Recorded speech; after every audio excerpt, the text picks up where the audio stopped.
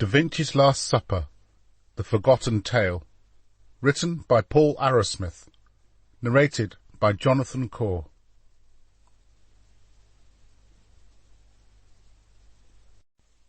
Chapter 1. A crisp breeze sloped off the snow-capped Lombardy Alps and blew into Milan, causing the daffodils Leonardo da Vinci walked past to sway in the wind as they displayed their spring splendour, while the smell from an orange grove lining his path wafted up his nostrils. His gait was long and purposeful, while his reddish-brown hair and beard, speckled with streaks of grey, flapped in the wind. A tall man, standing head and shoulders above many of his peers, Leonardo was undeniably handsome. His appearance oft aroused envy in less attractive members of his sex, while women, on the other hand, had been known to swoon in his presence. His fingers were slender and calloused at the tips, and when he shook your hand he did so firmly, perhaps too firmly for lesser men. Below the furrows of his forehead, Leonardo's strikingly blue eyes could convey either the calm of wisdom, or that a riot of thought was taking place inside his extraordinary brain. "Irksome fools, meddlers, peddlers, and thieves," he muttered, the sound of which carried to none but his own ears. Clasped between Leonardo's fingers was the source of this verbal consternation, a ducal summons. Earlier that morning he had discussed with his senior apprentice, Francesco, a polite and amiable youth, which primer to use on the Ancona for the second mission of the Virgin of the Rocks. No paint had been applied to its surface, only the pin-pricked outline of a sketch. "I painted them perfection," he complained to Francesco. "And do these miserable monks thank me? God forbid they do not."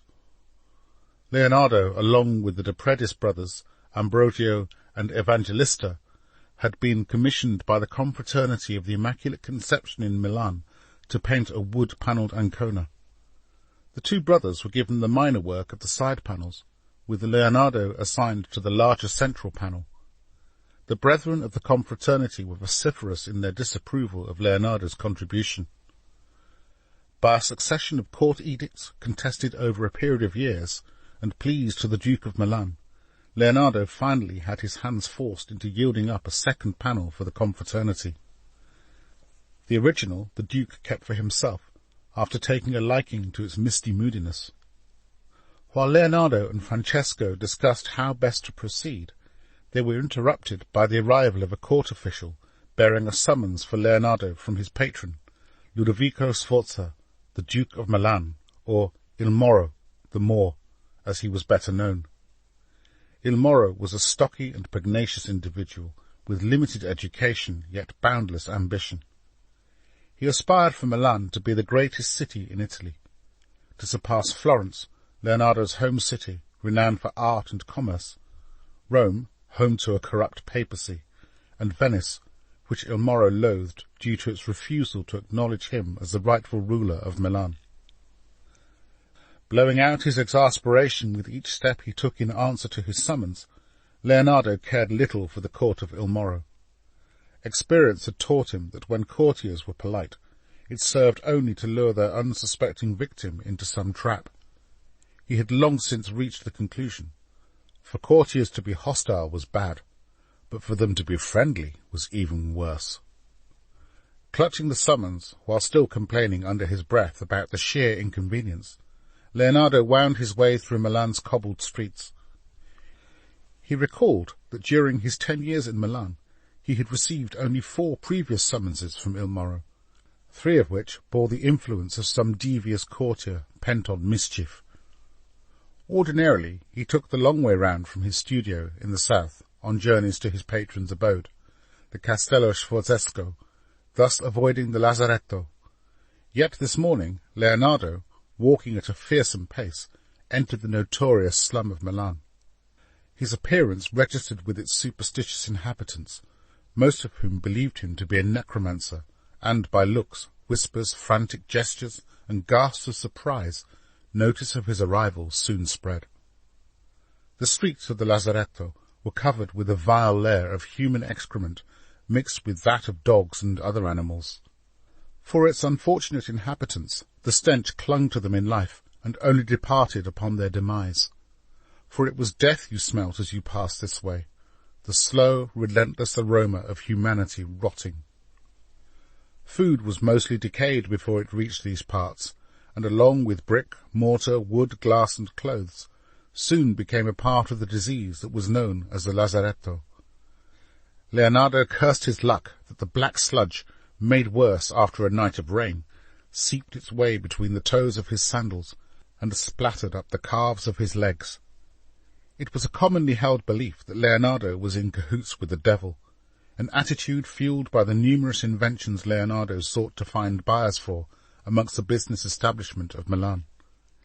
His self-propelled cart had been widely seen in the city, whereas the educated scoffed that such a machine could have any practical usage. Commoners saw the hand of the red-horned one in building something that would put ordinary folks out of a job. To further fuel their misgivings of Leonardo's witchcraft, there were rumours of the many outlandish props and costumes he designed for various functions at the Castello Sforzesco. Exiting the lazaretto, he entered the Via Castello, the main cobbled concourse that led towards the Castello Sforzesco. Proudly resplendent in red stone, the castello lay atop a hillock and was designed more after the manner of a Turkish castle than a European one. The walls were made of dark red stone, but, although sturdy, they lacked the thickness of traditional castle walls seen elsewhere in Europe. A moat ran around the perimeter, surrounded by high walls, with oblong turrets at each corner, while an additional turret jutted out of the middle of each wall. Veering off the path, Leonardo ambled down to the water's edge. He sat down heavily, and like a child, dangled first one foot in the moat, then the other, until the filth from the lazaretto had been expunged from his feet. Merchants lined Leonardo's way back up the path by the Castello Sforzesco, selling fruit, vegetables, and clothes of local and exotic origin for the fashionable buyer, pots and pans, chickens, livestock, and numerous trinkets. Today, there were special offers to be had on secret incantations to protect against leprosy, sold by a man whose skin was so grimy it was hardly an endorsement of the product he was selling. Further along the path, hawkers, dressed like Benedictines, were selling ornaments of saints, supposedly blessed by the Pope. A chicken seller and an alchemist vied loudly for Leonardo's attention. He ignored both, and instead bought a red apple from an honest-looking peasant woman. He had long ceased to partake of meat, frequently telling his bemused friends, "I do not wish my body to be a tomb for other animals." Leonardo's attention was caught by a gonfalon blowing in the breeze above a turret, one emblazoned with the Sforza coat of arms. Divided into four, it showed two blue snakes wearing crowns, and a man emerging from the mouths of the snakes alongside two eagles, also wearing gold crowns. Leonardo passed beneath the turret and into the forecourt of the Castello Sforzesco. The courtyard was littered with an array of smaller buildings, including a high stone storehouse guarded by two soldiers, a kitchen where a cart of fresh produce was being unloaded by a couple of ruddy-faced servant boys. Outside the soldiers' dormitory, off-duty soldiers drank grappa and played cards under the midday sun. To the left of the dormitory were the stables, where eager recruits brushed down the shiny coats of proud horses. Finally, there was the magnificent palace, with its imposing fluted colonnade, each column tall and imperious, like a soldier standing to attention. Facing Leonardo was a well-tended herb garden. Passing along its western border, he breathed in the essential fragrance of Lombardy, sweet basil, thyme, rosemary, and oregano. Two elderly merchants doffed their caps as he walked by. A little further down the path, a young captain was doing his best to win the admiration of a young lady who held in her hand an embroidered handkerchief. The maiden blushed appropriately at the advances of the young captain, who looked splendid in a green cape, depicting his family insignia of a gold lion. While the youngsters danced their pas de deux, an elderly aunt dressed in black stood at a discreet distance, hawkishly eyeing the captain's every move. The lovers were oblivious to his presence, but the old girl caught Leonardo's eye and winked mischievously.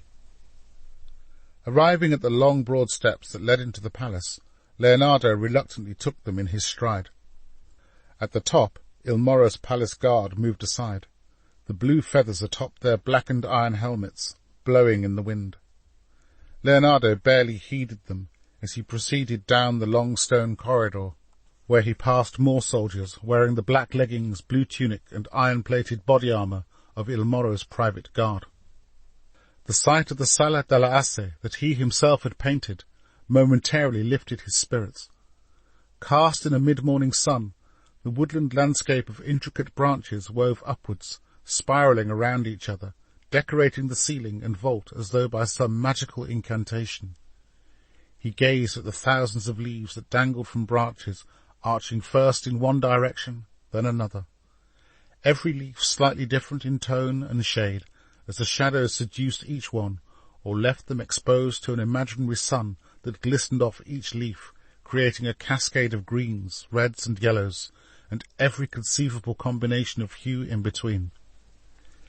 Seated opposite him, a solemn-looking fellow in his 50s in black merchant's robes twitched nervously before rising to his feet.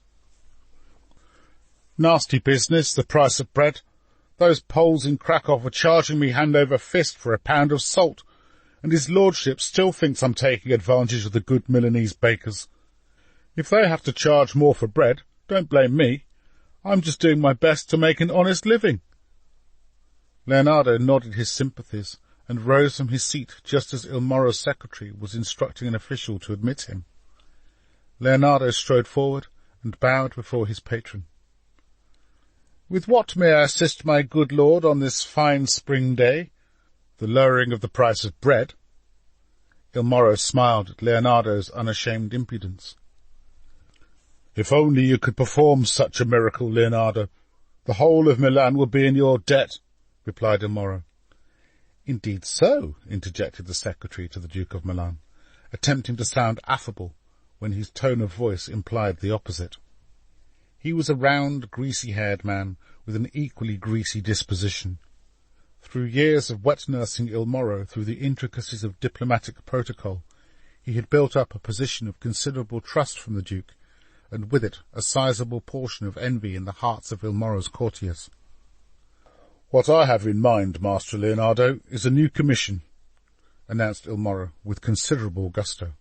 "A portrait of my mistress, Cecilia Gallerani, in honour of her great beauty, as well as several functions she performs for my pleasure," a remark which caused his secretary to snigger, while several courtiers overhearing guffawed. "My lord, as you are aware, the dear brothers of the Confraternity of the Immaculate Conception have at your ruling an Ancona of the Virgin needed from me. In addition to the new engineering plans, you have instructed me to oversee the design and construction of a new well inside the Castello. I do not know when I will have time to engage the young lady in her portrait. Would it not be more appropriate if on this occasion another artist was asked?" Il Moro rose to his feet. "When you have two things of rare value, it is prudent to see whether by joining them together one can create some lasting memorial. Cecilia is a woman unlike any other in my court, and, I would be bold enough to say, unlike any found in the whole of Italy. You too, Leonardo, whatever your private eccentricities, are unique." To emphasize his point, Il Moro stepped down from his throne and leaned forward. "I know how highly you prize your art, always seeking to create perfection. Therefore, I insist you paint Cecilia's portrait." "My lord, if it pleases you, you can send the young lady to my studio at noon on Tuesday." Leonardo bowed, and stepping backwards, departed. Cecilia Gallerani, the young lady whose portrait had been commissioned, was a fair-skinned beauty, admired by both men and women alike. She had long, slender limbs, a graceful figure, and the face of a siren. Few women were equal in terms of their pleasing shape, graceful disposition, and hospitable manner of her character. Cecilia was also a scholar. In addition to Latin and her native Tuscan dialect, she was fluent in French, German, and Spanish. Her keen intellect was put to good use by hosting regular gatherings of Milan's intelligentsia. At these evenings, held once a quarter as befits the natural cycle of the seasons, the art of philosophy was regularly studied and debated. "To be blessed with intelligence is the greatest of all God's gifts," said Cecilia on one occasion, "for the intelligent have a greater appreciation of the mysteries of life." Her listeners, all men, would murmur approval while stroking their beards and nodding benignly in the direction of this Athena, who had been resurrected from antiquity for their benefit. Cecilia's father, Fazio Gallerani, had been a former ambassador until being forced into bankruptcy. The shame of his case had caused his health to fail.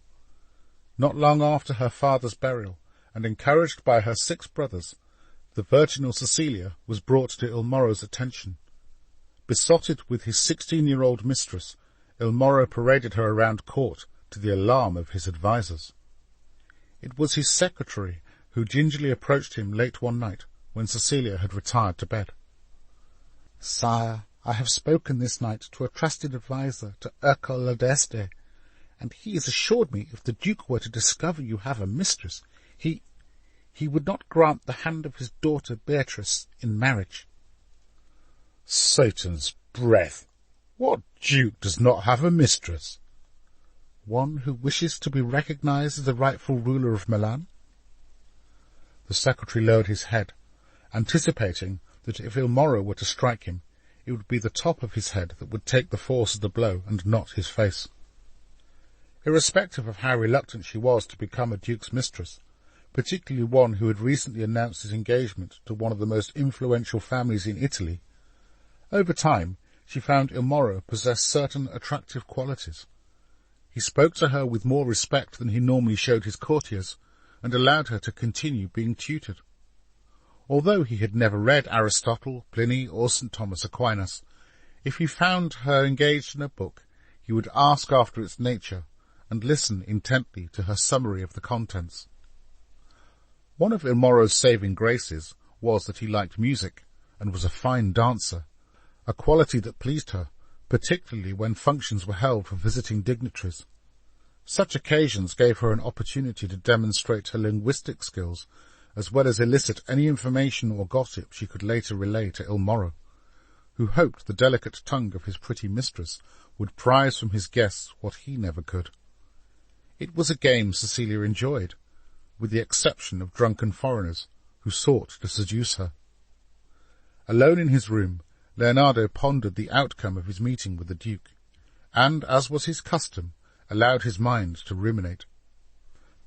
"Is the painting of mistresses all Il Moro considers me suitable for? Will he ever commission me for a masterwork, something that would stand the test of time as testimony to my superiority as an artist?" His mood turned melancholy, and, rather like the pitter-patter of rain that beat against his window, doubts assailed his mind.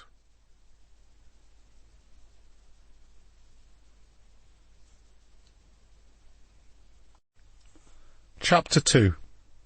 Cecilia seemed incapable of sitting still. An attack of acute agitation gripped her slender frame, causing her head to bob like an apple in a bucket, and her hair to snag as her maidservant combed it. Her maid, Maria, like the Virgin, was blessed with faith and patience. She had black curls hanging just above her shoulders, and exquisite pale green eyes that a mercenary had once described as the colour of the Aegean Sea, though she herself had never been fortunate enough to see the sea. It took some time for Maria to untangle the knots in the fine strands of Cecilia's red hair. Eventually satisfied that she was suitable for presentation, Cecilia eyed herself in a mirror. Her shapely figure, accentuated by her resplendent hair, held upright by a pretty pearled comb, momentarily transfixed Maria. "Do I look presentable?" Cecilia asked. "Mistress, you were born to wear that dress, truly," replied Maria, snapping out of her trance. In the south of the city, Leonardo busied himself with tidying his personal studio, while his apprentices set about preparing the workshop in readiness for their esteemed visitor. only ever catching rare glimpses of Cecilia from a distance on his various assignments around the Castello. Matters of appearance and how he would capture her on canvas were utmost on his mind. News of Cecilia's arrival was delivered to him in his private studio, one reserved for portrait painting by Francesco, who entered with a boyish grin, his admiring words tinged with wonderment. "She's beautiful, Maestro, more so than any woman I have ever seen." "Of course she's beautiful," rebuked Leonardo. "If you were a duke, would you take a pig to bed with you?" Francesco said no more, distracted by the notion of taking such a woman to bed. Forcing a smile, Leonardo entered his workshop and opened his mouth to speak, but upon surveying the sublime figure of perfection facing him, he for once was dumbstruck. "Is anything the matter?" Cecilia quietly asked. "Leonardo da Vinci," he said falteringly, "at your service, my lady." "I am Cecilia Gallerani," she curtsied. "It is a great honour to meet you, Maestro." Leonardo took her extended hand and let his fingers linger on hers.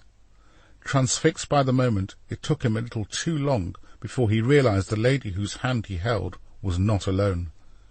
She was accompanied by Maria, a stern-looking court official, and 2 armed guards. "Are they also to be present when I am engaged in painting your portrait, my lady?" The court official cleared his throat, but before he could speak, Cecilia addressed Leonardo. "No, Maestro. They will wait here in your workshop while you paint me in your private studio." "Excellent," Leonardo said, with just a little too much gusto, enough for the court official to register a degree of disapproval. "My lady," said the court official in response to Leonardo's declaration, "I am charged with issuing the Maestro with a warning. Il Moro will not hesitate." "I am sure," Cecilia said, taking a light hold of Leonardo's arm, "the Maestro is mindful of his obligations to his lord."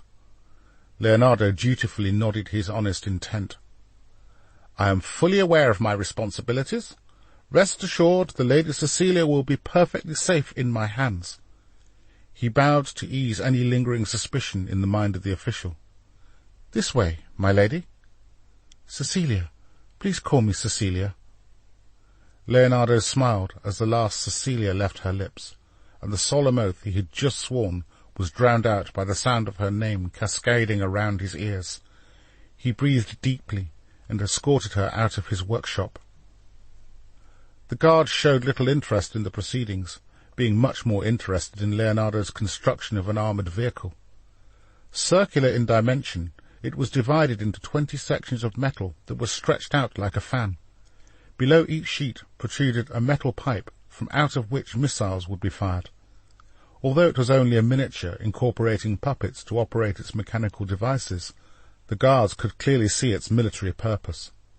But what use a commander would find for such a bizarre contraption, they knew not. Throughout the discourse between the court official, Cecilia, and Leonardo, Maria had quivered with fear. She had fixed her gaze firmly upon said magician, while in her hand she clasped a small silver cross that she hoped would grant both her and her mistress protection. Leonardo guided Cecilia inside his personal studio, reserved for painting portraits, the workshop being far too noisy with all manner of distractions. His personal studio was small, consisting of a writing table with a bulky journal atop it, a wooden chair, a large south-facing window, a bookshelf, and various easels, some with canvases on them and some without. Propped up alongside the wall below the window were several drawings. Cecilia stood motionless, waiting, while Leonardo fiddled with some papers. "Now that we have been introduced, is there any particular idea that springs to mind as to how you wish to paint me?" she inquired, keen to know what the maestro had in mind. "I always have ideas. The question is whether they are any good," he replied. Cecilia idly picked up one of the many drawings strewn across the workbench. It depicted 5 grotesque men in a circle. Their hideous deformity provoked amusement from Cecilia, in particular one whose lower face resembled that of a duck. "I promise not to make you look like any of these," he quipped. Cecilia giggled, embarrassed that of all the drawings on display she had selected this one. "Where would you like me to stand?" she asked, toying with a strand of hair. "Over there, by the window." Cecilia moved to where Leonardo had indicated, but as she took her place she noticed a look of agitation on his face. "Is anything the matter?" "The light." "Oh, I am sorry," Cecilia said. "It is hardly your fault, Cecilia, if the morning is overcast." The hairs on the back of Cecilia's neck tingled as she absorbed the sound of her name spoken on his lips for the first time. Leonardo picked up a magnifying glass and ran it over Cecilia's neck, shoulders, and the tops of her breasts. "Your skin has a luminous quality," noted Leonardo. "Is that a good thing?" she blushed. "It means the light will fall more evenly and make the flesh seem more alive. I take it you want to look alive?" She giggled in the flirtatious manner of all women when in the company of a man whom they are becoming more infatuated with each passing moment. "Good. We seem to have established an important principle. I am to paint you looking like these grotesque gargoyles," he said, taking hold of the caricature she still held in her hand. "I see you are a man of some humour." "If we are to be trapped in this room for long hours, the ability to amuse each other will make life easier." "Oh, I am quite sure we will find ways to do that," replied Cecilia with a warm smile. Embarrassed, Leonardo turned away to gaze out of the window that dominated the south-facing wall. Waiting patiently for instruction, Cecilia took the opportunity to study him closely. Leonardo stood erect with the pride of a man comfortable in his own inclinations and habits. Cecilia wondered what his vices were, and whether the love of a woman was one of them. She watched the fingers of his right hand curl around his beard, first the little finger, then the ring finger, followed by the big finger and the index finger, as he slowly stroked his beard with a slow, compulsive rhythm. "I do not know if you have a wife, but surely a man of your attractiveness has no shortage of lovers." "There are some things I prefer to keep secret." Bruised by his rather curt response, Cecilia looked to the floor in the hope the maestro would not notice her blushes, which went unnoticed, for he was too busy admiring the contours of her body as she stood half in light and half in shadow, due to a cloud passing overhead. Wishing to prolong their time further, he picked up some charcoal and began to draw her portrait. Staring at her body, Leonardo's mind battled with unfamiliar temptations. Have I not seen desire in her face? Her beauty truly is worthy of all the accolades afforded her. If only my arms could hold such an exquisite goddess. The lady in question held her composure like some Athenian statue, the only movement being the rhythmic rise and fall of her bosom. His musings were interrupted by an ominous April cloud stealing what light remained from the sun. "We have been defeated by the elements, Cecilia. Would it be too much of an inconvenience to ask you to return at the same hour tomorrow?" "I think that will be fine," she replied, trying to hide her disappointment that their encounter was over so quickly. "Perhaps in a day or two the gods will shine on us." When they returned to the workshop, the court official jumped up and eyed both for evidence of any misdemeanour. "Is everything in order?" he snapped. "Everything apart from the weather," Cecilia replied, as pleasantly as possible. As if to reinforce her assertion, the heavens opened. Leonardo stood in the doorway, a hand outstretched to catch the raindrops that beat upon his hand. Cecilia nodded to Maria, who opened a white silk parasol. "Good day, maestro," she said, departing with her escort. Soon after her departure, an agitated Leonardo paced about his workshop, drawing looks of puzzlement from his apprentices and derision from Soleil. "What's up with you?" he said. "Got an itch up your crack?" Soleil had wide eyes and a chubby face that shone like the proverbial cherub. He was blessed with thick gold ringlets curling around his bronzed cheeks, while his azure eyes sparkled with mischief. His feet and hands were swift, and he was a deft hand at picking pockets, an art he had learned on the rough streets of Milan. When he had first come into Leonardo's care, Soleil was even wilder and more foul-mouthed. Indeed, one of the maestro's best customers, Signor Augusto Montefano, was trying on a costume for a gala celebration that Leonardo had designed and made, when the little vagrant took advantage of the situation to engage in the theft of the signor's purse. The poor man was so vexed at this betrayal, he was adamant that Soleil should be hauled before the courts. It took every ounce of persuasive energy from Leonardo to forestall this eventuality. Nonetheless, the good signor swore he would never do business with Leonardo as long as the little devil remained under his roof. Soleil's peasant father was a drunkard who drifted between sporadic periods in work, followed by longer periods out of work. Soleil's mother had died when he was very young.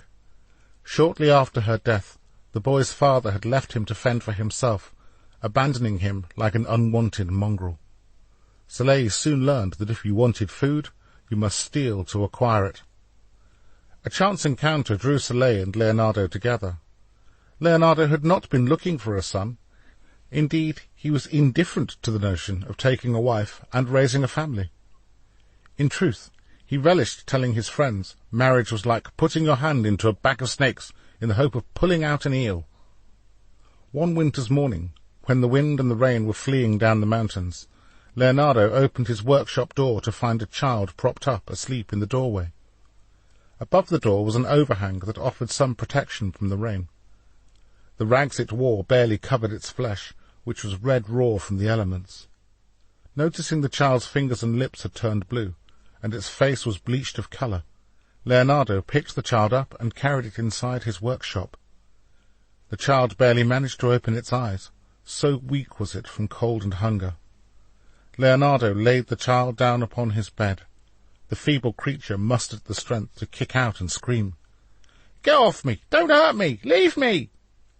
But then, as if waking from a trance, the creature stopped its wild thrashing and lay panting, staring up at Leonardo. It was only then that Leonardo was able to ascertain the frightened wretch before him was a boy, and if not for the filth that smothered his body, a handsome one. In a short time, Soleil came to live in Leonardo's household as his adopted son. It was an act of generosity that took the maestro's friends by surprise. Having been abandoned himself at the age of 5 when he was removed from his mother's home by his father and sent to live with his uncle, Leonardo knew something of the pain of abandonment and rejection, and had much sympathy with the plight of the child. Even when the boy proved to be a nuisance, Leonardo showed himself to be a forgiving, even indulgent father. In a thoughtful frame of mind, Leonardo walked to and fro around his workshop, an oblong building with 3 large south-facing latticed windows that opened outward onto the street outside. There was a standard door at one end of the workshop, and at the other a large double door for loading materials and for carrying out large finished pieces. 2 workbenches were fitted into the studio. One was on the wall opposite the window, crammed with a variety of instruments and work tools. It ran the full length of the room. The second, being smaller, was tucked alongside the wall by the door one ordinarily entered through. There was a kiln and a small furnace near to the shorter workbench, plus 2 basins of water. The floor was covered in terracotta tiles. Upon them was a faded pattern, and in parts green olive trees were still vaguely visible. The training of apprentices had never been an ambition of Leonardo's, and he made use of the few he appointed sparingly. In one corner, by the large double doors, was a device shaped like a wheel, with what appeared to be a wooden wizard's hat, split into lattice-shaped panels that had metal pipes protruding all around it. Next to this stood a box-like machine, woven with interlocking mechanical coils and springs, a self-propelled cart. "You're boring me," said Soleil, frustrated at watching his papa march silently up and down the length of the workshop. He picked up a vial of red paint and threw it against the cartoon for the Virgin of the Rocks, before he hurried on his way. Leonardo picked up a cloth, dabbed it in a little water, and set about cleaning the red paint Soleil had splattered across the left-hand corner of the ancona. "Would you like me to do that, maestro?" Francesco asked. Leonardo ushered him away with a wave of his hands. Having cleaned the paint, Leonardo retired to his room, lay on his bed, stretched out his legs, and closed his eyes. His mind raced as it pictured Cecilia's graceful figure and heaving bosom, her piercing eyes and inviting lips, the contours of her dress that accentuated those parts of her body unseen by all but her lover. Aroused by sensual feelings he had long since denied himself, he wrote in his journal, "A man who cannot control his appetites is no better than a dog." He put down his quill and sighed, "Oh, Cecilia, what is to become of me? You have seduced me in mind, if not in body."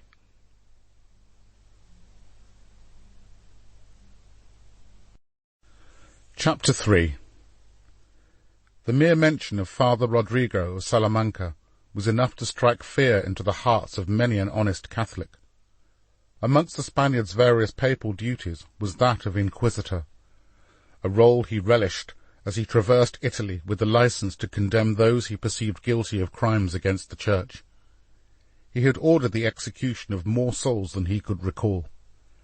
It had only been a few winters previous, when still in Spain, Father Rodrigo had been called upon to investigate allegations of heresy and witchcraft. Late one November night, he had arrived with a small band of soldiers under his command during a heavy downpour at the ancient town of Cartagena. Abbot Ferdinand, who had sent for him, was waiting with a remnant of faithful monks and nuns in a state of desperation inside a small stone church on the outskirts of the port when Father Rodrigo arrived. Abbot Ferdinand told their sorry tale of blood and feathers on the floor of the monastery of the Blessed Virgin atop the hill overlooking the town. A jewelled crucifix had been torn from the wall above the monastery altar, and positioned in a pentagram, upside down, and dipped in blood. The monks and nuns occupying the monastery were drunk and naked, and indulging in all manner of devil-worship and licentious behaviour. "The vile song of witches has been heard throughout the night, terrifying the townsfolk," the abbot had claimed. "Many have fled along the coast to relatives."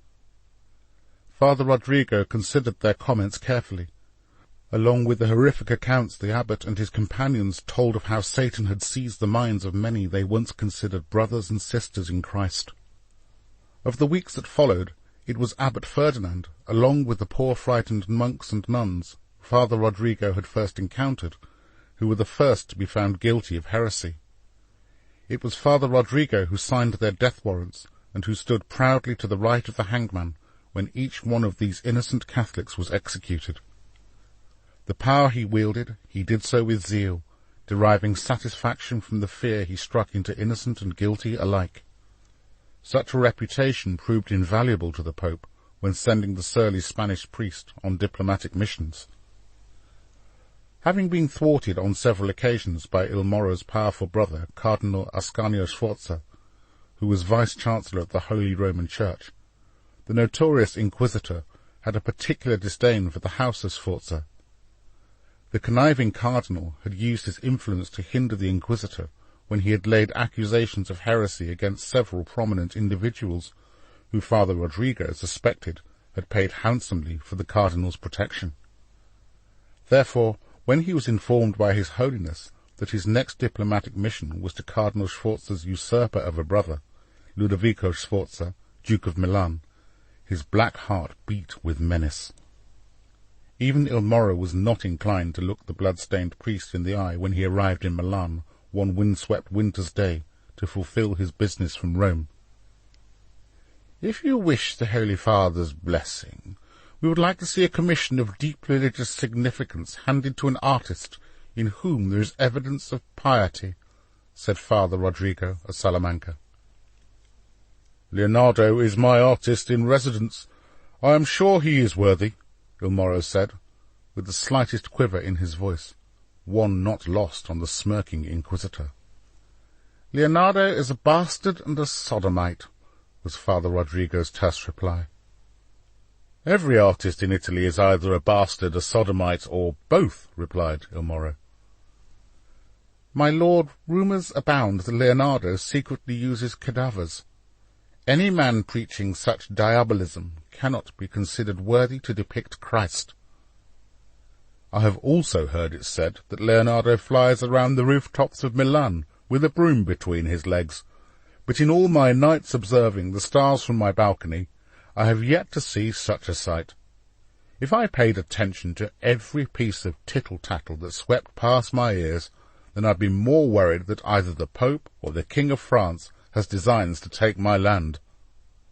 Bowing slightly, Father Rodrigo continued in a more conciliatory tone. Well, my lord, if you will vouch for the man, I will pass your recommendation to His Holiness. In the pretence of warming his hands over a blazing log-fire, Il Moro turned his back upon his papal emissary. "A room has been prepared for you," he said, studying the flickering flames. "I thank you for your hospitality," replied the priest. The proud Spaniard promptly turned on his heels, leaving Il Moro to breathe a sigh of relief. "That man could curdle the milk in a dead goat," he said to his secretary, who stepped up once their unwholesome guest had vanished from sight. The following morning the Inquisitor attended the early morning service of Lauds, where he was dissatisfied with every detail of the ritual. The incense was not pure enough, the prayers were said too quickly, some of the chants were out of tune. Afterwards he lambasted the poor priest officiating, meticulously pointing out to the startled man, who was deaf in one ear, a list of his shortcomings. Unfortunately, due to the poor man's disability, the sting in Father Rodrigo's venom was somewhat wasted. Frustrated, the Inquisitor gave up and took route to the stables, saddled his horse, and, in full force of a downpour, commenced his return journey to Rome. "Rain, rain, and more blasted rain," Father Rodrigo complained to the young novice who had been assigned to accompany him on his journey. "Only an Englishman would feel welcome here," he said, as he passed out of the southern gate, without so much as a backwards glance. During his return journey to Rome, Father Rodrigo rued the decline of the Catholic Church's influence under the reign of Pope Alexander VI. Rodrigo Borgia, a despot who owed his rise to the papal throne to a successful arrangement he had undertaken with Il Moro's brother, Cardinal Ascanio Sforza. It was the good cardinal's clandestine activities that secured Rodrigo Borgia the necessary votes to become pope. Of course, the cardinal's brother, Ludovico, benefited substantially from his brother's favourable position and newfound wealth. After a gruelling journey, when the rain he had encountered in Milan followed him for the greater part of his return to Rome, Father Rodrigo of Salamanca entered the ornate office of the Pope, where he grudgingly bowed and kissed the sacred fisherman's ring. "How was Milan?" inquired the Pope. "Wet, Your Holiness." "And Il Moro? Is he satisfied with the papal blessing for his commission?" "God has delivered to Rome the greatest artists in the land. You should make it a condition of your papal approval that it is an artist from Rome who is sent to Milan to fulfill so important a commission." "If Il Moro wants an artist from Rome, let him approach us formally, and we will agree terms. If no such approach is made, then he has other artists at his disposal." "By others, you mean that bastard Leonardo da Vinci?" uttered Father Rodrigo.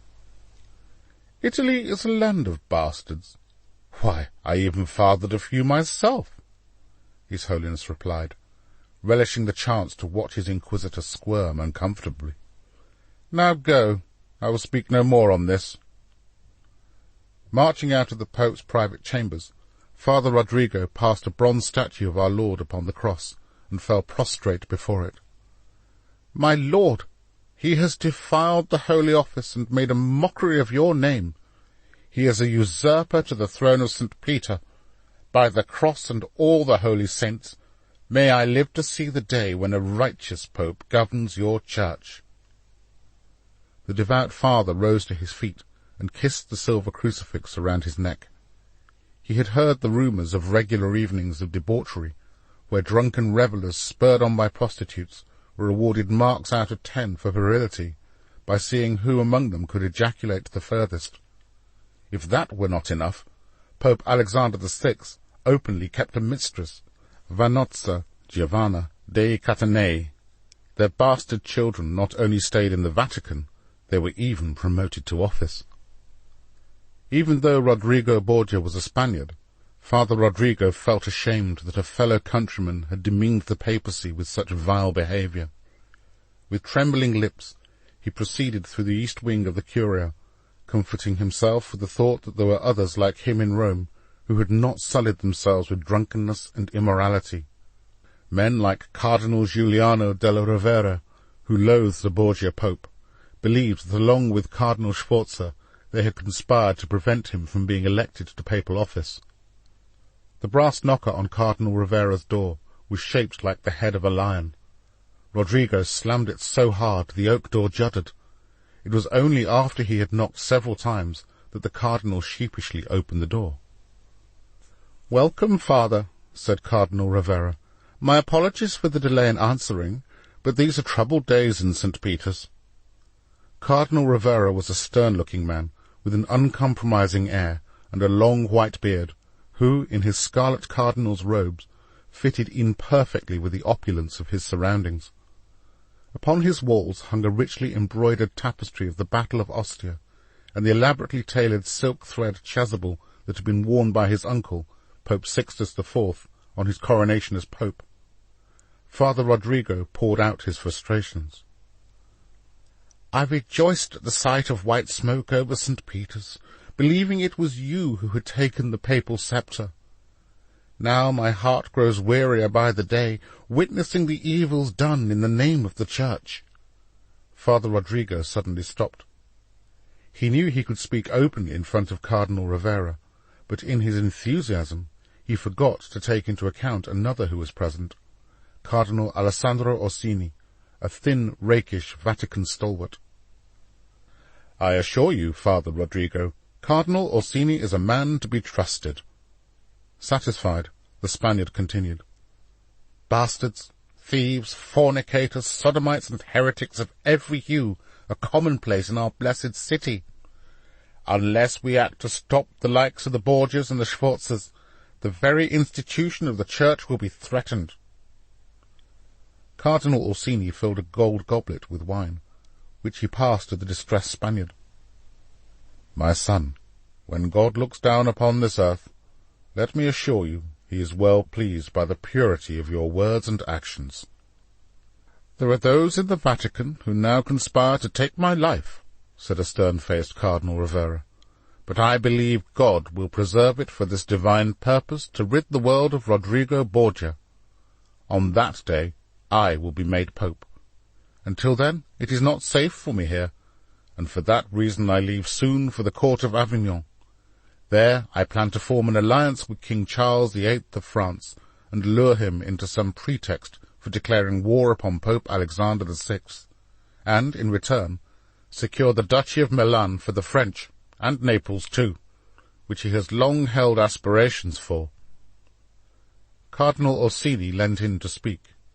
This time Cardinal Sforza's wealth won't save him. He will come to ruin once the French take Milan from his murdering dog of a brother, and Rodrigo Borgia is stripped of the papacy. There was never any proof Cardinal Sforza had committed the crime of simony, yet rumours abounded that Rodrigo Borgia had paid handsomely, with 4 cartloads of silver, for the cardinal's assistance in bribing sufficient numbers of the Sacred College of Cardinals to cast their vote for Rodrigo Borgia. "When God pronounces his judgment upon the Borgias and Sforzas, what punishment do you forecast?" the inquisitor asked. Cardinal Rovera placed a hand over Father Rodrigo's and clasped it firmly. "My dear friend, the trial of such slippery individuals would need to be judged by a man of calibre, one who could not be bribed. I had hoped you would be willing to oversee such proceedings." Humbled by his mentor's request, Father Rodrigo bowed. "Your Grace," he said, as he kissed the cardinal's sapphire ring, "it would be an honour to root out and punish the enemies of the Church." He kissed the cardinal's ring a second time, and then raised his gold goblet to Cardinal Rovera. "To your health, wealth, and future success." Feeling rejuvenated, the scheming father finally left Cardinal Rovera's office. Speaking to himself, He knelt down before a gilded gold cross. "Sforza or not, I swear before Almighty God I will see Il Moro hung as a heretic. As for that Florentine bastard Da Vinci, he too will feel the wind beneath his swinging feet."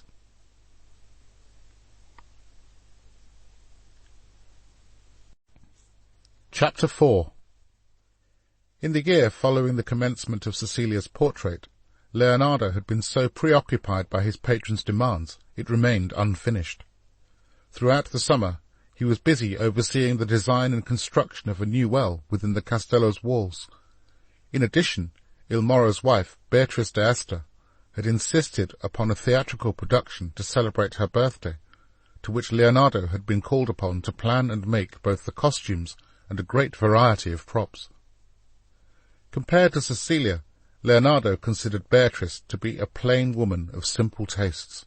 The daughter of Ercole d'Este, Duke of Ferrara, she was well suited to the duteous role of Il Moro's wife. She was, however, perceptive enough to suspect her husband had a mistress, hidden somewhere in the Castello grounds. Her misgivings were not eased by his furious response whenever she broached him on this subject. Therefore, Beatrice's watchfulness, combined with Leonardo's busy schedule, meant that it was often a month or more between each sitting for Cecilia's portrait. This situation suited Leonardo well, for it allowed his phlegmatic nature time to reassert his vow of celibacy and curb the rush of carnal inclinations she had stirred within him. One morning, Cecilia arrived unannounced in a state of panic. "The court is alive with gossip that Ercole d'Este has found out Il Moro has been unfaithful to his daughter. Oh, my dear, what will become of me?" "Are you alarmed that your position is a tenuous one?" asked Leonardo. "The position of any woman is tenuous, but at least a married woman has some security. A mistress has none." "What repercussions do you fear?" "Ercole d'Este has some sway with the Venetians, who still do not recognize Il Moro as the rightful ruler of Milan. Il Moro wants Beatrice and her father to embark upon a diplomatic mission to help persuade the Doge to recognize him as Milan's rightful ruler. But if she finds out about me, she will certainly not embark upon any such mission, and neither will her father." "Then you need hope your presence will remain a secret, otherwise he will be forced to turn you out." "If he turns me out, then I am ruined," said a teary Cecilia. "You will find a husband, I am sure." "Is that a proposal?" she said. Cheered by the remark, Leonardo laughed and wiped the tear from her eye. "My dearest angel, I am not a good prospect for you. Now, enough of this chatter, we have work to do. Please, take your place by the window." For the rest of the afternoon, Leonardo worked in silence. While he concentrated on the contours of Cecilia's dress and the technical demands of painting the delicate folds in the material, Cecilia thought of what manner of husband Leonardo might make in the event she was turned out by Beatrice. Surely a man of such sure hands would know how to please a woman. The morning did not progress well, as an anxious Cecilia found herself unable to relax and focus her attention on standing poised as instructed. Much to the maestro's frustration, she moaned at his constant rearranging of her posture. Resigned to the fact he was wasting his efforts, the artist put down his brush and headed towards the door. "Come, there is something I wish to show you." Together they entered the main workshop, and accompanied by the stairs of apprentices and Cecilia's palace entourage, marched through the large double doors at the opposite end. Once outside, they took the steps to the roof, where Leonardo opened a small wooden shed and ushered her inside. Cecilia found herself looking at a large, complex, wood-framed construction. "What is it?" she asked. "It's an ornithopter, from the Greek, meaning bird-wing. I intend to see if a man can fly by aid of such a device." Central to the ornithopter was a large plank to lie upon, and from this position operate the numerous pulleys attached to the 2 foot pedals. The mullioned wings were made from willow, for its lightness and flexibility. The wings were covered in the finest linen available. Leonardo deemed it necessary for the fabric to be thin enough to allow air to pass through. Cecilia attempted to lift one end of a wing up, an act that required a great deal of effort. "It is not possible for a man to fly by means of this apparatus, Leonardo. No man, save Hercules, could generate enough power to lift the ornithopter off the ground, if he was strapped into it." "Regrettably, I am aware of this." "I am sure the mathematician Luca Pacioli will be willing to assist you in your efforts. I will introduce you to him tonight." It was early in the evening when Leonardo arrived to deliver his inaugural address to the group of intellectuals and academics that Cecilia hosted quarterly. He knew several by name, including his friend Francino Gaffurius, the head of music at the Duomo, a handsome man with shoulder-length brown hair and luminous brown eyes.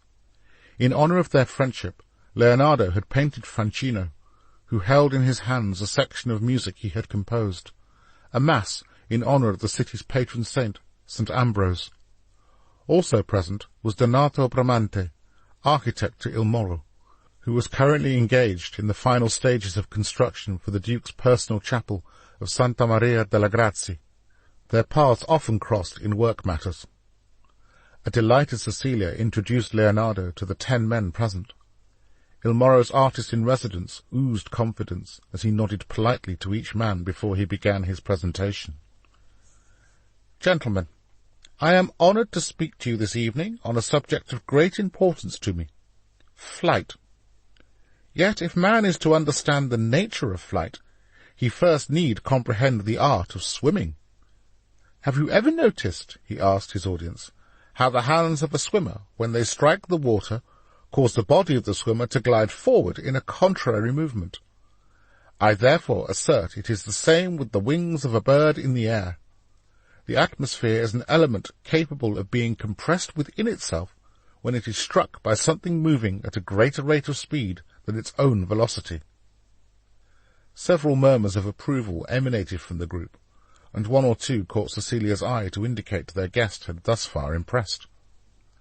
"My learned colleagues, my conclusion is, a man suitably equipped with a mechanical device could, through correct design and construction of an ornithopter, overcome the resistance of the air and rise above the ground." "Impossible!" proclaimed Professor Tedesco, a rotund, bald gentleman who was also appointed to the royal court as its professor of history. "I have never heard anything so ridiculous," he said, seeking approval from his colleagues. Another man, wearing the priestly apparel of a Franciscan, stood up and spoke in a deep voice. All conversations came to a stop. Gentlemen, why object? Dr. Mirabilis, Francis Bacon, a man of considerable intellect and fame, did he not also advocate that man could, given the proper scientific tools, fly? Therefore, I say, let Maestro Leonardo speak." His words carried weight with his listeners. Leonardo nodded politely to his rescuer and continued his theorizing in the mechanics of flight. Leonardo presented before the Society Philosophique several of his drawings that revealed in intricate detail his various mechanisms, measurements, and plans for a manned ornithopter, including how the wings emulated those of a bird and were designed to be flexible, and for air to pass through the mullioned fabric, and where a man was intended to sit and operate the pulleys that would facilitate flight. Clearly evident to the esteemed company of men was the level of intelligence that had gone into each of the designs submitted. Leonardo went on to answer their questions thoroughly, explaining the workings of his machine. While others scoffed at the thought such machines would ever be practically demonstrated, others marvelled that a man noted for his art had such a grasp of science. An emboldened Leonardo picked up his numerous diagrams and concluded his presentation by reasserting his fundamental maxim. "It is my belief that one day man will master the skies, just as he has mastered land and sea. For once you have tasted flight, you will walk the earth with your eyes turned skywards, for there you have been, and there you will long to return." During the course of the evening, Professor Tedesco wearied of the remarkable claims Leonardo postulated. The professor huffed and puffed in his chair, until finally he spewed forth his bile. You are not a man of letters, are you? The boasts you make, you do so without the necessary academic credentials to support them." The room fell silent. Leonardo's eyes narrowed, and his voice bristled with indignation. "I have been invited here to speak on matters of science. I contend most strongly that no human investigation can be called true science without passing through strict mathematical tests, as opposed to fastidious reliance upon the untested words of others." Professor Tedesco's face flushed crimson with anger. "Hundreds of years of wisdom are the basis, the rock of our knowledge.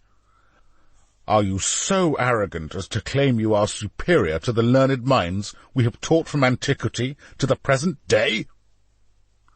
A thin, angular man began a long list of revered names from antiquity, Aristotle and Plato, Ptolemy and Pliny, and ending with St. Thomas Aquinas. "It is utterly preposterous," said the thin man, "that we should be asked to lay aside our academic history and heed to your unlearned assumptions." Unruffled by this interruption, Leonardo rebutted the angry professor calmly.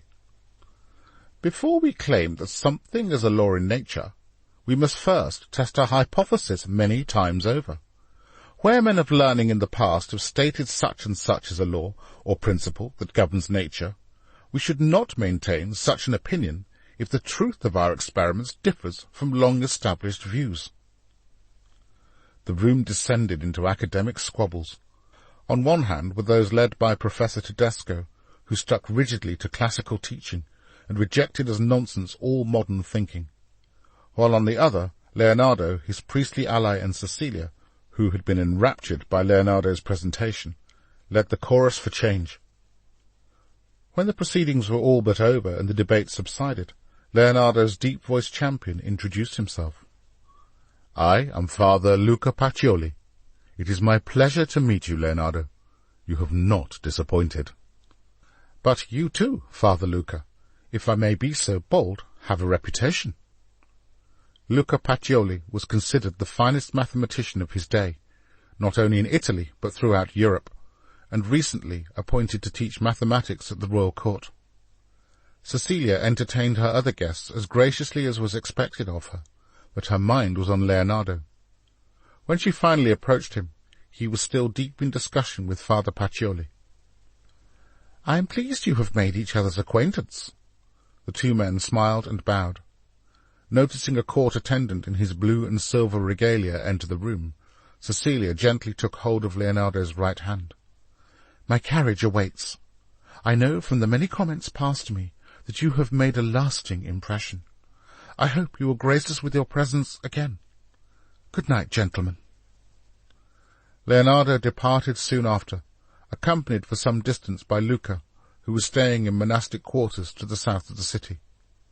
Together they discussed the mechanics of flight, during which the priest-turned-mathematician made it clear he would very much like to inspect Leonardo's ornithopter. It was a suggestion wholly agreeable to its inventor, and so, before the two went their separate ways, they arranged to meet at a more opportune time to exchange ideas.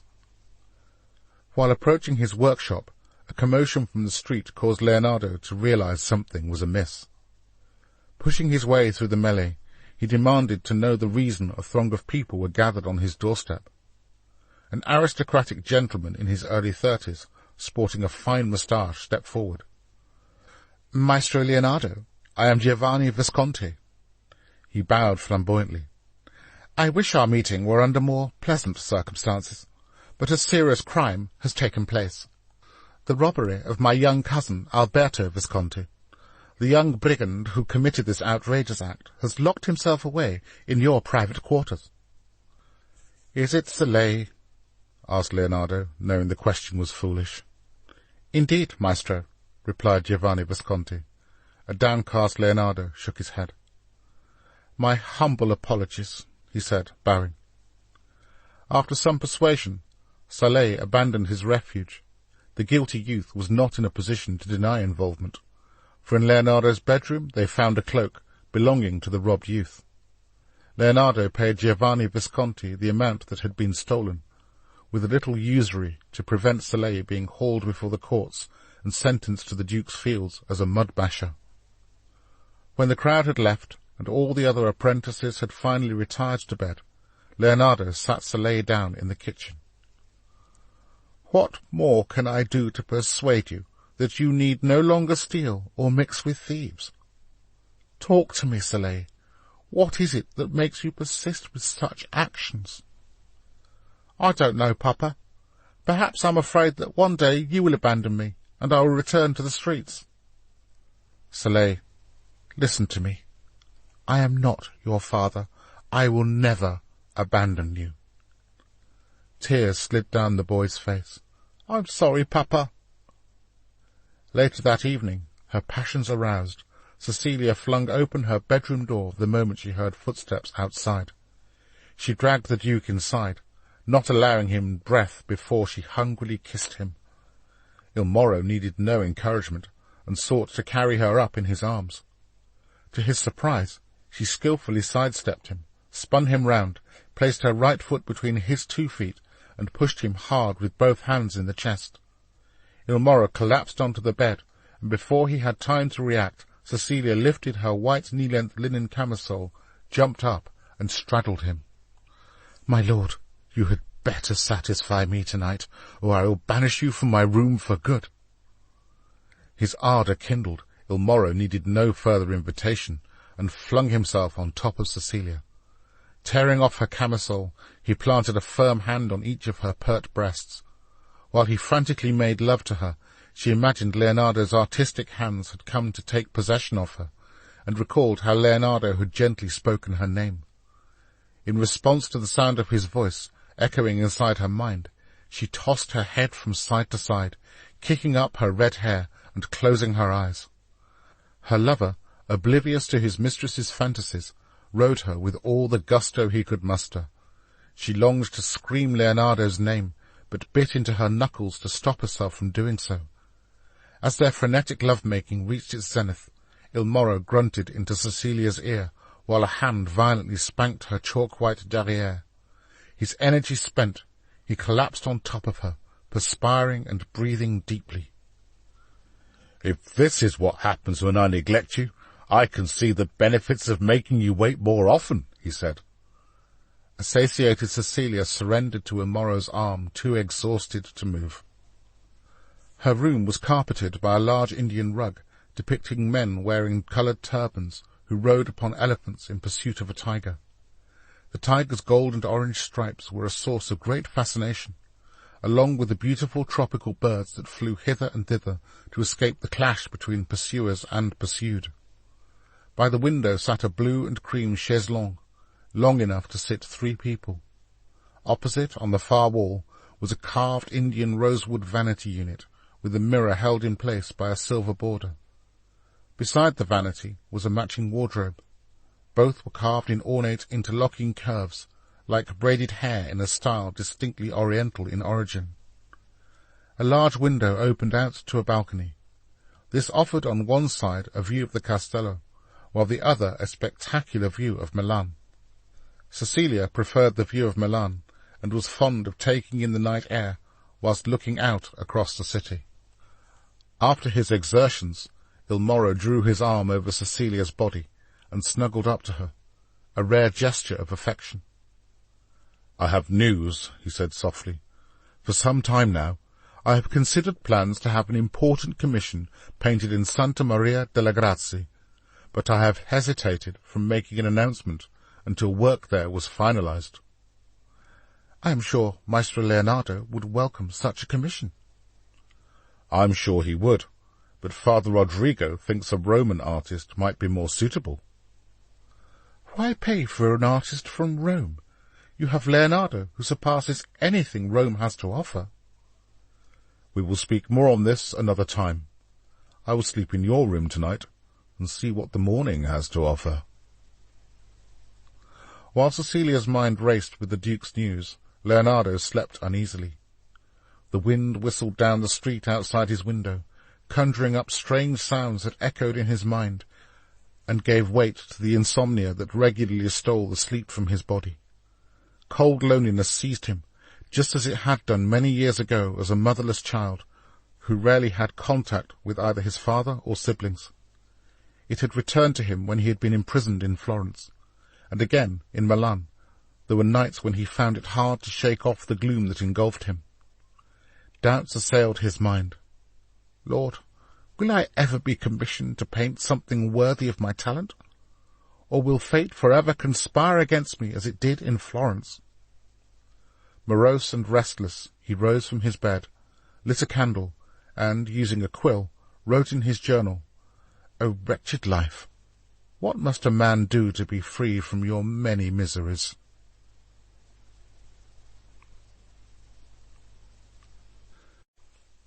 Chapter 5.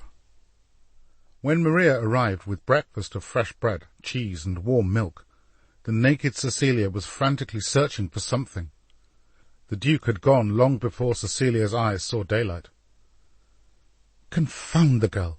Where has she tidied it away?" she complained. Then, realizing she was no longer alone, she let out such a squeal of surprise that Maria jumped, inadvertently spilling milk over Cecilia's prized Indian rug. "I am sorry, my lady," spluttered Maria. "I didn't mean to startle you." She placed the tray upon a small table of exotic design and began to wipe the carpet with the hem of her grey dress. "Don't worry about that. Leave it. Have you seen my quill?" "But the carpet will smell," implored Maria. "Your quill? No, I have not," she said as she continued to clean the spillage. Cecilia looked at the breakfast. "Are you hungry?" she asked, and then broke the bread in half and handed a piece to her dressmaid. Maria eagerly accepted, biting into the bread only after her mistress had begun to eat hers. Compared to the blackened, salty, teeth-cracking bread Maria was accustomed to, this bread melted in her mouth. On rare occasions, particularly when the Duke had held a banquet and there was food left over, her mamma was able to bring home fresh bread, the best cheese, and on a couple of instances, sweet pastries with honey and cherries. Maria was thankful that she got to eat meat an average of once a month, making her considerably better off than the average family in Milan, who only got to eat meat on special occasions. Even this was a luxury for a vast swathe of the population, who rarely, if ever, tasted meat from one year to the next. This audiobook is free for you to enjoy. If you'd like to support me, please take just 1 minute to listen to this relaxing music. Thank you so much.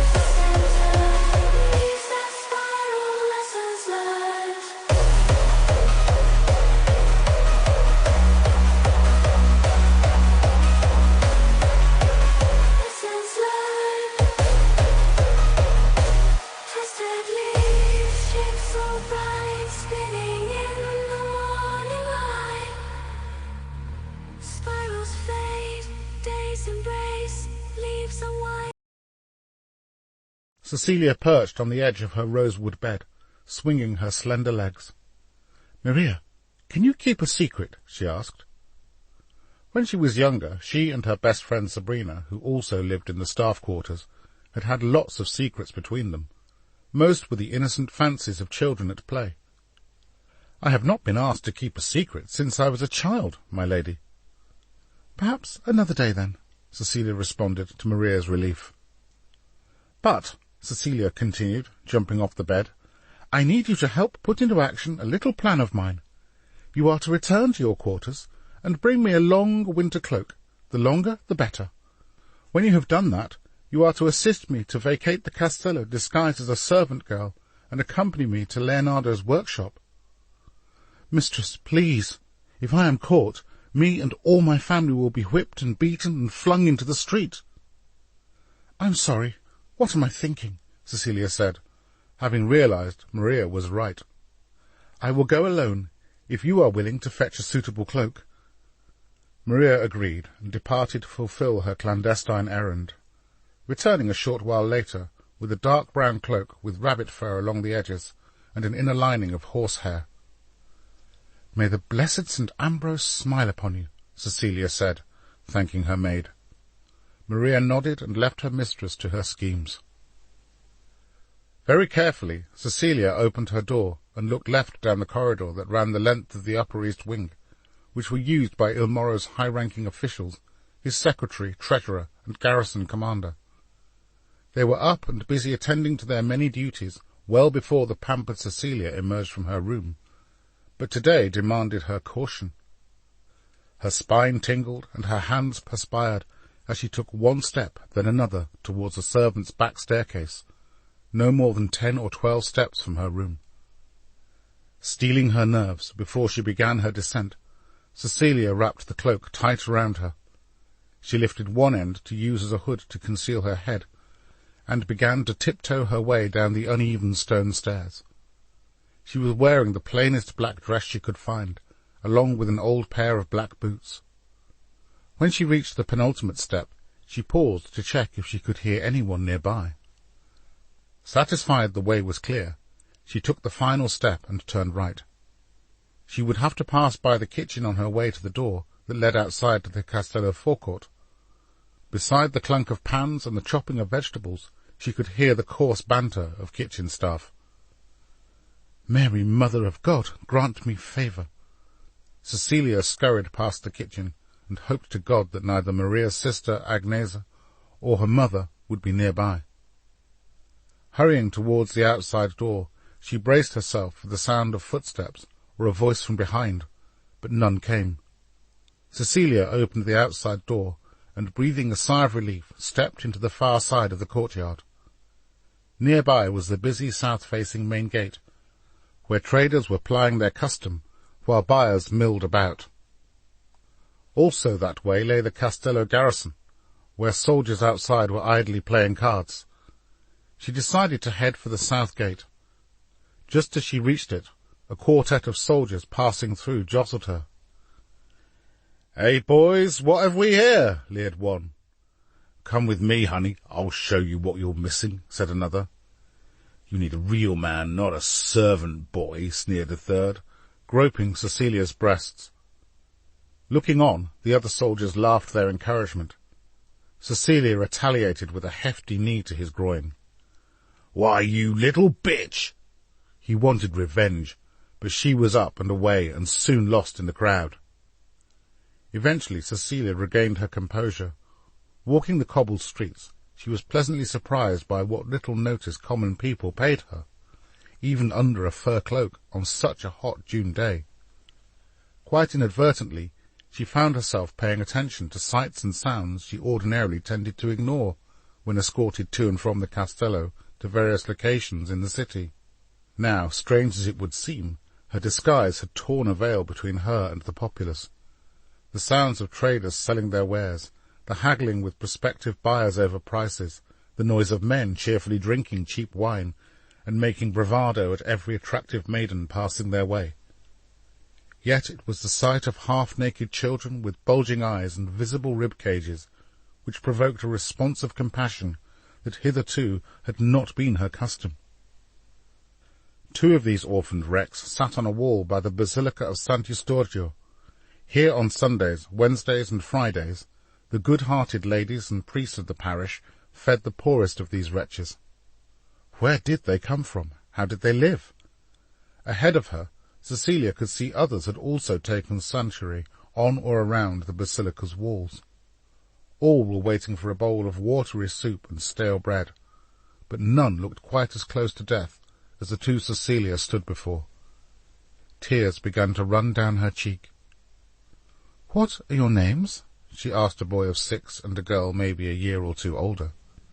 Then, quite forgetting who she was, Cecilia wrapped her arms around them both, and ignoring the grime that covered their sunburnt skin, kissed their gaunt cheeks.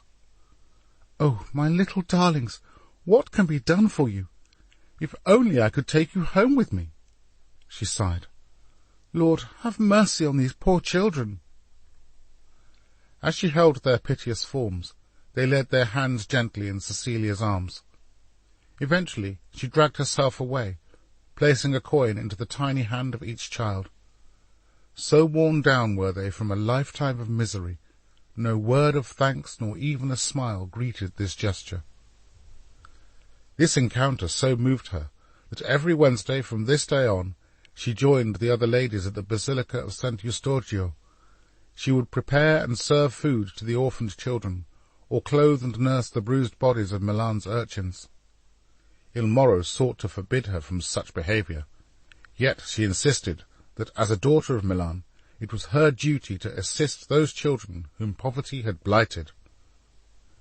It was a tradition in Leonardo's household for each apprentice to take it in turns to prepare breakfast. This morning the responsibility fell to Piero, who, although not as diligent as Francesco, was none the less a genial and cheerful youth. He possessed a fine eye for sculpture, and the necessary muscular frame to execute this particular skill. Although he had had less sleep than usual, due to being kept up late the previous night by Soleil's trouble with the Viscontis, his spirits were still keen enough for him to whistle merrily as he set about his duties. The kitchen was square and comprised of an ornately decorated pine table. There were 2 pine benches either side of the table. Upon each rested a richly embroidered cushion that Leonardo had made. One was purple and gold, and embroidered with a fancy of silver dragon wings. The other was forest green, with a gold dragon's head that breathed fire.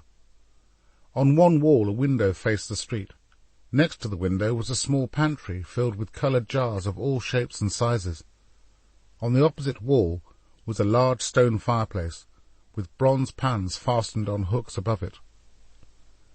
Piero had just laid the table, when Soleil rushed in, and knocked all the plates and a bowl of fruit and a small slab of cheese and the bread-basket onto the floor.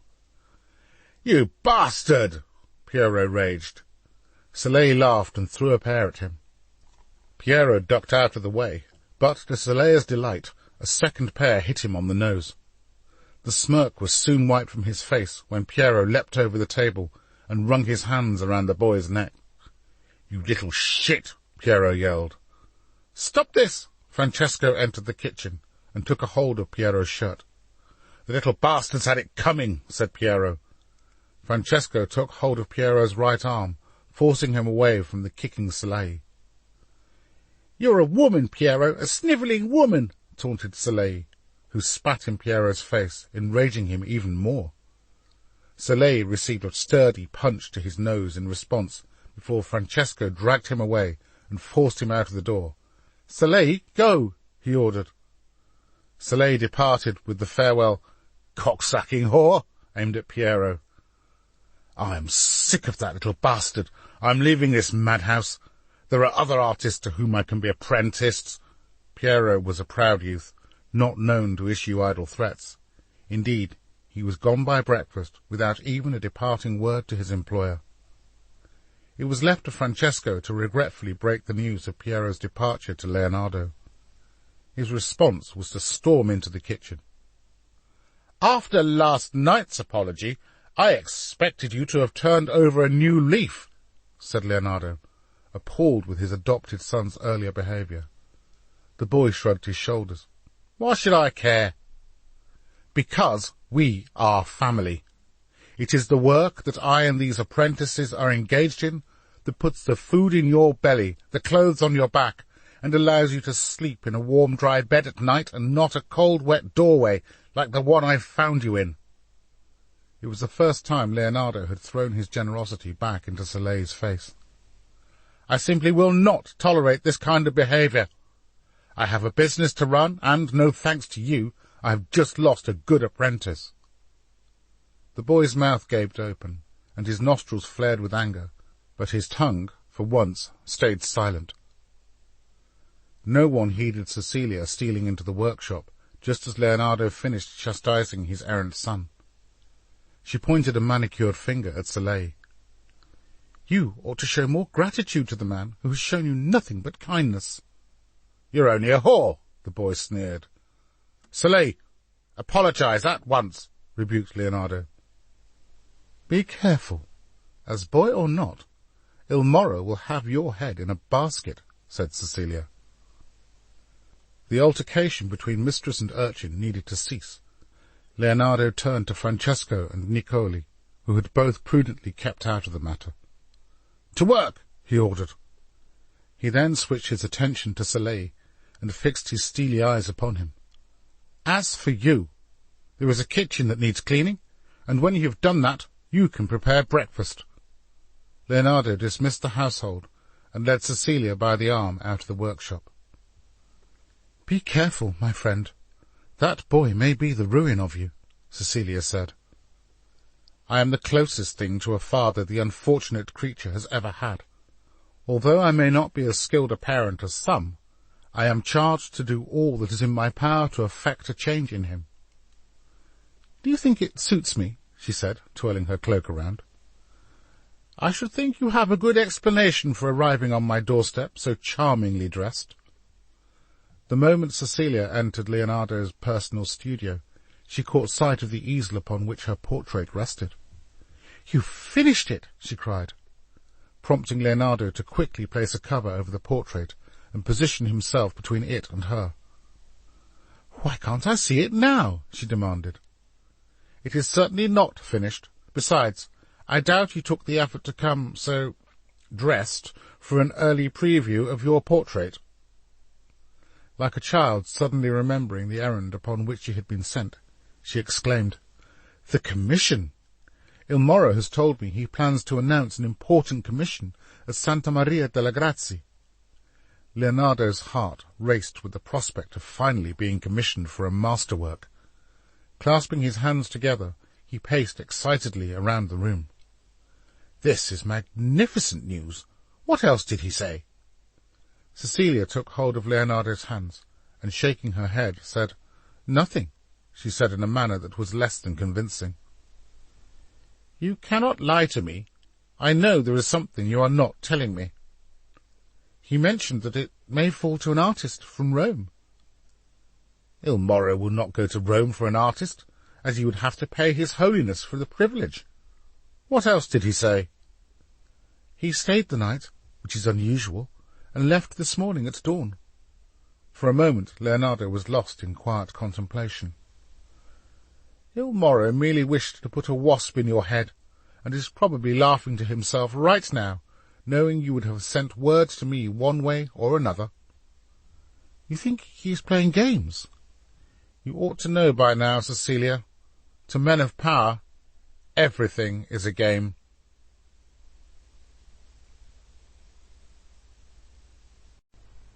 Chapter 6. In the pleasant little village of Treviglio, nestled in the fertile valley between the rivers Adda and Serio, Alessandro, a weaver by trade, ambled his way past terracotta rooftops and thatched cottages. Dressed in a knee-length smock of dark blue with sandals on his feet, his face and arms were bronzed from working in the sun.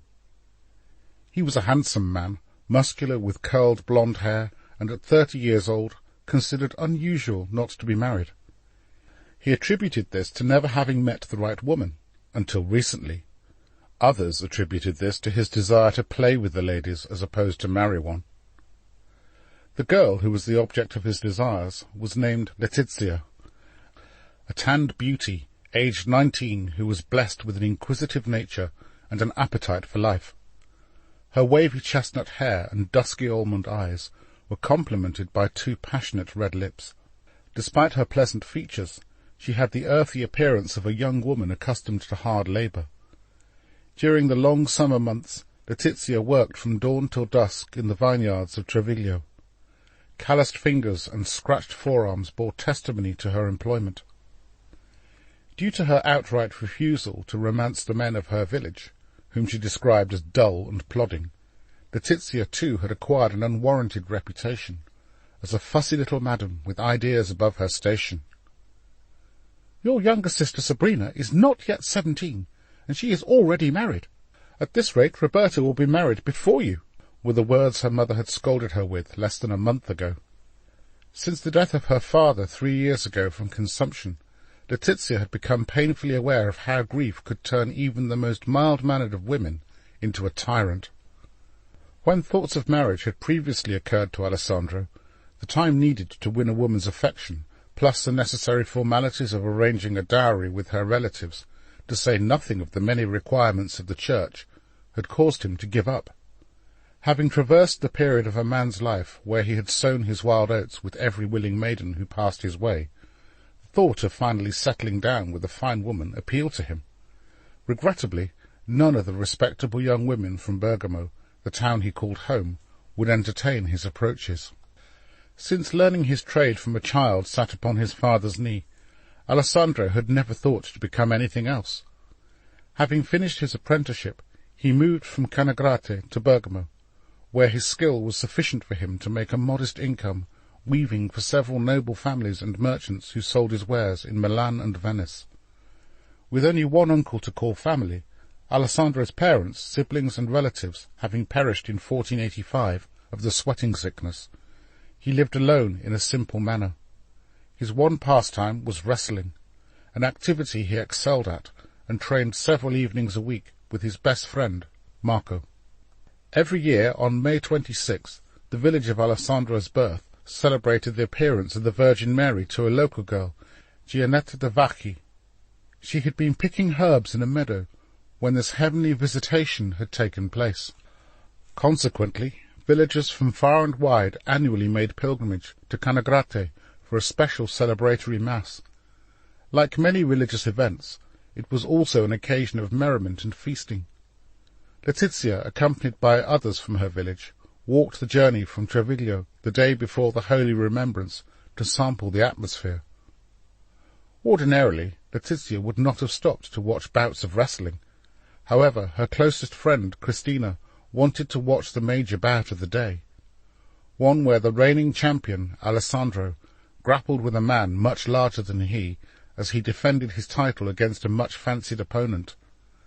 The larger man tossed Alessandro from side to side, then brought his knee up sharply to Alessandro's rib cage, the force of which lifted him momentarily off the ground. His opponent grabbed a handful of Alessandro's hair and spun him round. He then yanked up the reigning champion's left arm and wrenched it sharply around. Alessandro flipped his body over in an effort to release his arm before he fell to the dusty ground. Men in the crowd cheered or jeered, depending on their allegiance. Bets were hastily exchanged as opinion swung heavily in favour of the larger man. Alessandro reeled from a punch, blood spurted from his nose, causing Letizia to wince and turn her face away. The defending champion's senses spun. The challenger grinned as he moved in for the crucial blow.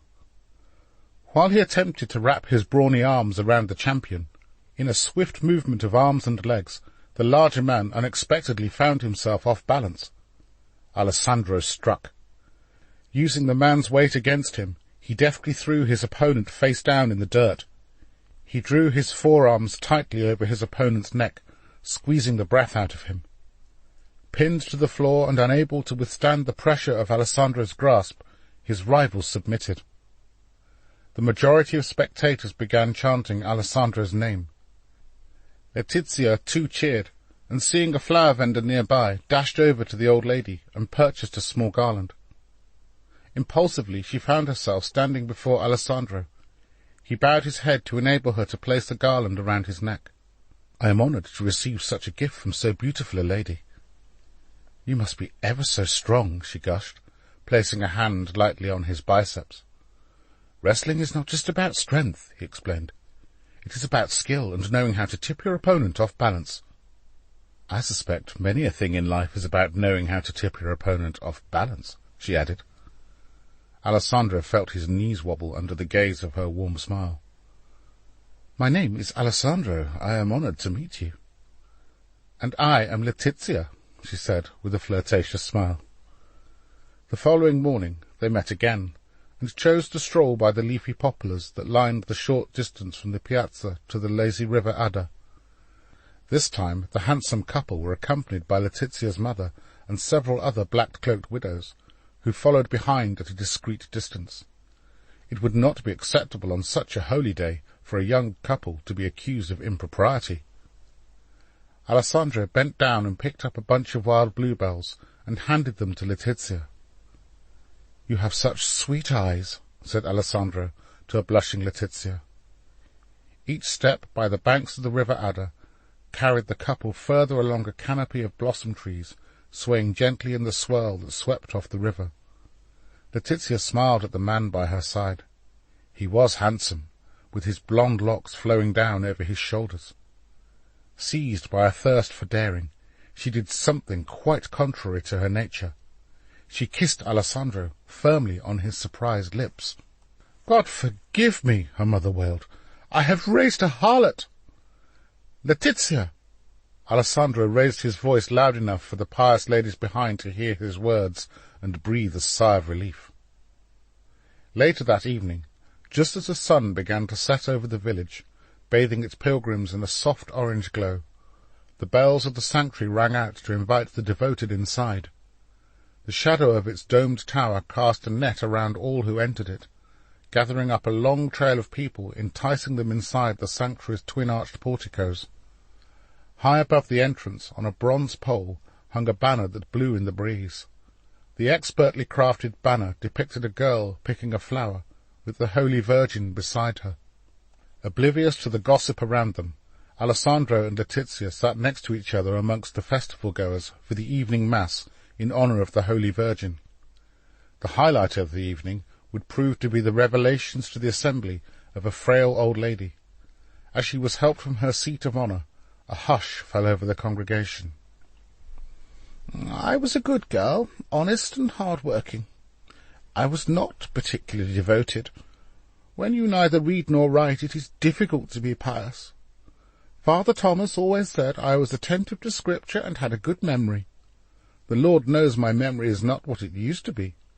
Yet of that day, if I close my eyes, I see it more clearly than my fading eyes see you. I was ambling through a meadow on a beautiful day, as I often did. I had just bent down to pick up some herbs, when I became aware I was not alone. It was the heat I felt first, a glow of heat. I looked up, and there before me stood a woman with the most peaceful expression I ever saw. She was wearing a long tunic. Though the tunic itself was blue, it shone from a light from deep within her. Around her head was a golden halo. I knew instantly it was the Blessed Virgin Mary.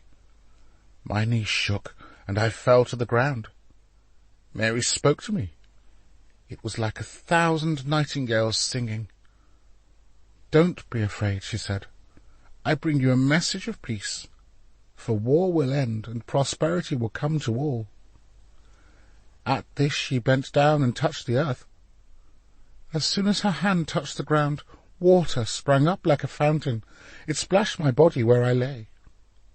When I looked up, she was gone, but the water remained. I ran to tell Father Thomas, and when we returned, water was still springing freely.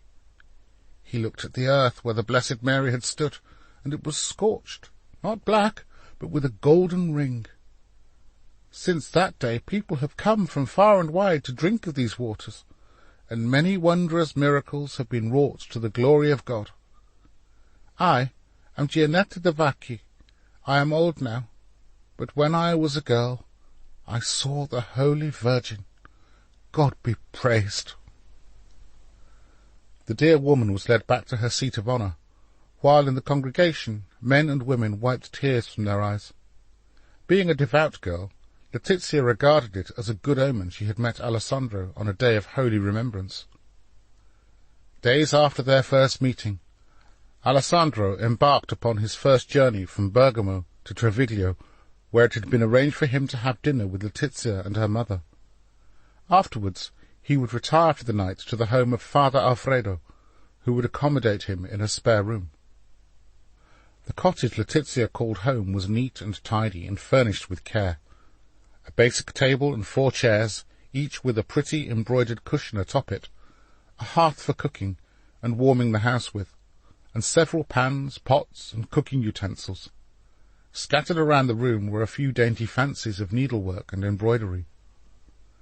While Alessandro sauntered into the village of Treviglio, the noisy Roberta quizzed her elder sister relentlessly. "Is he handsome?" "Very," answered Letizia, busy seasoning the polenta with a liberal dollop of nutmeg. "In what manner is he handsome?" "Roberta, go and find something useful to do," scolded her mother. "Leave her be, Mamma. I don't mind. said Letizia, who once more looked out of the window. Her pulse raced momentarily to see Alessandro ambling towards the house. "Alessandro!" she called gleefully as she ran outside to greet him. They eagerly embraced. Letizia took him by the hand and all but dragged him to her home to meet her family. "This is my youngest sister, Roberta. She has been looking forward to meeting you." "A pleasure to make your acquaintance." Alessandro made a show of kissing the young girl upon the hand. Roberta responded with a fit of giggles and ran outside into the street. Alessandro savoured each mouthful of his polenta with heartfelt affection for the woman who had made it. After dinner, Alessandro and Letizia sat together outside on the porch. She brought him wine, sat down beside him, and took hold of his hand. He looked down at her slender fingers locked around his own, and he squeezed them gently. He noted how warm her hand felt, paying attention to a couple of the calluses on her fingers he could feel brush against his own. "Tell me, Alessandro," Letizia said, "do you make a good income as a weaver?" "I have sufficient for my means and for those of a wife and children." "Do you find your work in the vineyards to your liking?" asked Alessandro. "The work is hard, but I have proven myself knowledgeable in viticulture, and have progressed to not only tending to the vineyard and picking grapes, but assisting with the fermentation and barrelling." Seated on the porch after a hearty meal, enjoying each other's conversation, was a scene they were to repeat once a week for the next month, during which Alessandro's longing for Letizia grew, and her fondness for him became more apparent with each visit. Desiring to prove himself a chaste man, he chose not to attempt to seduce her. After Alessandro's 8th visit, they once again found themselves of a pleasant evening, taking in the tranquillity of village life. Alessandro glanced at Letizia, just as a breeze blew, causing the moonlight to cascade through the folds of her dark hair.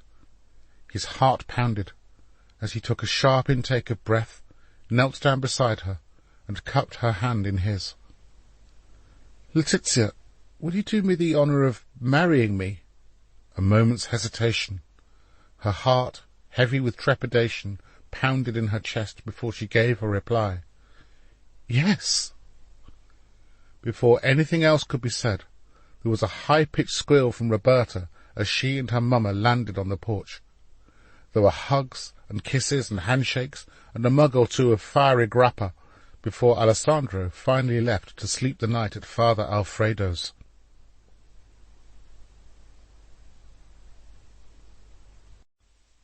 Chapter 7. On a glorious summer's day in August 1491, the villagers of Treviglio turned out in style for the marriage of Letizia and Alessandro.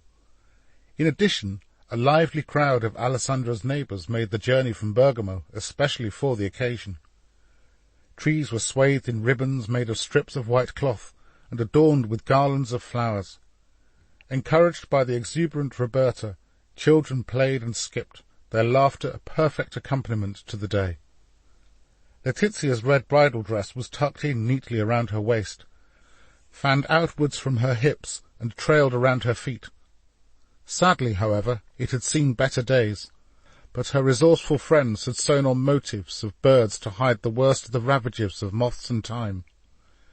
Over her face she wore a white-patterned lace veil, embroidered by Sabrina to prevent anyone giving her the malocchio, the evil eye, on her wedding day. In her hair she wore a crown of rosemary as a token of her love for Alessandro. To keep at bay the jealousies of any spurned women who had resorted to witchcraft, she wore a blue corno, horn amulet, around her neck. Her mamma had insisted upon the corno, a family heirloom handed down through several generations.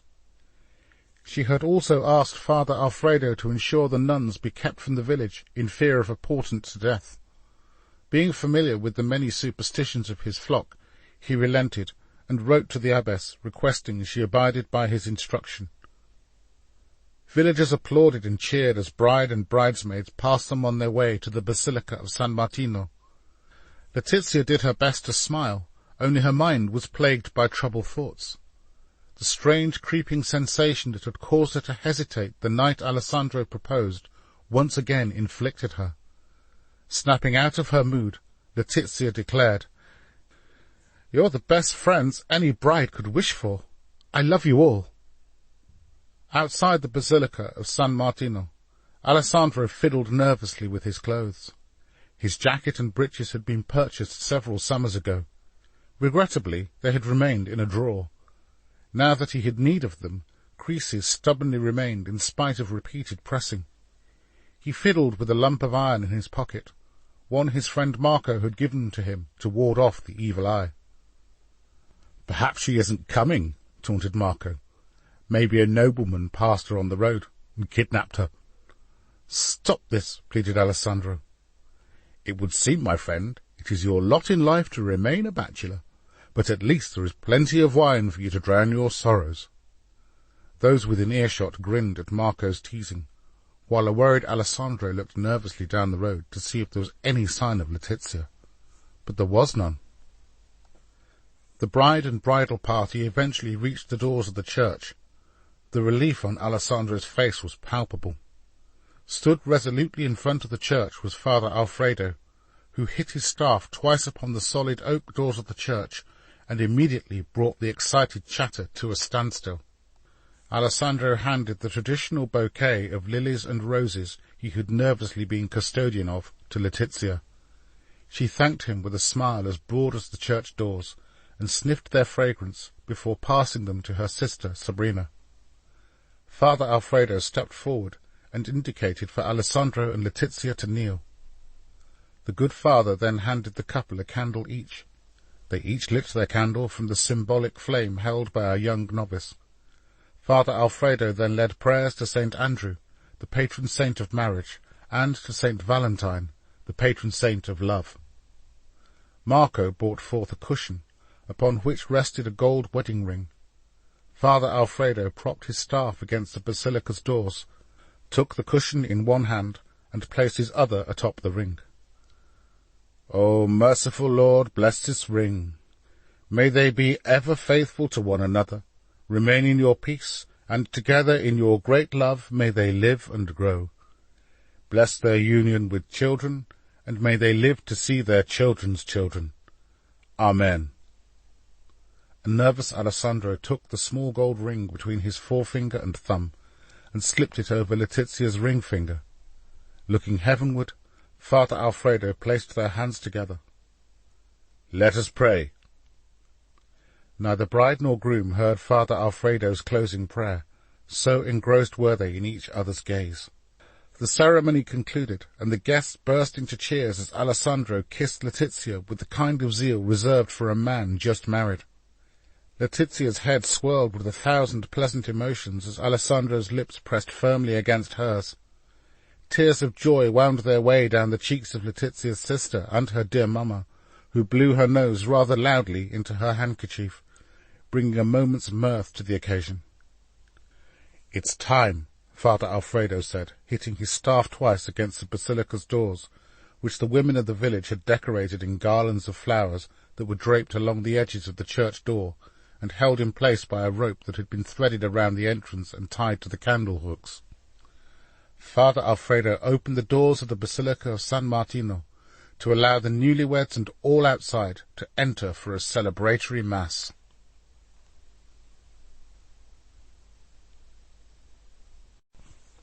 Chapter 8. Due to her father's ill health, Beatrice was called away, thus presenting Il Moro with the opportunity in her absence to celebrate the unveiling of Cecilia's portrait. Il Moro had ordered his secretary to draw up a list of trusted courtiers and nobles whose discretion could be relied upon. Instruction had been given to those courtiers and maidservants loyal to Beatrice, forbidding them to enter the palace until her return. Amongst the invited were Cecilia's 6 brothers, finely dressed and chatting merrily to bystanders. "Business is flourishing," Federico Stefano declared. "Much more of this, and I shall have to take a wife." Cecilia, the centre of all this attention, had not yet arrived. In truth, she was still preparing herself for la grande entrata. Several members of the Society Philosophic were in attendance, including Luca Pacioli and Francino Gafurias. Francino wore a red doublet jacket, whereas Luca wore his grandiose black robes and habit reserved for special occasions.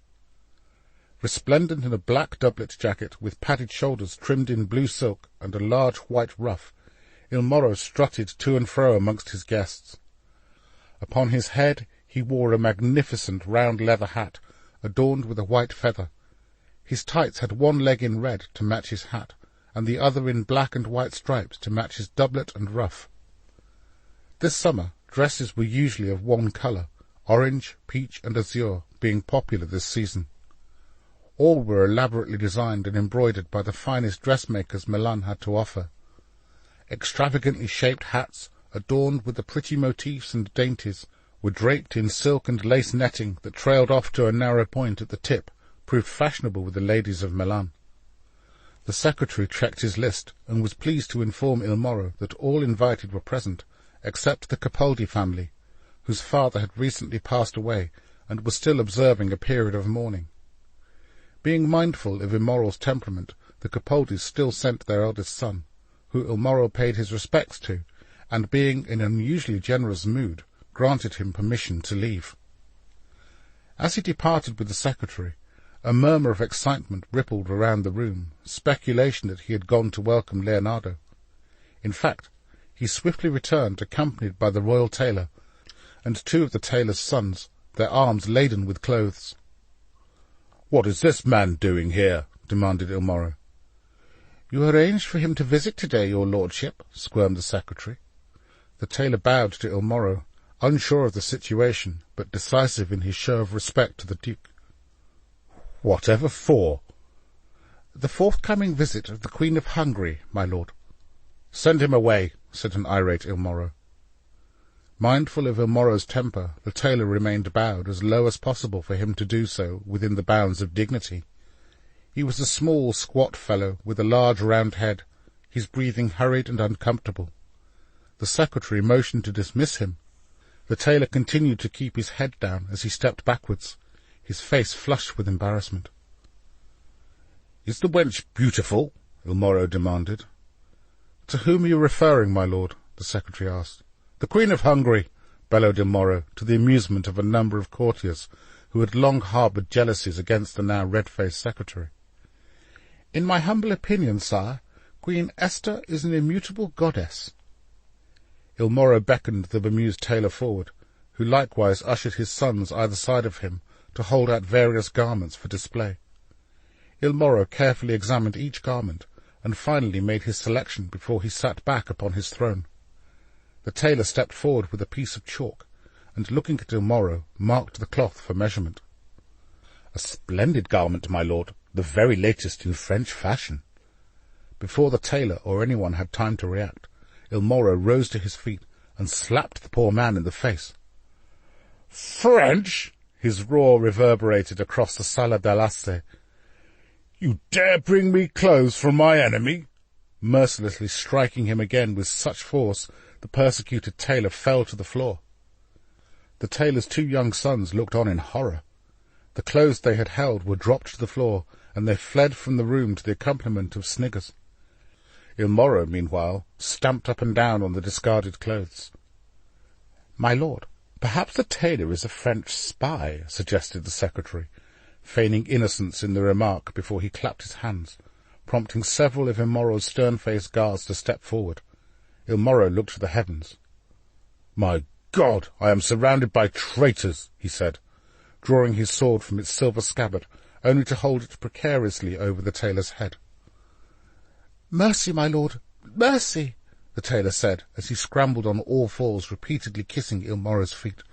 "Please, I beseech you, for the love of my wife and many, many children, mercy!" Just as Il Moro brought his sword over the man's neck, there came a cry. "No!" All turned to witness Cecilia earnestly walk towards Il Moro as quickly as the twin necessities of decorum and expediency allowed. Cecilia bowed low. "My lord, please! Away!" She placed a delicate hand on the handle of his sword-hand, and held it there, hoping to restrain him from violence. The secretary, who was not enamoured with Cecilia, declared, "With all respect, my lady, this man is a French spy." Cecilia laughed. He is no more a French spy than you or I." She turned to the quivering tailor and raised him to his feet. "I promise you, my lord, this man means you no harm."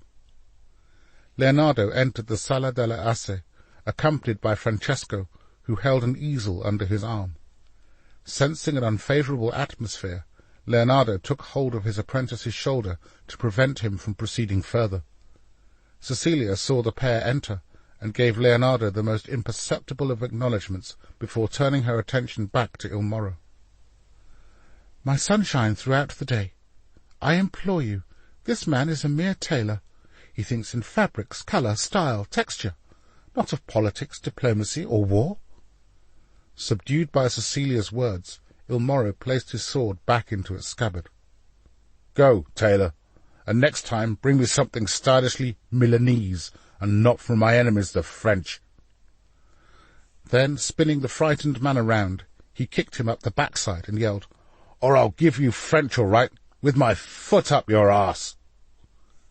The hapless tailor, in a similar manner to his sons, abandoned his garments and fled the court with the sound of guffaws resounding in his ears.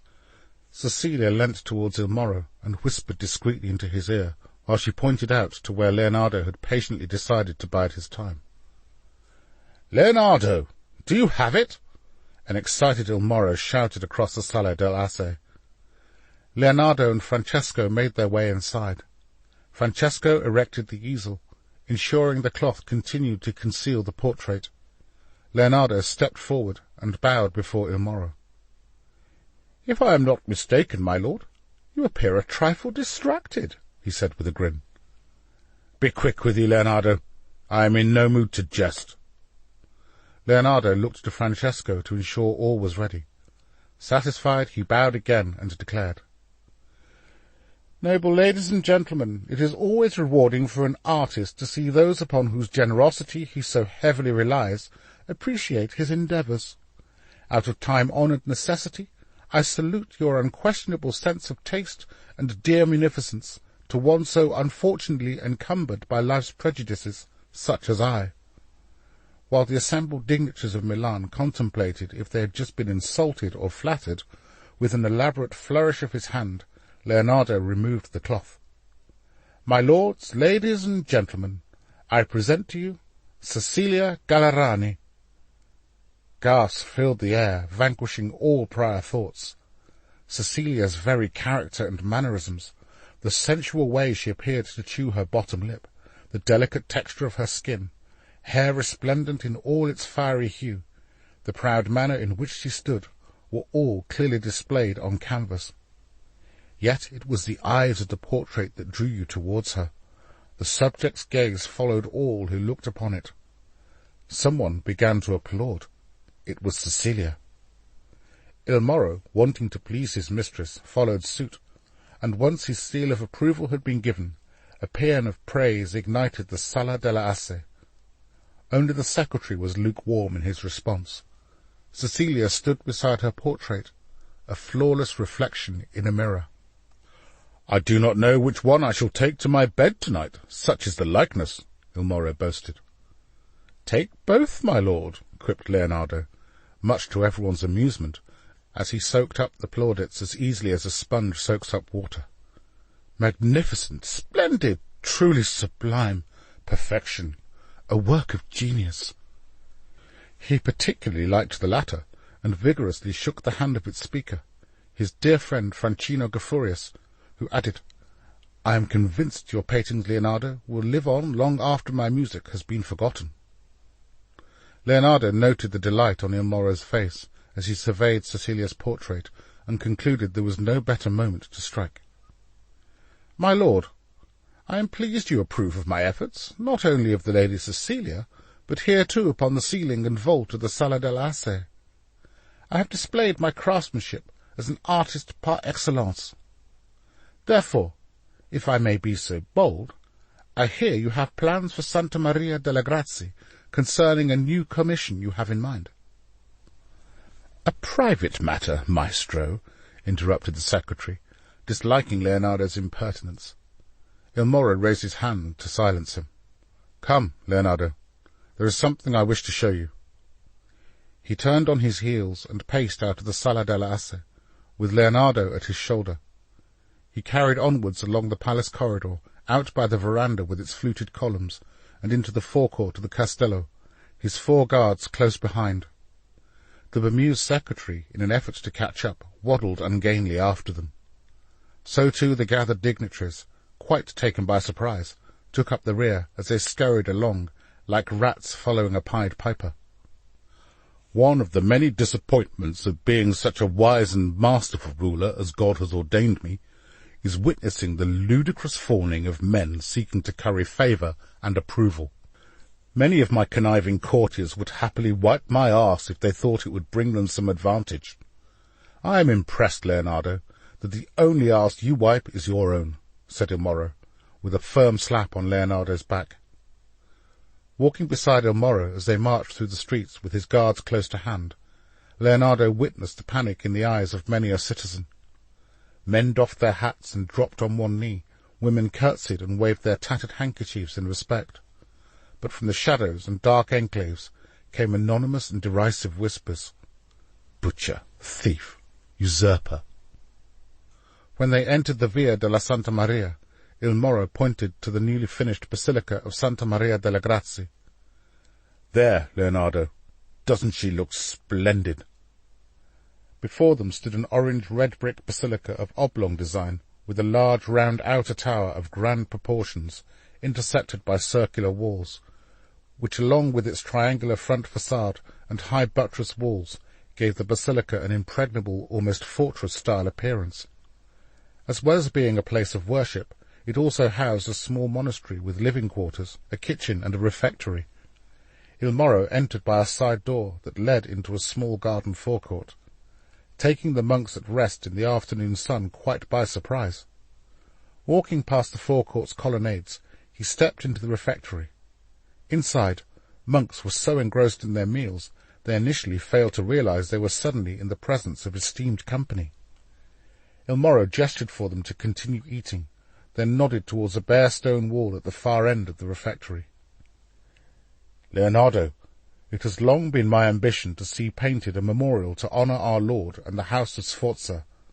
Upon this wall I commission you to paint the Last Supper of our Lord and Saviour Jesus." Leonardo walked cautiously forward and rested the palms of his hands against the refectory wall, and graciously offered a silent prayer to heaven. "God, you have granted me my miracle." "My lord," Leonardo said, turning back to face the Duke and assembled dignitaries, "upon this wall I will paint such a work of art it will stir the hearts of man for generations."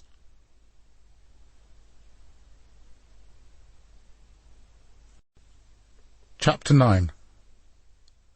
While most of Milan slept, a tall figure entered the refectory of Santa Maria delle Grazie. A lone monk secretly watched him make his way into the garden and proceed towards the refectory. The restless monk, a novice, had been unable to sleep due to the heat of summer, and tried to cool off beneath the branches of an olive tree. Barefoot, he followed the shadowy figure. In the gloom of the refectory, he could see the stranger had long hair, and was holding a candle up to the far wall. In the long narrow room, the stranger's voice echoed. "Speak to me, Jesus, speak to me, and I will listen.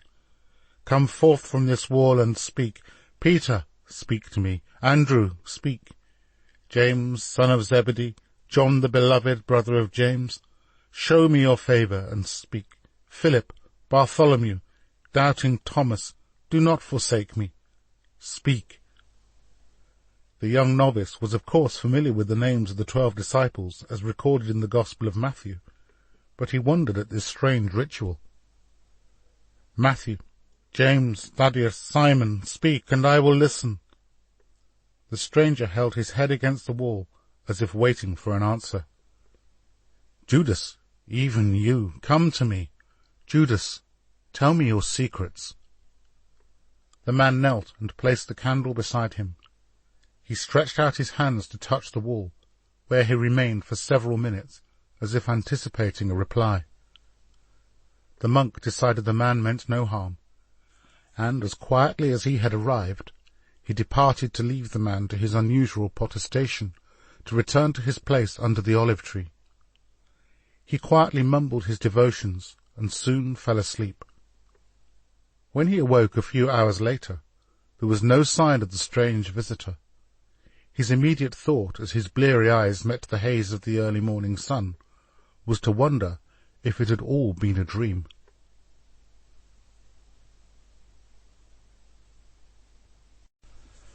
Chapter 10. Due to a bitterly cold winter, Leonardo had been forced to wait until the spring of 1492 before he could begin work on priming the refectory wall at Santa Maria delle Grazie. Aided by Francesco and Niccoli, a promising new apprentice, Leonardo applied his experimental gesso to the wall of the refectory. Off-white in colour, gesso was made from animal glue and traditionally mixed with chalk. Here, however, the maestro instructed his apprentices to stir in pitch mastic with the aim of creating a hard surface that would withstand deterioration to the painting from moisture in the air, and would therefore allow him to paint at his usual pedestrian pace. 10 layers of normal gesso, applied thinly, was sufficient to prime a surface, but no one had ever attempted such a large-scale painting using an unproven substance before. "Keep it nice and even," Leonardo instructed the duo.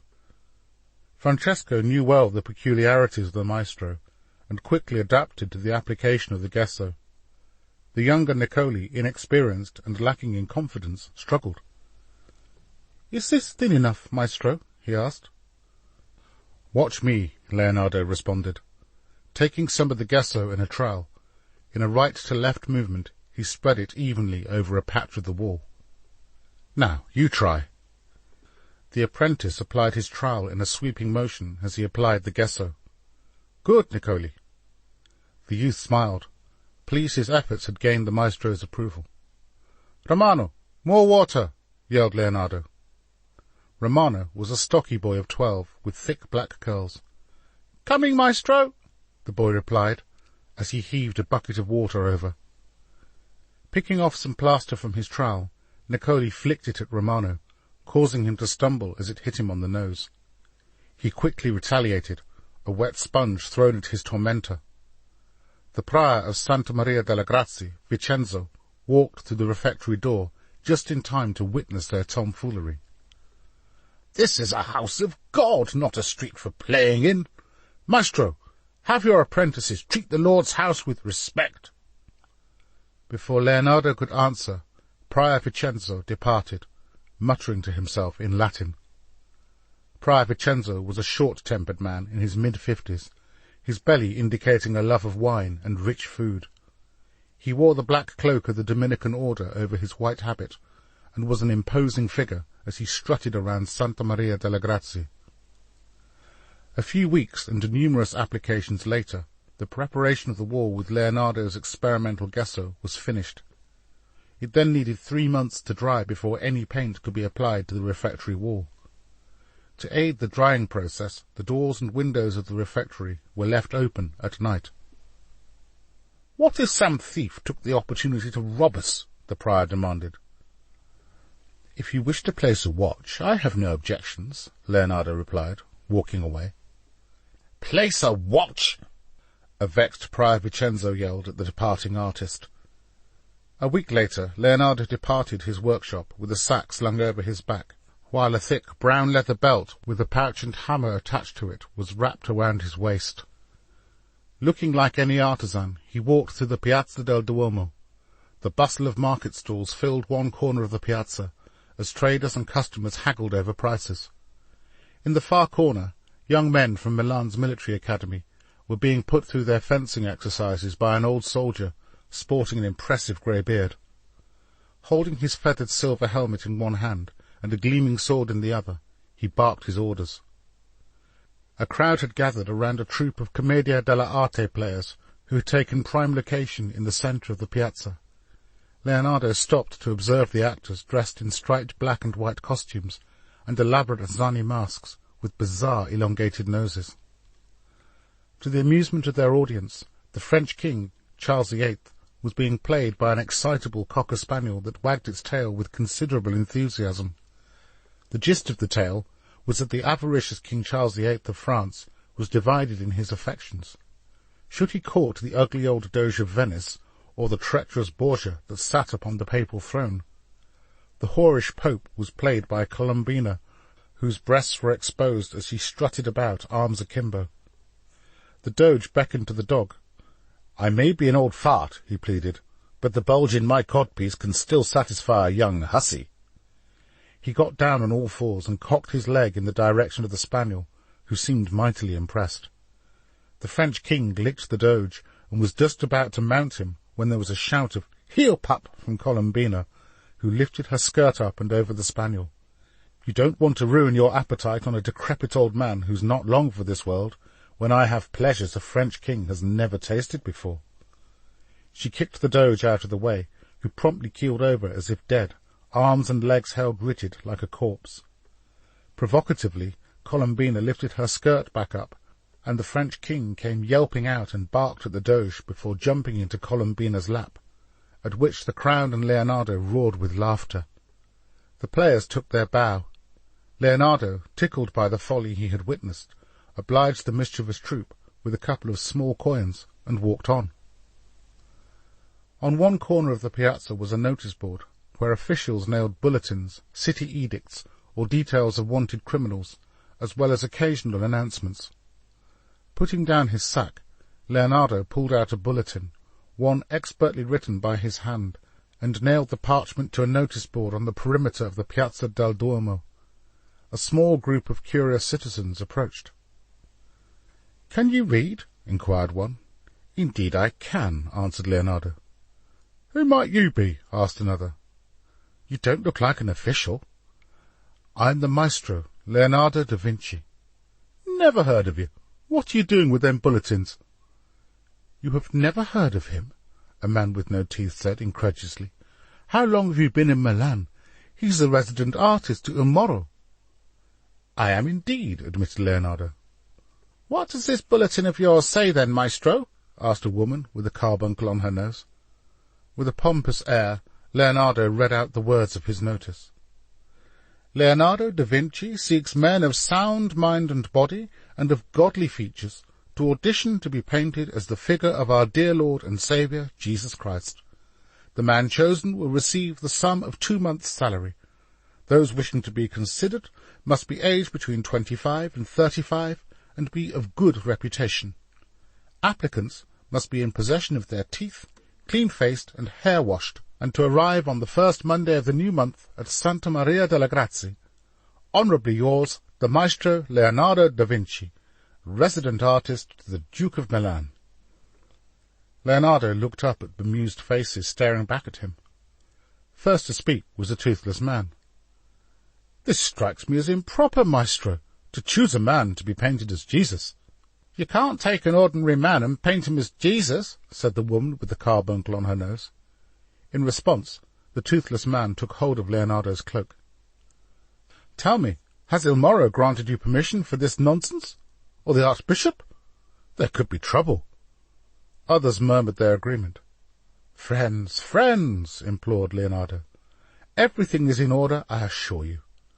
He left the crowd to their discussions and hurried on his way to pin more of his bulletins to notice boards elsewhere in the city. Within the hour, a band of ruffians swigged down mugs of cheap wine as they sat outside the tavern at the north end of the Piazza del Duomo. "Are you going to show your ugly wart-riddled face to the maestro, then?" a man with more neck than face asked of his friend. "Me? Not likely. Can't imagine our Lord looking like the far end of a donkey, can you?" His reply drew various hee-haw noises from his drinking companions.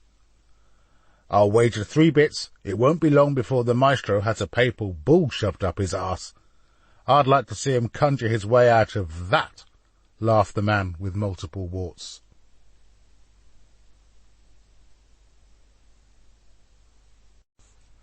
Chapter 11. Like many pregnant women, Letizia was having a restless night.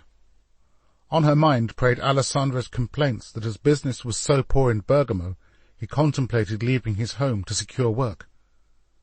"Wife, I am convinced I have better prospects of finding work as a weaver in Milan rather than Venice.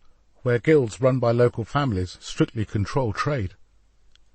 She had settled well into her new home on the outskirts of Bergamo, just a short walk from the road to Milan, and had done an admirable job of transforming Alessandra's cottage into a suitable place to raise a family.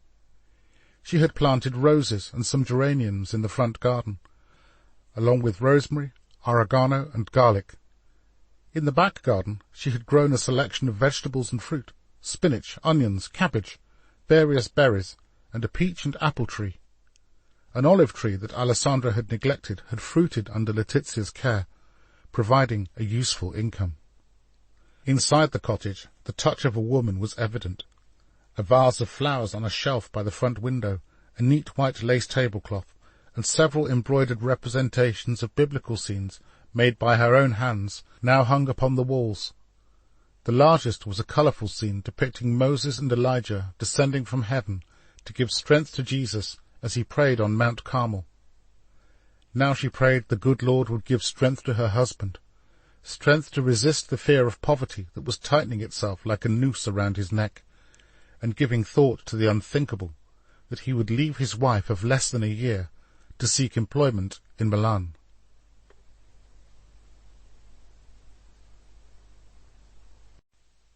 Chapter 12. It was a night as black as pitch when the moon above was shrouded by cloud. Nevertheless, it failed to deter Prior Vincenzo, who walked earnestly like a man who had spent the evening contending with Lucifer, and who now believed he had him on the run. Accompanying him was a novice, Paolo, a ruddy-faced youth of 17, who was prone to wilful streaks of disobedience. "Come, boy, quick!" urged Prior Vincenzo. "We will have this plot foiled and the devil wringing his tail before the night is out."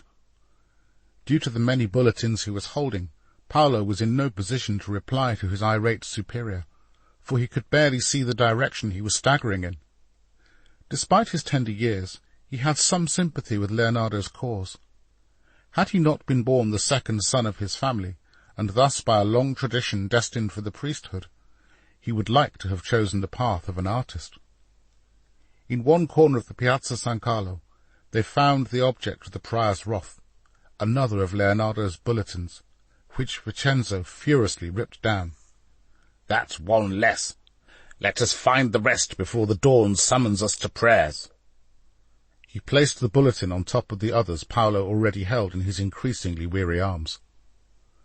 While the God-fearing folk of Milan slept, Leonardo was roused from his bed by 4 of Il Moro's guards, who, forsaking the pleasantries of knocking on the front door, kicked it in. Squirming on his bed, believing his death was upon him, they presented Leonardo with a ducal summons. Their boots echoed loudly off the path as Leonardo was frog-marched barefoot, wearing only his nightshirt, through the streets of Milan. This was not the first time Leonardo had been dragged by armed guards through the streets. The first occurred when still in his youth, and recently released from his apprenticeship to his maestro Verrocchio in Florence. On that occasion he had been paraded through the streets of Florence, where all and sundry jeered and mocked, pelting him with whatever object they saw fit. It was a day to haunt him forever. Once inside the courthouse, and after a judge had commanded the baying crowd to be silent, Leonardo was sentenced by a trio of judges to imprisonment. Along with 3 other young men, he was accused of sodomy with one Jacopo Saltarelli, a 16-year-old male prostitute, a crime punishable by indefinite incarceration, burning at the stake, or banishment. One of his co-accused was Leonardo da Tornabuoni, nephew of Lorenzo the Magnificent, de facto ruler of the Republic of Florence. There had been a party at the home of Leonardo da Tornabuoni, attended by all 5 men, along with the others of the fashionable Florentine elite. As the night wore on and the wine flowed, someone had become intimate with Jacopo Saltarelli. Since the man in question had worn a party mask, his identity was unknown. "I left early," claimed Leonardo to the judges. No, insisted Leonardo da Tornabuoni. "You returned later in the company of several male prostitutes, one of them being Jacopo." "I have committed no crime," Leonardo pleaded. Yet his protestations were dismissed. Dragged away by two burly guards, Leonardo was flung headfirst into his prison deep in the bowels of Florence's Palazzo della Signora. Behind him he heard the prison door slam shut and the jangle of a key in the lock.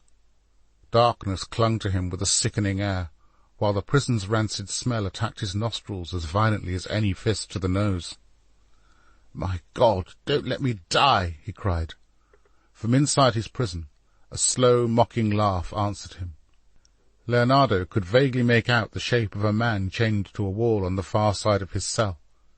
He presumed it was a man, though its appearance looked more animal, all hair, wild eyes and teeth that grimaced with menace as he cursed and screeched. The man rattled his chains and shook his head violently.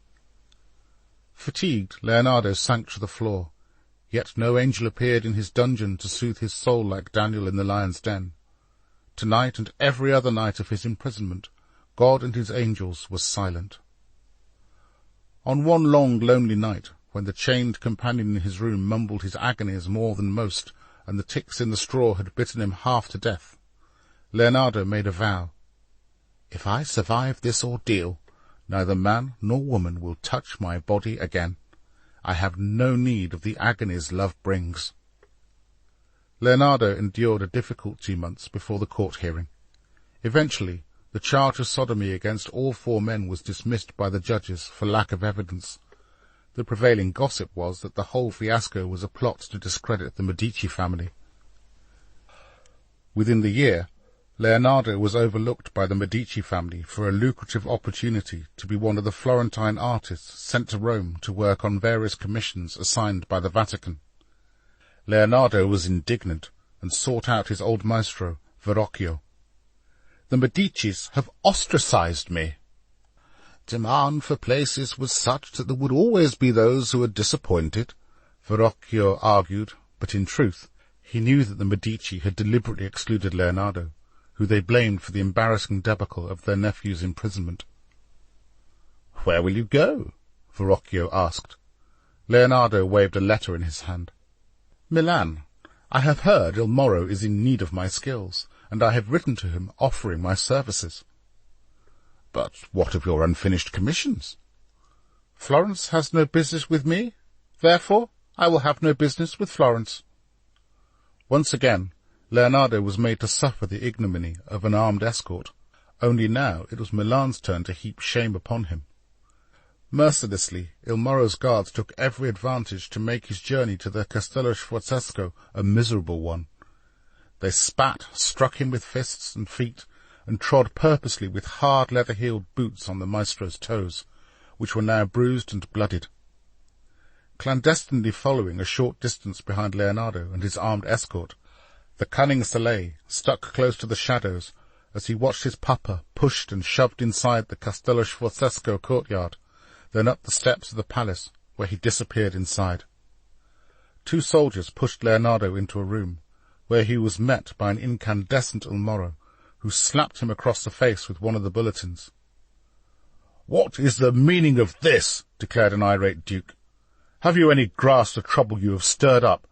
I detest that Borgia bastard, but the last thing we need, with the French threatening to march into Milan, is trouble with the Vatican. Isn't that so, Your Grace?" Inside the room, and suitably graved face, was Archbishop Arcimboldi. Ordinarily he was a gentleman by nature, but not tonight. "It is indeed so, my lord," responded the Archbishop, flashing the artists a look of displeasure. "What explanation do you have for your actions?" he asked. Leonardo looked anxiously around the room as the 2 most powerful men in Milan waited for his account.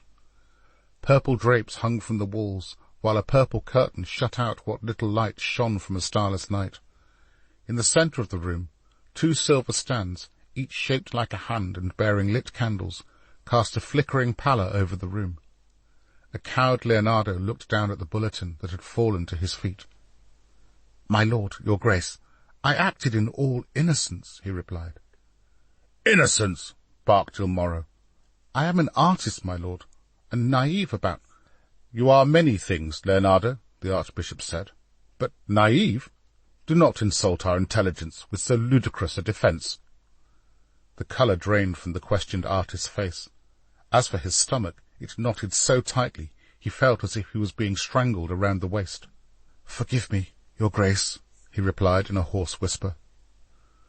"To what purpose did you see fit to audition men to represent the face of Christ our Lord?"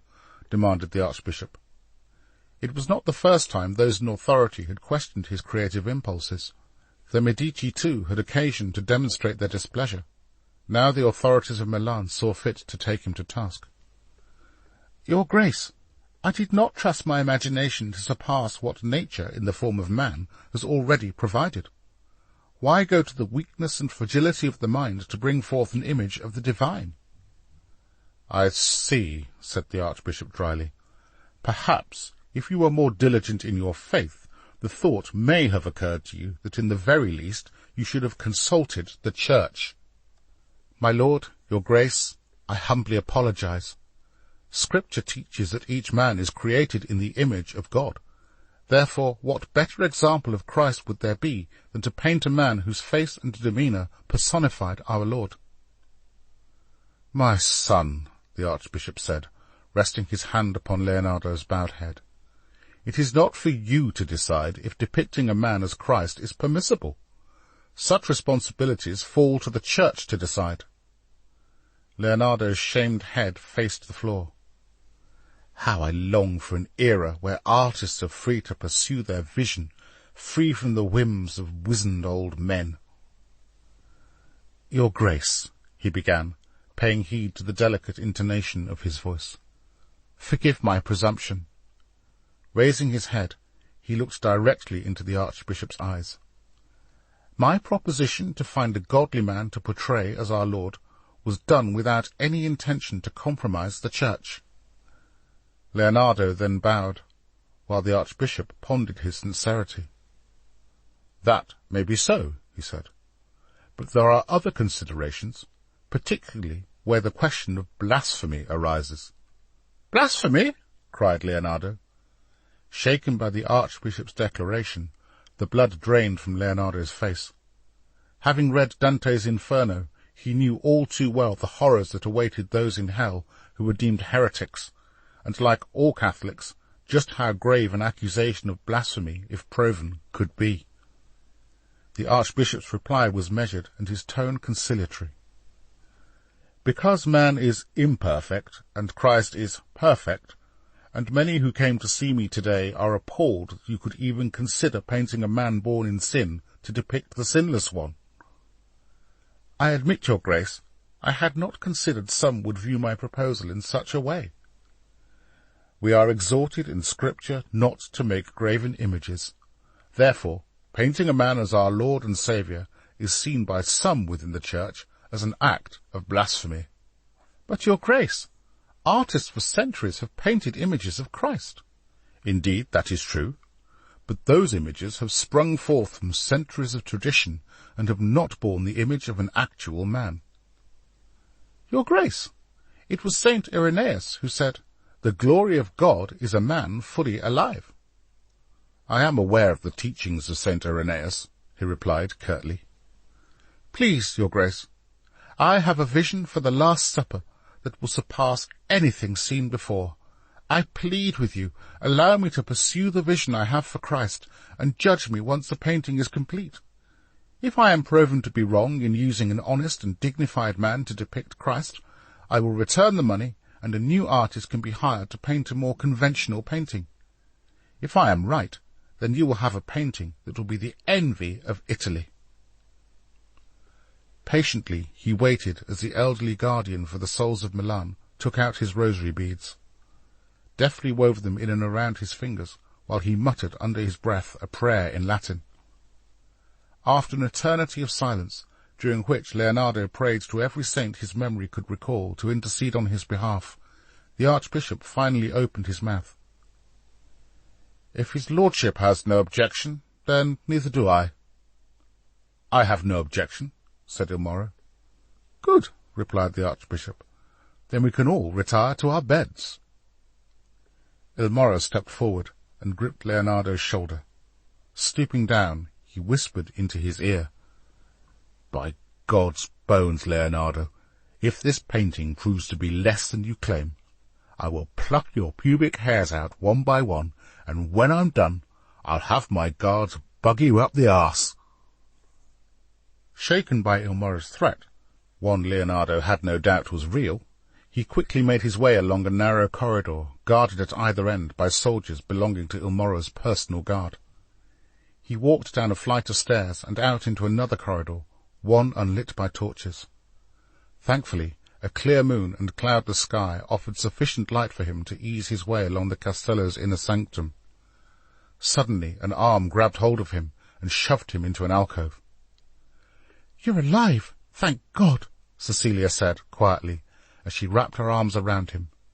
She kissed him on the lips, then slipped off the cream linen nightdress she was wearing and stood before him naked. He gazed at Cecilia's exquisite body. Her fair skin glistened in the moonlight like a Roman statue. Legs like the finest marble were within his grasp, while the faint glow of light perfectly accentuated her petite breasts, enticing Leonardo to break his vow of celibacy. "I know you are pleased to see me," Cecilia said, as she clasped hold of his hands and placed them seductively upon her breasts. Her auburn hair, cascaded over her neck, came to rest just above his fingers. She hooked a slender leg around him and nuzzled into his greying blonde beard, while he lovingly caressed her hair. He had forgotten the last time he had felt a woman's heartbeat against his own. As a youth in Florence, there had been moments of being carried away by the intoxicating scent of a young maid. Such memories flickered back to life as Cecilia, breathing upon his neck, clung to him for what seemed like an eternity. "I cannot pursue you, Cecilia. To do so would be folly," he said, as he forced himself to break the silence of their embrace. "My love, do not be so hasty to refuse so noble a gesture. I have escaped the prospect of death once already this night. As much as my flesh desires you, my head is adamant. If we were discovered, it would surely result in both our deaths. Mine I could accept as the price of the devotion I hold for you, but I forbid myself to see your life snuffed out, not in one so young, who may yet find a husband. Forgive me. I could not bear the notion that you would be taken from me without first having made love to you." She kissed him delicately on the cheek, then took hold of her nightdress and slipped it back on. "What am I to do?" Leonardo asked. "When I made a Christ child, the Medicis put me in prison. Now, if I represent him again, I am treated worse." Cecilia placed a gentle hand on his cheek. "I must go," he said, politely removing her hand from his face. With long, deep breaths, knowing her desire for the man she loved may never be fulfilled, she ruefully watched each stride Leonardo made until they took him from view. Just as she turned to make her way back up the servants' staircase, Soleil stepped out from his hiding-place. "Show me your cunt," he said. A stunned Cecilia looked into his wicked face. "You disgusting little—" "If you don't, I will tell Ilmora about you and Papa." Cecilia raised a hand and set out to strike him. "Guards!" he said. Cecilia came to an abrupt halt. "Your cunt," he repeated with malice. Feeling intense shame, her head bowed low, she slowly raised her nightdress.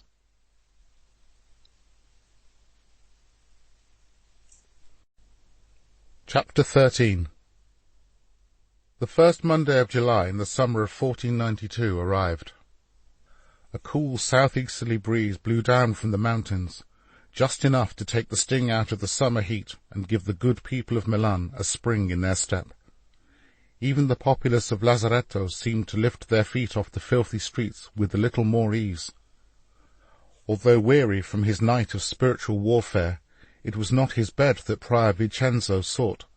Instead, he sat at his desk and wrote, "Most gracious Father Rodrigo of Salamanca, greetings in the name of the Holy Church. It is upon a grave matter that I now write to you. Leonardo da Vinci, from birth a bastard and hence more prone to wickedness than one born in wedlock, has devised a most pernicious and blasphemous plan. To select a man from the populace of Milan, and to paint this man's image as that of our Lord and Saviour Jesus Christ, for inclusion into the recently commissioned painting of the Last Supper.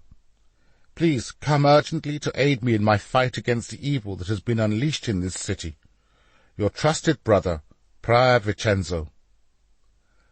At the far side of the Santa Maria delle Grazie, monks and apprentices crowded around a latticed window and jostled for vantage as they peered outside into the street.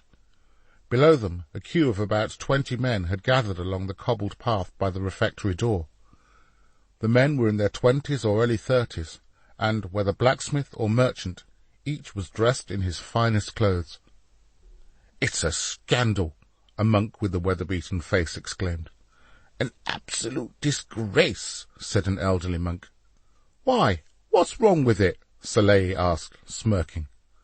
"Fool," replied the elderly monk, giving Soleil a clout around the head. "Has anyone seen Da Vinci?" boomed the voice of Prior Vincenzo. The startled monks jumped at his sudden appearance. "No, Prior," they uttered in unison. "Don't prior me in that tone of voice," he snapped. Prior Vincenzo pushed them aside and opened the window. "You should be ashamed of yourselves," he shouted to the queue of men lined up by the refectory. The men looked up at him. Some sheepishly turned their faces away, but most had no mind to take note of the vexed prior. "And if you have no shame, then may it fall on the heads of your poor mothers." He crossed himself before taking hold of the large wooden cross hung around his neck, kissing it and mumbling to himself in Latin. "Be off with you," he ordered, as he waved his cross about, rather like a wizard casting a spell. A few did skulk away, yet the majority remained, defiant. The prior turned his head back inside the church and puffed out his cheeks. "By the time I've finished with that miserable fellow Da Vinci, he'll wish he had never set foot in Milan." "And why would that be?"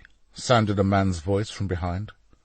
All turned to witness the man Prior Vincenzo considered not far short of the devil incarnate, who held several of the offending scrolls tucked underneath his arms. The prior's body heaved. "Blasphemy!" he spluttered. Leonardo remained unmoved as he waited for the prior to regain his composure. "Mark my words," said the prior, as he unforgivingly wagged his finger towards those queuing outside his refectory. "Nothing good will come of this."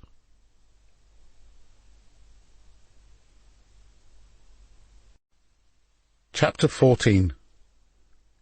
Outside the weaver's cottage, where a blanket of thick clouds veiled the town and blocked the light of the moon, Alessandro pronounced his intentions to Letizia. "Do you think God would show us mercy if I waited for a miracle to feed my family, when he has granted me strength enough to walk to Milan and seek work there?" Letizia's eyes watered with sadness with each word spoken by her husband. "Perhaps business will spring back as it has done before," she suggested. "If it does, then next year we will be in a stronger position. But for now there is work in Milan. Letizia, you must trust me. Allow me to leave, with your blessing." The tears fell from Letizia's eyes. "When will you be back?" she asked. Alessandro wrapped his arms around his wife to comfort her. "Winter." "After the birth of our child?" "I have no choice. In Milan God may smile on me. If he does, rest assured I will send for you." "Then go in the knowledge you have a wife who holds you dear to her heart," said Letizia. Early the following morning, when the mist still clung to the earth, Letizia embraced Alessandro in the vain hope of deriving what little comfort she could. But alas, such was the sadness of their departing, even the arms of her husband failed to quell the dull sadness that rested heavily upon her heart. The road to Milan was notorious for gangs of bravados who prowled the highway. These easily identifiable ruffians, with their caps or capes the colour of the local landowners who employed them, plagued the roads. Such was the frequency of attacks, people would travel in groups for protection rather than risk travelling alone. Along with food, a sleeping mat and a little money, Alessandro packed a long knife in readiness to defend himself against such parasites. Having set off at dawn, he had encountered few persons on his journey. the odd farmer in a field, and a few Dominican monks in their distinctive black habits. A constant drizzle had accompanied him throughout the morning, and he thought perhaps the rain had deterred travellers. By midday the weather had brightened, and the frequency of people on the road increased. Merchants with their wagons and guards armed with cudgels passed him every half hour. Riders, too, were becoming more frequent. Alessandro bumped into a small party of pilgrims making their way to Milan, eager to pay homage at the Basilica de Sant'Ambrogio to St. Ambrose. For a while they walked together.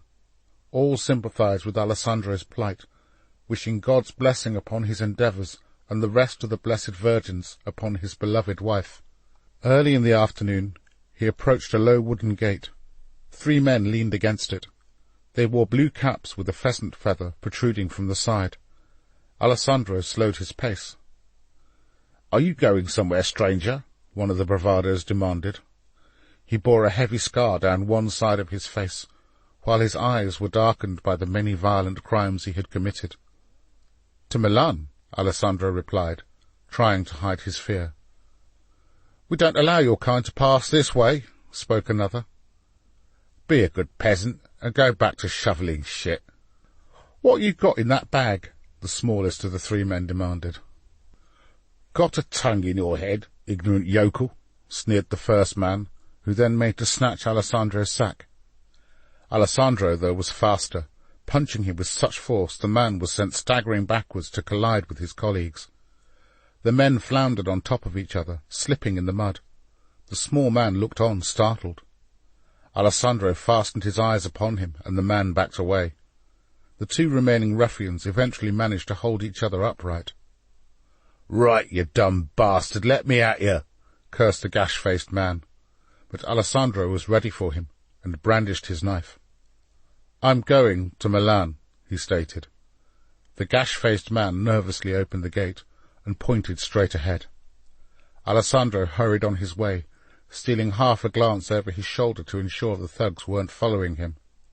Eagerly he ate up the miles until he ascended a small grassy hillock. Here Alessandro came face to face with the skyline of Milan. He paused to admire the magnificent structures that dotted the horizon, the tallest being the Duomo, whose white towers seemed to him to be a beacon of hope, welcoming him into this great city.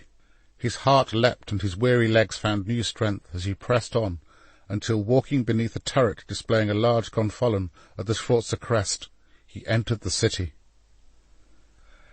The architecture of Milan fascinated Alessandro, with its intricate designs and the many adornments of crosses, gargoyles, coats of arms, and fashionable Gothic follies carved into the masonry like patterns on a cloth. On the half-dozen previous occasions work caused him to visit Milan, he had confined himself to the row of weavers' merchants by the Piazza Mercanti. Due to the pressing need to sell his merchandise, time had denied the opportunity to peruse the city at his leisure. Now, with the afternoon at his disposal, he wandered around Milan like a man without such constraints, confident he would soon secure gainful employment. His attention was galvanized by the sight of several inhabitants of the Lazaretto, with their soiled rags, bulging eyes, and gaunt faces. A fearful thought struck him. Perhaps he had arrived too late, and poverty and disease had already gripped the city. The appearance of a baker carrying a large basket of bread on his head, walking happily on his way, offered him hope that this was not the case. Alessandro turned down a busy, narrow street. As is familiar with all cities, people pushed and barged their way past him, while he, still overawed by the newness of his surroundings, got in their way. The street opened out into a quadrant with a dozen Roman arches ringing all 4 sides. Each arch housed a business. Alessandro made his way towards a blacksmith stoking his forge. "Do you have any work?" he asked of the blacksmith, who barely gave Alessandro a glance as he threw down a pile of tinder. "You're new in town, aren't you?" he said. He was a small man in his mid-40s, with a burn scar running halfway down one side of his bare torso from his collarbone to his navel. "What do you do? Peasant? Farmer?" "No," replied Alessandro. "I'm a weaver." "I've got no work for you. You need to be at the market by the Duomo first thing in the morning. That's when anyone looking for work hires." "Thank you kindly," replied a grinning Alessandro. "Now, piss off. Can't you see I'm a busy man?" Alessandro continued to ask each of the businesses in the square for work. Most gave him vulgar rebuttals. Undeterred, he walked through alleyways and back streets, asking whoever he saw. Emerging from one of the narrow streets that surrounded the Palazzo Marino, Alessandro caught a glimpse of the Gothic glory of the Duomo, resplendent in the late afternoon sun, where the light danced off its white walls from a myriad of angles like crystallized frost. "Surely only in heaven will there be found a more splendid building," he exclaimed. He walked slowly around the Duomo to admire it from every angle, noting each angel carved into its huge stone walls. He counted the windows and recounted them. Fascinated by the ongoing construction work, he marvelled at the men who, high up on the scaffolds, were busy with elaborate pulleys and mechanical wonders to lift blocks of stone to be added to the octagonal cupola. He strained his neck as he gazed up to view their work and squinted in the afternoon sun. When the last vestiges of daylight finally faded and the shadows of the Duomo became one with the encroaching night, the only souls who remained close to its sanctified walls were the homeless who sought sanctuary under the Duomo's towers.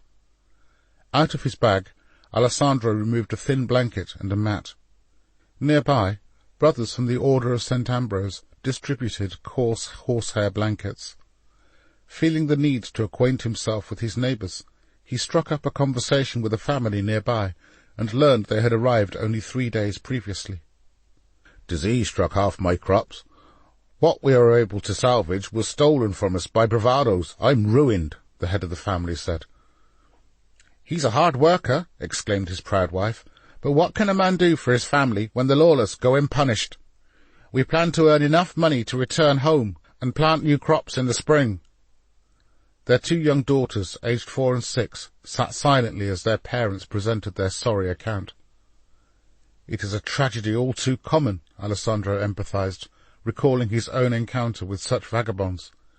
Consoling them with the promise he would pray to St. Ambrose to restore their fortunes, he bade them good night. Wrapping his blanket around him, he shuffled about until he was neatly tucked into an alcove. He then prayed to the Blessed Virgin and St. Ambrose to protect his wife and bless his endeavours before tiredness overtook him. It came as some surprise to Alessandro to learn that cities are noisy places at night. The bells rang out from the Duomo on the hour, every hour, to be routinely replied to by the howling of dogs and the cursing of their owners. A wife quarrelling about 20 paces away pierced the night with her high-pitched caterwauling. Her drunk husband sought to drag her away, but she lashed out with her fists. "If I choose to take a man with wood between his legs, what's that to you?" "Well then, I at least ought to have the chap pay. That way we can both be happy." Their screaming and fighting was responded to by the angry curses of those, like Alessandro, who were rudely awakened. Being new to Milan, he had yet to learn that the first thing poverty in a city strips you of is your privacy. When the dawn broke, Alessandro felt a sense of relief that he had survived his first night. He took some bread he had kept aside for breakfast, and, having eaten, gathered up his mat and blanket, and sniffed the early morning air before setting off to find work. At the head of the Piazza del Duomo, about 30 men had gathered. An assortment of carts arrived, and foremen plucked out the lucky ones from the crowd. In the jostle for places, Alessandro found himself alongside the father he had spoken to the previous night. A foreman shouted and pointed in Alessandro's direction, but before he could respond, the man next to him stepped up and took his place. Alessandro was too polite to protest, and bided his time hoping for a second opportunity, but no further invitation came. As the carts with their hired men drove off, Alessandro was left with the others who had been denied work. He initially felt resentment towards the father who had assumed his place, yet he reasoned the man's need was such God would reward his act of grace. He recalled the words of his own father, whose advice had been that it was unbecoming for a man to wallow in pity. Therefore, with renewed vigour, he set off with some confidence that with a little toil and effort he would secure work. Arriving in a street just off the Piazza Mercanti, he entered a weaver's shop, where he approached a handsome merchant in his early 30s. "Good morning, sir. I am a weaver from Bergamo, recently arrived in Milan, and looking for work. Are you hiring?"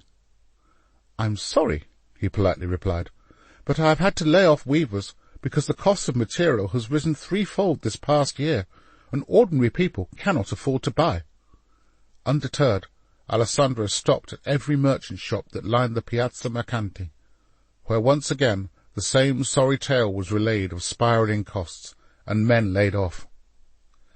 The following day, Alessandro resolved to strike off in the direction of the Naviglio Martesana. The canal was lined with storehouses and merchants' yards, and potentially a good place to inquire for work. He walked past several barges laden with stone, which would later be used to aid the construction of the Duomo. In one yard, men stripped to their waists hauled the stone with pulleys from the boats and loaded them on low-slung carts. Alessandro pushed back a wooden gate, entered the yard, and approached a colossus of a man whose thick neck was almost as wide as a tree trunk. "Are you hiring?" he asked the man. "I'm strong and able-bodied." "Be off with you, vagabond!" the huge man yelled. "Sir, please, I'm new to Milan and seeking employment," pleaded Alessandro. The man picked up a rock and threw it at him, missing his head by a hair's breadth. He tried more merchants' yards and buildings, and although not pelted with rocks, he suffered more verbal barrages from foremen who were, as one put it, tired of feckless beggars.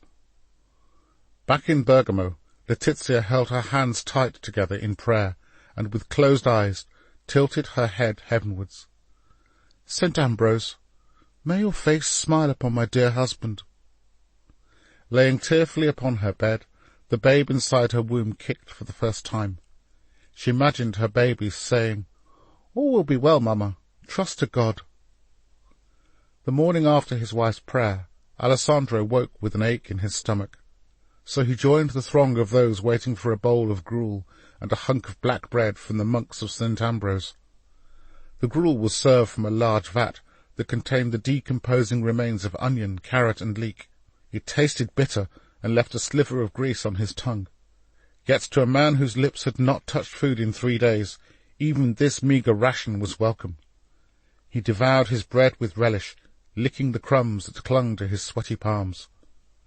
Leaving the Piazza del Duomo, he deliberately avoided the faces of the starving, whose fretful eyes desperately scanned the stone floor, scratching and scraping in the dirt for any crumbs that might have slipped through their fingers. Alessandro stepped over several gaunt figures, face down on the ground, weeping and cursing, driven mad by the kind of torment only hunger can induce. Heading back towards the Naviglio Martesana, he passed a warehouse where men were loading bags from carts. "I'm looking for work," Alessandro announced to the foreman. The foreman turned away to bark instructions to a man struggling to carry a bag. "Drop that, and it's more than you'll earn in a year." Eager to show his willingness, Alessandro ran to the man's aid and helped him with the bag. When the bag had been safely deposited, and just as Alessandro was about to return to his conversation, the foreman yelled further instructions. "Everything on cart 3 is to be brought in and placed over there," indicating a spot on the other side of the yard. Alessandro summoned up his remaining strength and did as instructed. He worked there loading bags onto carts until midday, when he was fed some fresh bread and cheese and handed a battered cup of watered-down wine, which he savoured as if it was wine from the renowned vineyards of Tuscany. At the end of his day, the warehouse foreman handed him a coin, enough to buy bread for the night, and perhaps several days if he ate frugally. Later in the afternoon, Alessandro entered the Piazza del Duomo. His attention was suddenly drawn by a man hurtling towards him. Behind the man could be heard cries for help, with several men in pursuit of the man heading in Alessandro's direction. He was a scrawny creature with deep sunken eyes. Without thinking, Alessandro neatly sidestepped the man and threw him skillfully over his left shoulder onto the ground. When the startled man attempted to get to his feet, Alessandro placed a foot firmly upon his chest. "You bastard!" the captured man yelled. An aristocratic gentleman with a neatly trimmed beard and a protruding belly arrived, panting for breath, with an escort of 2 soldiers. "I believe this belongs to me," he said, snatching a large brown leather purse from the thief's clutches. "Which of you fellows put this vagabond down?" he demanded. "He did, sire," said a pretty young fruit-seller, who smiled sweetly at Alessandro. "Young man," the aristocrat said to Alessandro, "I am in your debt. What is your name, and state your business?" "My name is Alessandro, sir. I am a weaver from Bergamo, and only recently arrived in Milan, looking for work." Never having addressed an aristocrat before, Alessandro bowed lower than decorum required, much to the amusement of those watching. "You're a long way from home, my boy. Take this as an acceptance of my gratitude." He removed a small silver coin from his purse and placed it in Alessandro's hand. Overjoyed at such a gesture, he thanked the gentleman numerous times. "He'll hang," said the fruit-seller, still clinging to Alessandro's arm. Even though she was fair of countenance, her tone of voice implied she had witnessed more than her fair share of misery. "I'm hungry. Are you?" she said, lifting her dress slightly off the left side of her shoulder to reveal the outline of her ample bosom. "What is your name?" Alessandro asked. "Isabella," she replied, smiling widely and flicking her raven hair back across her face. "Well, Isabella, do you know where we can get something to eat?" "I know just the place." Isabella took hold of Alessandro's hand and led him down a dirty alleyway. They had only ventured a few steps when out of a window a woman threw the contents of a piss-pot into the street that splashed against their feet. "Bastard! Look where you're throwing your shit, you lazy bitch!" screamed Isabella. She led him a little further on and stopped at an alcove near to where two alleyways merged. Dropping her fruit basket to the floor, she pushed Alessandro up against the wall, wrapped one arm around his waist, and with her other hand she thrust down his pants and grabbed hold of his penis. "For half that silver coin, you can have me." Terrified, Alessandro pushed her away, but she was more persistent than he bargained for, and pressed her body against his while hitching up her skirt. "I'm only trying to do us a favour. We both need to eat, and we both need a good humping now and again." Alessandro was flustered. I never invited you for... I thought you wanted something to eat." "Something to eat? You mean you didn't know what this was about?" "You're a fruit seller," Alessandro protested. "Yes, among other things." For one so slim, it took a great deal of force for Alessandro to finally free himself from her grasp and flee. After stumbling through a maze of narrow streets, Alessandro emerged opposite the Basilica di Sant'Eustorgio. He knew nothing of the basilica's eminent position in church history, where long-held tradition maintained it as the final resting place for the relics of the three Magi.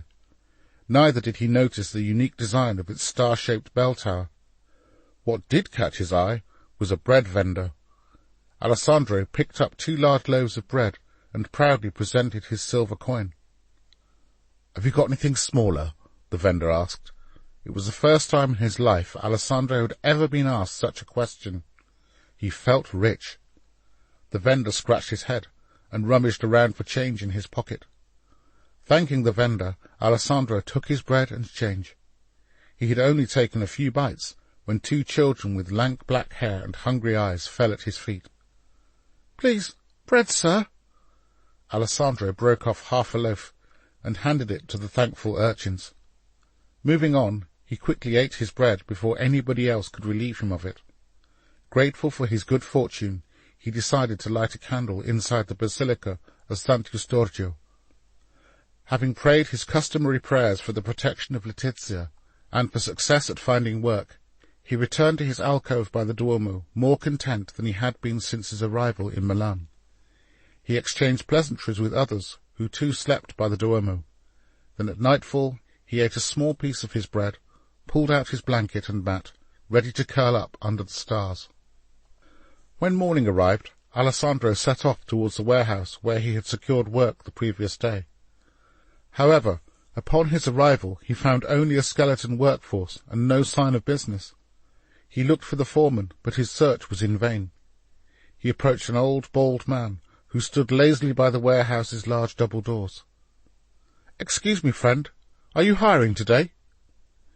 "You're asking the wrong man," the old man said, while scratching his crotch. "The master is away and has taken the foreman." Alessandro thanked him, and with his usual optimism carried on walking east. He passed several similar properties that too were shut up. The only signs of life were guards armed with cudgels. By the time he had stopped at every warehouse and place of business along the Navigliano Martesana, it was well past midday, and the rumble in his stomach told him it was time to eat. Taking shelter under the shade of a willow tree, he sat down and ate the last of his bread.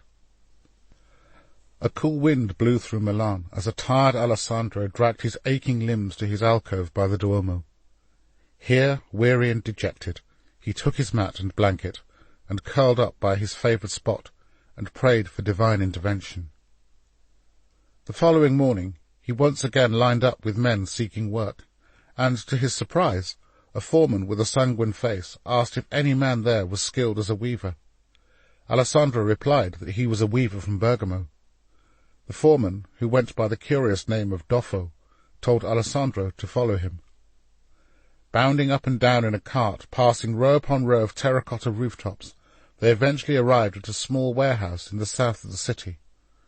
The warehouse contained various coloured fabric that the foreman explained his master had purchased, ready to be made into coverings for various pieces of furniture his master wanted for his home. The previous weaver had been knocked over by a galloping horse that had broken both his arms.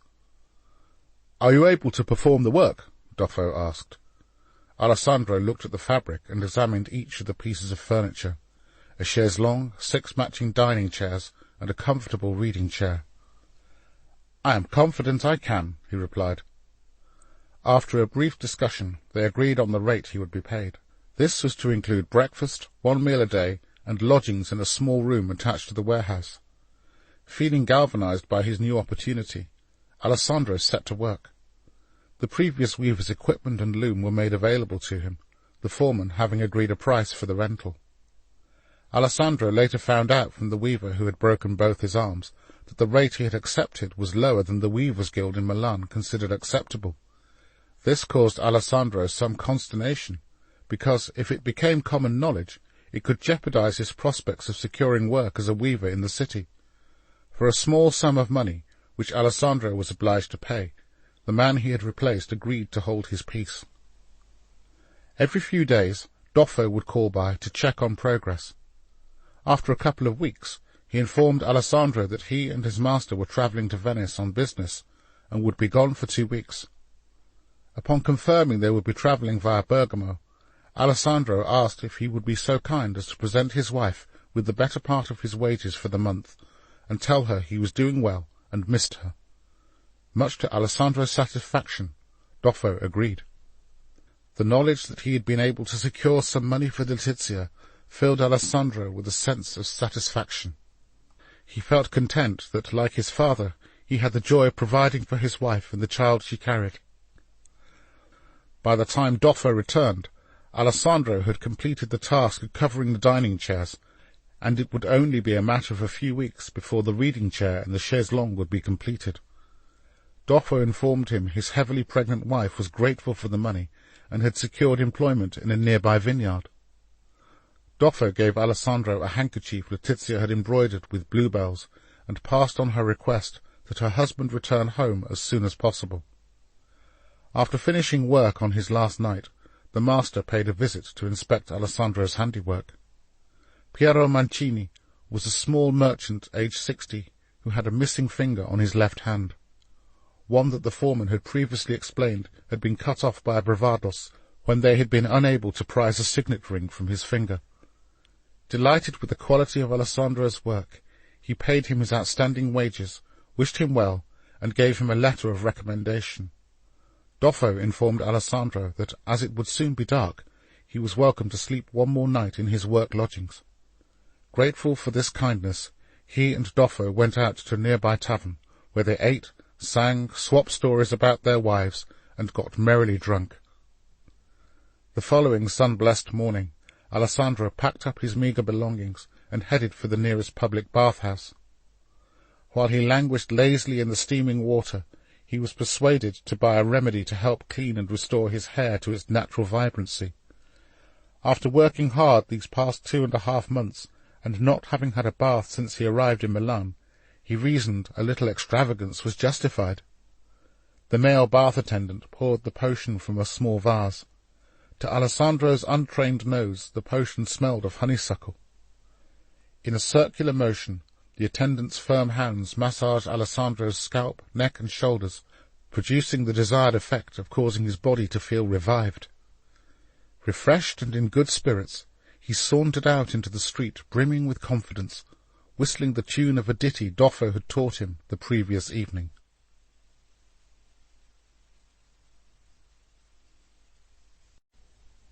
Chapter 15. Once more a steady stream of men gathered outside Santa Maria delle Grazie. Some arrived with fresh hopes, having been turned away at the end of a day when Leonardo's time was insufficient to view them. A pair of strapping apprentice blacksmiths radiated confidence as they joked and teased one another. Amongst the newcomers was a handsome teenager Leonardo had spoken to when posting his bulletins in the city. "Good morning," Leonardo said, eagerly shaking the youth's hand.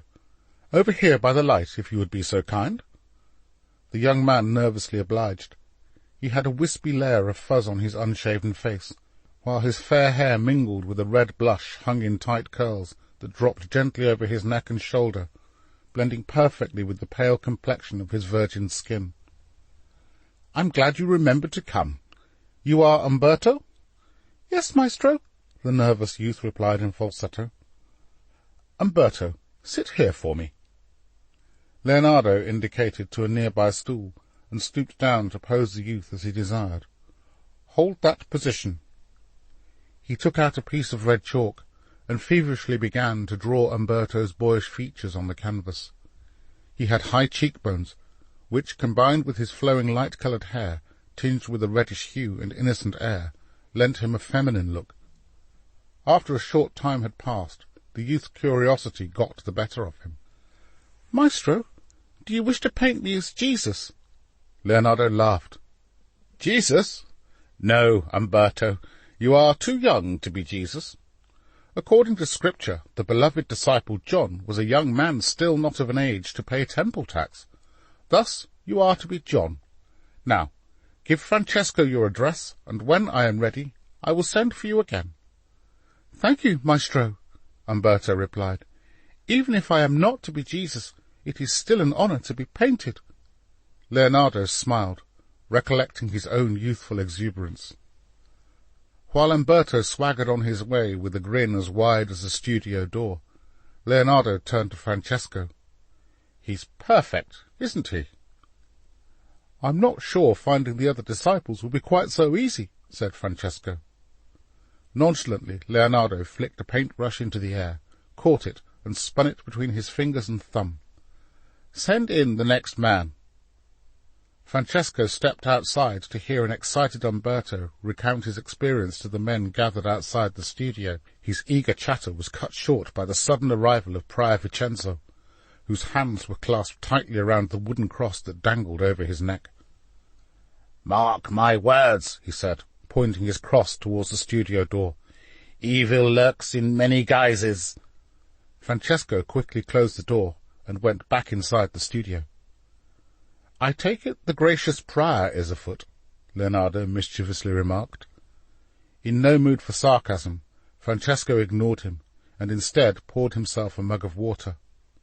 Before he dared to venture outside again, he looked out of the narrow studio window to see if the prior had departed, and, considering it safe, opened the door.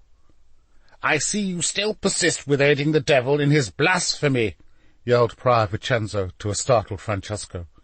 "Mass on Sunday," he hissed, before walking away. Behind him, a flustered Francesco heard the maestro chuckle to himself. "Why are you so amused?" questioned Francesco. "My eternal salvation is at stake, or so Prior Vincenzo would have me believe." "Compose yourself, and call in the next man," replied Leonardo. Francesco did as he was instructed, and called the next person for audition. A handsome young merchant's son with a cultured face and long brown hair. "What is your name?" Leonardo asked. "Alberto," he answered. "Why do you think you would make a suitable Jesus?" My father thinks it is a scandal that a man can be painted as our Lord, but my mother said I am a handsome man, and such a position may offer some favourable opportunity.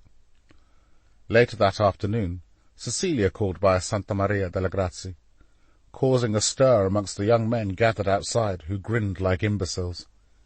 She greeted several politely, allowing them to kiss her dainty hand. Given the heat, Cecilia wore a light peach summer dress with detachable sleeves that exposed her back and the top of her bosom. Maria carried a parasol to shade her lady's skin from the sun. Cecilia entered the makeshift studio at Santa Maria with all the aplomb of a woman in her prime. "Leonardo, I see many handsome young men outside. Surely you will find your man." A casual Leonardo turned to the young merchant. "This man is also handsome, yet as I have sought to engage him in conversation to ascertain the likeness of his soul, he too is found wanting. You may go, Alberto."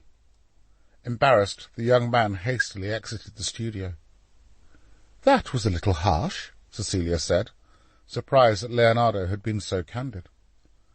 "A good painter has two primary objectives. Firstly, to paint the physical nature of a man, and secondly, the intention of his soul. The former is easy, the latter much harder. But if I am to find a man worthy to be painted as Christ, there must be some quality to his soul." "You ask a lot." "Francesco, wine for the Lady Cecilia." Francesco, who always welcomed her visits, poured 2 cups of wine. "I'm afraid, my lady, I only have wooden cups," said Francesco. "Before my fortunes changed, I drank from much worse." Harbouring a boyish infatuation with Cecilia, Francesco's face burned red as he handed the Duke's mistress her goblet of wine. Privy to Francesco's embarrassment, Cecilia smiled indulgently. Knowing she and Leonardo were close, the self-conscious apprentice made his excuse and went outside. Extending his hand, Leonardo touched the tip of Cecilia's hair. "You look like a rose in bloom, my sweet." "You are the only man who speaks to me with such tenderness," she said, taking hold of Leonardo's hand. "Surely Il Moro tells me my breasts are ripe for eating, and that I have the arse of a peach." "Well, I shall have to bow to his superior knowledge," said Leonardo, smiling. With some reluctance, she released her hand from Leonardo's. "Il Moro has asked to be informed of your progress. What shall I report?" "Tell him I am confident I will find a suitable Jesus soon," Leonardo added with as much conviction as he could muster. "Very encouraging," Cecilia said, clapping her hands approvingly. No sooner had Cecilia departed than the twin evils of melancholy and fear surfaced. Together they whispered in his ear that his search for a virtuous soul to depict as Christ was futile. He peered out of the window at the half-dozen men queuing for an audition, and one by one sized up their appearance. Too tall, too ugly, too scrawny, fish lips, carbuncle, bald. He sighed. None of them struck him as men who possessed the quality of soul he was searching for. "Surely, Francesco," he said, turning to face his apprentice, who was poised in the doorway ready to admit the next hopeful, "there must be better specimens than these."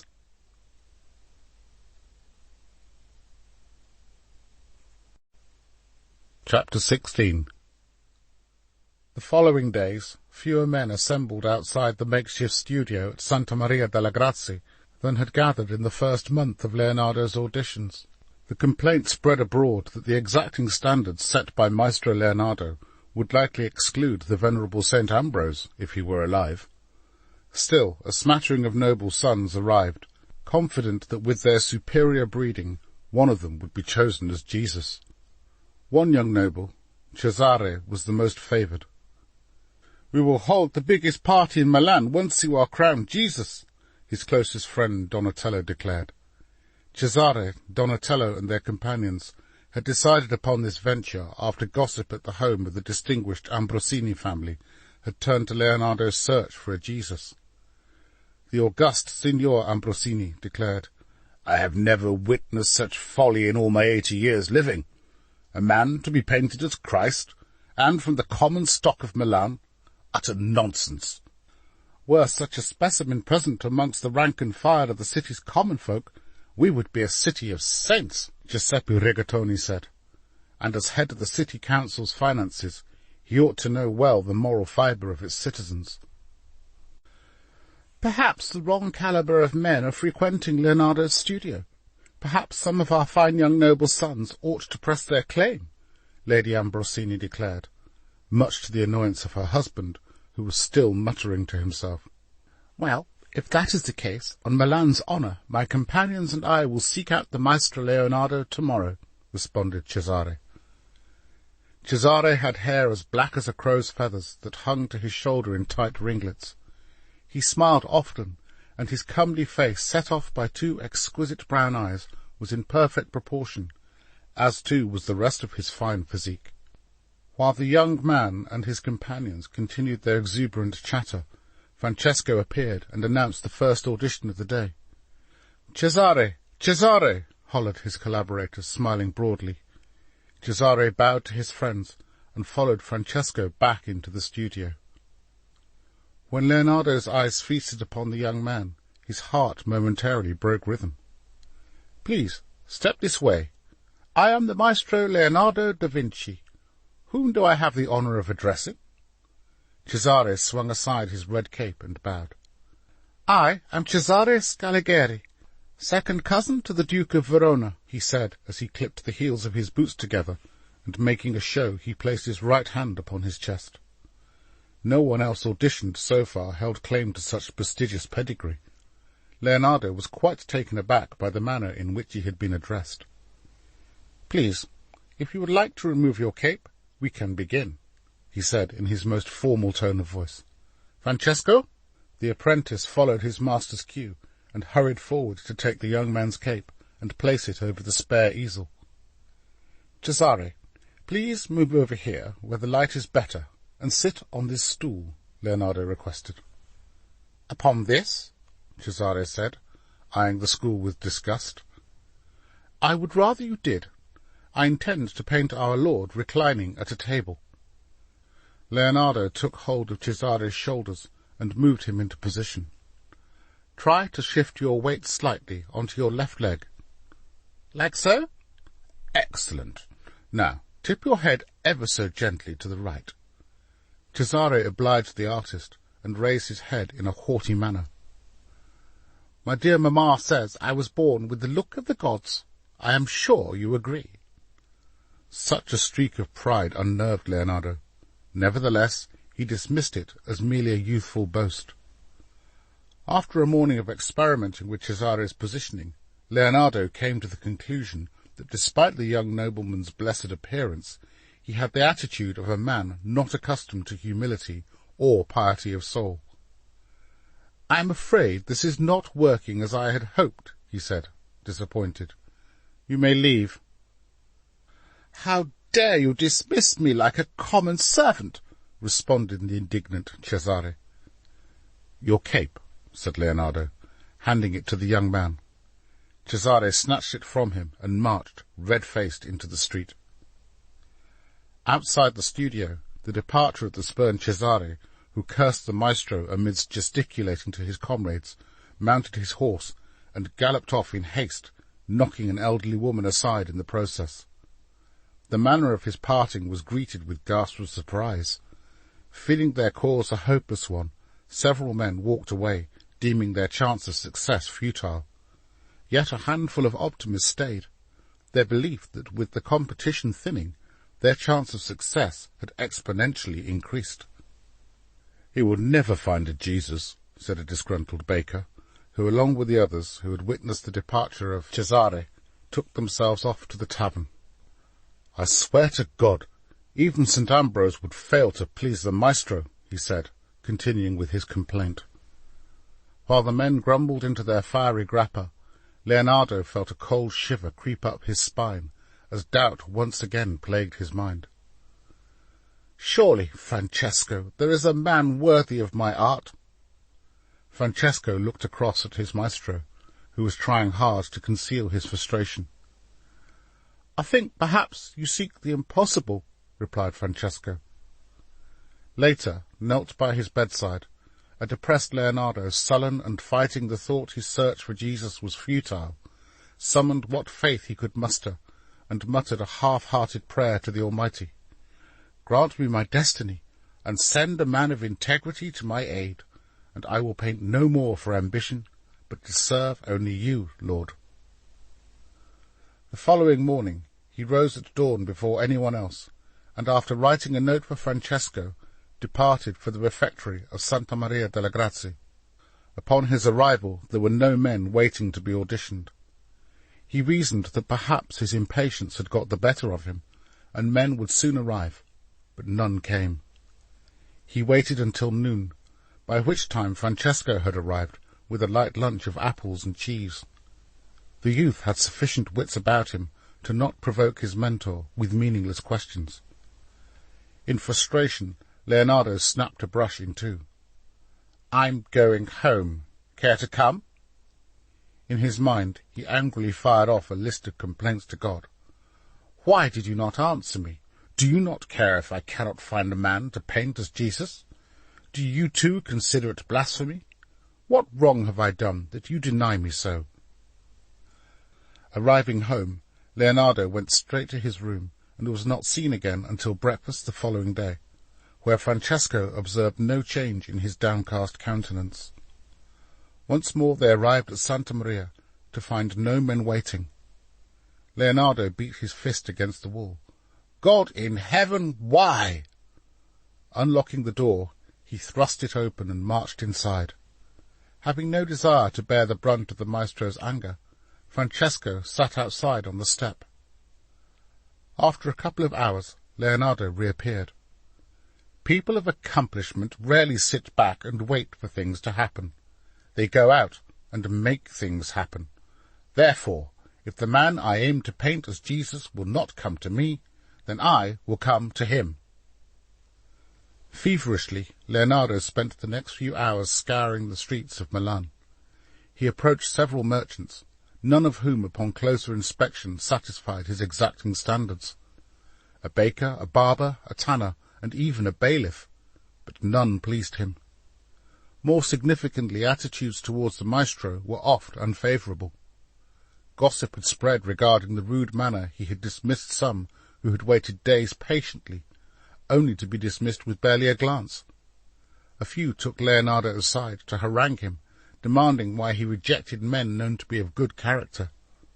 Several hours later, a weary Leonardo headed back to his studio at Santa Maria. Francesco poured a goblet of wine and handed it to his master, who took it without uttering a word of thanks. "I am tired, Francesco, of having to defend my decision to common folk who understand nothing of my artistic vision." As the last rays of a golden-orange light filtered their way through the studio window, there was a knock at the open door. "We're finished for the day. Come back tomorrow," Francesco said, paying no heed to the figure in the doorway. The man drooped his head, but just as he was set to turn away, Leonardo looked up. The light behind bathed the man in shades of yellow, causing the outline of his silhouette to shimmer in a golden glow. "Stop! Move to the left! More!" Leonardo ordered. He bounded across the floor, grabbing the man's shoulders, moving him abruptly from side to side to observe his reflections in the light. "What is your name?" "Alessandro, sir."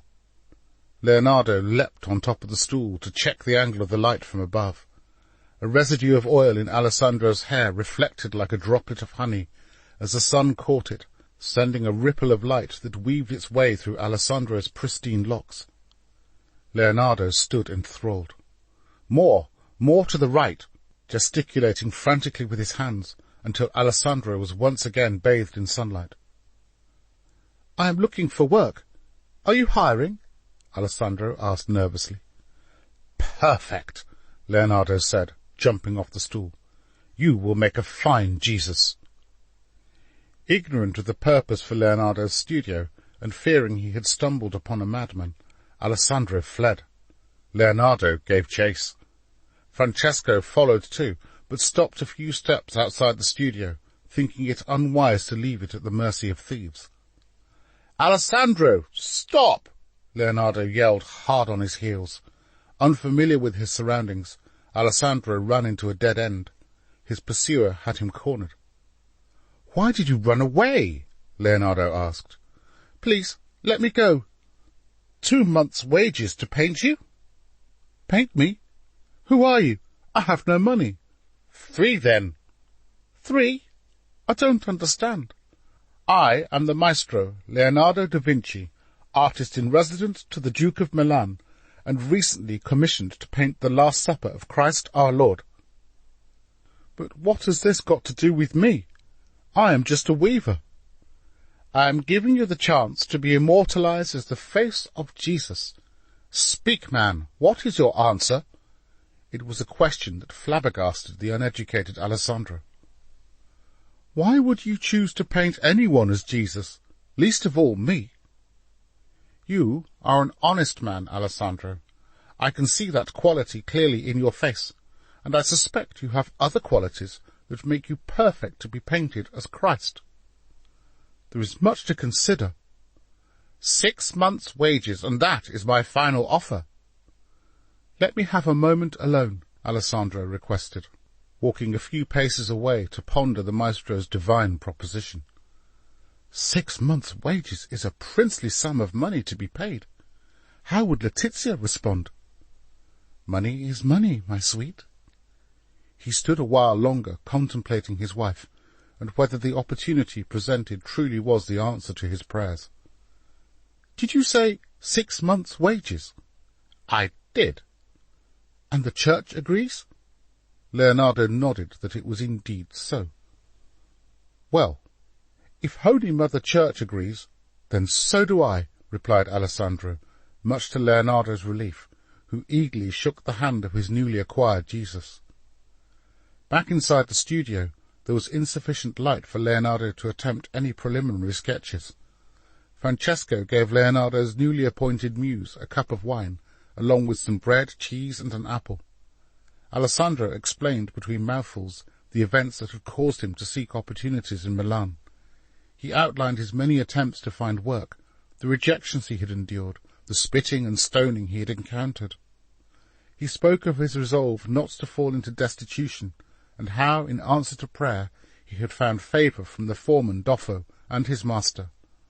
Lastly, he spoke of Letizia and the child she carried, and of his hope to save enough money to return home and provide for his family. "I see you are a man of some determination, Alessandro," said Leonardo. "Thank you kindly, maestro. My wife is a woman of great faith, and since marrying her, my own faith has increased." "She sounds like a remarkable woman." "She is," Alessandro said proudly. "What of you, maestro? Do you have a wife?" "No, I have found women to be a mystery that eludes even a man of my intellect. I do, however, have a mistress. I imagine she is beautiful like some of the painted ladies I have seen since arriving in Milan." "Not so, Alessandro. You are my mistress." "I am?" a nervous Alessandro asked. Leonardo laughed. "Everyone I paint or sketch or make a model of is my mistress." "What do you mean?" "Art, nature, life, the thirst for knowledge, these are my mistresses.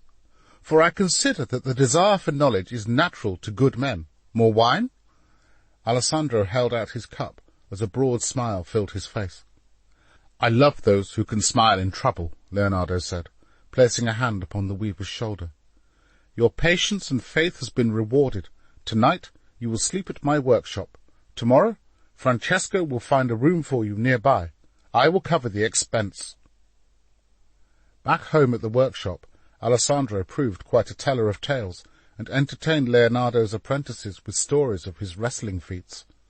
To prove a point, he jokingly threw Soleil over his shoulder, much to the boy's amusement. Once they had eaten and talked some more, a few cushions and a spare blanket were placed on the floor in the kitchen to suffice as Alessandro's bed. Grateful that his search was over, Leonardo knelt by his bed. "I give you thanks, Almighty God, that you have seen fit to answer my prayer."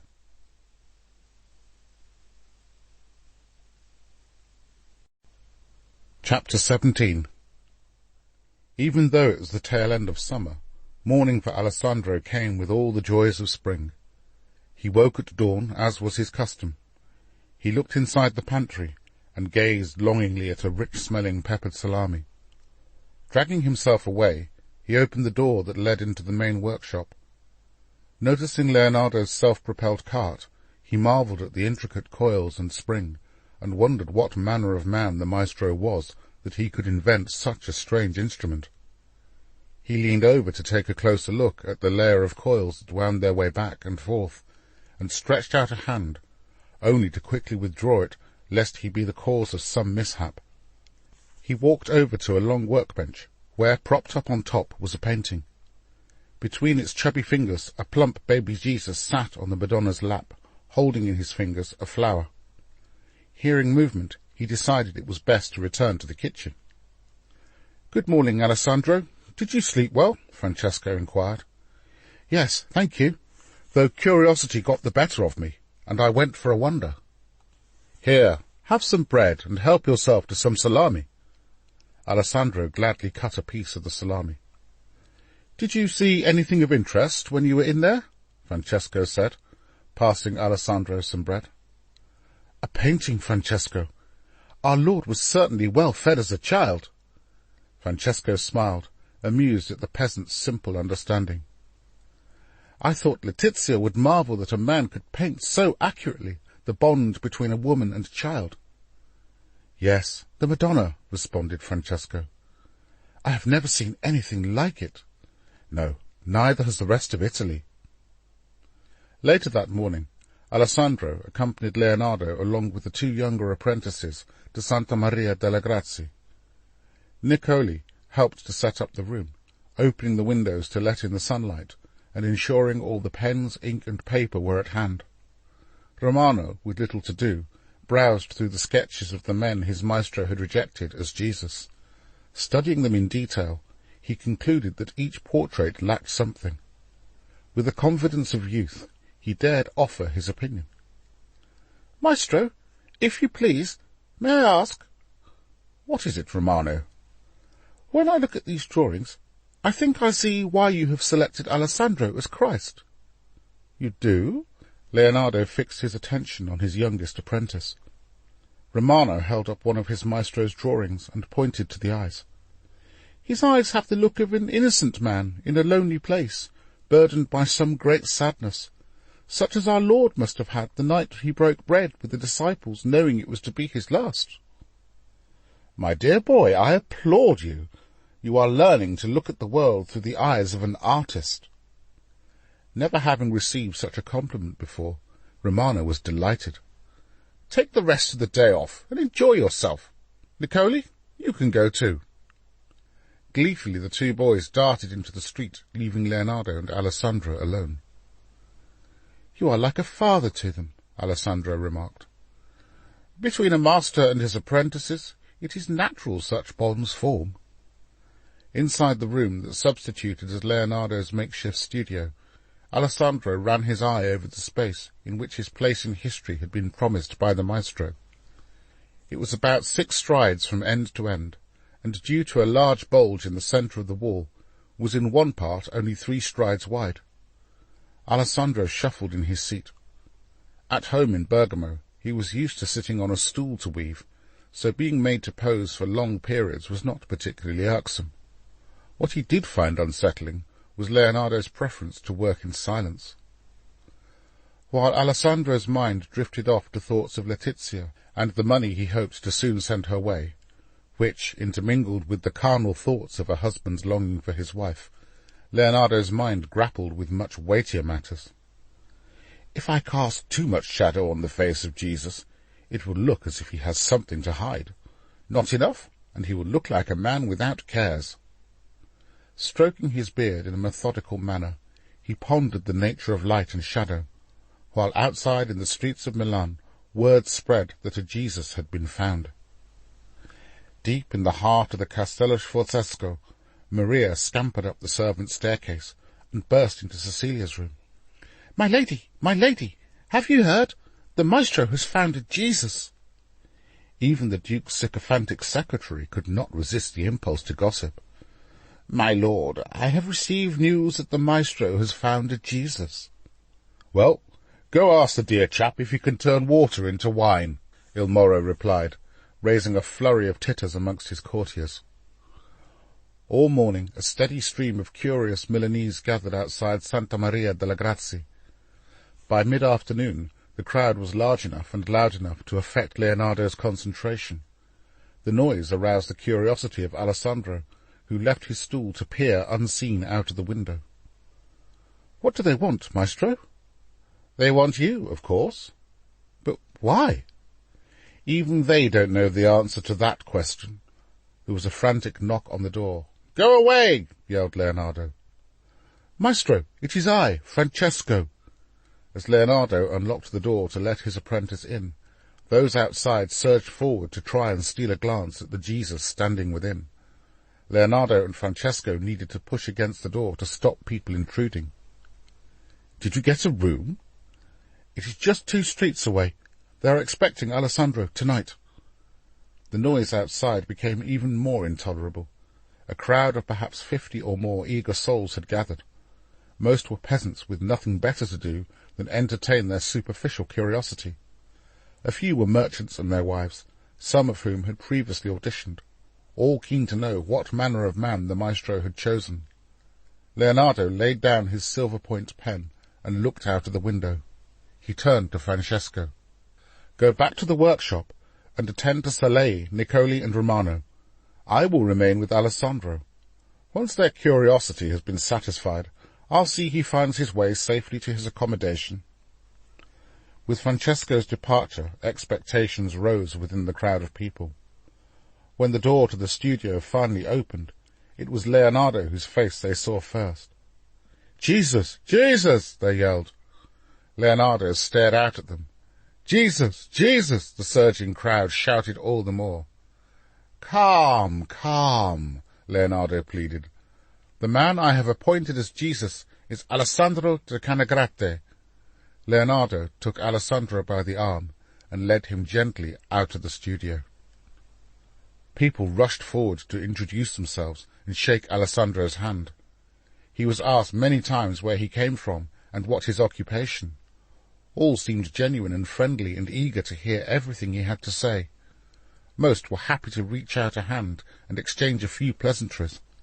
Several women blew him kisses and asked if he were married, questions an embarrassed Alessandro ignored.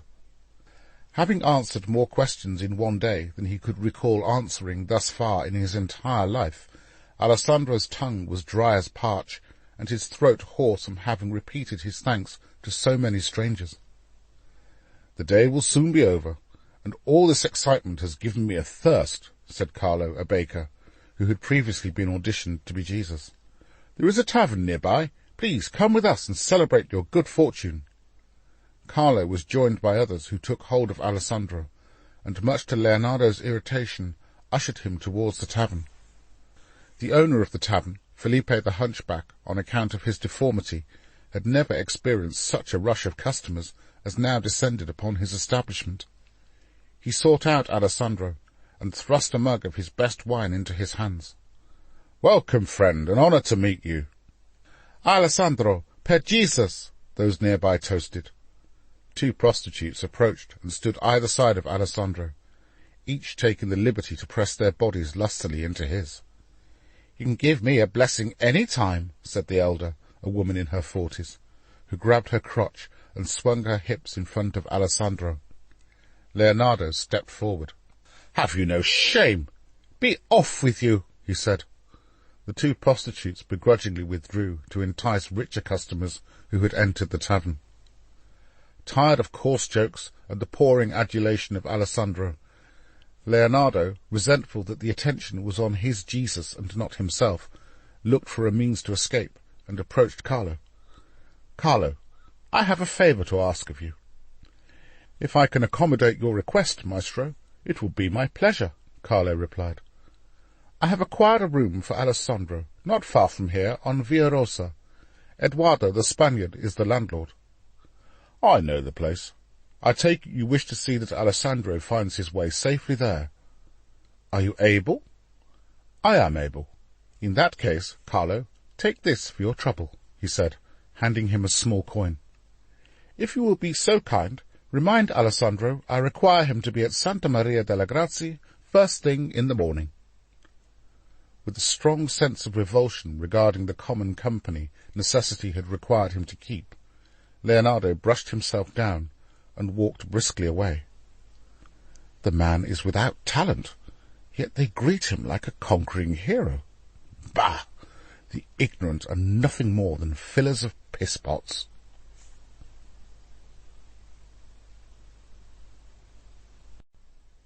Chapter 18.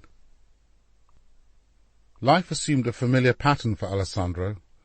By day he attended Leonardo's makeshift studio to Santa Maria, and by night he often found himself drinking with his new-found friends at the tavern by the Castello. On other occasions, members of the mercantile class welcomed him into their homes, where he was given a seat of honour at their table. More than once he found himself the object of desire from some wealthy lady, whose husband was much older and spent much of his time away on business. One such woman was Costanza Mancini, whose husband was Piero Mancini, the wealthy merchant Alessandro had worked for as a weaver. She sent a message for Alessandro to visit her home, under the pretext that there was a small tear in the fabric of one of the pieces of furniture. She was an attractive woman, not yet 30, and married to a man twice her age. When Alessandro arrived at the house, the servants had been dismissed. Wearing only an evening gown, Costanza led him into the lounge, where she kissed him passionately. "Make love to me," she begged, reaching up to kiss him a second time. "My husband is old and fails to satisfy me. Come, no one need ever know." There was not a moment's hesitation in Alessandro's response. He straightway left the house, and breathed not a word of her indiscretion to anyone.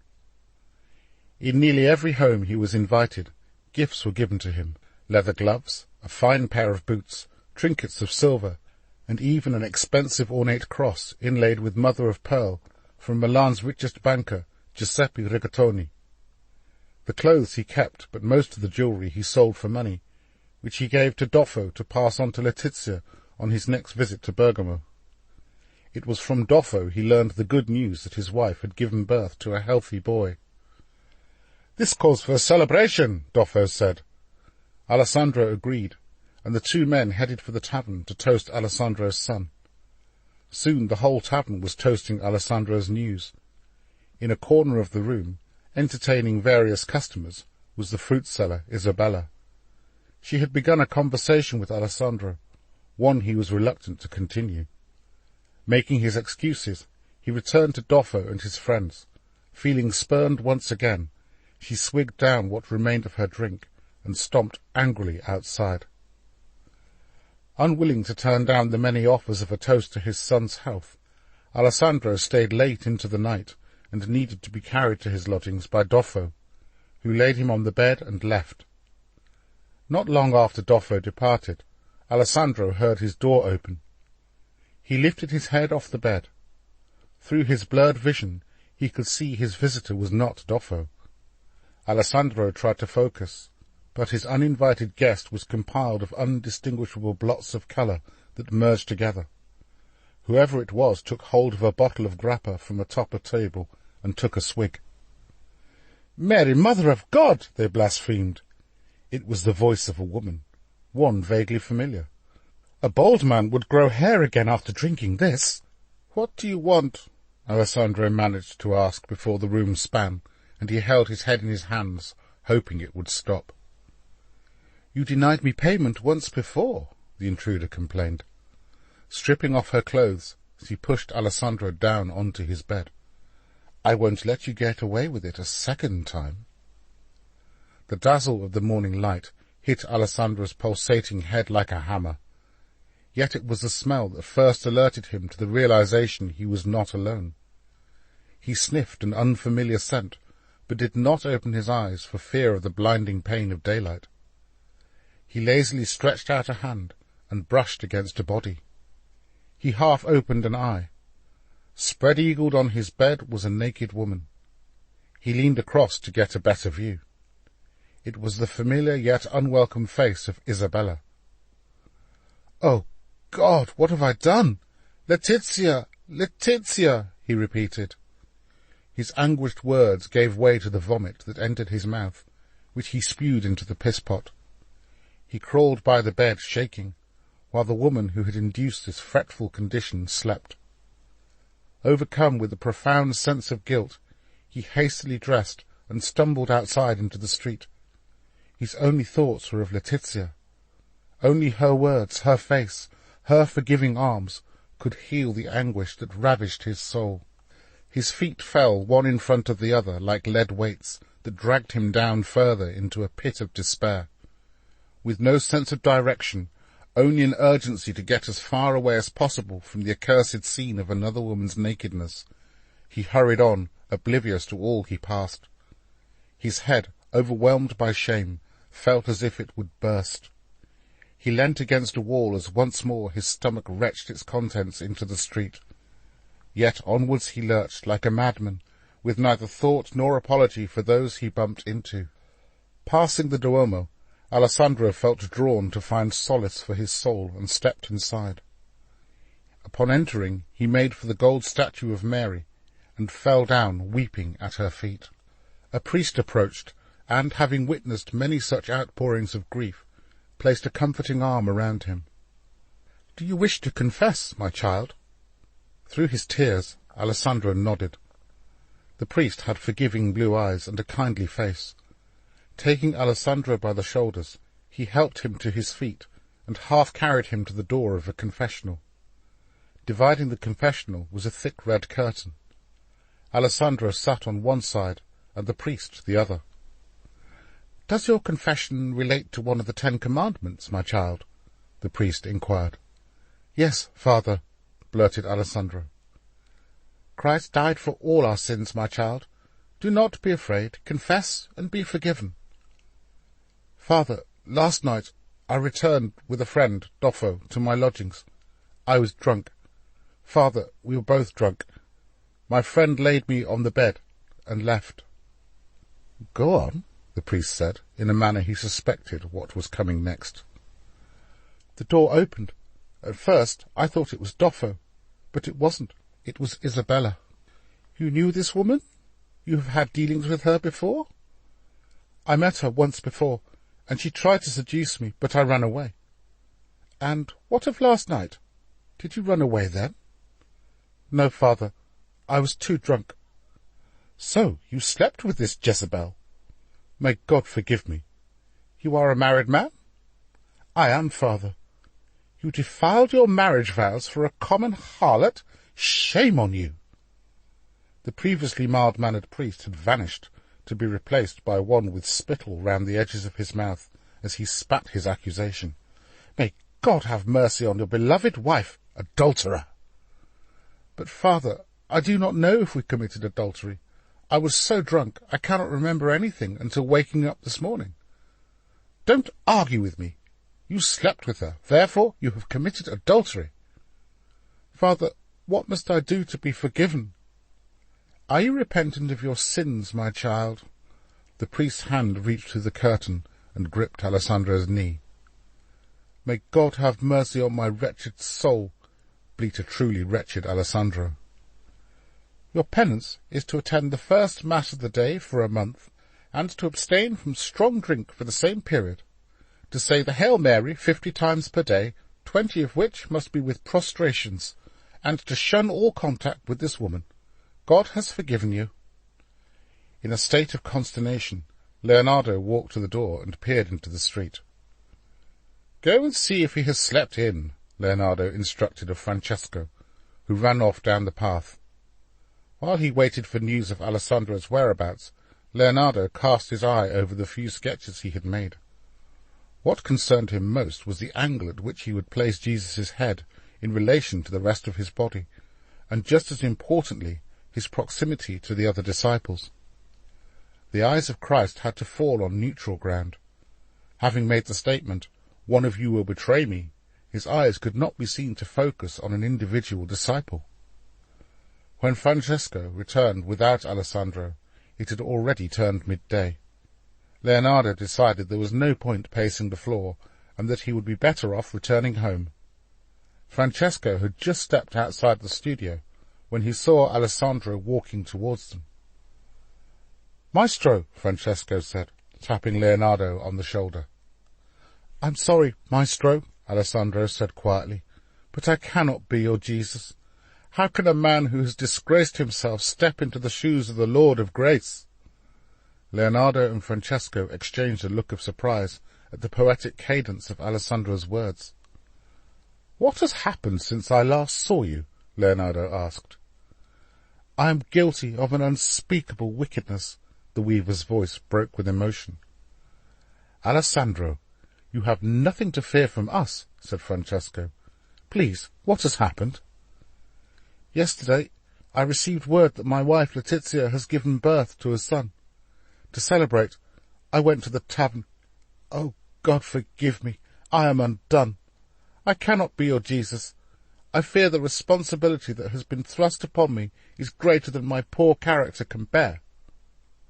"Alessandro," said Francesco, "all men feel at some point in their life the responsibility upon them is too burdensome." To emphasize his point, he repeated, "All men," and placed an arm around the distressed Alessandro. When God examines our hearts, there is no man who does not feel guilt over some act he has committed. He looked for support from his maestro, but Leonardo's ashen face showed his terror that his Jesus was on the brink of abandoning him. "Maestro!" pleaded Francesco. Leonardo gulped and wiped his bottom lip with his tongue. "Francesco speaks the truth. Even I carry my fair share of shame." "Really, maestro? It is some comfort to know I am not alone." "Alessandro," Francesco said gently, "did not our Lord forgive St. Peter after he had denied him 3 times? Therefore, if God in his mercy can forgive us, we ought rightly to be able to forgive ourselves." Leonardo marvelled at the wisdom of his young apprentice, and wondered if he had missed his vocation. Aided by Francesco, Alessandro stood to his feet, and wiped away the tears onto his tunic. "Come, let us speak no more of it," said Leonardo. The kindness shown to him by the maestro did more to heal the pain in Alessandro's soul than the stern voice of the priest to whom he had made his sorry confession. Leonardo, too, for once, was grateful that his apprentice had saved the day. He thanked God Francesco had been mindful of Alessandro's pain, and therefore been able to offer comfort, where all that was shouting loudly in his own mind was panic.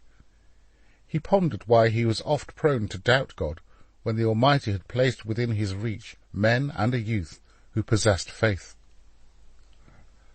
Later the same evening, Leonardo sat on a chair, one of a trio he had painstakingly carved with a large Maltese cross on the back of each. Being a balmy night, he had placed the seats outside his workshop, where he shared a jug of wine and a plate of olives with Francino, director of music at the Duomo, and the mathematician and Franciscan friar Luca Pacioli. The moon above was just a quarter of the way through its lunar cycle, and only a pale light fell on to the street. A torch placed over a hook by the door cast its glow upon the men as they spoke. "For a moment I thought he was going to walk out, and I would have to start my search afresh," explained Leonardo. "You are always too dramatic, my friend," said Luca. "It is the nature of artists to be dramatic," commented Francino. "I think every artist, whether painter, poet, or musician, longs to create something that will be remembered after his death. Isn't that so, Leonardo?" "I am of the opinion it is a sad man who goes to the grave with no visible reminder or evidence of him ever having lived." "That may be true, but in painting the Last Supper, what is your inspiration?" asked Luca. "I wish to paint a miracle," Leonardo replied, without hesitation. "To work miracles is for the divine," replied Luca. "Surely the creation of art is a miracle," said Leonardo. "Not all would agree with such lofty ambitions," replied Luca. "Paul the Apostle admonished us to do whatever our hands find to do, as unto the Lord, and not unto man. So, I put it to you, Leonardo, in painting the Last Supper, whose glory do you seek, that of man or that of God? Luca's deep voice reverberated down the cobbled street, while Leonardo shifted uncomfortably in his seat. Come, how do you answer? A bead of perspiration dropped off Leonardo's forehead, and his palms turned moist with sweat. His mind harked back to his former prayer to the Almighty, when he had declared he would no longer paint for ambition. His intonation tinged with guilt, he eventually answered, Surely it is possible to have both?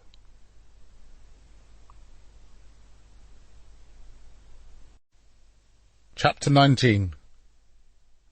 Dawn came, and while most of Milan slept, Alessandro, desiring to show his penitent state to the Almighty, made his way to first Mass at Santa Maria delle Grazie. He genuflected, lit a candle in honour of the Holy Virgin, and prayed that God would grant Letizia and his son good health. Looking around, he marvelled at the eerie way the light cast its long tentacles over the incense-filled altar.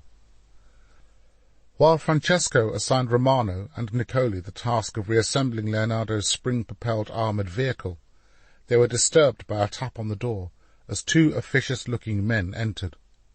One was a young man of similar age to Francesco.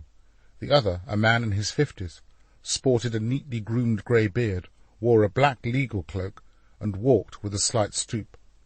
He addressed Francesco formally. "Is this the workshop of Leonardo da Vinci, son of Ser Piero?" "It is indeed," replied Francesco. "Whom do I have the honour of addressing?" "I am Signor Prodi from Florence, and this is my son." "Please enter. I will fetch the maestro." At the far end of the workshop, Leonardo was painting a small statue of a horse. "Maestro, you have a visitor, a Signor Prodi from Florence." "From Florence, you say?" asked Leonardo, a little intrigued. He put down the statue and made his way to the workshop entrance. "You are a long way from home. May I offer you some wine?" Anticipating this request, Francesco was already on his way to the kitchen.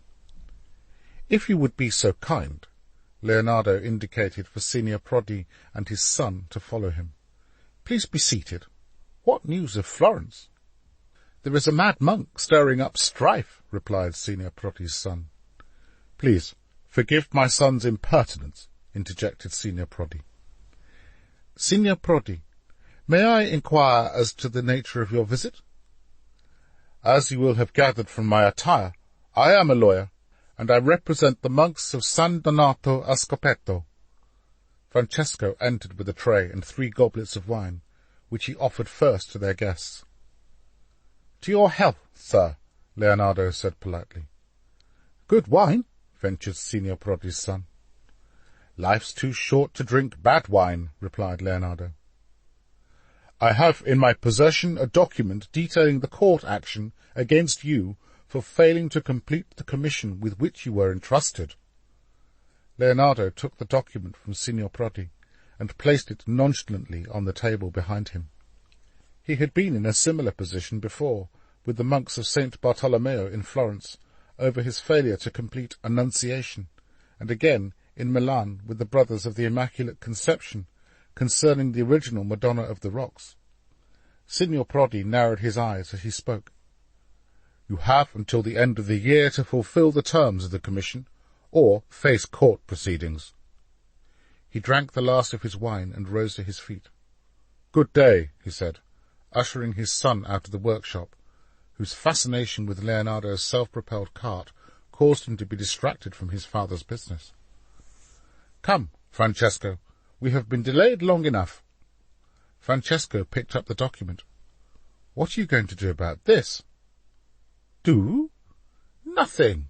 Il Moro would never sanction a request that I return to Florence now, not even if it were personally signed by Lorenzo the Magnificent." "But what if there is a court case?" "If there is a court case, it will tell me no more than the contents of this document," Leonardo said, taking the document from Francesco and waving it about, "that I return the payments received, or complete the painting by a given date, However, as far as I am concerned, the matter is closed." He tossed the document onto the table, and picking up the quills, paper, silver point pen, and inks, walked to the door. "Well, what are you waiting for?" he said, as he hurried out into the street. When they arrived at Santa Maria delle Grazie, Alessandro was patiently waiting. As he opened the door, Leonardo mumbled an apology for their lateness and quickly set to work. While Leonardo painted, Francesco played the lute. Strumming gently, he noted Alessandro's downcast demeanour. Thinking it best not to comment, he left him to ponder in peace, hoping the melodic tone of his playing would help soothe the nature of Alessandro's anguish. After the morning, they ate lunch, washed down with a little wine, during which Alessandro, deep in thought, asked, "Maestro, would you write a letter from me to send to my wife?" "Certainly, Alessandro, but I think I can do better than that. How would you like to learn to read and write your own letter to your dear wife?" "That would be most kind of you, Maestro." "Then let us begin now." Leonardo put down the drawing of Alessandro and picked up a new sheet of paper on which he began to write the alphabet. Underneath the alphabet he wrote Alessandro's name and commenced teaching the basics of literacy to his eager pupil. "It is a remarkable thing," said Alessandro, "that all the words we speak are made up of combinations of so few letters. Surely there is a lot I must learn." Each day, after Alessandro's sitting, Leonardo would take an hour or two to instruct him in the art of learning to read and write. Above all, Leonardo was pleased with Alessandro's temperament and aptitude to learn, something his adopted son Soleil lacked when it came to his lessons. However, all did not progress smoothly, for Alessandro wrung his hands and shook his head in sheer frustration on numerous occasions.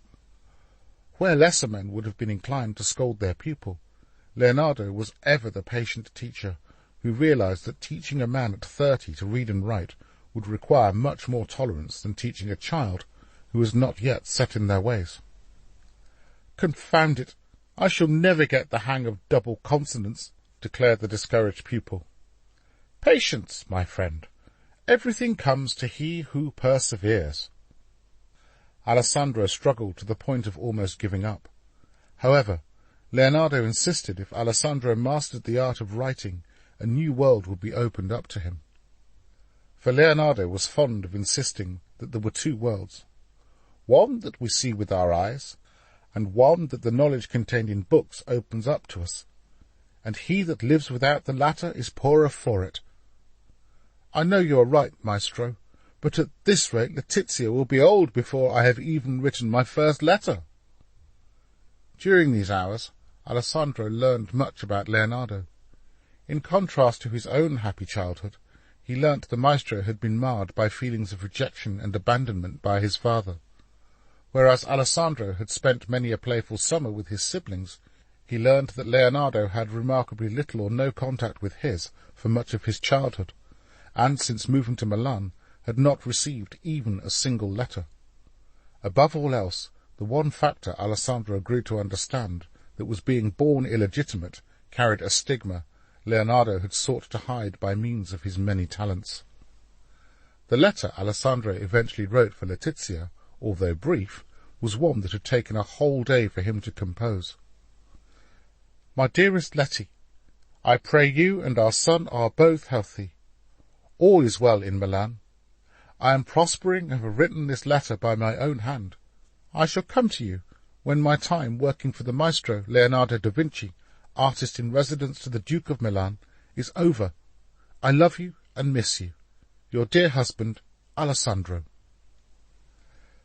As the afternoon drew to a close, Carlo, one of Alessandro's friends from the tavern, visited the studio. "I'm going for a game of bocce. Care to join me?" "I had thought about going to Mass later," Alessandro said. "Weren't you in church this morning?" "I think one Mass a day is sufficient," replied Leonardo. Alessandro yielded. "If I have your permission." "Go and have fun, and I will see you again in the morning." The game of bocce was being played on a patch of dried grass just outside the Castello walls, and was watched by a small crowd of friends and passers-by. Carlo and Alessandro had each won 2 games.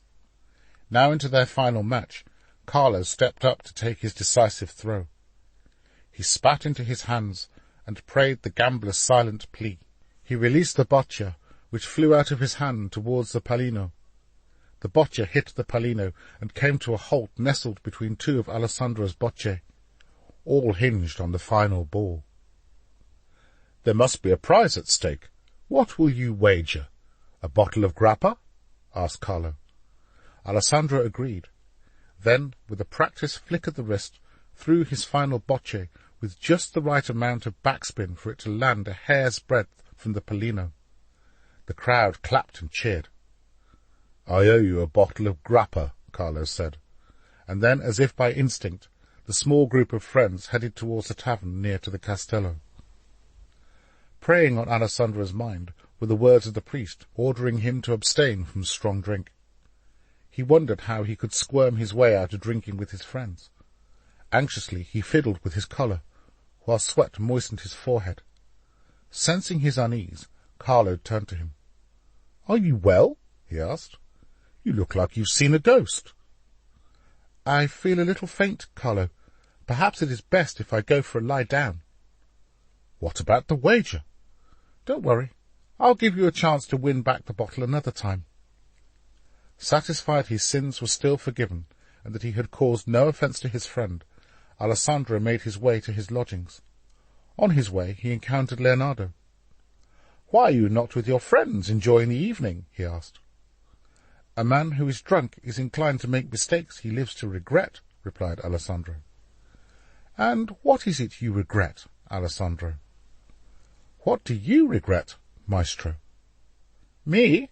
Oh, I regret that I am so preoccupied with my many ideas and inventions they leave me with little time to devote to my friends and those I love." "And who do you love?" "That, my friend, is a secret known only to God."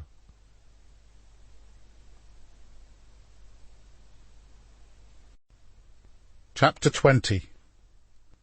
Damp hung in the air, and a cold drizzle stuck to the face of worshippers as they walked to the Basilica di Sant'Ambrogio. Every year, on October 16th, there was a Mass to honour St. Ambrose, the patron saint of Milan, and his victory over the Roman general Magnus Clemens Maximus. In 383 AD, the general had usurped power from Rome in Britain and Gaul, and his army advanced into Italy. Without a single person being killed, Milan was saved by the bravery of its bishop, who brokered a deal between General Maximus and Emperor Valentinian II.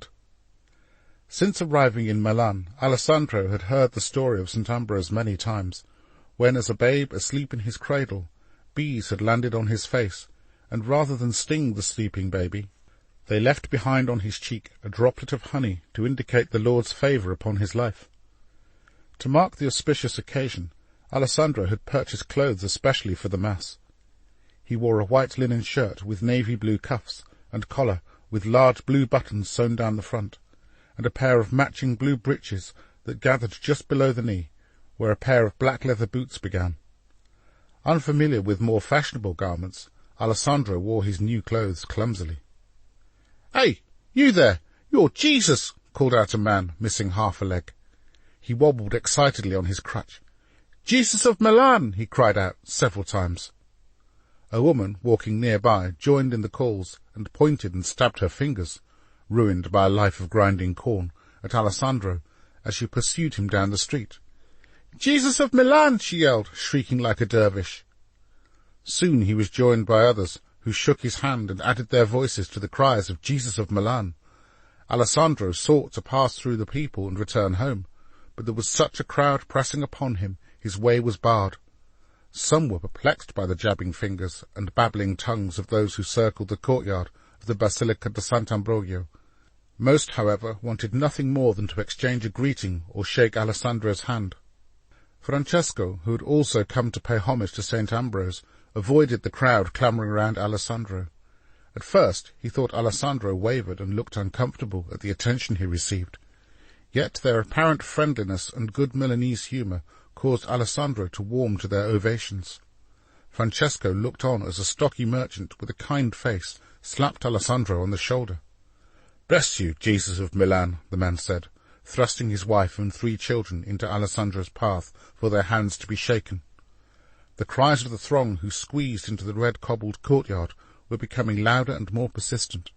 Surrounding the courtyard, on all 4 sides, was a red-bricked Romanesque portico with 3 ornate arches. Standing in the centre arch was the Archbishop of Milan, who looked out at the jostling crowd with bewilderment. Accompanying the old bishop was Prior Marco, the head priest at the Basilica de Sant'Ambrogio, a fiery little preacher with thin lips whose eyes looked through you rather than at you. Il Moro, too, was present, accompanied by his wife Beatrice. Standing with the monks from Santa Maria delle Grazie was Prior Vincenzo, whose face wore an expression of abject horror as he witnessed Leonardo's lackey lapping up the lurid attention of the crowd. Finally, there was the papal inquisitor, Father Rodrigo of Salamanca, who had only arrived in town the previous day, and in whose cassock pocket lay Prior Vincenzo's letter, which he had read so many times he could now recite word for word. "Who is that man?" the Archbishop asked. A priest holding a large jewel-encrusted gold cross stepped forward. "Your Grace, he is the man chosen by the Maestro Leonardo to be Jesus." "There must be a word to describe this madness," mumbled the Archbishop. "There is," countered the black-eyed inquisitor. "Blasphemy!" The hairs on the back of Father Rodrigo's neck bristled with indignation. Eyeing the crowd with utter disdain, his jaw locked, his eyebrows narrowed, while the knuckles of his hand turned white. Hidden in the depths of the swirling throng was a woman and her daughter. Both wore rags and walked barefoot. The woman looked like a product of the lazaretto. Her skin was grimy, and her hair was pitted with muck. The girl, aged about 7, was emaciated and cross-eyed. Neither looked as though food had passed their lips in days. "What's all the noise, Mamma?" the girl asked. "See that man over there?" the mother replied, pointing a bony finger covered by sores in Alessandro's direction. "That man is Jesus, my love, come to visit the poor of Milan." Pushing her daughter through the crowd, the woman edged closer and closer to a beaming Alessandro, who was repeating, "God bless you," to those who shoved and pushed him towards the entrance of the basilica. Hunched behind a pillar, Francesco peered out at the crowd. He felt perplexed and a little perturbed. He played with the idea of going to speak to Alessandro, with the intent of persuading him to leave, but the fervour of the crowd was so unrestrained he doubted his effort would succeed. When Alessandro was 10 yards away from the Archbishop, the woman with the child apprehended him. "My daughter is ill. Pray for her," she pleaded, pushing the child towards Alessandro. Those standing nearby fell silent. The mother knelt. Several people close by also knelt, while others reverently made the sign of the cross and stood back to give Alessandro room. Gingerly, Alessandro placed his left hand on top of the girl's head and made the sign of the cross with his right. "In the name of the Father, Son, and Holy Spirit, bless this child." Overcome with emotion, the girl collapsed into Alessandro's arms. Gently he whispered into the child's ear, raised her upright, and passed the girl back to her mother. The child looked into the tearful eyes of her mamma. "Am I better now?" the girl asked. The weeping mother clasped her child tight to her chest. "A miracle! A miracle! God be praised!" shouted several people standing nearby. Alessandro stared open-mouthed into his hands, while all around him people fell to their knees. "He's a saint!" yelled a cripple standing nearby. People clamoured for Alessandro to touch them. "Pray for me too," they begged. When he did, some fell down as if slain. Witnessing such events from behind his pillar, Francesco wondered at their meaning and observed how Alessandro's expression changed from shock to one of delight. Galvanized by his recently acquired power, he began to move through the crowd like some bygone prophet. Even the rain ceased, which only added to the fervour of the crowd. Tears streamed down faces. Hands were raised towards heaven. The joyous lips of hundreds repeated, "A miracle!" Some whispered this news, others screamed it aloud. In a matter of minutes, the courtyard of Sant'Ambrogio resembled a scene from the Gospels. Scattered all around were hundreds of prostrate people, praying, weeping, clapping, convulsing, singing, confessing, or rocking gently back and forth with glazed expressions. Startled by the sight he was witnessing, and fearing the crowd pressing ever closer, Il Moro and Beatrice retreated inside the basilica and watched events unfold from behind the safety of a window. Prior Vincenzo, dreading the effect Alessandro's apparent miracle would have upon the younger and more impressionable of his monks, also ushered them inside the basilica. While common folk poured out their devotion to God and gratitude to his servant who had granted them their miracle, Alessandro for a few brief moments felt what it was to be divine. It was clear to Francesco, the cautious and down-to-earth Alessandro he had come to know, was before his very eyes being transformed into a man intoxicated by spiritual forces. Unable to grasp a reason for this gospel-like scene, the ties that keep a man lucid, sane, and bound to the earth were dissipating in the face of each person, who in stupefied wonder praised his name or keeled over under the influence of his power. Alessandro's mind began to unravel. No longer a weaver or a subject to be painted, he was to be worshipped. In the whirlwind of devotion and delirium that greeted his every word and action, words that no mortal should utter found their way onto Alessandro's lips. "I am a worker of miracles. I am Jesus of Milan." Alessandro flung his hands towards heaven and in a loud voice declared, "Jesus of Milan." Others repeated the phrase until soon the courtyard reverberated with the sound of 1,000 people declaring it aloud. Lost in a sea of worship, Alessandro began to look upon those around him not as fellow citizens, but as adoring subjects. A beggar, his hands aloft praising God, strayed too close to Father Rodrigo and suffered a boot in the face. The inquisitor turned to the archbishop, who was gazing out at the crowd with a mixture of reverence and fear. "Your city is a haven of blasphemy. Call out the guards," Father Rodrigo ordered. The archbishop didn't hear him. "Father Rodrigo," said the archbishop, "have you ever witnessed such a spectacle in your life?" "You fool! This is the work of the devil. Call out the guards and have this crowd whipped." The enraged priest sought to approach Alessandro, but was obstructed by the crowd.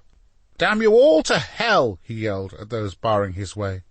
The archbishop indicated his disapproval, and several priests rushed over to Father Rodrigo and took hold of him. Much to his chagrin, the apoplectic Spaniard was eventually ushered inside the Basilica de Sant'Ambrogio. In the cobblestone courtyard, merchants and bankers emptied their pockets and gave all their money to the starving inhabitants of the Lazaretto. Inside the porticos, small groups of people gathered around priests with requests for confession and prayer. With tear-stained eyes and shaking hands, these common folks hugged the priests until they had received a blessing. Watching these scenes of religious ecstasy, Francesco kept to himself and chose to stay cowering behind a pillar. When gleeful people drunk on the delirium of the crowd approached him, he fearfully moved out of their way. From his vantage point, he saw a merchant's wife fall to the floor, screaming as she foamed at the mouth, and he wondered at the strangeness of the power that had seized Alessandro. Into the hands of the mother whose daughter had been healed, Francesco saw an elderly gentleman place a bag of coins. The woman then made her way out through the crowd, passing only feet away from him as she exited the courtyard. Alessandro turned around to see the archbishop standing before him. Silence fell amongst the crowd. "My son, I think it is time we talked."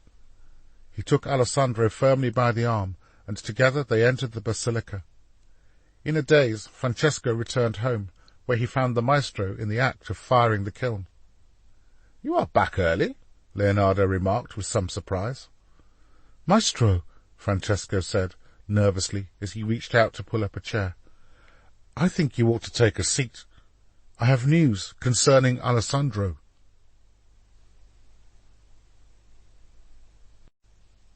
Chapter 21. It was a long, exhausting day for the old archbishop, who once again found a queue of people outside his office. Some came to testify to their own miracle. Others were distressed and had to come to seek advice as to whether God or the devil had been at work. Some seethed with anger, adamant their dearly beloved St. Ambrose would have been mortified had he witnessed such lunacy. None were more roused to anger than Father Rodrigo of Salamanca. "I have witnessed men of perverse mind before," said Father Rodrigo to his eager accomplice, Prior Vincenzo. "They are always men of intellect, who by deception and use of the dark arts impose their satanic philosophies upon weaker minds. The Maestro da Vinci has remarkable powers of persuasion. Do you believe them forged in the fires of hell?" asked the dour prior. "Undoubtedly." The Spaniard took out his rosary beads and began to mumble a prayer in Latin. Seeing the earnest manner of his guest, Prior Vincenzo took hold of the wooden cross around his neck and followed the example of his superior in prayer. "The key is to strike before friends of that Florentine bastard can rally to his support." "Have you a plan?" asked the prior, keen to know more.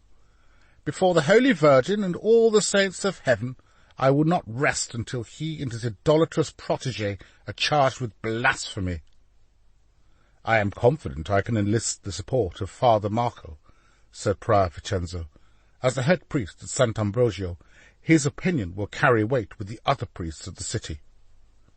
"Then I suggest you rally the support of the clergy, and I will tackle the matter of persuading Il Moro to release Leonardo to stand trial for blasphemy." Once safely back at his lodgings, Father Rodrigo stripped to the waist and removed from his cassock a small whip with bits of bone stitched into the leather strands. Taking the whip in his right hand, he flayed his back, reciting the sacred magisterium. In his mind flashed images of the scene he had witnessed in the courtyard of Sant' Ambrogio. In response, he whipped himself harder, lay prostrate on the floor, and begged God for mercy. Exhausted, he drifted off to an uneasy sleep. When he awoke, the sun was just peeping out above the Torre de Monarchi bell towers opposite his room.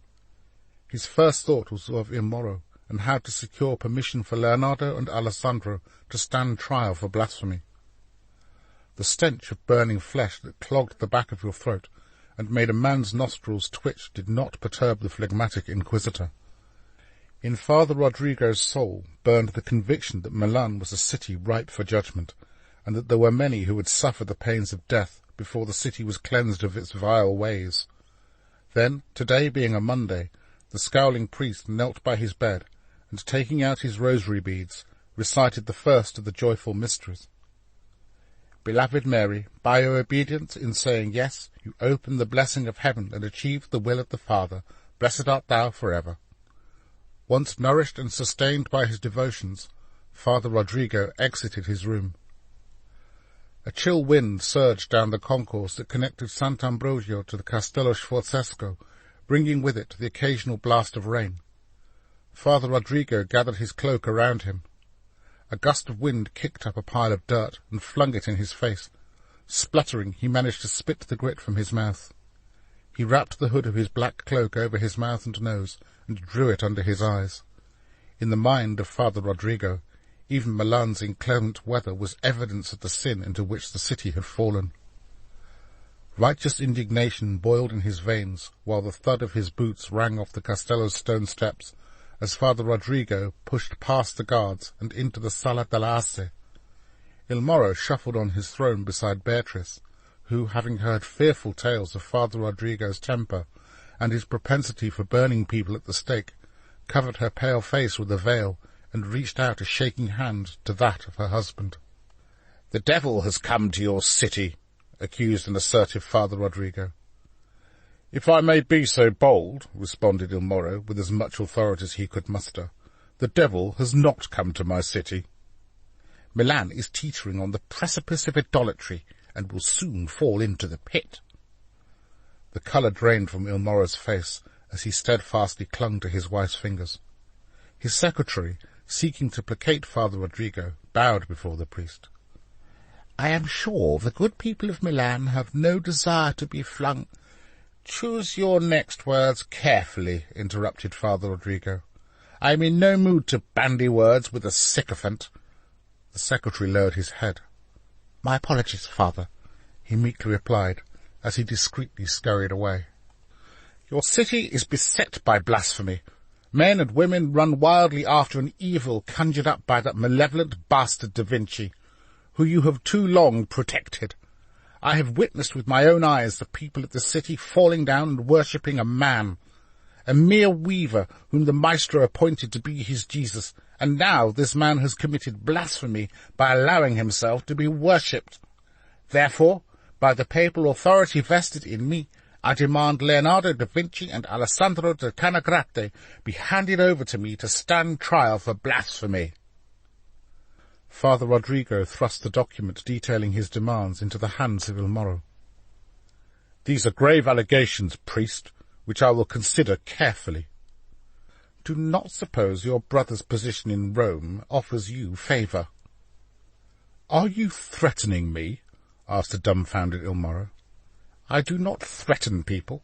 I issue decrees ordering men to stand trial for crimes against Holy Mother Church, and when they are found guilty, I sentence them to death." "What has the Archbishop to say on the charges you bring?" "The Archbishop knows it is not in his interest to arouse the anger of a papal emissary." "Before I release Leonardo into your charge, I first want the man to be given the opportunity to defend his reputation." "One way or another he will stand trial." The priest turned on his heel. His black cloak clung to the floor, and rather like a slug leaving behind a trail of slime, marched triumphantly out of the Sala della Asse.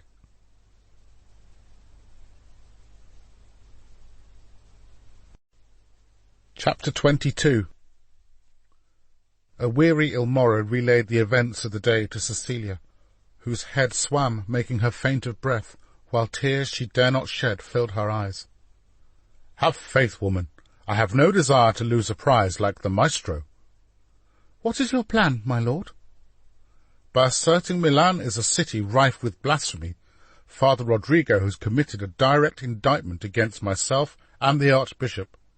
He has overstretched his hand and made it a political decision.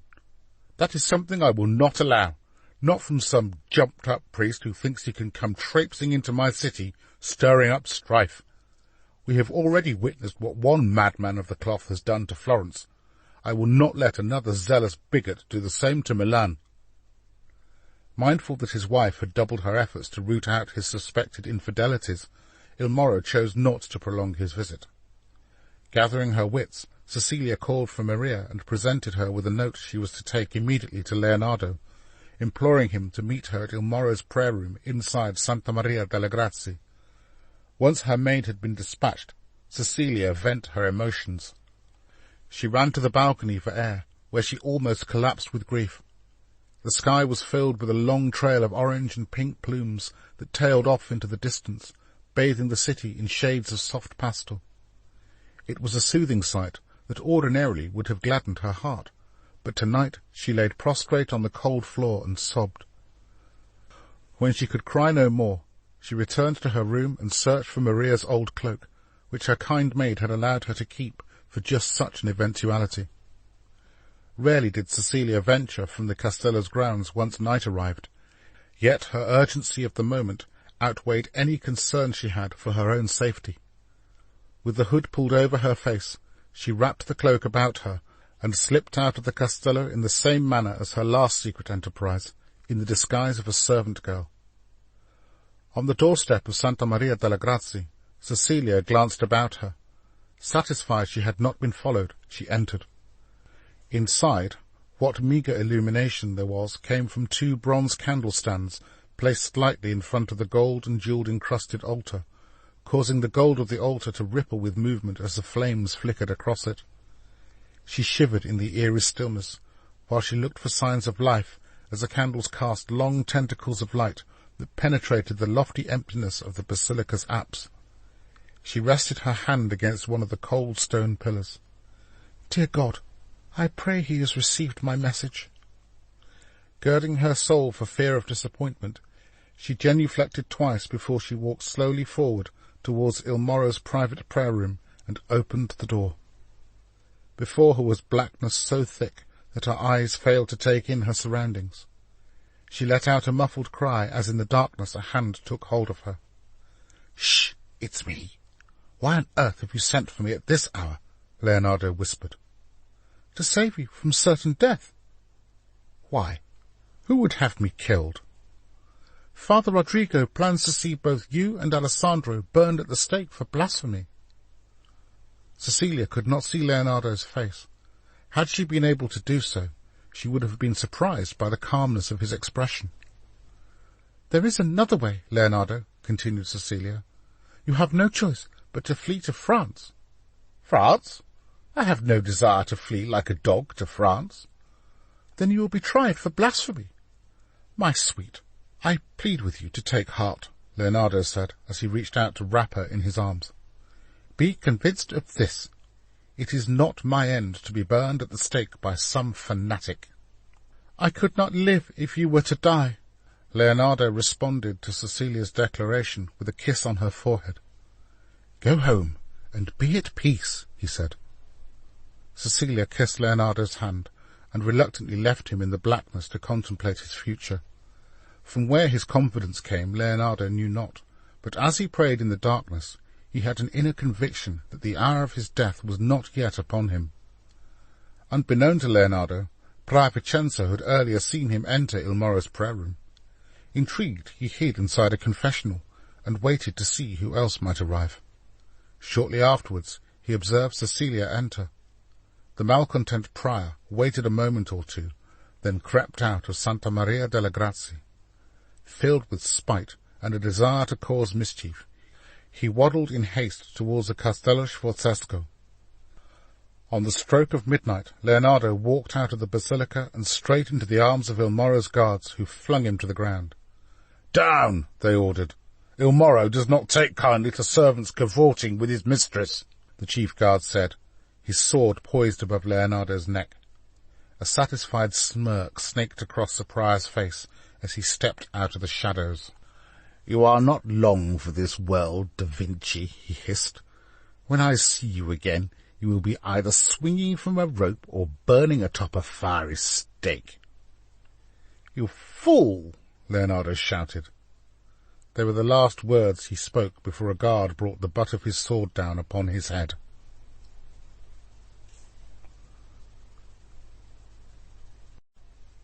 Chapter 23. When Leonardo came to, he was laid on the floor, his hands bound behind his back and tied to a wooden stake that ran the length of his body. His head throbbed. He tried to look up to see where he was, but as he was trussed up like a pig on a spit, his visibility extended as far as the end of his feet in one direction and no farther than a stone wall in the other.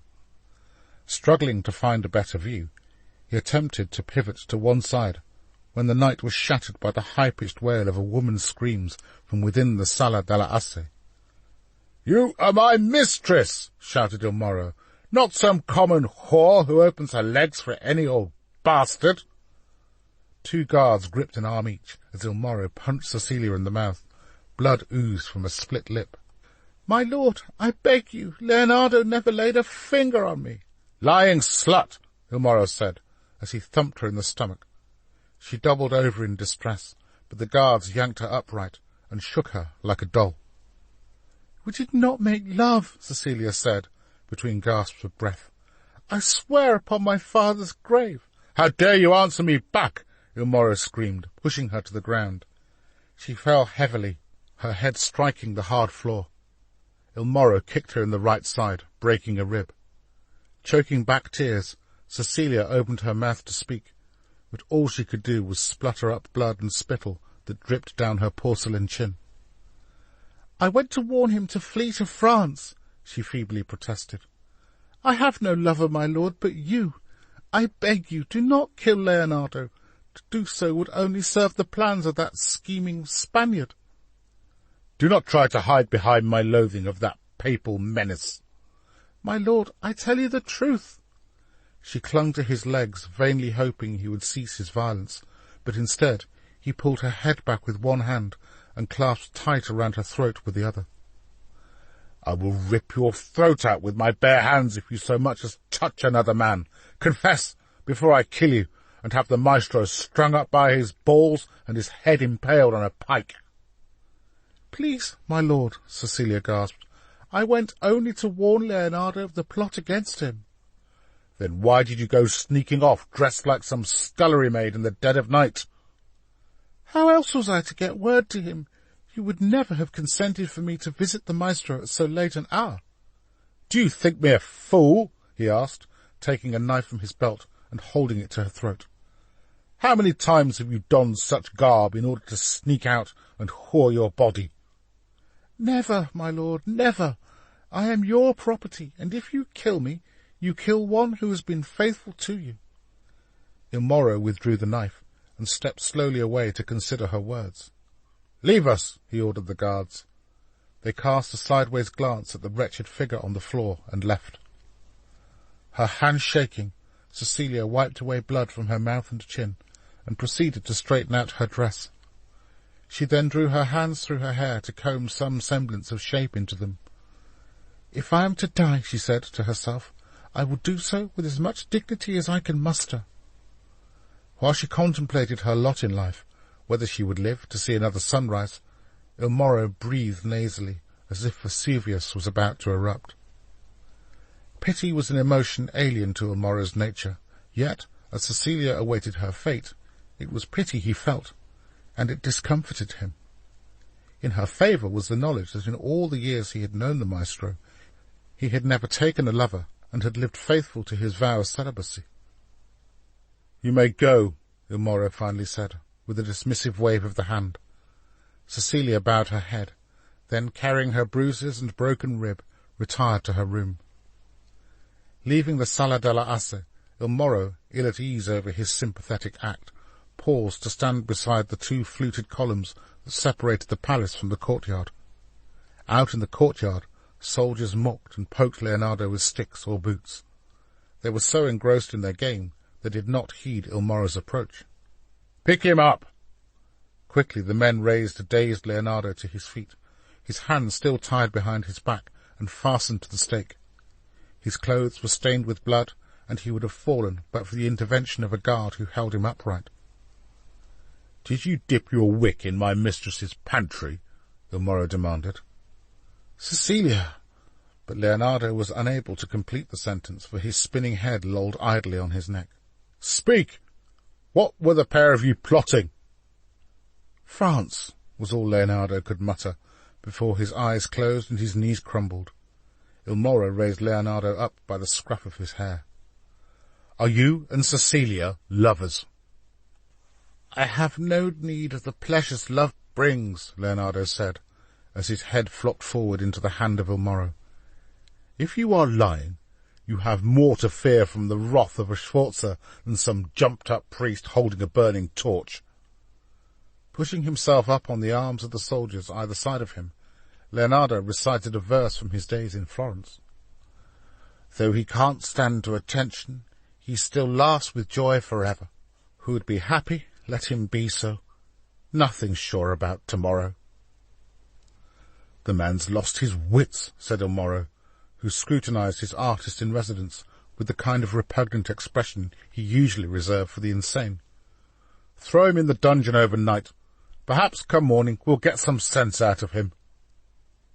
The dungeon was lined with straw and heavy with the stench of rat urine. The chief guard untied the rope binding Leonardo's hands and removed the stake.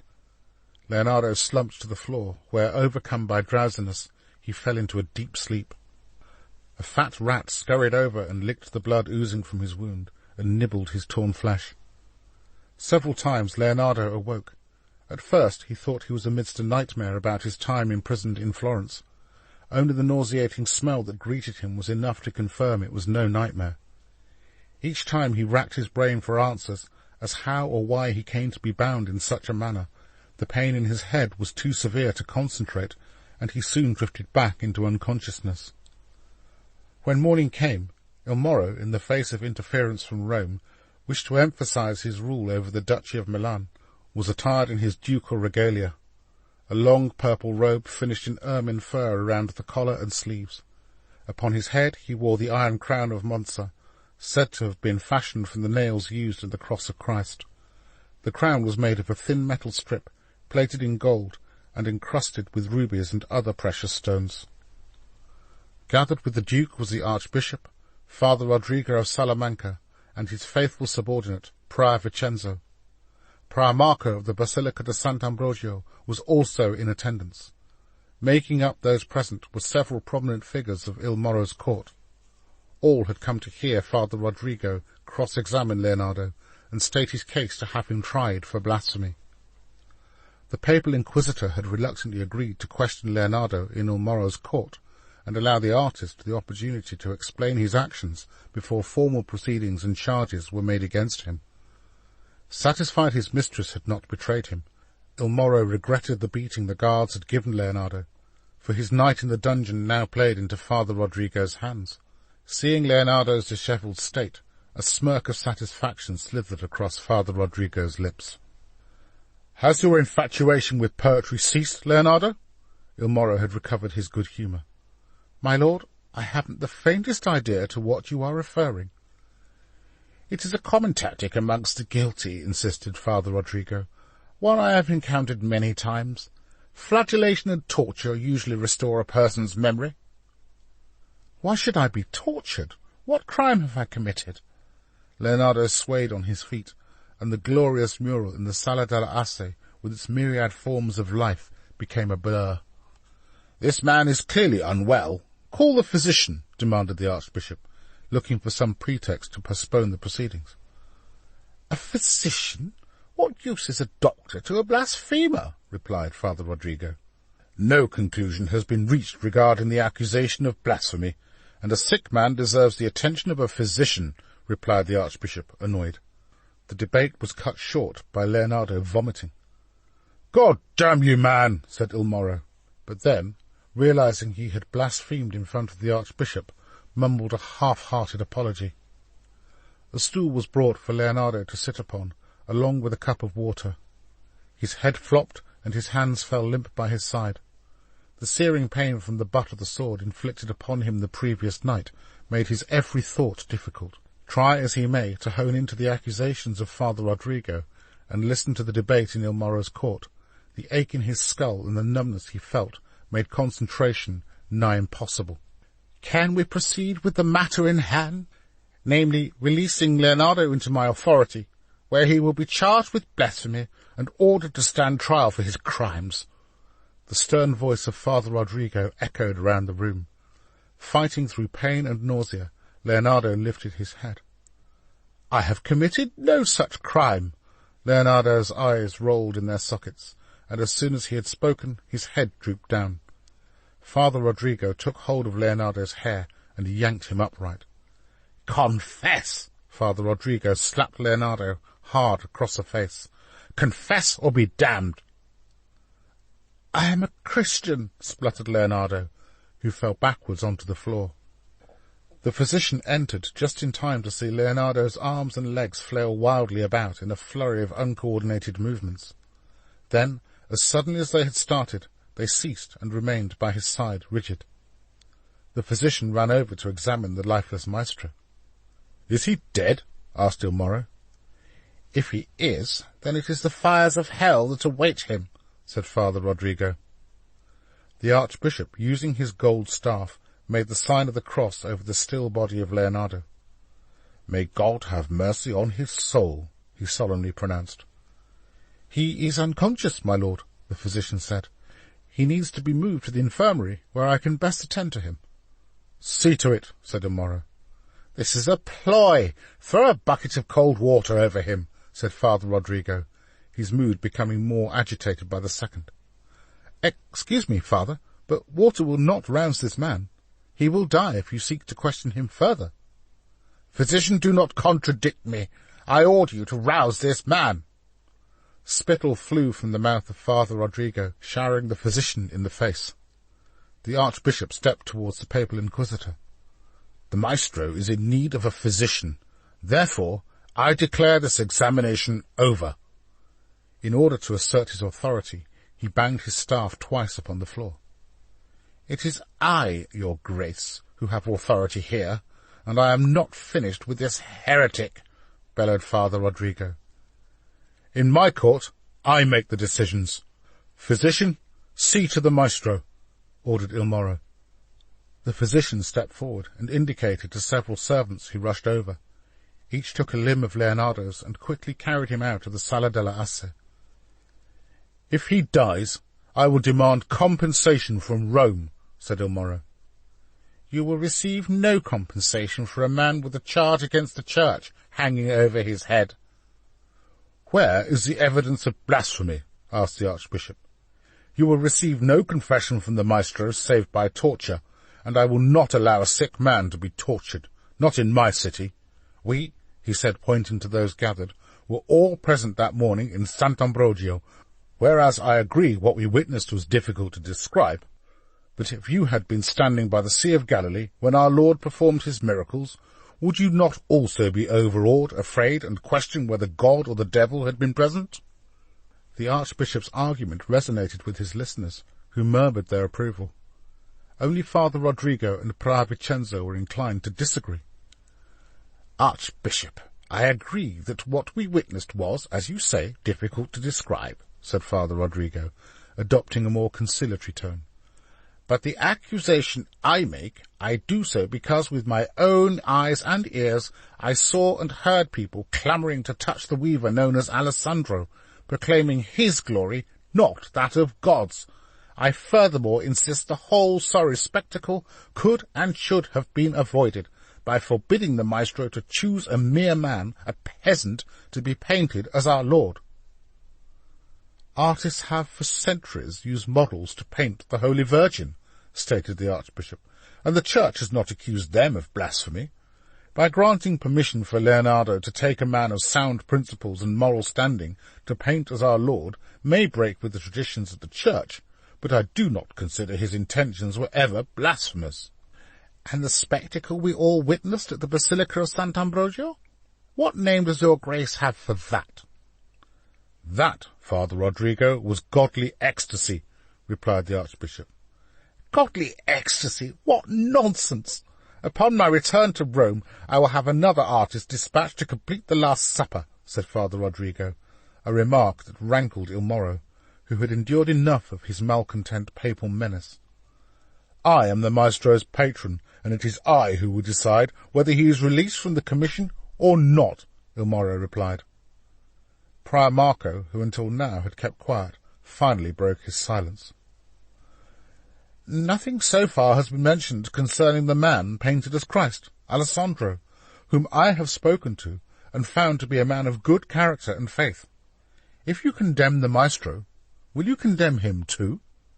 Father Rodrigo rounded upon Father Marco. "Can you not see how they have acted in cahoots to deceive you?" The archbishop, exasperated with Father Rodrigo, faced his papal tormentor. "As Archbishop of Milan, I renounce the charges you have brought against the maestro Leonardo da Vinci and declare that he has no crime to answer to." "You are a disgrace," said Father Rodrigo. But the archbishop was insistent. Since the appointment of the weaver Alessandro as the maestro's Jesus, attendances at Mass at Sant'Ambrogio and the Duomo have risen, and even Prior Vincenzo has confirmed it is the same in Santa Maria. I ask you, what kind of heresy is it that leads to greater devotion amongst the faithful? "Let us seize the devotion of the people and turn it to our benefit," said Father Marco. "We can hold up this man Alessandro as an example of godliness for the common man to follow." "An excellent idea," replied the archbishop. "Rome will hear of this," boomed Father Rodrigo, who, incandescent with rage, stormed out of Il Moro's court with Prior Vincenzo hanging off his coat-tails. Il Moro let out a sigh of relief, and turning to a gaggle of whispering servants, yelled, "Wine, you lazy bastards, and quick about it!"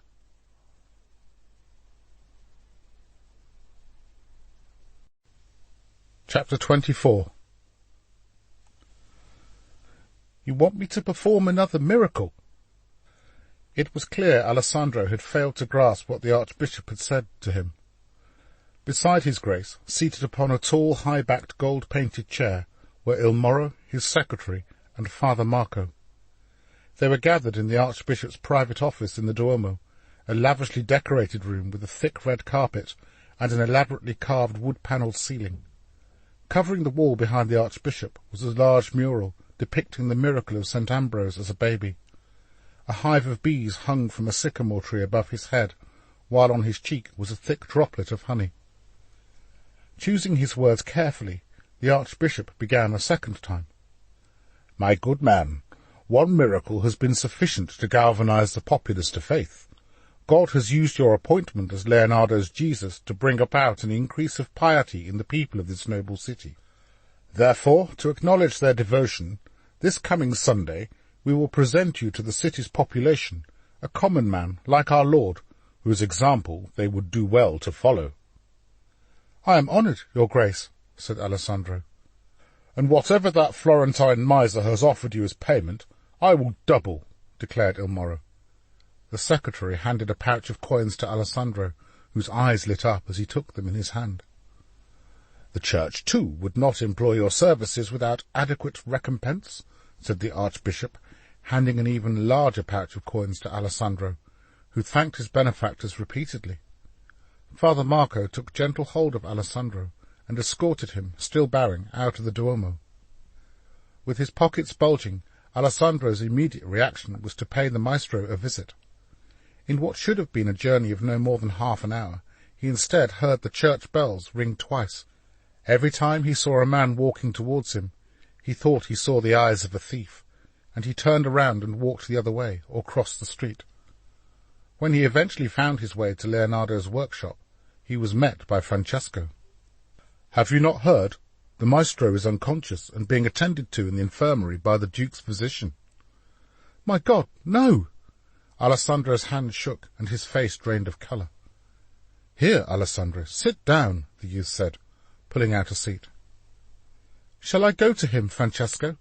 If I pray for him, he is sure to recover," said Alessandro, with the enthusiasm of a child.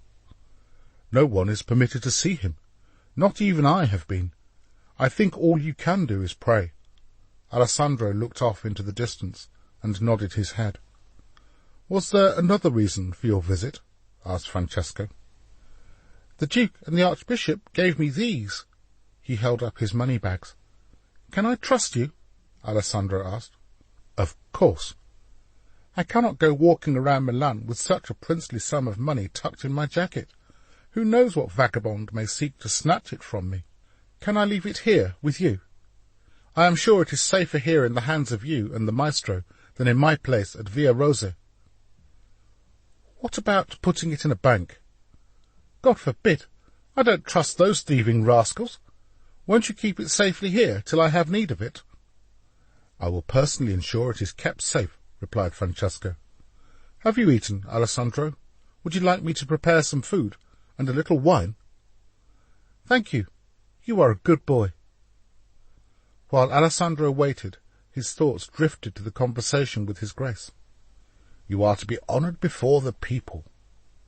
Dwelling upon such lofty views, his mind became filled with deluded mysteries. He saw the Lord dressed in white, placing upon his head a crown of gold, and heard a gentle voice whisper, "Jesus of Milan." A wave of euphoria swept over him, and tears of joy wove their way down his cheek. His body felt limp, and his hands flopped by his side. He wanted to speak, but was so immersed in his apparition that words failed him. When Francesco returned, Alessandro had his mouth open wide, and wore a look of stupefied wonder. "Are you sure you are all right?" asked Francesco, placing some bread, cheese, and a mug of wine down on a table. "I have seen a vision, Francesco, of our Lord placing upon my head a crown of gold, and declaring that I am the Jesus of Milan." "You seem to be experiencing many a wondrous thing of late." Francesco eyed his guest, perplexed that one with no education had been chosen as the recipient of such divine phenomena. Tired and weary, Alessandro's eyes began to droop. "I insist you stay the night," said Francesco. After a sound night's sleep and partaking of a hearty breakfast that Francesco had prepared, a much-relieved Alessandro departed. Walking down the Via Rosa, Alessandro paid no attention to two aristocratic women heading towards him until the court official escorting them pointed in his direction.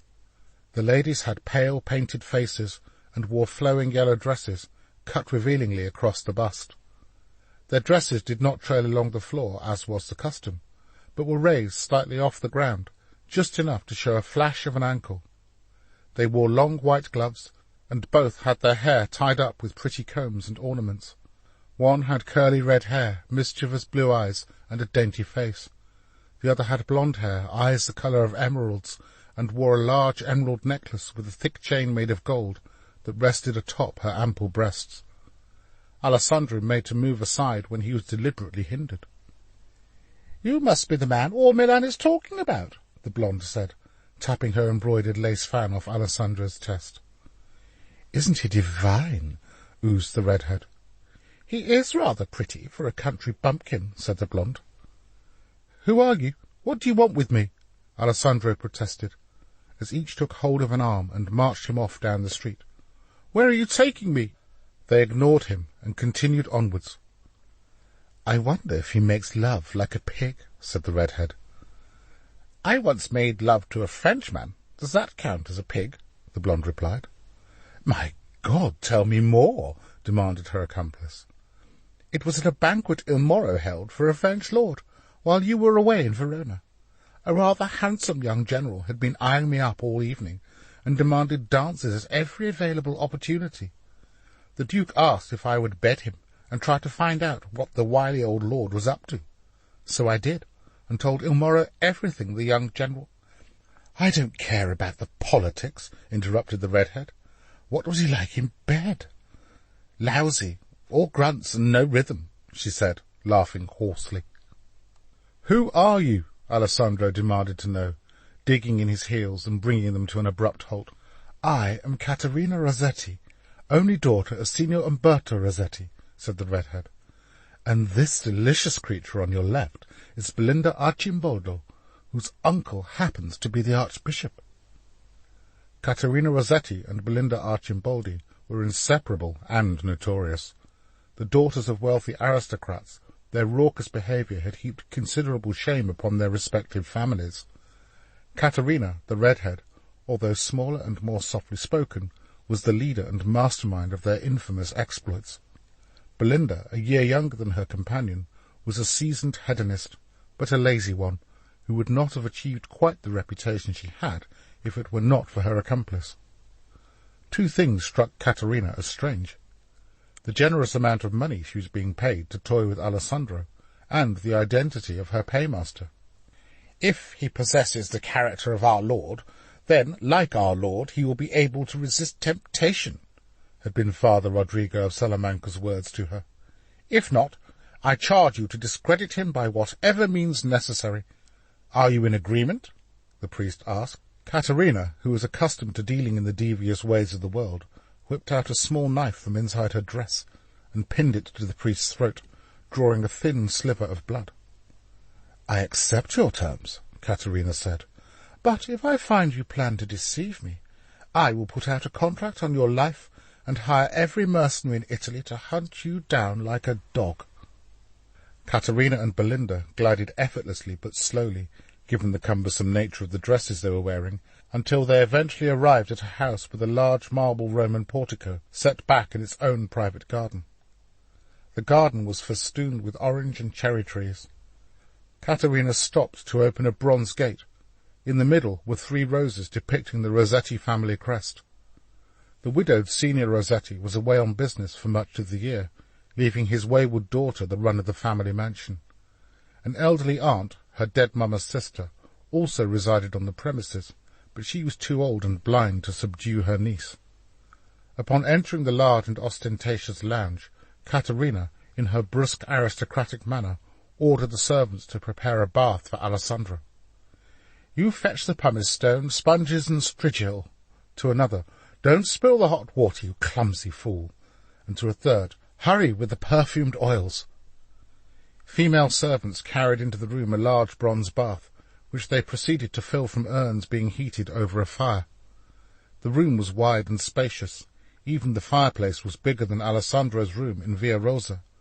Behind him was a long, carved rosewood table with 14 high-backed chairs placed around it, each covered in red velvet. Along one wall was a tall rosewood cupboard, full of jars of herbs and spices. A young servant girl of no more than 15 years was made to rub Alessandro down with a sponge. She applied the pumice stone to clean the dirt and smooth his rough skin. Having done that, she used a strigil to scoop up the dirty skin and rubbed it dry with a cloth. The servant girl appeared in awe of Alessandro. Nervously she said, "Forgive me, Jesus, if I scrub too hard." Once Caterina was happy the scented oils of roses, cloves, and cinnamon had replaced the smell of the street, she ordered the servant girl to wrap Alessandro in towels and dry him down by the fireplace.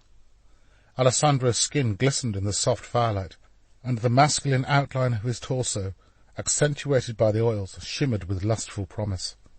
Belinda felt the tingle of sexual craving surge down her spine and settle inside her moist vagina. By the time Caterina had locked the door, and the last echo of the servant's footsteps could be heard retreating down the corridor, Belinda was halfway out of her dress, and, with a little help from Caterina, was soon relieved of her rigid bone corset. Her waist, accustomed to life inside a corset, was slender compared to those of the common women Alessandro had thus far seen in a state of undress. Tossing back her hair and throwing the combs aside, Belinda stood naked from the waist up, her blonde locks cascading down her smooth neck and coming to rest on the crest of her bounteous bosom. Alessandro had never seen such pale breasts before, and he stared at her soft white flesh, accentuated by 2 blossom-pink nipples. While he stood gawping, Caterina unfastened the back of her dress and turned to Belinda, who helped her out of both dress and corset until she too was naked from the waist up. Caterina's svelte figure and porcelain breasts were petite, like those adorning many a Roman statue. A rapt Alessandro eyed their perky exquisiteness with a confusing mixture of lust and trepidation. Wrapping a hand around Belinda's waist, Caterina drew her close and kissed her lips. Transfixed by both curiosity and fear, Alessandro froze to the spot as he watched while the 2 women embraced with a passionate kiss. Once his faculties returned, he ran to the door. "Heaven have mercy on my poor soul! I have fallen under the spell of witches." "Witches?" laughed Belinda. "Please, let me go," Alessandro pleaded, fumbling frantically with the locked door. Caterina gathered up Alessandro's clothes and threw them into the fire. He tried to rescue them, but it was too late. The flames had consumed them. "What do you want with me?" he pleaded. Removing her white linen undergarment, a naked Caterina sauntered over to Alessandro. Her skin was white as chalk, and her red pubic hairs glowed in the firelight, rendering him dumbstruck. None of the common women he had known had the marble features of the 2 goddesses who stood before him in all their aristocratic prime. "Consider us a reward for your faithfulness," spoke the delicate tongue of Caterina. "We are a gift from the people of Milan." She reached out a hand towards him. "Come, don't be afraid. We have been instructed by a prince of the church to satisfy your every desire. You are Jesus of Milan, a man of great importance, who is to be honoured before the people. And we are angels sent to serve you. Look, here is a ring, a token of the esteem you are held in." The ring was silver, and bore the Rossetti crest. Caterina stretched out her arm to Alessandro, who paused, his mind swirling with a myriad of thoughts. "What of my wife, Letizia? Surely the church would not give such gifts if it was sin. She is indeed an angel, and I am, after all, a man to be honoured." Mesmerized by her porcelain skin, he cast a lecherous eye over Caterina's nakedness.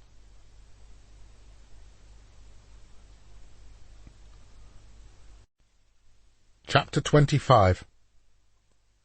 Rather than head south for Rome, Father Rodrigo of Salamanca turned north. Taking the Alpine Pass, he headed into France and the court of King Charles in the Loire Valley. Here Cardinal Giuliano della Rovera had fled, aiming to foment strife between France and the Borgia Pope. Given the inclement weather, Father Rodrigo's journey was arduous, made worse when one windswept afternoon he was waylaid by bravadoes. Undeterred, he called down fire and brimstone upon their heads, and, as luck would have it, His curses were answered by torrential rain, which poured forth their fury amidst a thunderclap so loud a horse belonging to one of the bandits keeled over dead, and the others bolted. The bandits were so awestruck by this display of divine retribution, they fell to their knees and begged forgiveness from Father Rodrigo, who took out his whip and flogged them as they fled away, crying out to heaven for mercy. The young novice accompanying Father Rodrigo believed he was in the hands of a rare holy man, and swore lifelong allegiance to his master.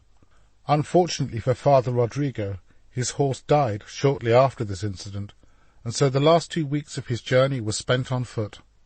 Several days walking over rough terrain took their toll on his blistered feet. Such was the pain and discomfort he felt by the time they reached the Loire Valley. His mood was so black, he believed the French should be damned as a nation. The Château d'Amboise, where the court of King Charles VIII resided, was not to Father Rodrigo's liking. Its grey stone walls and clumsy design were crude compared to the palaces of Rome. Extensions and renovations were under construction, presided over by 2 Italian stonemasons. The grounds and formal garden were also being restyled by an Italian. The priest, Father Pacello da Mercogliano, a genial man with huge hands, had been given the responsibility of attending to the needs of Father Rodrigo. Etienne de Vesque was regarded as the most influential man in court. He oozed Gallic charm, and was the kind of courtier who would betroth his own daughter to the devil if he thought it would advance a cause he was pursuing. An increase of French influence in Italy was an aspiration of his. Therefore, meetings were held between Cardinal Rivera and Etienne de Vesque, designed to investigate ways by which the Borgia Pope could be deposed and replaced by Cardinal Rivera, who would then allow the army of King Charles to claim the crown of Naples and take Milan. King Charles had a vague claim to Naples through his paternal grandmother, Maria of Anjou. Milan was important for strategic reasons, and Cardinal Rivera, who hated the Sforzas, had a desire to see it fall into French hands and witness Il Moro and his brother Cardinal Ascanio stripped of their power and influence. The private chambers of Cardinal Rivera were not as ostentatiously decorated as his former Vatican quarters. All the same, his room in the chateau was well maintained. The dour cardinal had nothing but praise for his hosts. The king is a simple man, unsuited to the affairs of state, preferring to leave them to his sister, Anne of Beaujeu, and that silver-haired fox, Etienne de Vesque, whom you have met. "How do you find the French?" asked Father Rodrigo.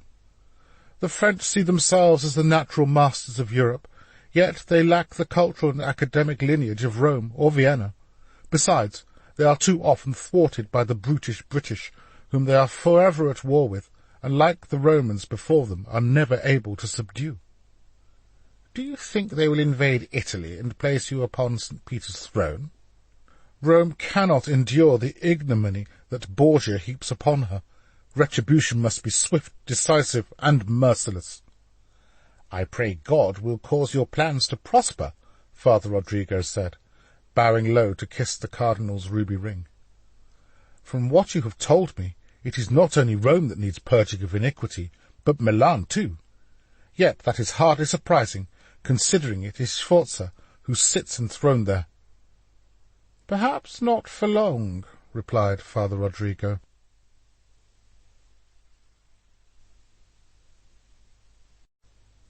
Chapter 26. While Leonardo remained unconscious, word spread in Milan's many basilicas that on the second Mass of the forthcoming Sunday, Alessandro would be blessed before the people on the steps of the Duomo. The elderly matriarch of the Gonzaga family hung her head in shame that her nephew Il Moro had endorsed such a farce. "It is all the doing of that Florentine bastard," she complained. "He has bewitched your uncle." "It is the devil in him, or so the Lazarines would have you believe," said her granddaughter Bianca. "Perhaps there is more truth in the minds of the ignorant than we give them credit for," remarked her stern-faced grandmother. In the home of Maria, family and neighbours crowded into her parents' hovel to gossip. "My mistress is most upset over the maestro's condition. The Duke has forbidden her to visit him in the infirmary, and she spends her day confined to her quarters in tears," explained Maria. Maria, I think you are a brave girl. If my daughter were dressmaid to the Duke's mistress, I would be beside myself with worry that she would ever meet the maestro, said Camilla, a portly lady with few teeth, who worked as a cook in the kitchens with Maria's mother. Oh, she has met him several times, haven't you, my sweet? Maria's father interjected. God have mercy, cried Camilla. And what of this Jesus of Milan? Have you met him too? Alessandro? Yes. Until a few months ago he was sleeping by the Duomo under the protection of the priests. It is a thing to be marvelled at, suggested Maria's father, to be plucked from obscurity and catapulted to such giddy heights. A biting autumn wind blew down from the mountains, heralding winter was on its way. Huddled over a fire, deep in conversation with a bunch of regulars in the tavern by the Castello, were two of Alessandro's friends, Emilio and Carlo. Perhaps the Inquisitor has taken him to Rome, said Emilio. No, he came for bigger fish than your Jesus, replied a grey-haired merchant. Then where is he? Demanded the landlord, Philippe the hunchback. As I said, he's on the back of a cart bound for Rome, said Emilio. How can that be, if the Archbishop intends to present him on the steps of the Duomo this Sunday? Insisted Carlo. Maybe he's found a woman, suggested Philippe. I know every whore in Milan, Carlo laughed. If Alessandro has found himself a woman, I would know. The morning was all but over when Alessandro woke in a bed of clean Flemish sheets, with not one but two women asleep beside him. Good morning, my lord Adonis, Belinda said, taking hold of Alessandro and turning his head towards her to kiss him. Before she could, Alessandro turned away and stepped out of the bed. Is it adultery to fornicate with an angel? The naive Alessandro asked. I mean, have I wronged Letizia? Caterina, being the more skilful when it came to playing games with docile men, replied, Would a prince of the church offer us as gifts to you, angels no less, if there was any sin? No, Alessandro, he would not. Even his holiness is known to have a mistress, and would the church allow such a thing if there was sin? Of course not. You are free of responsibility, Alessandro. Her slippery tongue appeased her not-so-educated guest, who ceased his questions and sat down on the bed. You are a saint, insisted Caterina, the great Jesus of Milan, and the most important man in the city. Stretching out his arms, Alessandro gazed heavenwards. His lips trembled as the words Jesus of Milan tumbled from his mouth, along with a shower of spittle. Each time he repeated the phrase, his body quivered with divine delirium. Observing him, a concerned Belinda took Caterina aside. What if he becomes mad? Belinda asked. Father Rodrigo said to ruin him by any means necessary, Caterina whispered. And was it not Euripides who said, He whom the gods would destroy, they first make mad? When the day of his blessing finally arrived, it was a cold, unsettled day. An unforgiving wind hit parishioners in the face as they made their way to the Duomo. The most devout had arrived at dawn for the first Mass of the day, and many had lingered on to witness the Archbishop's presentation of Alessandro. When Alessandro entered the Piazza del Duomo from the western corner, beaming from ear to ear, and dressed like some bizarre character in a troupe of Commedia dell'arte players, gasps of disbelief greeted him. Prior Vincenzo, forsaking his duties at Santa Maria, arrived at the Piazza del Duomo with one intention, to forestall the Archbishop's plan and pronounce Alessandro a heretic. The moment Alessandro strolled proudly through the crowd, bowing or genuflecting as he made his way, Prior Vincenzo struck. "Heretic!" he screamed as loudly as he could. But alas, it was to no avail.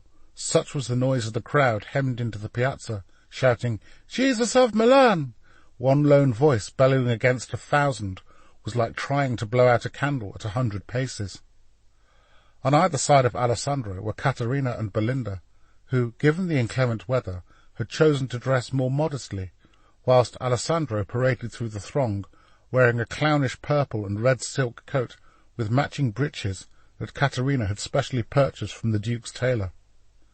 "I doubt Jesus will have much success converting those two," Il Moro sniggered to his grinning secretary.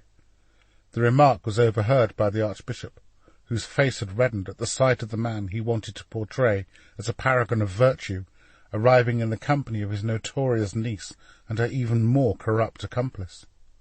"Good morning, uncle," cooed Belinda. "Was it your idea to dress him like a court jester?" asked the Archbishop to Caterina, who fluttered her eyelids. "Harlot," his Grace added venomously. "Your Grace, I am deeply offended," replied Caterina, enjoying the attention.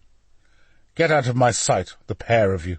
I will not present Alessandro before this city with you two poised on his shoulder. As for you, young man, you would do well to avoid the company of these two she-devils." Despite an extensive search, the woman with the child whom Alessandro had healed had not been found. The rumour spread that she had left Milan to return to her village. Nevertheless, the Archbishop felt compelled by the expectation of the masses to continue with the blessing of Alessandro. Indeed, many had come hoping to witness some new divine intervention. The Archbishop held up his right hand, and silence descended. "Good citizens of Milan, may God in his abundant mercy bless you." His voice was loud, authoritative, and clear. "Today we pay tribute to a young man whose faith and devotion you would do well to heed. Like our Lord, he is a humble man who has known hard times, yet God has seen fit to elevate him to a place of honour. Alessandro, step forward." A starry-eyed Alessandro did as he was instructed. "Kneel," said the Archbishop. Alessandro dutifully obeyed. The Archbishop dipped his hand in a bowl of holy water held by a priest, and made the sign of the cross upon Alessandro's head. "In the name of the Father, Son, and Holy Ghost, we give thanks for your life and godliness. God be praised." The crowd burst into applause amid shouts of "God be praised" and "Milan for 1,000 years." In the depths of his being, Alessandro felt an overwhelming sense of euphoria. His mind, filled to the brim with the triumphant shouts of the crowd declaring "Jesus of Milan" in his ears, only caused him to feel even more that he was chosen to be a symbol of worship. He looked heavenward, and in his trance-like state he saw an angel come down from heaven and extend an arm towards him. The angel wore a white robe and looked like Caterina. Above her shone a gold halo that the Caterina-esque angel took off and placed over Alessandro's head. "Rise, Alessandro, and go in the strength of God," declared the Archbishop, as he reached down to raise Alessandro to his feet. Il Moro took hold of Alessandro's arm, and holding it aloft yelled, "Jesus of Milan! Jesus of Milan!" the ecstatic crowd repeated.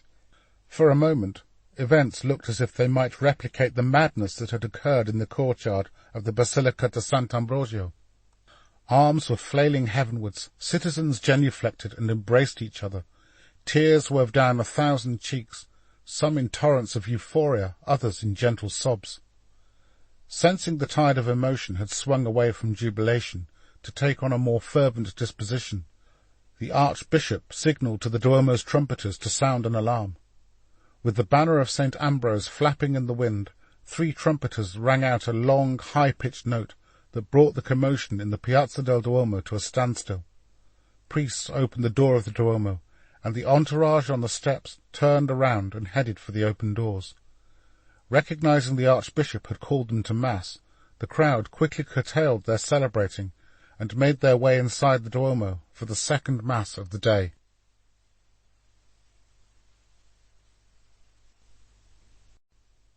Chapter 27. The very hour Alessandro was being blessed upon the steps of the Duomo, Leonardo awoke from his state of unconsciousness. The Duke's physician instructed the maestro to remain in his care until satisfied there was no danger of a relapse. An inability to take orders had always been a failing of Leonardo's, and refusing to heed his advice, he insisted on returning home. Yet, when he stood to his feet, the room spun and his knees crumbled. The good physician guided him back to his bed. "Now will you listen to me? You are weak, and it will be several days before you are well enough to return home." The physician ordered some weak broth from the Castello's kitchen and water for his patient, who reluctantly agreed to remain in his care. Hearing that Leonardo had woken from his fretful condition, Cecilia begged Il Moro to let her pay the maestro a visit. He gave his consent with the proviso that the physician be present throughout. She agreed, and once Beatrice had left the Castello for her daily prayers at Santa Maria delle Grazie, Cecilia made her way to the infirmary. Upon her arrival she found Leonardo awake, but in a weakened condition, and the physician administering a poultice to his patient's bruised head. "Oh, my dear friend," she said, taking hold of Leonardo's hand and kissing it. "How are you?" "Apart from feeling dizzy and weak whenever I stand up, I am in good health." "You are alive. Thanks be to God." "Father Rodrigo, does he—" "He has gone back to Rome," she replied. "I hope we will not see him again." After a week, Leonardo's health improved enough for him to be discharged from hospital. Not wishing any harm to befall his patient, the physician accompanied Leonardo on his journey back to his workshop. Later the same day, Alessandro returned to pay a brief visit to his old abode on Via Rosa. While there, he heard from the landlord Eduardo the Spaniard, who had been left a message from Francesco, that the maestro had returned home. Alessandro packed up his few belongings and hurried to Leonardo's workshop. When he arrived, panting for breath, he spoke first to Francesco, who led him through the kitchen, where Leonardo was enjoying a watered-down glass of wine. The physician insisted strong drink was not good for a man in his frail condition. Overjoyed, Alessandro threw his arms around Leonardo. "God has answered my prayers," he said. "I am alive and well, and, apart from a little tiredness, feel no ill effects." "I swear that priest, if I can call him such, was hell-bent on seeing both of you hanged," said the physician. "I doubt we have heard the last of Father Rodrigo," said Leonardo. "Men like him have a nasty habit of kicking back." Alessandro fidgeted nervously with his collar as Leonardo continued with his train of thought. "Let us pray events elsewhere in Italy keep him from Milan." "My friend," said the physician, noticing Alessandro's irritated frame of mind, "you will do well to lead a quiet life and be mindful of the company you keep." "Like you, I am a healer now, a worker of miracles, who has been blessed on the steps of the Duomo by the Archbishop," Alessandro said in a voice that betrayed his new-found arrogance. "I do not think Father Rodrigo has ever performed a miracle." "If you are crazy enough to think that, you will end up dangling from the end of a rope," replied Leonardo. "Maestro, I do not wish to cause you distress, but events have moved on. I am—" "Deluded, if I'm not mistaken," snapped Leonardo. "I will be at your studio tomorrow morning as usual, but tonight I am the guest of honour at the home of the Visconti family. Good day, gentlemen," Alessandro said as he departed. A troubled Leonardo turned to his physician. "I awoke only to find the rest of the world is still asleep." Mindful of the events that had taken place at Sant'Ambrogio, Leonardo was yet to decide whether God, the devil, or blind hysteria had led to the incident that elevated Alessandro so highly. After the physician had left, Leonardo poured himself a half-goblet of wine and topped it up with a little water. "Francesco, sit with me," he said to his senior apprentice. "You look a little pale. Perhaps you ought to lie down," the youth replied. "I am perplexed. For all the many services I have performed for the betterment of the citizens of Milan, it is a barely literate weaver who commands the praise of the populace." "Maestro, it is of no concern to you if they run after a weaver," Francesco said, concerned that for all his elevated intelligence, Leonardo had fallen into resentment. "Clearly Alessandro is no longer the meek soul who anxiously poked his head over the threshold of my studio door," said Leonardo. "Let the fickle have their hero, Maestro. Such matters ought not to be of any interest to you." You are right, Francesco. Envy is beneath good men. Still, long after the antics of a weaver are forgotten, I intend for my art to live on. Then put aside all thoughts concerning Alessandro, and create something worthy of God. The following morning, Leonardo, who leant for support on Francesco's arm, made his way to the studio room at Santa Maria delle Grazie. They had not long been there when Alessandro arrived. After a few pleasantries, Leonardo set to work. However, in less than an hour he was seized by a dizzy spell, and was helped to the stool which Alessandro vacated. "Water," said a feeble Leonardo. "Shall I pray for strength to return to your body?" asked Alessandro. Leonardo dismissed this request with a wave of his hand. "Here, maestro, drink this," said Francesco, handing Leonardo a mug of water. The artist's face looked pale and grey. Together, Francesco taking one arm and Alessandro the other, they lifted the maestro to his feet. "Take me home," he said. After several faltering moments, when they had to stop for Leonardo to salvage the vigour to continue walking, all three men arrived back at Leonardo's workshop. They laid him upon his bed and propped up a cushion. While Francesco went to fetch some water, Leonardo took Alessandro by the hand. "Tell me, what does it feel like to perform a miracle?" he asked.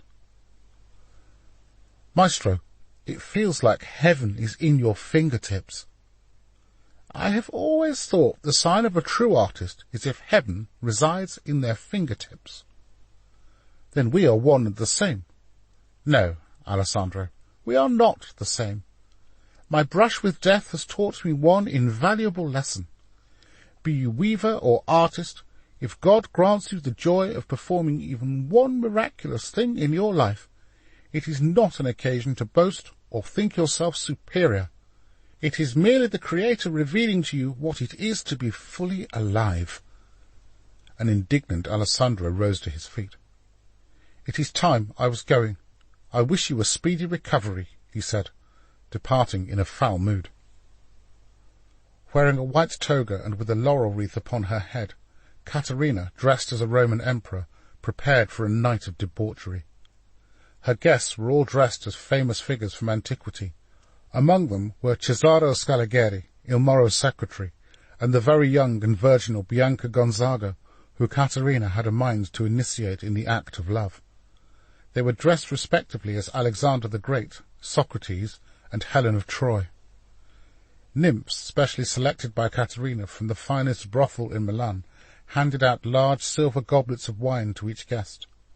Both men and women rewarded the nymphs with a squeeze of either their breasts, buttocks, or both. Before matters got out of hand, Caterina brought in Alessandro. Hoots of derision greeted his entrance. He wore only a simple loincloth, and upon his head was crowned a floral wreath. "He's our very own miracle worker," boasted Belinda. "I bet he is," replied Cleopatra, stroking a hand over Alessandro's naked torso. "I'm in need of a miracle," teased Venus, exposing her breasts.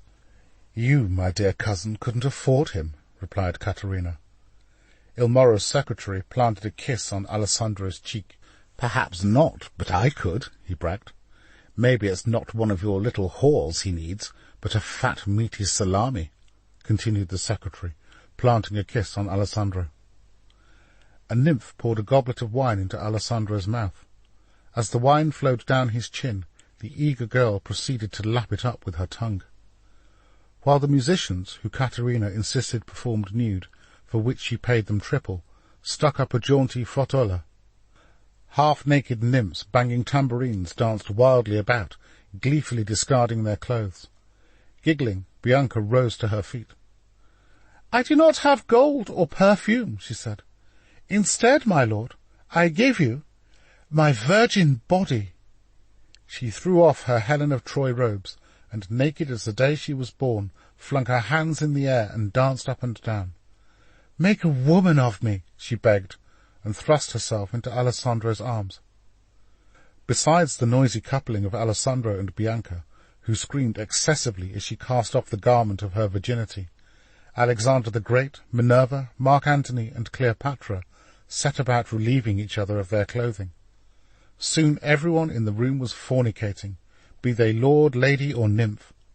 While the band played on, the sound of their instruments was nigh on drowned out by the cacophony of moans and groans from Caterina's entourage, who abandoned all moral constraint in pursuit of their licentious activities. Once the carnal desires of Caterina's guests had been satisfied, it was time to retire to the dining-room, where a veritable feast had been prepared. A pleasing aroma filled the room. Spread out on the long rosewood dining-table were choice cuts of roast pork, rabbit seasoned with thyme and oregano, and a chicken cooked in oil and garlic. There was a good range of cheeses, including one distinctive, rich-smelling goat's cheese that proved very popular. An ample supply of wine from the Rossetti vineyard soon had Caterina's guests well on the way to being drunk. For dessert, there were several plates of cheery pastries, sugared almonds, and a large bowl of fruit. Once their hunger had been satisfied, the guests retreated to the parlour, where Caterina had more surprises up her sleeve. After a night indulging the excesses of the flesh, Alessandro crawled out of Caterina's bed before either she or Belinda were awake. He staggered out of the Rossetti estate with a head that felt as though a stonemason were chipping away inside of it. Lurching from side to side, Alessandro entered the studio. "It is the third time this week you have entered my studio in this state," said Leonardo. "Francesco, water!" "I'm an important man now." Before he could finish, Leonardo snatched the vase from Francesco and threw water in Alessandro's face. "Get out, and return when you are sober." Watching his errant Jesus depart, Leonardo was seized by a sense of impending doom. His hand stroked the sketches he had made of Alessandro. In them there was the clear indication of world-weariness and sense of isolation. Even though he would be surrounded by his disciples, in his eyes you saw Christ alone with his destiny. Now there was something new in the drawings. He made an attitude that ran contrary to the naive Alessandro he first saw. Later the same day, Cecilia paid Leonardo a visit. Her court official stuck close to her side as Leonardo took the opportunity to confide to his muse. "I have pondered how long can I continue to let him sit as Jesus, as he teeters on the brink of drunkenness under Caterina's influence. What is to be done with him?" Leonardo asked of Cecilia. "I fear he has become deluded." "Many a man is deluded," remarked the court official. "Do you think him in danger of losing those qualities that first attracted you to him?" Cecilia asked. Leonardo tugged thoughtfully on his beard while he walked around the studio watched by Cecilia, the court official, and her guards. "I fear they mock a genius and crown a fool," he said solemnly. "But you gave them the fool," replied Cecilia, a remark that only served to compound Leonardo's predicament.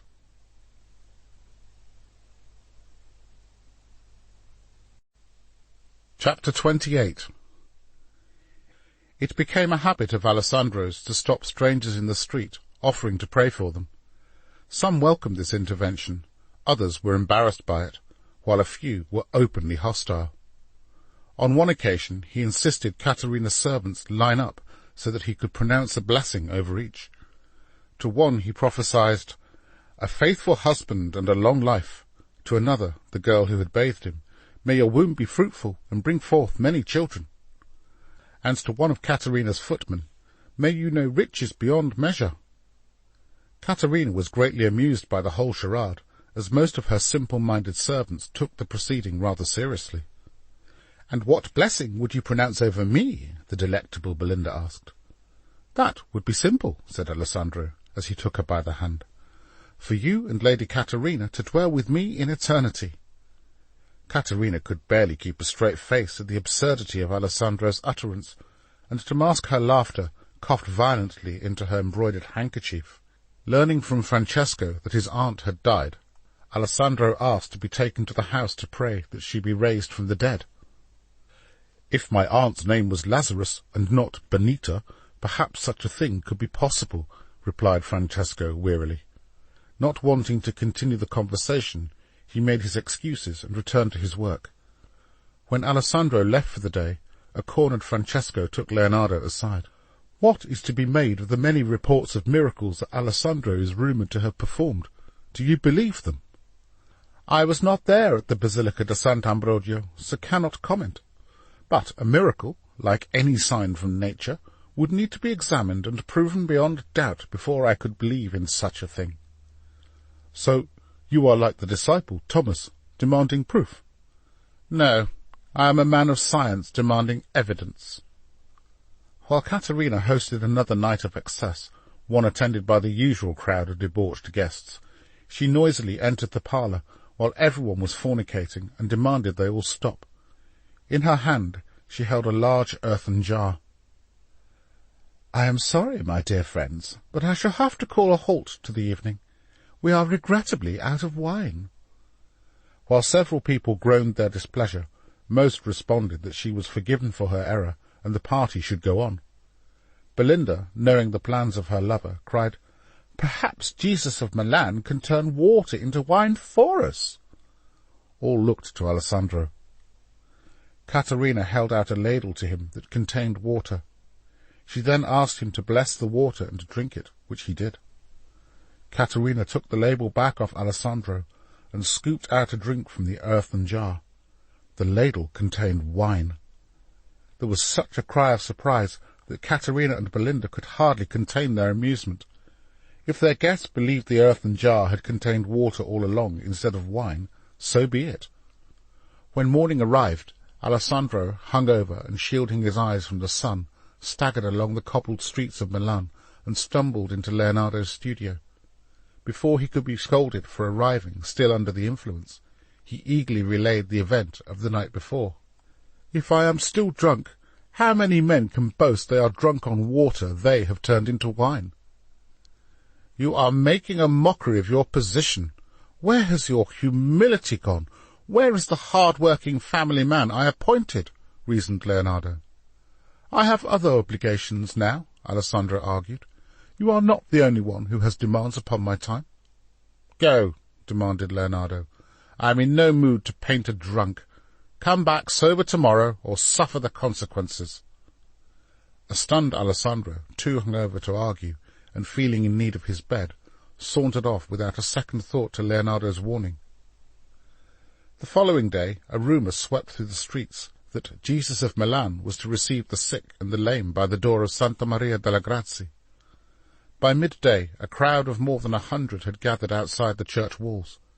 Some came hobbling on crutches, others were carried on stretchers by friends and family. Monks assigned to the seminary at Santa Maria passed amongst them, distributing bread and water, and listening to each tale of misery these weary folks were all too keen to communicate. Yet, despite their suffering, many wore bright smiles, and even though the biting wind from the mountains tore mercilessly through their thin rags, hope had risen in their hearts. Prior Vincenzo was indignant when the news was relayed to him. He opened the window in his office and called down in a loud voice, "Begone, beggars!" An elderly one-legged man, dressed in dirty military rags, hobbled on his crutch to below the prior's window. "Good father, I am an old soldier who lost his leg defending this city from Venetians. I come in faith, hoping Almighty God will grant me a miracle." Many of those nearby murmured their approval at the brave veteran's words. Muttering in Latin, the prior closed his window. "They have lost their wits," he hissed at Paolo. Inside Leonardo's studio, a hungover Alessandro looked out at the gathering crowd. "They have come, expecting another miracle, a miracle," he repeated, merging his words into an incoherent drawl. "Beware the fickleness of the crowd, Alessandro. People nowadays call me Jesus." He reached out a hand as if to bless Leonardo. "Get your hand off me." "You're just jealous it's me they have come to seek, and not you." "Don't forget you are just a weaver, and when this is all over, you go back to being a weaver." "Francesco, have a word with him. He's becoming a bore," joked Alessandro. "Stay put," Leonardo ordered, pointing a finger at his senior apprentice. Alessandro stumbled over a stool and landed heavily on his behind, only to roll around laughing heartily at his drunken error. "Get out!" yelled Leonardo. "You You have disgraced yourself one too many times." "I never took you for a jealous man, maestro. But sure as God made little green apples, it is jealousy that drives you now." Leonardo peered firstly in Alessandro's direction, then out of the window at the ragtag of peasant bodies congregated in the street outside. "Where flies gather in numbers, a corpse is never far away," Leonardo said. A moment later, the refectory door was flung open as a furious Prior Vincenzo entered. "The devil has taken residence in my church," he barked, kicking Alessandro hard in the ribs. Holding aloft a large wooden cross, the prior marched towards Leonardo, who backed into the wall behind him. He hit Leonardo hard across the face with the cross. Leonardo fell to one knee.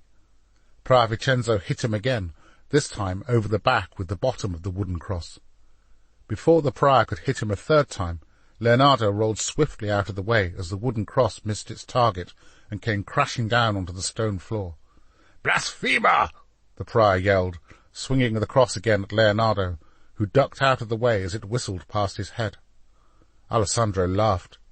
The colour drained from Francesco's face, and he fled the refectory just as Soleil arrived in the doorway. Alessandro, still laughing, received another kick in the ribs from the prior, who screamed at Alessandro, "I shall beat the devil in you until it is crying out for mercy." Soleil settled comfortably against the wall by the refectory door and watched with amusement as his adoptive father jumped hastily to his right as once more the prior's cross missed him by a whisker, smashing into a row of clay jars full of paint. Blues, reds, and yellows went flying across the refectory floor in a kaleidoscope of violence. "Bravo!" yelled Soleil, clapping his hands. Enraged, Prior Vincenzo charged across the room towards Soleil, who found the sight of a priest wielding a heavy wooden cross not the least disconcerting. Just as the prior, cursing in Latin, lifted the cross high above his head, Soleil neatly ducked under it and head-butted the prior in the stomach, sending him flying backwards through the air and landing with a thump.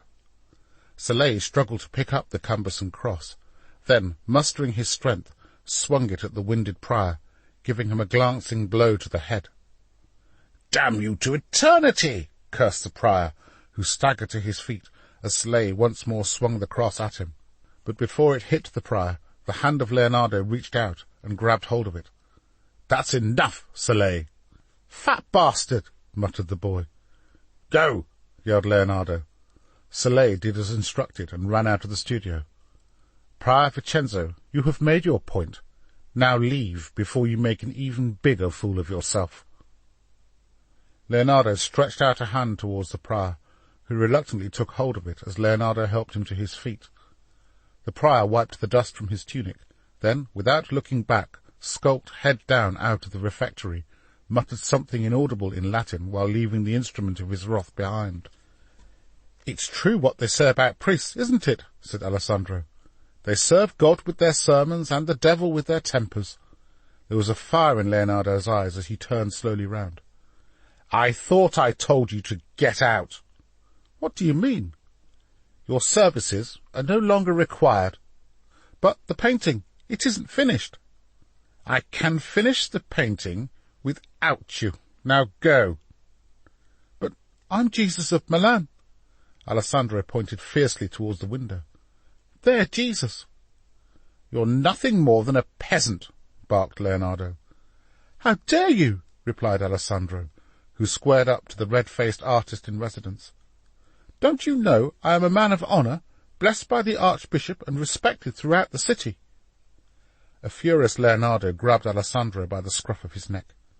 "I appointed you, and it is in my power to discharge you." All his pent-up frustration burst as with considerable force he pushed his wayward model backwards. "You have become a fool, Alessandro, and I will not tolerate the company of fools." Leonardo bent down to pick up Prior Vincenzo's discarded wooden cross. Then, parrying the cross in front of him, he repeatedly jabbed Alessandro as one might jab a mad dog, and ushered him towards the door. The weaver fell to his knees. "Maestro, I beg you, I'm Jesus, your Jesus, please." Leonardo raised the cross above his head. Just as he brought it down, Alessandro dived through the refectory door. The cross smashed in two where only a moment ago Alessandro had knelt. Shaking, Alessandro stumbled through the courtyard that connected the refectory to the Basilica of Santa Maria delle Grazie and entered the church by a side door. He staggered towards the gold altar, wrapped his arms around it, and, looking up to the heavens, declared, "Jesus of Milan!" His words echoed from archway to archway in such a manner it seemed the very building resounded in praise to his name. In the incense-filled clouds, peppered with wafts of sunlight filtering through a stained-glass window, Alessandro thought he saw angels singing "Jesus of Milan" in heavenly voices that reverberated around the basilica like a divine aria. He stood in awe of his heavenly hallucination. The next voice he heard was that of the young novice, Father Paolo. "Come, Alessandro, the people are waiting." The young priest took Alessandro by the arm and led him down the central aisle of the basilica, the clouds of golden smoke parting before him like a sign, or so it seemed to Alessandro. No sooner had Father Paolo opened the door than the waiting throng surged forward, knocking the priest aside in their eagerness to touch Alessandro. "Jesus!" they shouted. Their eyes bulged wide and their dirty fingers stretched out to grasp hold of the deluded weaver. In the melee that ensued, some of the weaker were trampled underfoot, but no one seemed to care. Compassion was a forgotten attribute in the scramble for a miracle. Like the prophets of old, Alessandro planted his hands atop the heads of those who flung themselves at his feet, and uttered what few words he knew in Latin. "Benedicat vos omnipotens Deus, Pater et Filius et Spiritus Sanctus." Each time he prayed, nothing happened. The infirm and their relatives looked around. A lame man cast aside his crutches and attempted to walk, only to fall heavily to the ground. Alessandro looked at his hands and wondered why the miracles failed to materialize. An old woman dressed in black, with a large tumour that covered one side of her face, grasped her gnarled fingers tightly around Alessandro's tunic. "You prayed for the girl and she was healed. Now heal me," she demanded. The crowd fell silent. Alessandro tilted his head backwards and looked heavenwards. Then, placing his hands on top of the woman's head, he prayed, "Benedicat vos omnipotens Deus Pater et Filius et Spiritus Sanctus." The old woman replied, "Amen," then touched her face. The tumour was still there. "I had faith in you," she said. The crowd began to grumble as the hope they had so earnestly stored up in their hearts was replaced at first by confusion, and then, like any mob whose purpose has been thwarted, their mood turned ugly. "Charlatan!" hissed the old woman, who slapped Alessandro hard across the face. Stung by the force of her venom, he recoiled, but before he could recover, another blow struck him, one from the crutch wielded by the lame soldier, who had earlier argued with Prior Vincenzo. "Charlatan!" he yelled. Hands which only minutes ago had reached out to Alessandro in expectation now fell upon him in a storm of blows as fists pummeled his body. "Stop this at once!" bellowed Prior Vincenzo, who had observed the events from his window. "Help him!" he shouted to a group of priests standing by. The lame and their relatives continued to mercilessly attack Alessandro. Dirty fingers scratched and ripped at the flesh on his arms and face. His hair was torn out in clumps, and so too his beard. The priests, who came to Alessandro's defence, ushered him inside Santa Maria delle Grazie, slamming the doors shut as a torrent of stones and shoes crashed against them. Once inside, Paolo dabbed Alessandro's wounds with a strip of cloth, while another priest rubbed a disinfectant balm of almond oil into the wounds. Alessandro didn't stir, but laid his head in Father Paolo's lap and closed his eyes. There he remained still, his breathing barely noticeable, yet his thoughts were very much alive. "I am Jesus of Milan. Make them see. I am their Jesus." At last, the combination of the beating he had received and the potion he had been given to drink caused Alessandro to drift into a deep sleep. It was a tiresome day for Leonardo, who the moment he dismissed Alessandro from service doubted whether the action he had taken was just. For once he sought out the advice of Prior Vincenzo. "The man has become a liability," said the prior. "Furthermore, You are artist in residence to Il Moro, and you cannot allow yourself to be embroiled in further scandal. Let him go, Maestro. God will decide his fate." While Leonardo weighed up the prior's words, he decided to seek out Luca. Being a man of the cloth, he wondered if he too would be of the same mind as that of the prior. "Had someone been able to predict the future, I would have done more to protect the poor man from the madness of the crowd," Leonardo said to Luca. "No one could have predicted the turn of events, only God," responded his friend. "Each man is responsible for his own sin, deluded or not. You are free of guilt, Maestro. I truly believe so." Even the affable Francesco was of a similar mind. "You gave Alessandro every opportunity, but a deluded drunkard has outlived his usage." With heaviness of heart, Leonardo accepted the wisdom of those he had confided in. Alone in his room, with only his troubled thoughts for company, he slept uneasily. Could I have shown him more guidance? Have I wronged heaven by taking it upon myself to choose a mere mortal to paint the divine? Should I have predicted any man, least of all an uneducated peasant, would suffer a malady of the mind? The following morning, Father Paolo was knelt in prayer beside Alessandro's bed, rosary beads flitting deftly between his fingers as he silently mumbled his devotions. Outside the rain fell heavily. Its rhythmic beating off the cobblestone pavement helped to soothe the torment in Alessandro's troubled mind. He lay there motionless and listened to the rain while the young priest recited his prayers in Latin. When he opened his eyes, and after Father Paolo had cleaned his wound and applied new bandages, Alessandro was given a plain breakfast of bread, cheese, and water. "Have you no wine?" inquired Alessandro. "The only wine on the premises is altar wine." "That will do." "Altar wine is only ever to be drunk by Prior Vincenzo during Mass." "Bring some to me." Alessandro hurled his empty wooden plate at Father Paolo, which narrowly missed his head and clattered into the doorframe. The young priest darted down the corridor, while behind him Alessandro screamed his curses. Minutes later, the voice of Prior Vincenzo boomed. "You ungrateful miscreant! I save you from the mob, and you repay me by attacking one of my monks." "Mind how you speak to me. Don't you know who I am?" "You're a peasant and a heretic. Now get out of my church." "I am Jesus of Milan, and you will answer me with respect." "The maestro has no further use for you. The church has no further use for you. Milan, too, has no further use for you. If you have any sense left, you will return home to your wife. Now go before I have you thrown out." Alessandro pushed Prior Vincenzo out of his way, and marched himself out of Santa Maria delle Grazie, never to darken her doors again.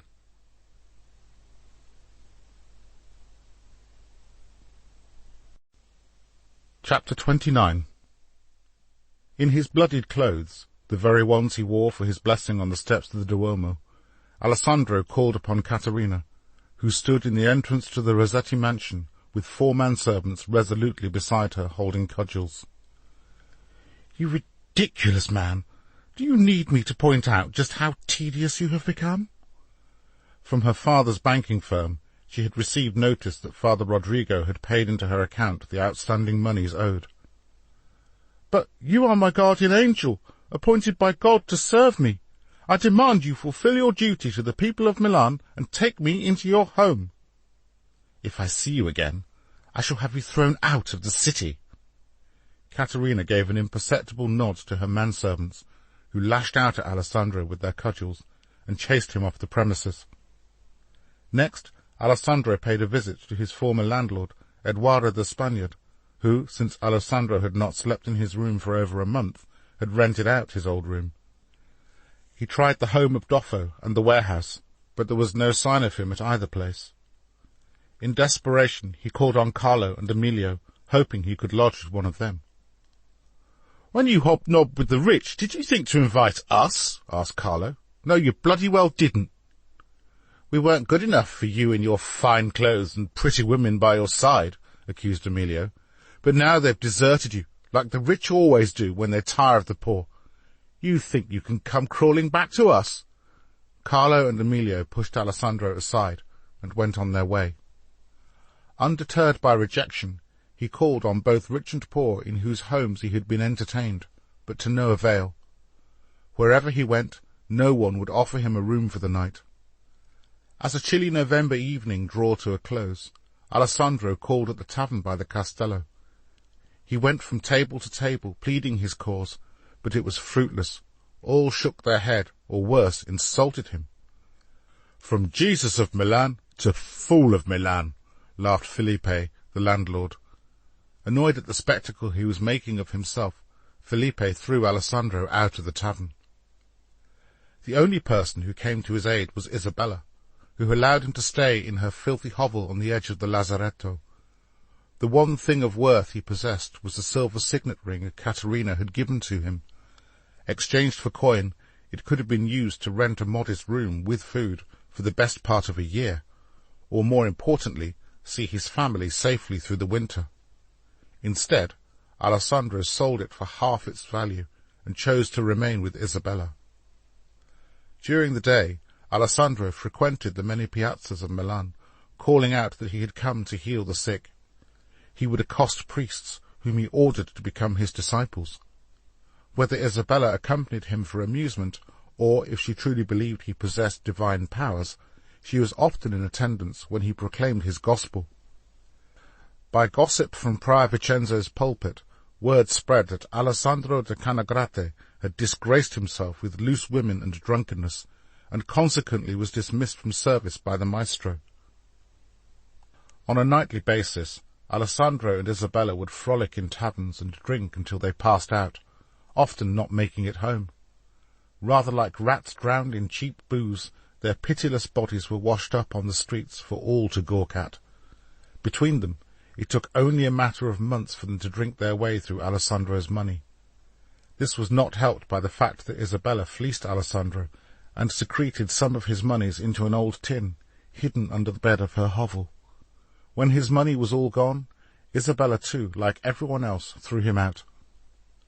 The sight of this ragged outcast proclaiming his miracles became a familiar spectacle in the Piazza del Duomo. Occasionally someone would show pity on him, and remembering the height from which he had fallen, toss him a coin or two. Yet, to most people, his very presence caused an uncomfortable shiver. Some blamed the Church for elevating an ordinary man to a position of reverence. Yet most blamed the wizard Leonardo, believing the maestro had stolen Alessandro's soul while painting the unfortunate wretch, and warned those who auditioned to be painted as disciples to be on their guard for further acts of witchcraft. A few days later, Leonardo was summoned to the Castello over a matter pertaining to a commission Il Moro had long desired he fulfill. "A noble horse is what I require of you, Leonardo, one made of bronze and bold enough and brave enough to stand as a memorial to my name." "Have you the bronze, my lord?" Leonardo asked, knowing that to cast such a horse would require a sizable amount of the precious metal. "The bronze shall be made available to you." "Then it will be done," was Leonardo's frank reply. He welcomed a fresh challenge, one that also gave him an excuse to leave aside the Last Supper until a more favourable time. Leaving the Sala della Asse, Leonardo happed upon Cecilia. "How are you, Leonardo?" she asked, genuinely concerned. Leonardo cast his eye to the floor, and walking on made to ignore her. "I hear terrible rumours of Alessandro." Leonardo stopped. For all he counted Cecilia a friend, he had no desire to discuss Alessandro further. He nodded his head, and avoiding eye contact, replied, "I have heard them too." Cecilia could sense the pain in his voice. She longed to embrace him, and thus offer some succour to his wounded pride. Yet, mindful they were both in sight of the Sala della Asse, she instead placed her hand gently upon his shoulder. "You blame yourself?" "I feel I have done the wretch a disservice, and, at times, I am almost compelled to take him back into my home and see if he can be cured of his malady." "Thanks no less to Caterina Rossetti, the man was lost long before you dismissed him from service. You have done all you can. Now leave it to Providence to decide his destiny." On his way home, Leonardo pondered Cecilia's words and meditated on his position. It is too late to interfere once again in Alessandro's life. None the less, why can I not shake off these feelings of guilt that gnaw at my soul? Since dismissing Alessandro, Leonardo had lost his stomach for the Last Supper, and instead concentrated his efforts upon Il Moro's long-forgotten folly, a giant Sforza horse. I need to give the people of Milan something to help them forget the madness of Alessandro, Leonardo said to Francesco. For several weeks, Leonardo toiled away on various drawings of horses, and frequently visited the Castello stables to draw some of the Duke's noble steeds. With some enthusiasm, Leonardo strode into the Sala della Asse late one afternoon to present his initial cast of the Sforza horse to Il Moro, who looked at it disdainfully. "This," he snarled, "is like some docile animal a woman might ride." He thrust the offending horse back into Leonardo's hands. "Thank you, my lord, for pointing out to me what should have been obvious," responded a subdued Leonardo. "All too frequently, maestro, you forget the nature of the man you serve," interjected Il Moro's conniving secretary. Ordinarily, thoughts of violence did not occur to Leonardo, yet the secretary, with his sycophantic fawning, was one man he would gladly punch. Instead, he wished them both a pleasant day, and returned home to begin his efforts afresh. After several failed attempts, which were dismissed as not noble or warrior-like enough, Leonardo visited the Castello once more, seeking Il Moro's approval for his latest endeavour. "Splendid work, maestro," said Il Moro. "Bring me a horse like this to ride, and I shall set out to conquer France." Leaving the Castello, Leonardo headed towards the Abacus school to meet with Luca, who taught mathematics there to the sons of Milan's well-heeled merchants. The blue sky was peppered with wafts of white clouds, while a fresh wind breezed its way through Leonardo's flowing hair and whipped it in front of his eyes. He pulled his hair aside and took a deep breath as he strode into the school, a long red brick building with a sloping roof that had on the east side an ornate corridor of a dozen Roman porticos. Nestled above the arch of each portico was a high-fluted window, some of which had shutters on them. By the central portico there was a plinth with a small marble statue of St. Ambrose. Leonardo passed through an oak door that lay next to the plinth, and down a dimly lit corridor, passing a noisy bunch of students hurrying to their classes. He found Luca in a moderately sized study filled with bookshelves. In the centre of the room lay a large old wooden desk strewn with tools for geometry and algebra. Seated on a wooden chair at the far end of the table, Leonardo found the professor busy writing his treatise, Summa de Arithmetica, Geometria, Proportioni et Proportionalita. A sample of his ground-breaking accounts ledger was left loitering on his desk. Leonardo picked it up. "I will make one for you, Leonardo. I'm sure it will greatly benefit Francesco in his ordering of your affairs," suggested Luca. "Hippocras?" he asked, pouring a warm cup of mulled wine for himself and Leonardo. "Thank you," said Leonardo, taking the cup. "Now, to what do I owe the pleasure of this visit?" Luca asked. Leonardo placed his small iron horse on the table and took a sip of his drink. Luca picked up the horse. "Is this your final design?" he asked. "Yes," answered Leonardo. "Rather proud-looking, isn't he?" "Wonderful. I cannot wait to see the completed statue." "Will you check these for me? They're the calculations to determine the amount of bronze I will need." Absorbing the contents, Luca glided his hands gently over the scroll. "You intend to make the Sforza horse this size? Is such a feat possible?" questioned Luca. "I believe I possess sufficient skill to execute the task." "I will check the calculations for you, and bring them to you within the week." After finishing his drink, Leonardo left Luca, who put his treatise to one side, and reaching for his pen and calculus, began immediately to check Leonardo's calculations.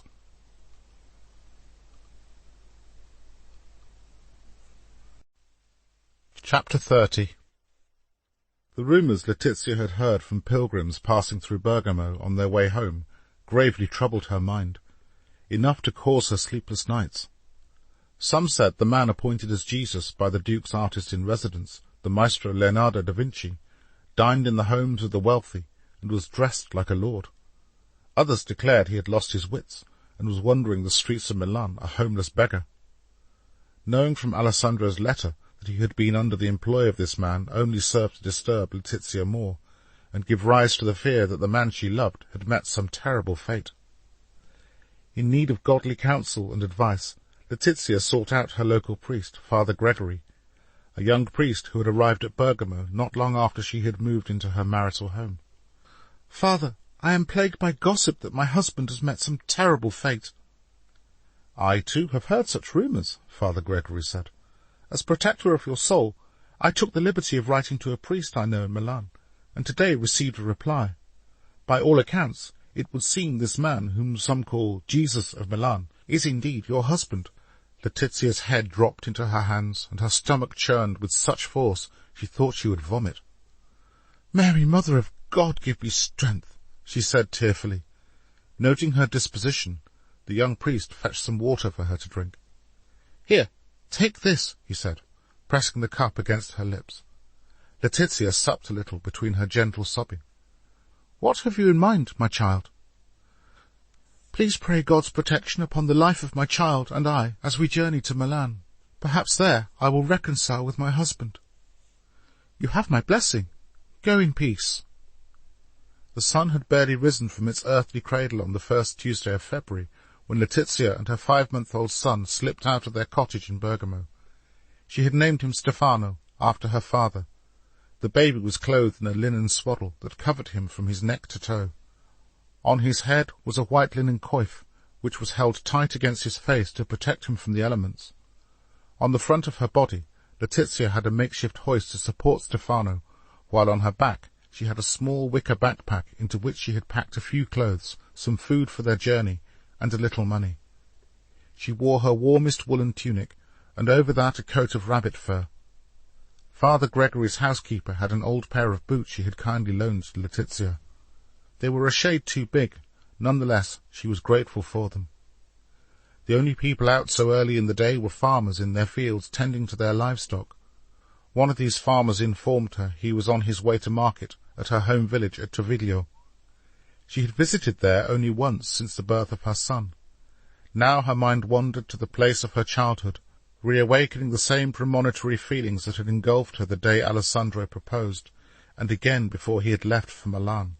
A heaviness of heart descended upon her spirit. The blow she felt was as physical as any delivered by human hand, and under the weight of her sack and her son, Letizia's knees crumpled beneath her. "Sweet Mary, Mother of God, give strength to your humble servant." Her sweat mingled with tears and the winter drizzle that slid down her face.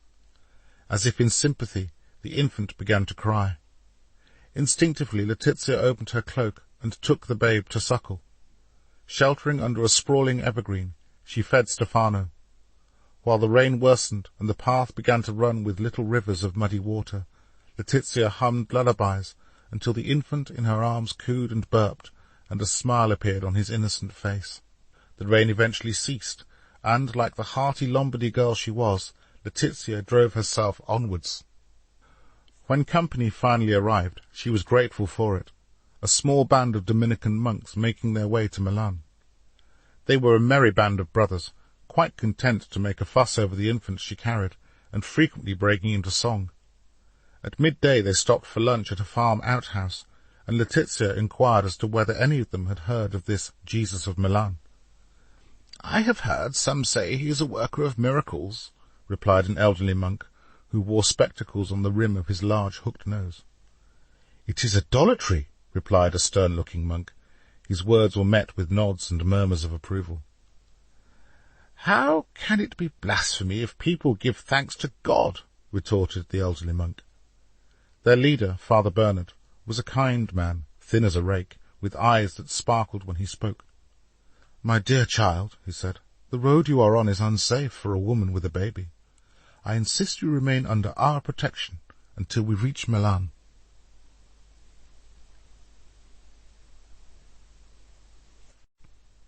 Chapter 31.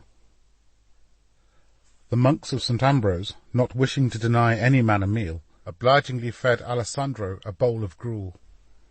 It contained more vegetables than usual, and even a little meat, courtesy of the leftovers from a feast held at the Archbishop's home to honour those patrons who had donated funds to the building of the Duomo. Feeling the need to rest, Alessandro took a blanket from a monk and curled up in a corner of the Duomo and fell asleep. Later that evening, when he woke from his nap, the sky was filled with long wisps of pink clouds, like outstretched tentacles that pointed towards the golden globe that dipped on the horizon. He watched the sun slip lazily out of sight, and the clouds turn at first to grey and then black. It was a cool evening, one with few people about. Wandering the quiet streets, he found none willing to let him pray for them. After knocking on doors and pronouncing one of his deranged sermons on the edge of the lazaretto, he was chased away by an irate woman and her husband. He exited a narrow street by the Castello, and when he had stopped panting, his attention was arrested by the sound of singing coming from a tavern near to the Castello. A murmur of disgruntled voices echoed across the room as notice of Alessandro's presence spread. Still dressed in the fine, colourful suit Caterina had bought him in the autumn, which was now blackened by grime, Alessandro bore only a passing resemblance to the man who had spent many an evening there the previous summer. Grinning like an imbecile, he held out a begging hand. "What do you want?" Felipe barked. "Have you anything to eat?" Alessandro asked. "So happens I do," he replied, spinning Alessandro around. "The leather of my boot." Felipe kicked Alessandro hard up the backside. As Alessandro fell forward, Felipe, aided by Carlo, seized him and threw him out of the door and straight into a pack of bravados who were passing. The force of Alessandro colliding with them sent two of these ruffians flailing to the floor. "Fool! Bastard! Filthy beggar!" they yelled. "Jesus of Milan!" Alessandro screamed, believing that somehow this would save him. One of the men, who had been knocked to the floor, rose to his feet and stood between Alessandro and his companions. He had a mark carved on his forehead to indicate he had been branded a criminal. "Stop!" the branded criminal shouted to his companions. He took hold of Alessandro and pinned him against the tavern wall. "Are you the Jesus of Milan we've heard so much about?" he asked, while his twisted mouth snarled in Alessandro's face. "Benedicat vos omnipotens Deus Pater et Filius et Spiritus Sanctus."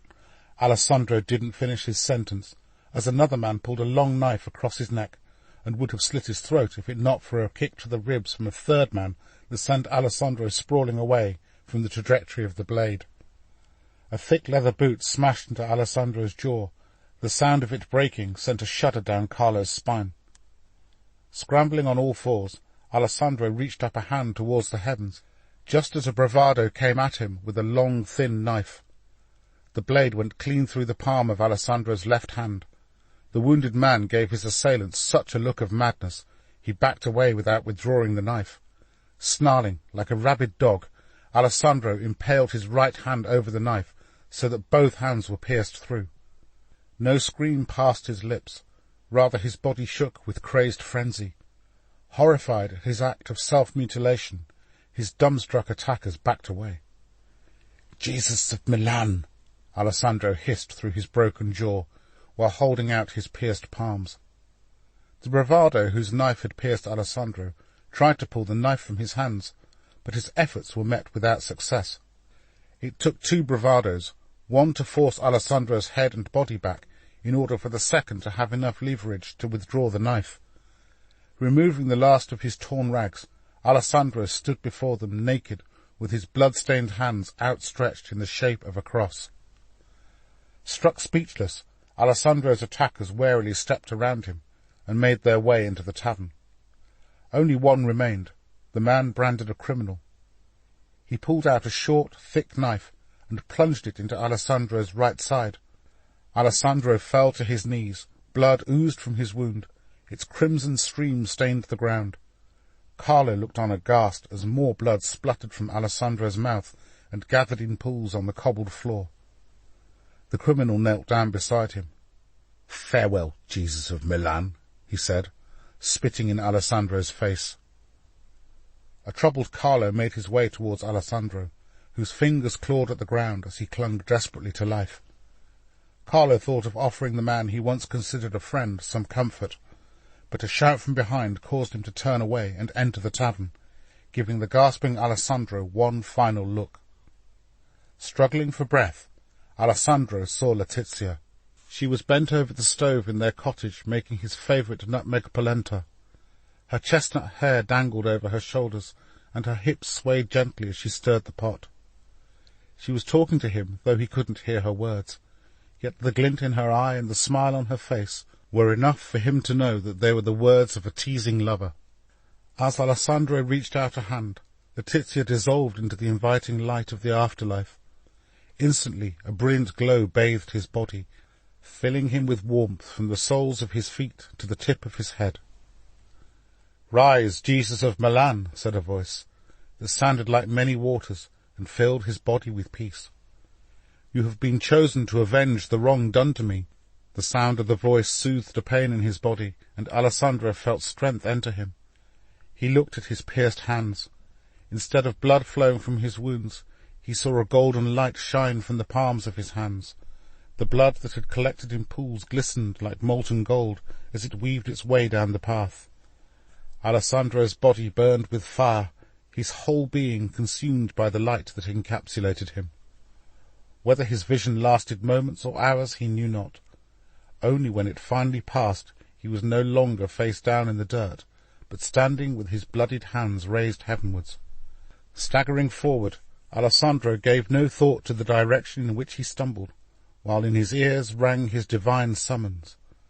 "Rise, chosen! Avenge!" A raging thirst gripped him, and he headed for the nearest water font at the Piazza del Duomo. Under a clear sky, awash with stars and a chill wind, a naked Alessandro, leaving a trail of blood behind him, tumbled through deserted alleyways. Arriving at the piazza, he dipped his head in the font and drank like a man who had been out in the heat of the summer sun, but no matter how much he drank, his thirst refused to be quenched. Noticing the doors of the Duomo were slightly ajar, he reasoned that perhaps holy water would satisfy his thirst. As he dragged his battered body up the marble steps, the effort was too much for him, and he crawled into the Duomo on his hands and knees. Hanging on to the font to the left of the door, Alessandro heaved his body upwards until he was able to plunge his head into the water and drink. Despite drinking all the holy water in the carved marble font, it too failed to abate his cruel thirst. He raised his head and stared into the empty vastness of the Duomo. The pale light of the moon filtering through the stained glass windows blended with the flickering candlelight, casting long, thin shadows into dark recesses. In the distance he could see a halo hovering over the golden statue of Christ, beckoning him forwards. Mesmerized, Alessandro, drawing upon his last reserves of energy, staggered down the centre aisle. Exhausted, he fell at the gold feet of Christ and kissed them. "Who is Christ?" he asked, as he clung to the statue, smearing it in his blood. "You have wounds," he said, placing his hands over the pierced hands of Jesus. "But see, I do too." While Alessandro spoke to the statue, an elderly priest entered from a side room to the right of the altar. Alarmed by the sight that greeted him, he hurriedly made his way forward. "You there! What do you think you're doing? Move away!" Oblivious to the priest's presence, Alessandro continued to mumble. Each word he uttered sent a stabbing pain through his mouth. "Water! Water!" Alessandro collapsed into the arms of the priest, who precipitously arrived just in time to catch him. The priest looked at the bleeding body in his arms and instantly recognized him. "Merciful God!" he exclaimed, as he gently placed Alessandro on the grey marble floor. The priest saw Alessandro's wounds, and fearing he might die, hastily administered extreme unction, using a little oil he carried in a vial around his belt. Carefully anointing Alessandro's head, he prayed the prayer of absolution and committed a destitute weaver into the safe keeping of our Saviour. With a heavy heart, he took a red silk cushion from the front pew and placed it underneath Alessandro's head. He paused for a moment, looking in wonderment at the wounds of the naked man who lay in his arms. Then, as quickly as his arthritic legs allowed, he went to rouse help.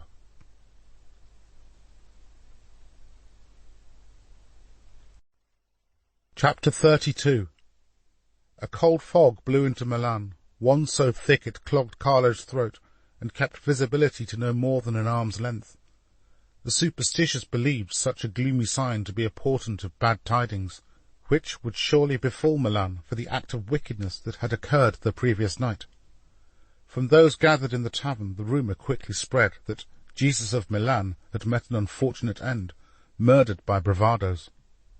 Carlo felt pangs of guilt, and when questioned on this by the woman he called his wife, he pleaded ignorance.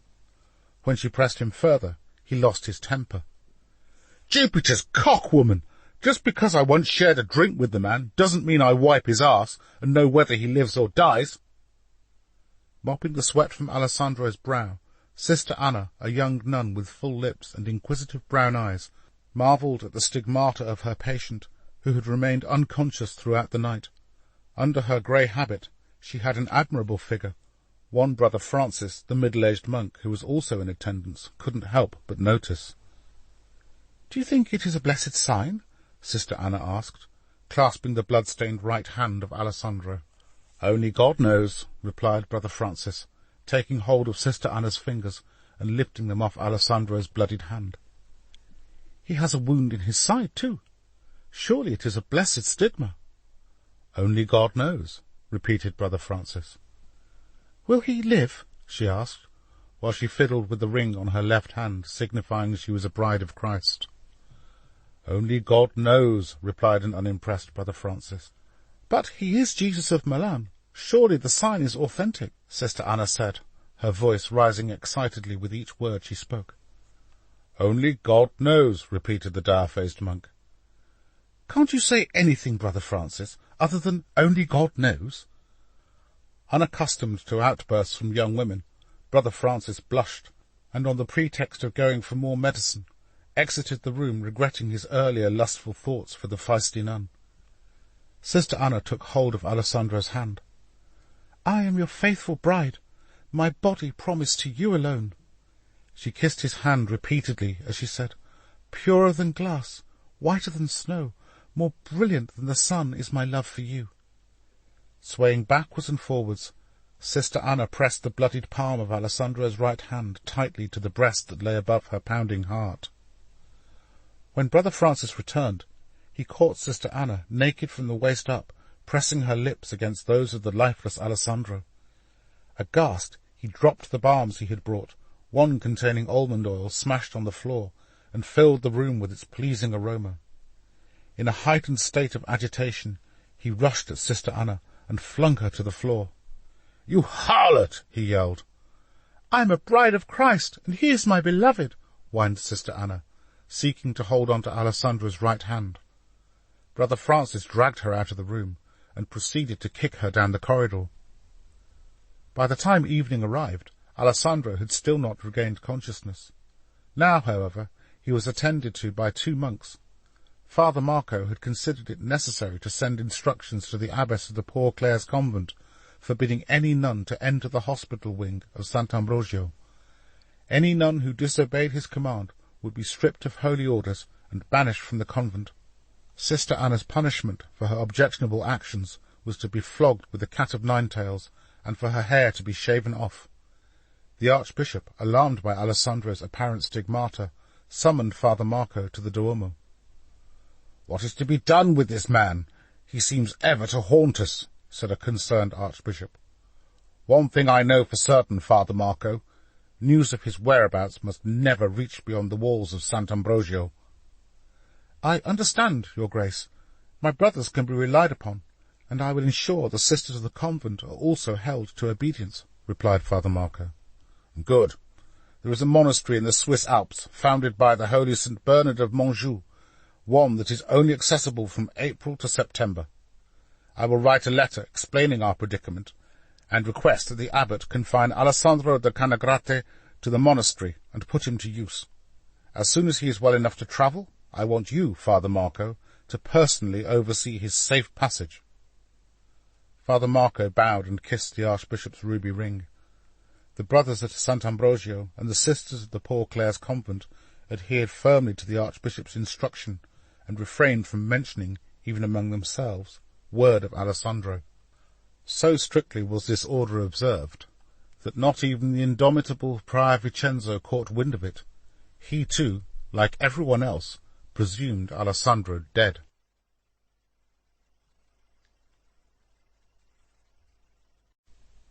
Chapter 33. Ever attentive to gossip, Soleil burst into Leonardo's bedroom. "Papa! Papa! Wake up! What is the meaning of this? Papa! Alessandro's dead! Murdered by bravados outside the tavern, by the Castello!" Leonardo felt his stomach sink as he listened to an excitable Soleil relay all the gossip he knew pertaining to the demise of the man he had chosen to paint as Christ. His innards plummeted to hitherto unknown depths of guilt with each gory detail Soleil imparted. His mind similarly was awash with thoughts of self-reproach. "This is all my doing. I should never have abandoned him to such a fate. Oh, God, what will become of me now?" "Please, leave me in peace now, Soleil." Deeply saddened, Leonardo put aside his task for the day, moulding a life-size clay cast with a Schwarzer horse, and wrote a letter of condolence to Letizia, which read, "Greetings, Letizia. Although we have never met, I feel I know you, for your husband talked often about you. It is concerning Alessandro that I write this letter with a heavy heart. I regretfully inform you that he has been taken from us, and is now in the safe keeping of Almighty God. I include a sum of moneys that belongs to Alessandro, which I now entrust to you. I know it will not ease your pain, but it will perhaps help during the long nights that lay ahead. You are in my prayers. Leonardo da Vinci, artist in residence to the Duke of Milan." He then wrote a second letter, which he gave to Francesco to deliver to the Archbishop, informing him of the news he had heard. Troubled by remorse, Leonardo made his way to the Basilica of Santa Maria delle Grazie. His mind was plagued by a sense of responsibility, for had he not insisted upon choosing a model for Jesus, Alessandro would still be alive. His stomach suffered spasms of anxiety, whereas his mouth dried under the impact of the shame he bore. Mixed with his sense of blame, he also felt humiliated and embarrassed, for the man he had appointed to be the paragon of virtue had been possessed by flaws that ultimately led to a sad and pathetic end. There was anger inside his heart towards Alessandro too, that he had not heeded the warnings given and returned to his wife. Out in the streets, Soleil and Francesco were harangued wherever they went.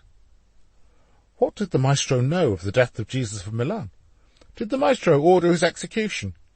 To which they replied, the maestro had not spoken to Alessandro since he was dismissed from service.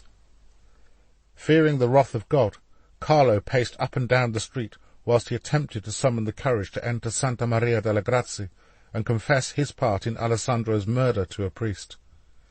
His mind tormented by the belief that if he were to step foot inside the church, the hand of judgment would reach down and punish him. Feeling unable to purge his sense of guilt in the confines of a holy place, he walked around Santa Maria a dozen times, with only his remorse for company. Leonardo arrived at the basilica just as a distressed Carlo was passing. "Carlo, are you all right? You look like you've seen a ghost." "Oh, maestro, save me from the hand of God," Carlo pleaded, gripping Leonardo's hand. "My dear man, whatever is the matter?" Unable to control himself, the guilt-ridden man poured forth the events of the night before. "I didn't think the bravados would kill him," he vainly said. "I just thought they would have some sport and be on their way." "You are a fool, Carlo. Now go." Leonardo ushered the distressed man towards the basilica's entrance. "Confess and make your peace with God," Leonardo said as he shoved him through the doorway. After a minute or two contemplating Carlo's admission for his part in Alessandro's death, Leonardo entered the eerie confines of the basilica and made his way to its ornately decorated apse, where he lit a candle in Alessandro's memory and offered prayers for his salvation and the safe-keeping of the departed man's wife and child. Prayers Prior Vincenzo observed, and like all who desire some choice gossip, made his way to stand beside Leonardo, where he waited until the artist had completed his supplications. Leonardo rose from his knees and bumped into the prior. I hear rumours concerning Alessandro. Are they true? He asked sharply. Good prior, it is with great sadness of heart that I confess the rumours are true. Alessandro was murdered last night. I heard it from one who witnessed the tragic event. God be praised! Cried the prior. I do not consider the death of any man worthy of giving praise to God. Only the death of heretics, said Prior Vincenzo, who walked away with a swagger in his step. The armed messenger dispatched to deliver news to Letizia of her husband's death carried with him 2 letters of condolence, one from Leonardo and the other from the Archbishop. The messenger was also entrusted with the generous amount of money Alessandro had been given by the Duke and the Archbishop, which he had left with Francesco when Leonardo was being treated by the Duke's physician. There had been an occasion when, in the early hours, a drunk Alessandro had arrived with Isabella, demanding the monies be returned to him. It was an occasion that caused Leonardo to lie, an act that his pursuit of integrity rarely allowed him to commit. But in this instance he felt compelled to, and told Alessandro the monies had been returned to the church. It therefore pleased Leonardo to dispatch the monies to Letizia, whom he considered the rightful beneficiary of such a princely sum. Upon arriving in Bergamo, the messenger was informed by Father Gregory Letizia had departed for Milan. Upon ascertaining the content of the message, Father Gregory's response was she should be spared the heartache of receiving such tragic news from a stranger. He ordered his housemaid to prepare some food for the messenger and some hay for his horse. He then saddled his old grey mare and set off in pursuit of Letizia. After riding for 2 hours, Father Gregory found Letizia in the company of the Dominican monks who had taken her under their care. "My child, tragedy has struck your household, yet do not fall into despair. Pray the God of hope will revive your spirit," said Father Gregory, taking Letizia by the hand. He read out the letters of condolence from both the Archbishop and the Maestro, and informed her, too, that a considerable sum of money, by way of compensation for her tragic loss, had been delivered along with the letters, and was in safe keeping at his home. "I would still like to journey to Milan, and pray by his graveside," Letizia said. Her voice was solemn, and her face pasty white from the shock of her news. "My dear child," said Father Gregory, "there is no grave to visit. He was removed to the pauper's pit outside Milan." Such sensitive information Father Gregory did not learn from the letters in his possession. Rather, it had been gleaned from the dispatch rider. "Upon my soul, he will burn in hell if he is not buried in hallowed ground," cried Letizia. "Do not concern yourself with the salvation of your husband. It is God who decides our eternal fate." A bereft Letizia thanked the Dominican monks for their hospitality, and journeyed back to Bergamo with Father Gregory, a journey she undertook in silence, save for her sobs. Finally, Letizia understood the premonitory nature of the feelings that had accompanied her short life with Alessandro. It was the portent of death. She was to be a widow. Her whole being felt besieged by loss, and her heart weighed heavy with grief over the man she loved, and whose arms would never cradle their son. She had no desire to delve into the gossip that surrounded her husband's life once he had entered Milan, nor ponder a future that promised only the oppressive loneliness of widowhood. It was her preference to remember Alessandro as she had known him, strong, handsome, always teasing her, a man diligent in his work, one who was grateful for her cooking, and a husband who, unlike many, never raised a hand to his wife or treated her with any disrespect. Their marriage had lasted 1.5 years, yet her heartache grieved for the 10, 20, 30 or more she hoped she would have had, but which fate had denied. A numbness crept over her being, one so strong it stifled out any words she could speak. She attempted to mutter what prayer she could to the Almighty, but her spirit was so broken words failed her. It was as if she had forgotten how to pray. Tears rolled down her cheeks. She felt the hand of Father Gregory console her. "Peace, my child. May our Lord, who knew sorrow in the Garden of Gethsemane, comfort you in your grief." It was a busy day for Leonardo, who did all he could to order Alessandro's affairs and fend off rumours that he had played some part in his death. For the next few months he adhered to the proverb, out of sight, out of mind, and rarely ventured into the streets. Instead, he remained in his workshop, where he immersed himself in preparations for a cast of the Sforza horse. Once he and his apprentices had made their final arrangements, Il Moro, keen to exploit an opportunity for self-promotion, ordered a grand unveiling of the giant cast of the Sforza horse to take place in the grounds of the Castello.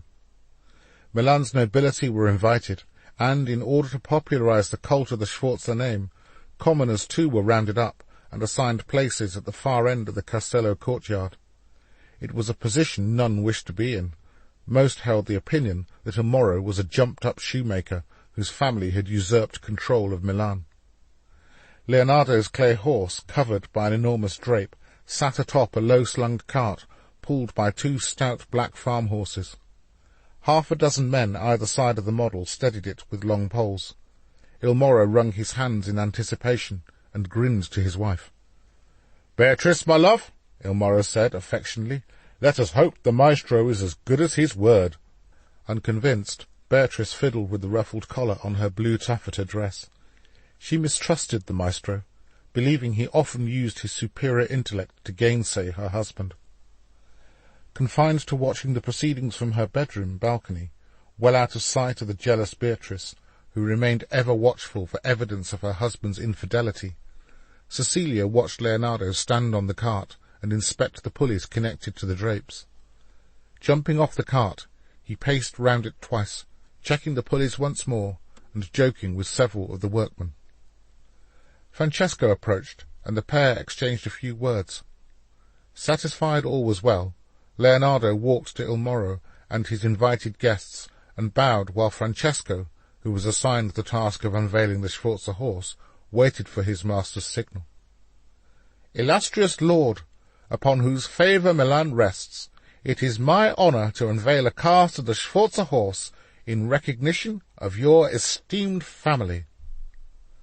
The drape covering Leonardo's horse swung slowly backwards, revealing the proud head of a stallion. There was an audible intake of breath as the beast was fully displayed. Even Prior Vincenzo, who had sneaked in to observe the proceedings, gasped in surprise along with everyone else.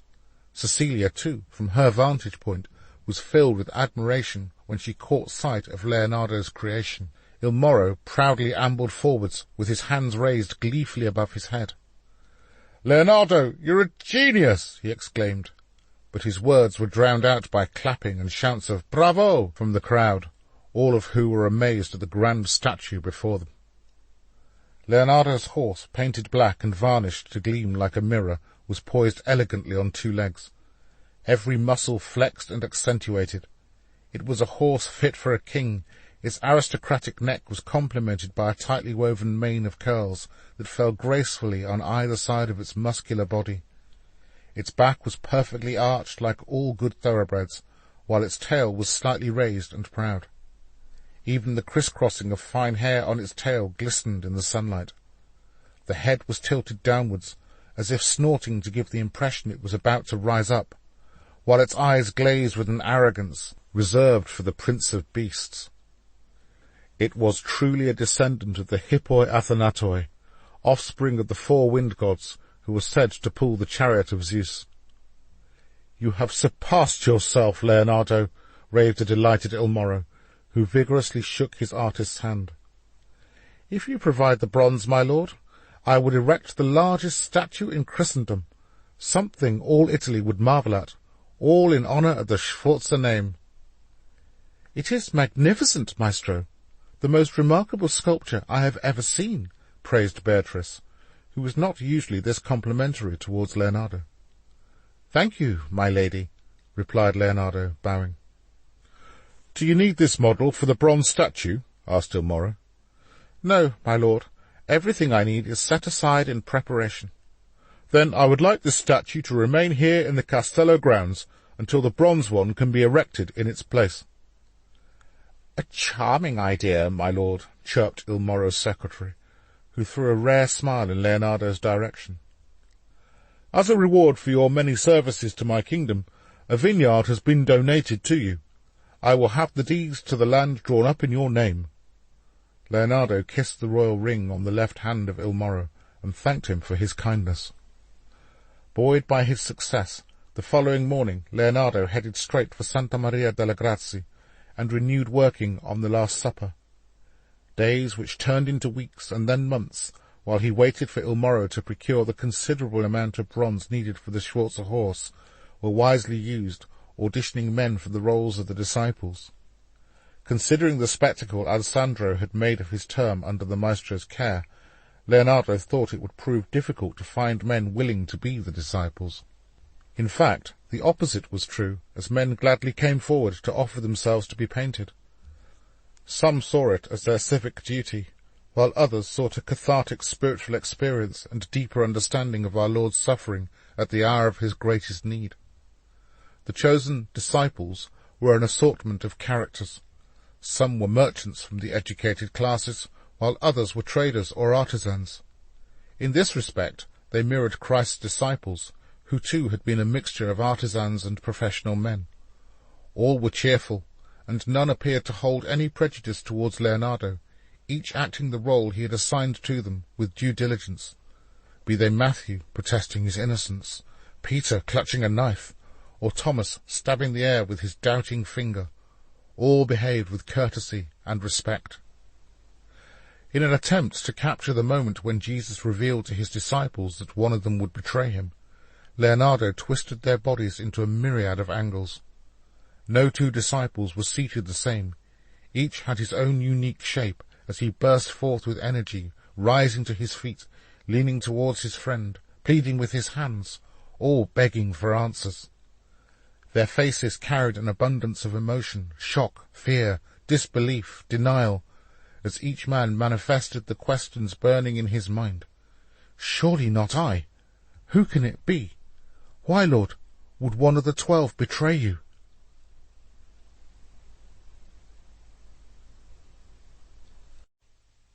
Chapter 34. Spring arrived, but as if to spite the fair city of Milan, the heavens opened. Father Marco rued his misfortune. He and another brother priest had set off before daybreak on the arduous journey of escorting Alessandro to his new home, high in the Swiss Alps. They were not the only ones venturing out on such a wet day. The Duchess of Milan was also departing for Venice, where along with her father, Ercole d'Este, Duke of Ferrara, they were to carry out a diplomatic mission on behalf of her husband, one that would hopefully see the Venetians recognize Ludovico Sforza as the rightful Duke of Milan, something they had been loath to do since Il Moro had usurped the Duchy of Milan from his 7-year-old nephew, Gian Galeazzo Sforza, after the assassination of the boy's father, the cruel and tyrannical Galeazzo Maria Sforza, in 1476. After the assassination, a protracted and bitter dispute arose, one which eventually saw Ludovico Sforza declare himself ruler of Milan. Like all comings and goings in a large city, today was also a day when another traveller strode into Milan, intent on fomenting strife, Father Rodrigo of Salamanca, who still seethed over his failure to bring Leonardo da Vinci to trial. However, any thoughts of vengeance against the maestro would have to wait until the papal mission for which he had been dispatched had been fulfilled. It was a subtle hand Father Rodrigo was forced to play. To balance on the one hand his desire for a more faithful and godly pope in Cardinal della Rovera, and on the other the expediency of his present need to show himself loyal to Pope Alexander VI. "Be they dukes or Borgias, every man has his day of reckoning," was the dictum Father Rodrigo had relayed to the one man in Milan he could trust, Prior Vincenzo. "No mortal can thwart the purposes of God," affirmed Father Rodrigo in a stern voice. "Artists, like our Florentine enemy, they too will suffer. God wills it," replied Prior Vincenzo. "God wills it," repeated his newly arrived guest. From Prior Vincenzo, the belligerent Spaniard learned of Alessandro's blessing on the steps of the Duomo, how he had disgraced himself with wild living in the company of Caterina Rossetti, and of his subsequent descent into madness and murder at the hands of cutthroats. Fra Vincenzo offered his distraught guest a little brandy to ease his agitation. Father Rodrigo said nothing to Fra Vincenzo that it was he who had paid the Rossetti harlot to ruin Alessandro. It was, he reasoned, his papal duty to test and lure into temptation those he considered heretics. A man with a sacrilegious mind will always choose sin over righteousness, whereas a true Christian would resist temptation and remain blameless, was the argument he made to his faithful host. Evil begets evil, none more so than those like the maestro, who are born out of wedlock and therefore more inclined to stir up wickedness. Keep a close watch on him, prior. Be my eyes and ears in Milan, and in time we will strike. The following morning the Sala della Asse shimmered with spring brightness. A calm but determined Father Rodrigo was ushered into Il Moro's presence, and bowed while he was engaged in a whispered conversation with his secretary. "I come on business from Rome," Father Rodrigo hissed, while it was clear Il Moro had not finished his conversation. "When you come into my court, I expect you to show me the respect my position accords. Now wait." "The Holy Father has a message for you," replied Father Rodrigo, clearly aggrieved. "Perhaps the good priest would like some wine to quell his mood?" inquired the secretary, who disliked the prevailing tension. "Wine makes you dull," the priest rasped. "Then you're in good company," Il Moro replied with gusto, igniting a ripple of laughter from his courtiers. Father Rodrigo flashed a look of disdain at the courtiers, then turned slowly to face Il Moro. "The message I bring is one for your ears alone, but first a gift from His Holiness." Father Rodrigo clapped his hands, and a priest entered with a small chest that he placed on the floor close to Il Moro's feet and opened it. Il Moro's eyes glazed over at the sight of hundreds of gold coins. The mute priest looked up grinning as Il Moro, relishing the clink of coins, bent down and plunged his fingers into the chest. Hypnotized by the sight of gold, the courtiers inched forward, the sweat of greed causing their slippery fingers to tingle with anticipation. Il Moro looked at them with disdain. "Greedy pig-shitters!" he yelled. The courtiers bowed their heads and reluctantly backed away. "Follow me," Il Moro said to his papal emissary, who was amused by the sight of retreating courtiers. "Here's a piece of free advice," said Il Moro, walking towards the doorway of the Sala della Asse. "Show those beneath you only two things, contempt and praise. Contempt so they are reminded of their position, and praise for in thinking they have gained your favour they will fall over themselves in their effort to please you more." "Wise words indeed," replied Father Rodrigo.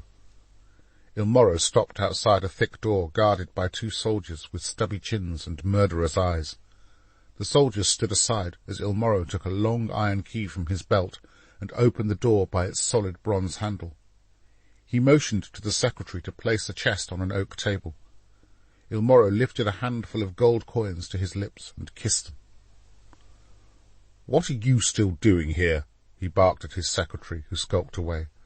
Il Moro slammed the door shut. "What does His Holiness want?" "Italy is surrounded by enemies. France, it is rumoured, has her eyes on Naples and Milan." "The French kings are all bastards," interrupted Il Moro. "One of these days one of them will lay claim to the kingdom of heaven and oust the Creator from his throne." "It is not only the French who lay claim to Milan. Naples and Spain also have a grievance against you, while to the east the Ottoman Empire threatens the power of Venice. And if Venice falls, the Turkish hordes will come marching to your door. Divided Italy is vulnerable. His Holiness has devised a plan to secure the safety of Italy." "Has he indeed?" replied Il Moro. "It is only possible if Italy is to unite under one banner, Rome. Only unified under the stewardship of His Holiness can we protect Italy. The Pope asks that you recognize his authority by relinquishing your claim to be Duke of Milan and accept papal governance over the city and her territories. In return, His Holiness will allow you to remain as governor, but the city itself will fall under the jurisdiction of Rome." Il Moro pinned his papal visitor to the door. My family have single-handedly resurrected this city, and you expect me, Ludovico Sforza, to hand over everything we've worked for? If Italy is to survive, she must unite, replied the priest, as he wrestled free of Ilmoro's grip. And Lorenzo the Magnificent? He would never relinquish Florence to Rome's control. He is the one man, besides his holiness, who has the power to unite Italy. Lord Lorenzo is dying, and not long for this world. Besides, Florence is beset with unrest as the monk Savonarola fights for control of the city. If you look to Florence to forge an alliance, you will be disappointed, Father Rodrigo said with a faint smile. Il Moro took a moment to digest this news. The Medici will not relinquish Florence to His Holiness without a fight, and if Rome goes to war against Florence, Italy will be more vulnerable to attack, not less. His Holiness speaks for God. Do you doubt his plan is the will of God? Rodrigo Borgia wouldn't know the will of God if it kicked him up the backside. Pope Alexander VI is the vicar of Christ, and you would do well to remember that. You see this, Il Moro said. Porcelain from China, the table and treasure box from India, silver from Germany, this bust from Athens, these scrolls from the library of Alexander, and this stone tablet from King Solomon's temple. Italy, as a nation of city-states, has enjoyed peace these past 50 years, and because of this we are all prospering. Rodrigo Borgia would sell off Italy piece by piece to the highest bidder. His Holiness regrets to inform you that your brother, Cardinal Ascanio, is currently imprisoned in the dungeons of the Castello Gandolfo, accused of the murder of Giovanni Borgia. Unless you agree to the Pope's demands, your brother will be left to rot. Il Moro threw the Greek bust he was holding at the papal emissary, who jumped aside as it smashed against the wall and fell to the floor. You think you can threaten a Sforza, Il Moro yelled. You come to my city and demand that I hand over the keys of my kingdom to a Spanish usurper. Your brother, began Father Rodrigo. How dare you threaten my family, you scabby Spanish cunt? Il Moro took hold of Father Rodrigo and placed him in a headlock, rubbing his knuckles painfully into the priest's bald head. Watched by shocked and amused courtiers and guards, Il Moro dragged the priest out of the treasury room, into the outer hall, and out onto the front steps of the palace. Holding Father Rodrigo by the hair, with an arm twisted behind his back, in a loud voice, Il Moro addressed the motley crew of traders, shoppers, and soldiers that milled about. People of Milan, gather round. Their response being too slow for his impatient temperament, he blasted out, Quick about it! The soldiers, traders, and common folk hurried to assemble beneath the palace steps. This Spanish lackey has been sent from Rome to dictate terms to your duke. What do we say to that? The people, knowing reprisals would follow if they did not demonstrate allegiance to their ruler, booed and jeered and hurled the necessary insults to indicate their displeasure at the papal lackey held fast in Il Moro's vice-like grip. Go back to Rome, priest, and tell Rodrigo Borgia to keep his nose out of Milan. With these words, Il Moro hurled Father Rodrigo down the steps, who, with arms and legs flailing wildly about, tumbled in a comical way downwards, receiving several cuts and bruises and a deep gash on his forehead, as he landed in the mud with a thud. His novitiate servant helped to pick the bedraggled priest off the ground, and used the hem of his tunic to dab the cut on Father Rodrigo's forehead. Father Rodrigo, piped up the concerned novitiate. Shut up, Father Rodrigo replied. Furious and utterly humiliated, he scurried like a muddied rat out of the Castello courtyard, while having to bear the ignominy of those nearby who spat and hurled insults at him. Not content with chasing him out of the courtyard, the crowd pursued him into the streets, an action that was done more to appease Il Moro than demonstrate any genuine malice against the bloodied priest.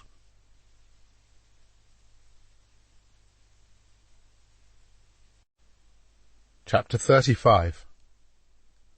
Horses' hooves beat heavily off the ground, churning up the earth that splattered against the gold-crested carriage they were pulling. Escorting the carriage were a dozen mounted soldiers, determination etched across their faces. There was a full moon and a sky festooned with stars, which shed their silver light on the road ahead. Driving hard through the town of Monza, the carriage, flying the Duke of Milan's crest of arms, passed unhindered. The coach veered off sharply as it passed the seat of local government, the Arengario, with its 5 porches and stone loggia. Onwards they rode, past fields, plentiful vineyards and sleeping villages, waking up neighbourhood dogs as they hastened on their way. Dawn broke. In the distance the topmost minarets of the Duomo could be seen welcoming the new day as the light reflected off them like a halo. The soldiers picked up the pace. Entering Milan, they made straight for the Castello, causing the occasional early riser to hurry out of their way and almost knocking over a baker with a cartload of bread. The horses' hooves clattered against the stone floor of the Castello forecourt. Then, amidst much shouting and yelling, the carriage came to a halt. Soldiers rushed over and demanded to know what news they brought. Horses snorted and neighed, grateful that their arduous trek was over. The captain of the escort, a noble man of 30 with fine black hair and a sizable moustache, slid wearily from his saddle. He paused to catch his breath and straighten his uniform before he opened the door to the carriage. Inside, a flustered Duchess of Milan looked pale and fatigued from her journey. "My lady," said the captain, who held out his hand and helped the Duchess out of her carriage. "You know what needs to be done," the Duchess said to the captain, who saluted proudly. Gathering up her cumbersome blue dress, Beatrice did what no soldier had ever seen a lady of breeding do. She ran across the courtyard and in a blur of fabric bounded up the steps and disappeared inside the palace. The door to the Duke's bedroom flew open, but their bed had not been slept in, and the balcony door was closed. Alerted by the sound of Beatrice's arrival, the secretary stumbled into the Duke's bedroom, still in his nightgown. "Where is he?" demanded the Duchess. "My lady, please, I am sure there is—" began the secretary, before he was roundly slapped across the face. "Do not take me for a fool." The secretary stroked his stinging face. "Where is the room of his mistress?" The embarrassed secretary shrugged his shoulders. "Ludovico! Ludovico!" shouted the Duchess. Pushing past the secretary, an irascible Beatrice proceeded to bang upon every door in the corridor. "Ludovico! Ludovico!" the Duchess yelled. Undeterred, she took the stairs at the far end of the corridor and continued to shout and bang upon doors, waking the Duke's cook, chief valet and housemaid. Doing his best to placate everyone was the secretary, whose forehead glistened with beads of sweat in his attempt to keep up with the Duchess as she charged around the Castello. She climbed to the very top of a staircase reserved for servants. Midway down the corridor, 2 guards stood outside a room. Upon hearing the Duchess approach, one of them nudged the other. Beatrice headed straight towards them. "Out of my way!" she said, as they attempted to prevent her entering the room. She beat upon the door with her fists. "Ludovico!" she shouted, pushing aside a guard as she wrestled with the door handle. A naked Il Moro jumped out of bed and fumbled with his evening gown just as the Duchess came barging in. She looked scornfully at her naked husband, and Cecilia, who gave a startled cry. "My father said I should not expect a Sforza to honour his marriage vows," Beatrice said bitterly, as her husband finally managed to wrap his evening gown around himself. "My darling, she means nothing to me, just someone to warm the bed." "The French are coming," said the Duchess, as if announcing dinner. "I heard it from the Doge personally. A drunken French general on a diplomatic mission to Venice boasted to one of his mistresses that King Charles aims to claim Milan and Naples. They are already marching through the Alps. You have a week before they lay siege to your city." The Duke's legs buckled. "Bastards! Whoresons! Warty pricks!" he said, as he beat his hand against Cecilia's bedpost. "There is no time to lose," Beatrice said, walking out of the room, just as a panting secretary reached the doorway. "Fool!" she muttered, as she barged past him. The Castello Sforzesco echoed with orders being barked, a dozen officers all urgently attending to what duties had been assigned to them. Il Moro ran around in a desperate attempt to see his gold and silver ushered safely out of Milan. Beatrice quickly organised an inventory of items and carts for them to be loaded onto. Il Moro's general, General Conti, a proud soldier with square shoulders and distinguished grey hair, approached the Duke. My lord, we have insufficient bronze for the cannons. Then use the bronze set aside for the Schwarzer horse. By this time, the Duke's own spies had entered Milan, confirming the news Beatrice had relayed the night before. Outnumbered by 20-1 and facing bigger cannons, defeat was inevitable. Yet the stout general was in no mood to capitulate without a fight. Whilst Il Moro planned his escape, General Conti set about fortifying the city's defences and boosting the morale of his troops. Mounting his black stallion, he rode amongst the ranks of soldiers and instilled in them as much bravery and fortitude for battle as any noble general from the ranks of history.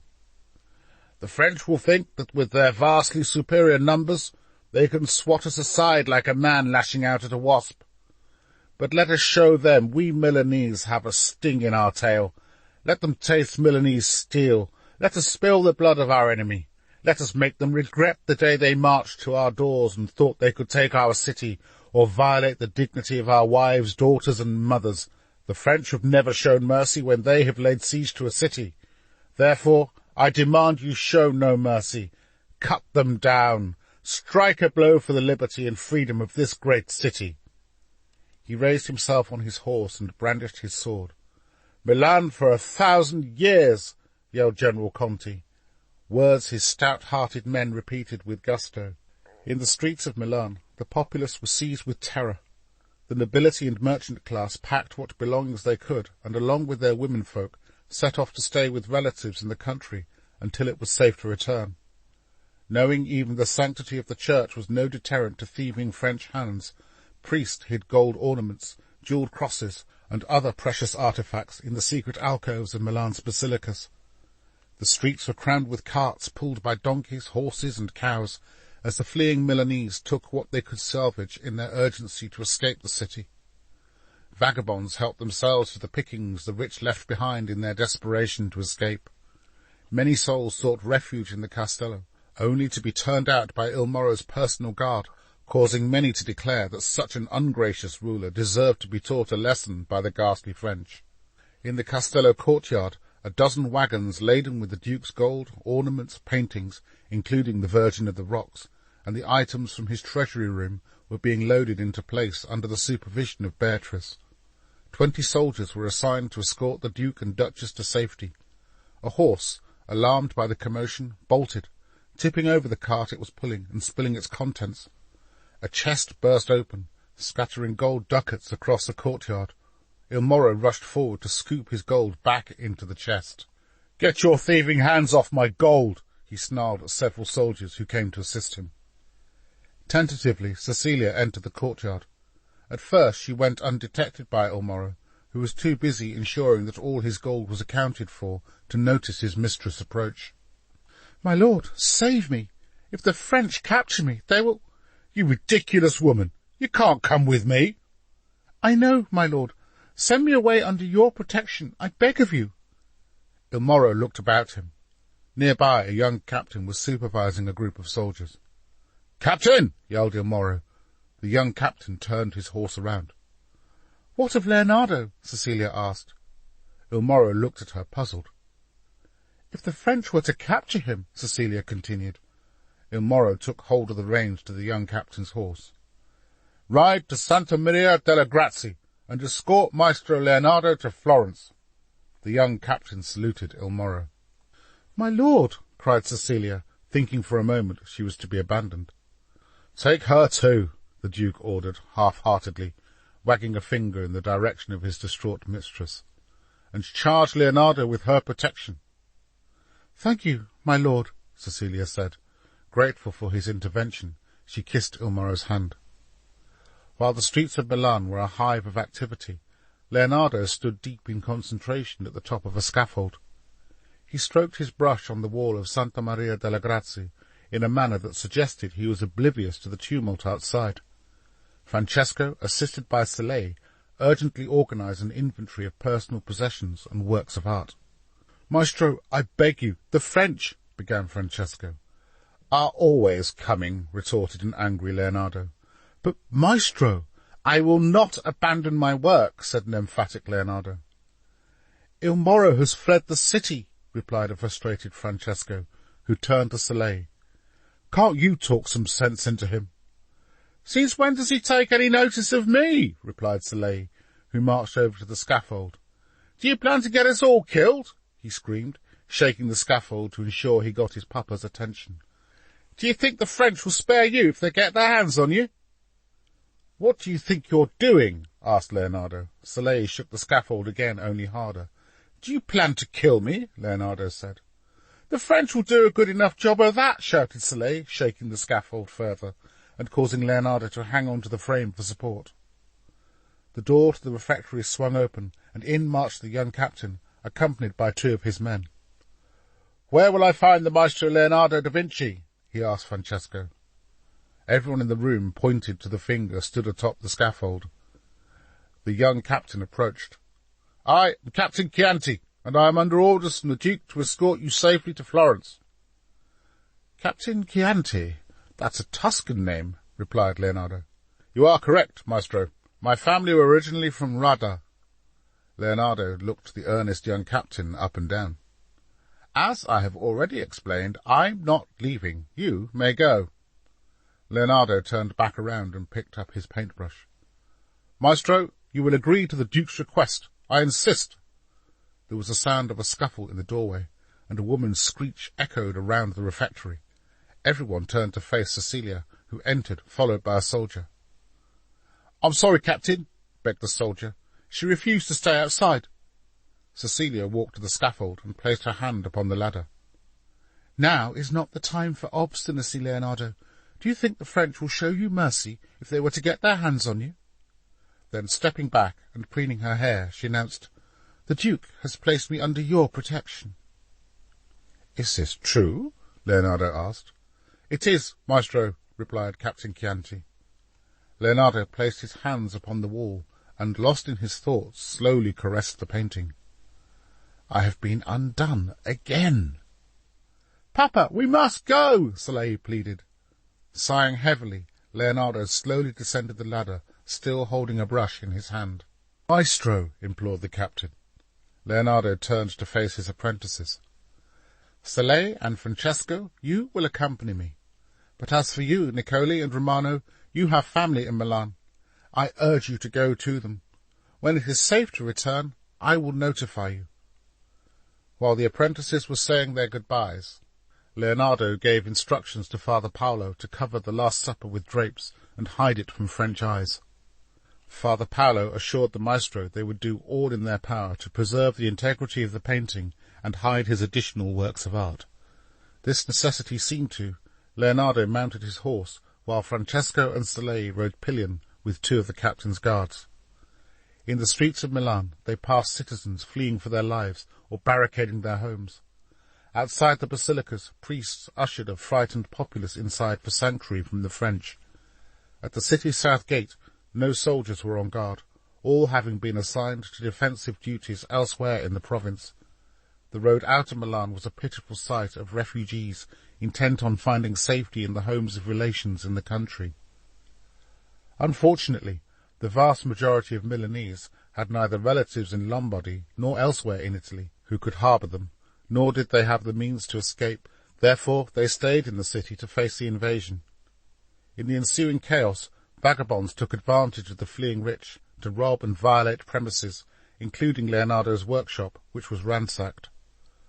On the outskirts of the city, there was no time to mourn the brave death of General Conti, who, true to his word, was slain with his sword in his hand. Even though he and his men fought valiantly, the sting they promised the French was short-lived. Entering Milan, the French conscripts, plucked from peasant stock and dressed in their tatty dog-eared uniforms, showed no mercy. They raped and slew wantonly, dragged women from churches and houses, and ravaged them in the open streets, killing husbands and priests who sought to defend their honour. They stormed and ransacked the Castello Sforzesco, but found little of value. Gascon archers used Leonardo's clay Sforza horse for target practice, turning the once proud statue into an oddly shaped conglomeration of lumps that bore only a passing resemblance to its former glory. On the open road, Captain Chianti was pleased with their progress, considering the obstructions presented by numerous carts and slow-moving pedestrians. By nightfall, they had arrived at Piacenza, only to find the inns full. However, thanks to Leonardo and Cecilia's status, accommodation was quickly provided in the pink-marbled Palazzo Comunale. Signor Scoto, who, acting as provincial ruler on behalf of the Duke of Milan, ordered food for his esteemed guests. Once Francesco and Soleil had retired, and the soldiers had located the nearest tavern, Captain Chianti departed to secure what news he could of the road ahead, leaving Leonardo and Cecilia on their own for the first time since their furtive meeting in Il Moro's prayer-room. "You have hardly spoken 2 words since we left Milan," said Cecilia. Leonardo took his goblet of wine and drank it dry. "I am grateful you are safe," he replied, "and spared the abuses the French would no doubt have heaped upon you." "I am comforted to know you have regards to my safety," Cecilia replied. "Excuse me," Leonardo said, rising from his seat and stepping away. "Leonardo, what ails you?" "My dear, you once exhorted me not to abandon the Last Supper, as I am accused of having abandoned projects in Florence. I was determined to stay and prove my worth. Now everything of value is gone." "My friend, I know you are aggrieved in this matter. At such times it falls upon us to trust to God." Ignoring her plea, Leonardo made for the door. Stopping on the threshold, he turned to look at Cecilia. "God? What if God is silent and heeds not my prayers?" In no mood for debate, he departed the room. Seeking to take in the night air, he made his way around the Piazza Cavalli, which throbbed with people who had no other choice but to bed down under the stars. He entered the Basilica of St. Francis, and prayed to the Almighty to protect his apprentices, their families, and the few friends he had. His prayer was uttered more from a spirit of obligation than one of faith, but Leonardo reasoned God, being God, heeds all prayers, regardless of the spirit in which they are spoken. After conversing with a handful of fellow refugees, he retired to his room, where, once again, a dark mood seized him, and he descended into melancholy. A feeling of hopelessness gripped him as he considered the fate of Milan and the people left behind. Above all, he felt like a man divorced from their destiny. The Last Supper had become to him a symbol of his art, one he feared leaving behind. His restless mind turned to thoughts of Cecilia. Is it a game to test my fidelity? Or has Il Moro consigned Cecilia to my protection, hoping I would make her my wife? If I was to bed her, would he pronounce his blessing, or hunt me down and have me killed?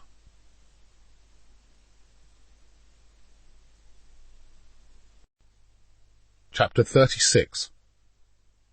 A purple haze hovered over the rolling hills of Tuscany, like a wave of magic dust blown into the air by some mythical genie. The light dangled between mountain peaks, as if cast by an ancient spell. Cecilia was particularly taken by the vast array of wildflowers, which covered each meadow in a vivid blanket of colour. The air was thick with the fragrance of wild roses mixed with thyme, basil, rosemary and fennel. The smells suffused the many vineyards they rode past. For in the rich soil of Tuscany a variety of grapes were grown, and no 2 vineyards smelt quite the same. Soleil, however, was unimpressed. Never having ridden a horse until the day they fled Milan, he spent much of the time travelling through Tuscany, complaining, "Damn animals! My arse hurts! Even when I shit I get no relief!" Accompanied by wispy clouds infused with the light of the setting sun, the red cupola of the Basilica de Santa Maria del Fiore and Giotto's ornate bell tower could be seen rising above the Florentine skyline. It was a sight that warmed Leonardo's heart. Cecilia took hold of Leonardo's hand. She alone knew what returning to Florence meant to him. A breeze wafted through a small copse of cypress trees that lay just beyond the boundary of Florence, infusing the air with their familiar oily scent, one that was accompanied by the rhythmic drumming of cicadas filling the early evening landscape with their noisy chatter. Above the trees the sun was setting over the most beautiful skyline in all Italy, when Captain Chianti delivered those under his charge safely into the bosom of Florence. Then, guided by Leonardo, they wove their way through narrow cobbled streets, while he pointed out to Cecilia and Francesco various landmarks. Nothing appeared to have changed in the years he had been away, except a little more work had been done to the Duomo. They passed through the piazza opposite Santa Croce, just as the watchmen were lighting the lamps, and carried on towards the Via Agnola. Coming to a halt outside a large double door, Leonardo dismounted and hammered on the door of his former maestro. The door creaked open to reveal the elderly figure of Verrocchio. Leonardo, Francesco, and Salei were ushered inside by a frail yet smiling Verrocchio, who held tightly to the arm of his former pupil. Leonardo, wanting to maintain the honour of Cecilia, had Captain Chianti escort her to the Pitti Palace. An apprentice brought food for Leonardo and his 2 young travelling companions. When Francesco and Salei retired for the night, Verrocchio poured another glass of wine for Leonardo. "My eyes are not what they used to be," Verrocchio said, pulling his chair closer to his old friend. "But I see your hair is now peppered with streaks of grey. Perhaps the climate in Milan does not suit you." "I live modestly," replied Leonardo. "It is the only way for an artist," Verrocchio replied, tapping Leonardo on the knee. "I'm surprised you still run a studio," Leonardo said. "Surely you could have retired by now." "It's better to be busy than to sit staring into the street like some old retard from sunrise to sunset." Leonardo smiled at his old mentor's reply. "You have a son, I see, but no wife, Leonardo. What are the ladies Cecilia?" Leonardo laughed, perhaps a little too loudly. "You old rascal! Lady Cecilia is my patron's mistress." Verrocchio tactfully changed subject. "But what of the French?" "In a year or 2 they'll be gone, and if your Moro returns, then I too will return to complete the Last Supper." "Leonardo, I have known you 30 years, and in all that time, how many works have you left unfinished? Here," Verrocchio reached out a hand. "Help me to my room." Without responding to Verrocchio's accusation, Leonardo took hold of the old man's arm and led him from the dining-room to his chambers. "Do you need me to help you dress for bed?" asked Leonardo. "One of the boys will help me. Good night, my friend. It is good to see you again." Later, in a bed, a discontent Leonardo lay awake, mulling over Verrocchio's words. "Where he sees abandonment, I see the machinations of fate and the eternal nuisance of being forced to fulfil commissions contrary to my vision." An agitated Leonardo tossed from side to side, while the nagging voice of doubt assailed his ears throughout the course of the night, until the hint of dawn began to permeate his room. It was only then, when the first kiss of daylight arrived, that his troubled mind eased its noisy activity, and he drifted off for a few hours' sleep.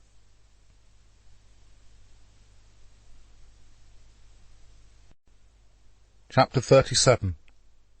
Within the walls of the Palazzo Medici, the ruler of Florence, Piero de' Medici, otherwise known as Piero the Unfortunate, the son of Lorenzo the Magnificent, had capitulated to King Charles VIII's demands as the invading French had entered Tuscany, leaving Florence in disarray. A weak and incapable Piero, who lacked the leadership his father had shown, abandoned the city. In protest, the populace of Florence revolted against the Medici family, who fled into exile. Florence was once again a republic. Savonarola, the Dominican monk whose fiery preaching and penchant for stirring up the populace had plagued the final years of the reign of Lorenzo the Magnificent, now believed he was free to usher in an era of religious repression. However, not all in Florence had fallen under the sway of the charismatic monk, and older powers, families like the Pazzis, whose long-running feud with the Medicis had torn the city apart, now sought to reassert their influence. Since her arrival in Florence, Cecilia longed for Leonardo to lavish her with the kind of attention too oft denied in Milan. Instead, she found she was largely ignored. The gossip in the Pitti Palace was that Cecilia had been welcomed to keep Leonardo happy, in the belief, while he remained in Florence, his talents would be put to service. It was a rumour Cecilia hoped there was an element of truth to. Yet night after night she pined for Leonardo to come to her bed. Yet rather than Leonardo's undivided attention, she regrettably found herself having to fend off the advances of unwanted suitors. Shuffling on his feet before the unfinished adoration of the Magi, thoughts of Cecilia were far from Leonardo's mind. Instead, there was the regrettable sound of Signor Prodi, the Florentine lawyer who had visited him in Milan. "It is a fair offer," the lawyer said, his stern voice only adding to the injury Leonardo felt. "The monks of San Donato a Scopetto have been most accommodating, as I'm sure you will agree." Leonardo silently nodded. "I'll leave the contract for you to sign," said Signor Prodi, who allowed a satisfied smirk to weave across his thin lips as he placed a document down upon a table. He then wished Leonardo a pleasant day and left just as Verrocchio entered, accompanied by the artist Filippino Lippi. "Greetings!" cried an exuberant Filippino. "Filippino!" yelled Leonardo in return. "You haven't changed, Leonardo. You're still devilishly handsome." "And you're still devilishly ugly," retorted Leonardo as the two friends embraced. In his youth, Filippino had wooed many a virgin with his looks, charm, and ability to poke fun. Thankfully the years had been kind to him, and he still cut a dashing figure with his curly russet hair, neat chin, and mischievous pale green eyes. Verrocchio stood before the adoration of the Magi and marvelled at the detail of Leonardo's drawing. He ran a finger over the contours of the Virgin Mary. "I remember when you first unveiled the cartoon for the adoration," said Verrocchio, a hint of sadness in his voice. "It was the talk of Florence, remember? For weeks people from all walks of life came by to view it." "Do you now intend to paint it, Leonardo?" asked Filippino. "I'm sure the monks of San Donato would be delighted if you did." Leonardo put an arm around Filippino. "My brush could not add one iota to the scene I have drawn here. This is the perfect drawing." Leonardo placed a sheet over the cartoon he had drawn and walked to the door. "Please forgive me," he said, turning around to face a baffled Filippino and Verrocchio. "Dine with me tonight, and I will explain, or try to explain, why I cannot finish the adoration." For a moment, Verrocchio and Filippino stood there, staring at the empty space Leonardo had occupied just seconds ago. "Still the same old Leonardo," said Filippino, sighing. "He will never change," remarked Verrocchio, who stretched out a hand and removed the cloth Leonardo had placed over the adoration. "I'll speak to the monks myself. Perhaps an arrangement can still be made." Grateful, Filippino shook Verrocchio's hand.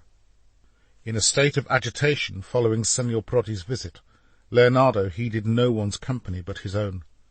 It was not that he had sought deliberately to ignore his old friend Filippino. Rather, he felt compelled to find rest in the stillness and solitude of nature. Here he hoped his mind may yet conjure some means out of his legal predicament.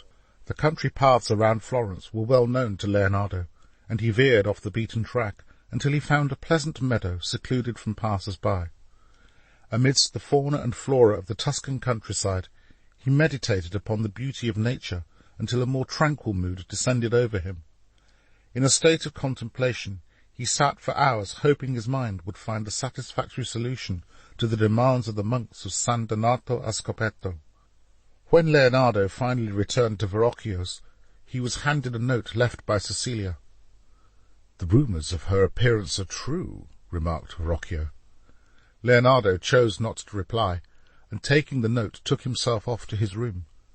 Sitting down upon a chair, he held the letter betwixt his forefinger and thumb for some time, before he finally overcame his apprehension and read Cecilia's note, which read, "My dearest Leonardo, why have you not come to see me? The court of Florence is in upheaval as men fight over their position in the new republic. I have no friends here. I am alone, and, no thanks to you, left in a vulnerable position. Please come soon. Your ever faithful Cecilia."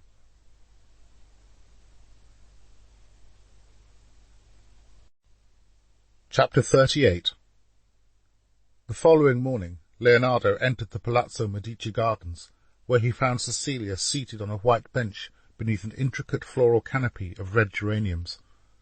Without an introductory greeting, he launched straight into his annoyance at the visit of Signor Prodi, until he was interrupted by Cecilia, hitting him repeatedly on the arm with her white fan.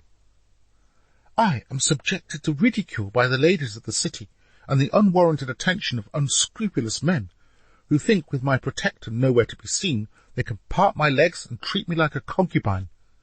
And now you come to me without so much as a kiss on the cheek, and all you can talk about is an unfinished commission that some miserable monks would have you complete. By my word, I would have been better off in Milan." "Forgive me, I did not mean to offend," he said reassuringly.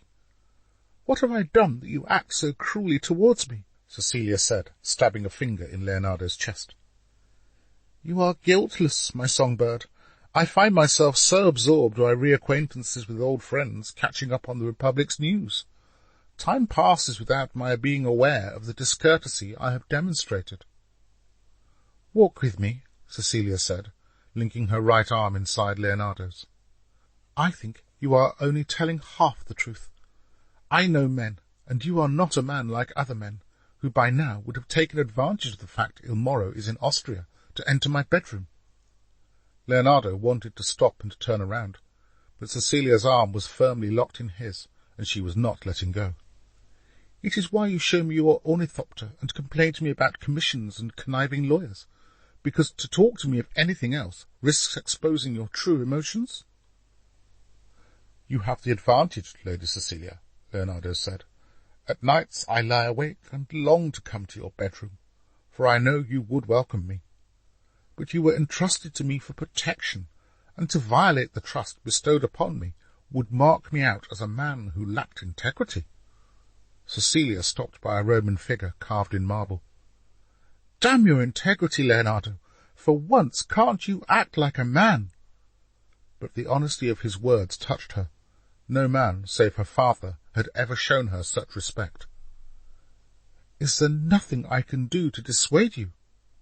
Her hand reached out to caress Leonardo's face. "Cecilia, in the annals of history you will be remembered as one of Italy's most beautiful of daughters, but I too long to be remembered, not only as an artist and a scientist, but as a man who chose the path of celibacy over his natural inclinations. If we are not to be lovers, do not at the same time forsake your duty towards me," Cecilia said. Leonardo bowed and kissed her on both hands. Taking his arm in hers, they continued their conversation. Leonardo explained to her the consequences of the demise of the Medici after the death of Lorenzo the Magnificent, and the grip Savonarola had over the masses. During their discourse they stopped frequently to admire plants the Medici gardeners had cultivated from lands both near and far. When the time came for them to part company, Leonardo reiterated his intention. "I will neglect you no longer, and will visit you more often. You have my word." Satisfied with Leonardo's promise, Cecilia departed more content and at peace than at any time since her arrival in Florence. He, too, felt relieved that the feelings he had battled with had now been laid to rest. Arriving back at Verrocchio's studio, the old man welcomed him to the dining table, where he and his apprentices sat. "There is to be a summer banquet in honour of the Republic," began Verrocchio to Leonardo. "You may bring the Lady Cecilia." "I am sure she will be delighted," replied Leonardo. "Do you have any words of wisdom for my apprentices?" Leonardo looked around at the eager young faces sitting at the table. "Art," he said, "is pretty simple. You come up with an idea, and you do your best to execute it. Most fail, some work. You do more of what works.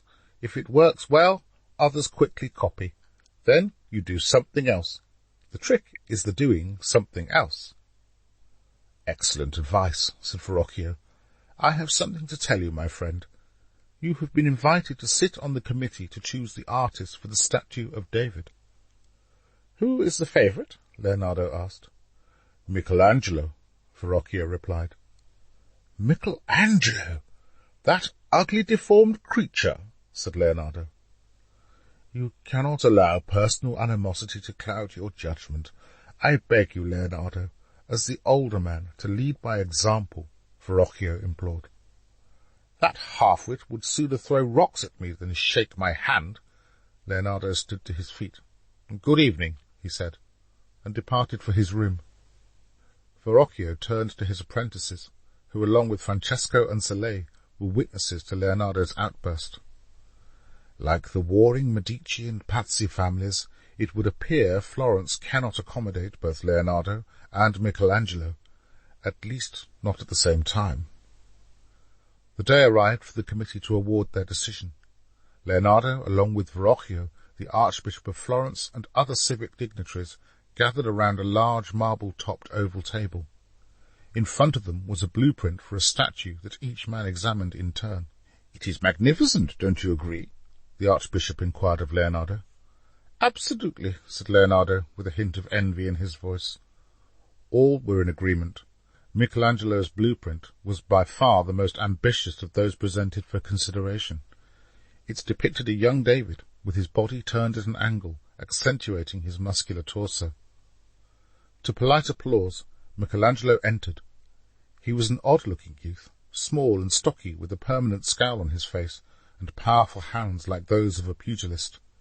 The Archbishop of Florence, a wizened old relic, extended a hand to Michelangelo. "Come," he said, "we are pleased that you have returned from Rome. After much debate, it has been agreed that you be given the commission for the statue of David." A delighted Michelangelo shook hands with all the committee, excluding Leonardo. "Even Leonardo favoured you," said Verrocchio. "Well, of course you voted for me," Michelangelo said, prodding Leonardo hard in the chest. "You may be a bastard, but you're not blind."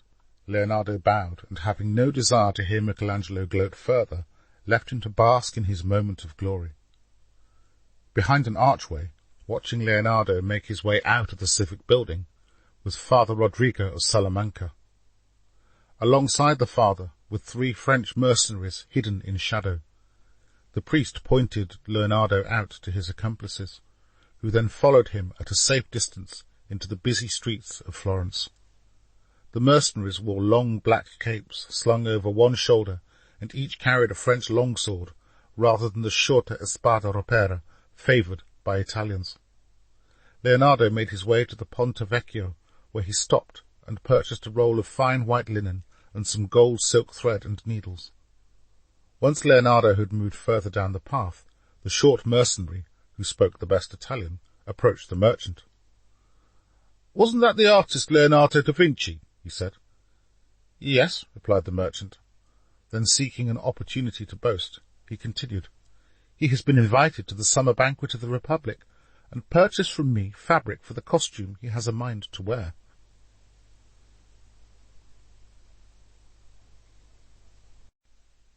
Chapter 39. Seated at a table in the neat and spacious room Verrocchio had assigned to him, Leonardo, dressed in only his undergarment, held a needle in his left hand. In front of him was a purple and cream-coloured piece of fabric that he was busy stitching to the main body of the garment, which was white. Satisfied with his workmanship, he held up the finished toga, slipped off his undergarment, and, with the aid of one of Verrocchio's apprentices, put on the garment he had just made. Holding a small mirror in his hand, he admired himself from various angles.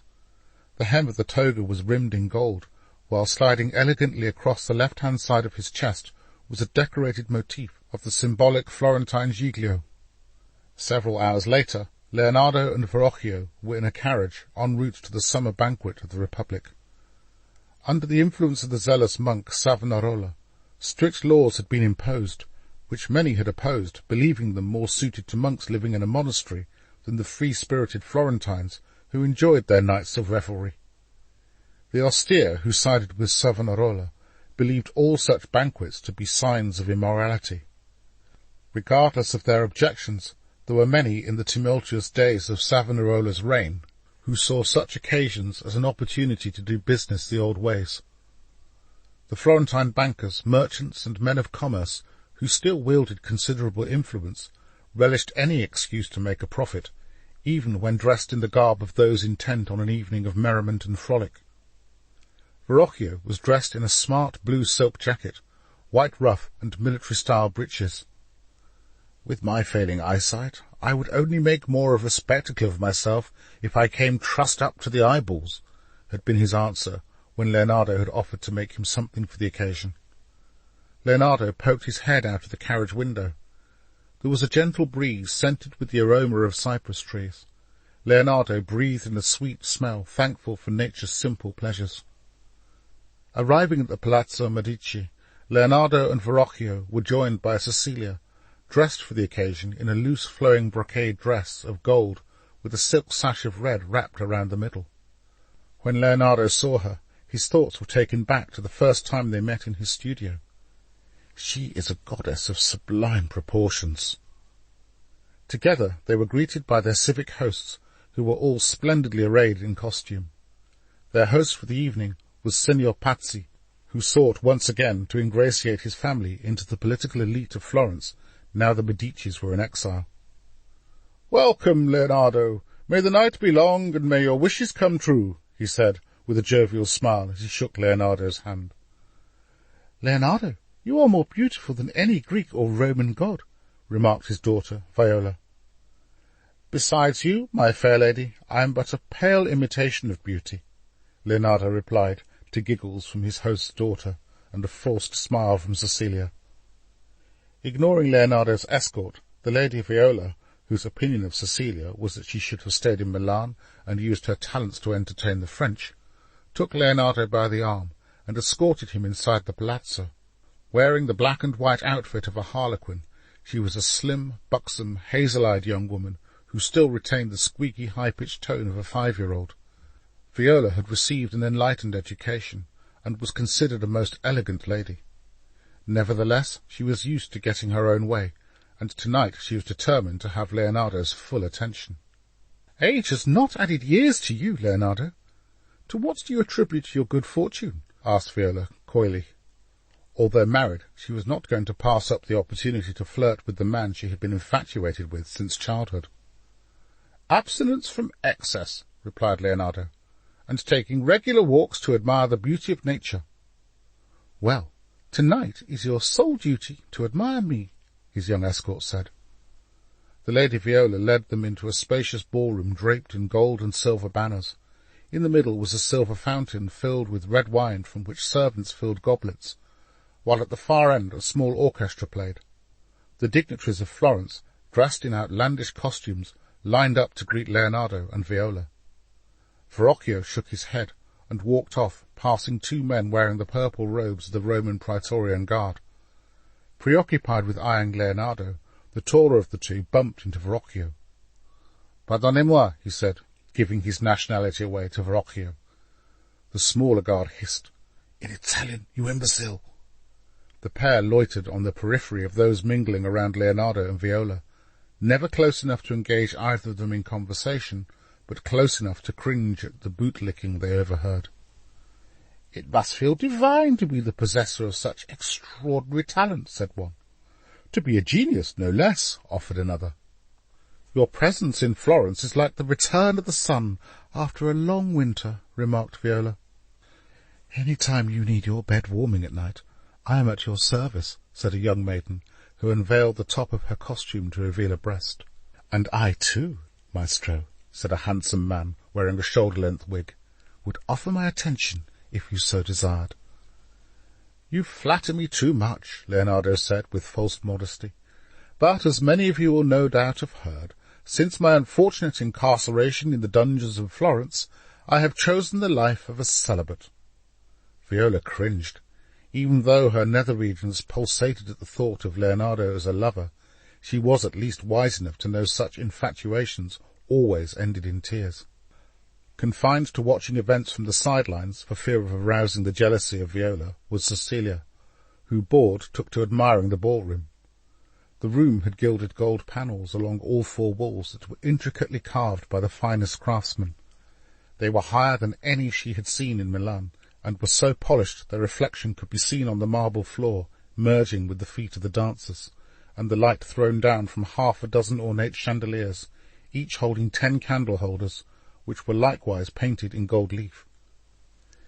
"It is the same with Michelangelo," a despairing Verrocchio said, coming to stand beside her as he pointed to an adoring group, busy plying Leonardo with praise. "Both of them are in competition for the hearts of Florence. It is madness. We're meant to be artists, not demigods."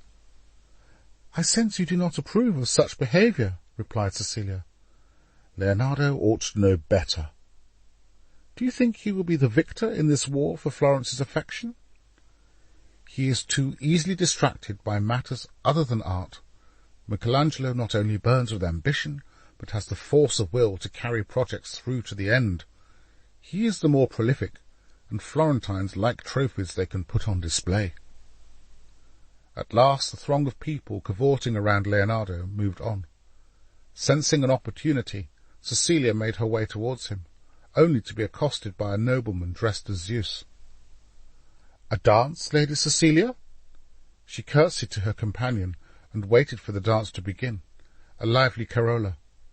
"It is easy to understand why Il Moro is besotted with you," Zeus said. "The only surprise is that he didn't cart you off to Austria under the nose of his wife." Cecilia smiled. "Still, it would be a shame to leave you wanting for affection," he said, pulling Cecilia close. He dropped his right hand over her shoulder and fondled her breast, while his other hand gave her bottom a squeeze. "I believe you asked for a dance," an annoyed Cecilia said. Curtsying, she walked briskly away to where Leonardo was standing by the food. "Try these," he said, popping into Cecilia's mouth a pastry topped with sugared almonds. While the guests helped themselves to food, entertainment was provided by a troupe of Commedia dell'arte actors who performed in front of a colourful backdrop. Leonardo nudged Cecilia, and they slipped quietly away. Together they walked along an ornate corridor, and after descending half a dozen carpeted steps, Cecilia pulled Leonardo into an alcove with a stained-glass window of the Medici coat of arms. "Il Moro is raising an army of German and Swiss mercenaries," she said hurriedly, eager to convey information she had only heard earlier in the day. "I should have painted you in moonlight," Leonardo replied, observing the gleam of the silver ornament in her hair. Further down the corridor, the two French mercenaries clung to the walls as they made their way towards the moonlit couple. "Do you think he will succeed?" Cecilia earnestly implored. "Just look at your face," Leonardo replied, gently lifting a hand towards it. "Leonardo!" "Huh?" "Have you listened to a word I've—" Before Cecilia could finish her sentence, Leonardo wrapped her up in his arms. She closed her eyes and raised her lips. Just as their lips touched, from behind came a deliberate cough. Leonardo quickly let go of Cecilia, who stumbled off balance. "I am dismayed," replied his former maestro. The two mercenaries halted their advance, and once again blended into the background. "Dismayed?" questioned the surprised Leonardo. "Why do you allow them to treat you with such pouring adulation?" Verrocchio asked, pointing in the direction of the ballroom and its assembled guests. "I cannot be held accountable for the actions of others," Leonardo replied. "Do you think yourself worthy of such praise?" Verrocchio planted his feet firmly in front of Leonardo while he waited for an answer. Leonardo stared guiltily at a small gathering of curious partygoers who inched their way towards them. "Verrocchio, please, this discussion is for another day, surely," Cecilia said, placing a consoling arm on the old man's shoulder. "Come, enjoy the party." She took Verrocchio's arm in hers to lead him away, but he turned again to Leonardo, jabbing his finger in his chest. "I asked you a question. Do you think yourself worthy of such vanity?" "All artists crave adulation and applause, don't we?" replied Leonardo. "Have you no manners, Verrocchio?" From behind him, Viola, accompanied by two guards, arrived. "My lady, please, I meant no offence," Verrocchio said, alarmed. "You have had too much wine," replied Viola. "Make sure he arrives home safely," she said, addressing the two guards, who led Verrocchio away. "Thank you, my lady," said Leonardo, bowing to Viola. Cecilia, too, curtsied, grateful for her intervention. "The Lady Cecilia and I were just discussing the news from Milan." "You are in Florence now? There will be plenty of opportunity to gossip about Milan's affairs later. If I may?" Cecilia stepped aside to allow Viola to place her arm in Leonardo's, and, without casting Cecilia a sideways glance, escort him away. The two French mercenaries followed Leonardo and Viola at a discreet distance, and watched them enter a room where people were busy playing blind man's bluff. "It is futile," said the taller of the two mercenaries to his companion. "We'll wait a little longer," replied the shorter mercenary. "I say we go now." "We go when I say so and not before," the smaller Frenchman repeated. In the ballroom, Lady Viola oversaw the evening's entertainment. She handed Leonardo a blindfold just as Cecilia snuck into the room. The partygoers poked and prodded Leonardo, who spun around wildly, thrashing his arms about. In an attempt to capture someone, he grabbed hold of Cecilia. Thinking quickly, she swapped her mask with the lady standing nearby. A hush descended upon the room. Tentatively, Leonardo reached out a hand to touch the face and mask of the lady who had accompanied him from Milan. "It's a woman!" he exclaimed. He ran a hand through her hair, down her neck and above her shoulders. "Hurry, hurry!" the crowd urged. "I don't know," replied Leonardo, removing his blindfold. Then, realizing he'd been outsmarted by Cecilia, a smile appeared on his face. "Forfeit! Forfeit!" yelled the crowd. "Kiss her!" shouted a voice. Before Leonardo could react, hands thrust him into Cecilia's waiting arms. After what seemed like an eternity, they kissed. Cecilia's heart exploded as Leonardo pressed his lips firmly against hers. She wanted to scream the joy she felt to the whole world, but fearful this may be the only time their lips embrace, she clung to him. Some of those looking on whooped and yelled their encouragement. When at last their lips parted, Cecilia rushed immediately out of the room.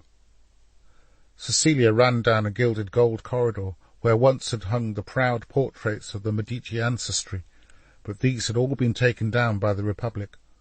All that remained were their discoloured outlines on the walls. When she reached the end of the corridor, she opened a glass-panelled double door and found herself in the garden of the Palazzo Medici. Leonardo entered the garden just in time to see Cecilia duck inside the maze. She wove her way through the hedged corridors until she arrived at a small wooden pavilion surrounded by a modest garden of exotic flowers. Inside the pavilion, Cecilia collapsed onto a chaise longue and, holding her head in her hands, sobbed uncontrollably.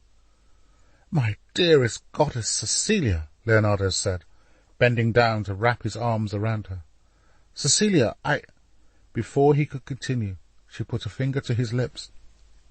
"Answer me, Leonardo, just this once.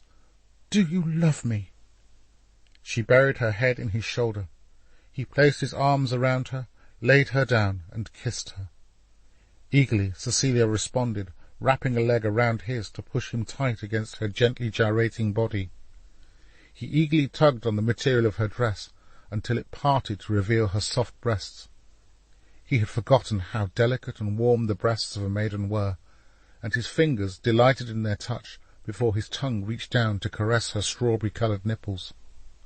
From a place deep within, all of Cecilia's longing for Leonardo burst to the surface. She moaned ecstatically as his gentle yet firm touch lit a fuse through her orgasmic body. "Make love to me," she whispered in his ear, responding to his fingers slowly reaching up between her thighs. Leonardo quivered as he anticipated the joy he would feel the moment their two bodies became one. Glinting in the moonlight, Cecilia saw out of the corner of her eye the flash of a silver blade. She screamed, but it was too late to alert Leonardo. A hand grabbed him by the scruff of his collar and yanked him to his feet. "Who are you? What do you want?" demanded Leonardo, hastily attempting to assert his dignity and dress. The tip of a sword wielded by the smaller of the French mercenaries waved dangerously close to his ashen face. Taking hold of a half-naked Cecilia, busily fumbling with her dress, the taller mercenary shook her. "You're the Duke's slut, aren't you?" he said in French. "We'll have fun with you later." With a knife poised in one hand across her throat, he reached down with his spare hand to grope her breasts. "Filthy pig!" cursed the defiant Cecilia in French. "Leave her," his companion ordered. "It's him we've come for." "Another time, mon cher," said the taller of the mercenaries to Cecilia, tossing her to the ground. "You'll hang for this," Cecilia shouted in French, just before she was punched in the face. "Who are you? What do you want with me?" asked Leonardo. The smaller mercenary bound Leonardo's hands tight behind his back, and then, at the point of his sword, escorted him back through the maze. At the edge of the maze he whistled a command. A pock-faced mercenary appeared from the far end of the garden with 4 horses. "I demand you let me go," insisted Leonardo. "The King of France has need of you," replied the smaller mercenary in Italian. "Now, get on your horse." The smaller mercenary used his surprising strength to lift Leonardo onto his horse, a black mare with a Bordeaux crest embossed on its saddle. As they fastened Leonardo to his horse, Cecilia emerged stumbling from the maze, one hand frantically waving an embroidered handkerchief, while the other wiped blood from a split lip. "Run, Cecilia!" implored Leonardo. Cecilia made a dash for the double doors. "Help!" she shouted. Brandishing his sword, the taller mercenary spun his horse around and set out after her. "We haven't time! Leave her!" ordered his smaller companion. "Help! Help!" screamed Cecilia, stumbling in her panic. "Take the reins!" the smaller mercenary shouted to Leonardo. He then gave Leonardo's horse a smack on the flank. The horse bolted at a lightning pace, quickly followed by the 3 mercenaries. From the far end of the garden, soldiers with drawn swords and spears appeared. Their captain, a burly middle-aged man with a resplendent beard, ordered his men into 2 lines, one behind the other, those with the spears in front, those with swords behind. "Steady," he ordered. "Pick your target." The pock-faced mercenary let go of the reins to Leonardo's horse and drew his sword. The tallest of the trio also drew his sword, and in unison they shouted, "Vive la France!" before charging at the waiting soldiers. Leonardo swung his body to one side to divert his horse from the waiting spears.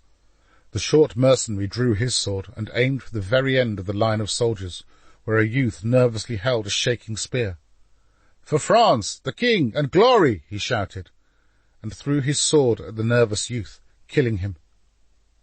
Then, urging his horse on, he jumped through the gap left by the fallen soldier. His 2 companions were not so successful. The taller mercenary was killed outright, a spear piercing his right side and another through the throat. The pock-faced mercenary was disabled by a spear in his left thigh.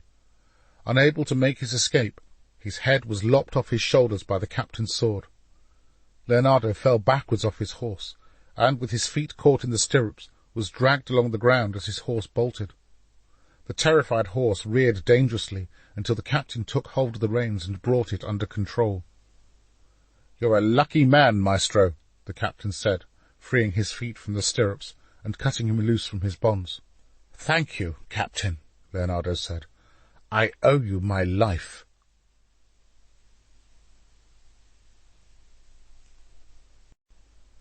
Chapter 40. The following morning, Leonardo, who was late for breakfast, entered, rubbing a bruise on his left arm. An incensed Verrocchio approached him. "You could have got yourself killed last night, and what for? To please your vanity and indulge your appetites?" "My appetites were not indulged," Leonardo replied.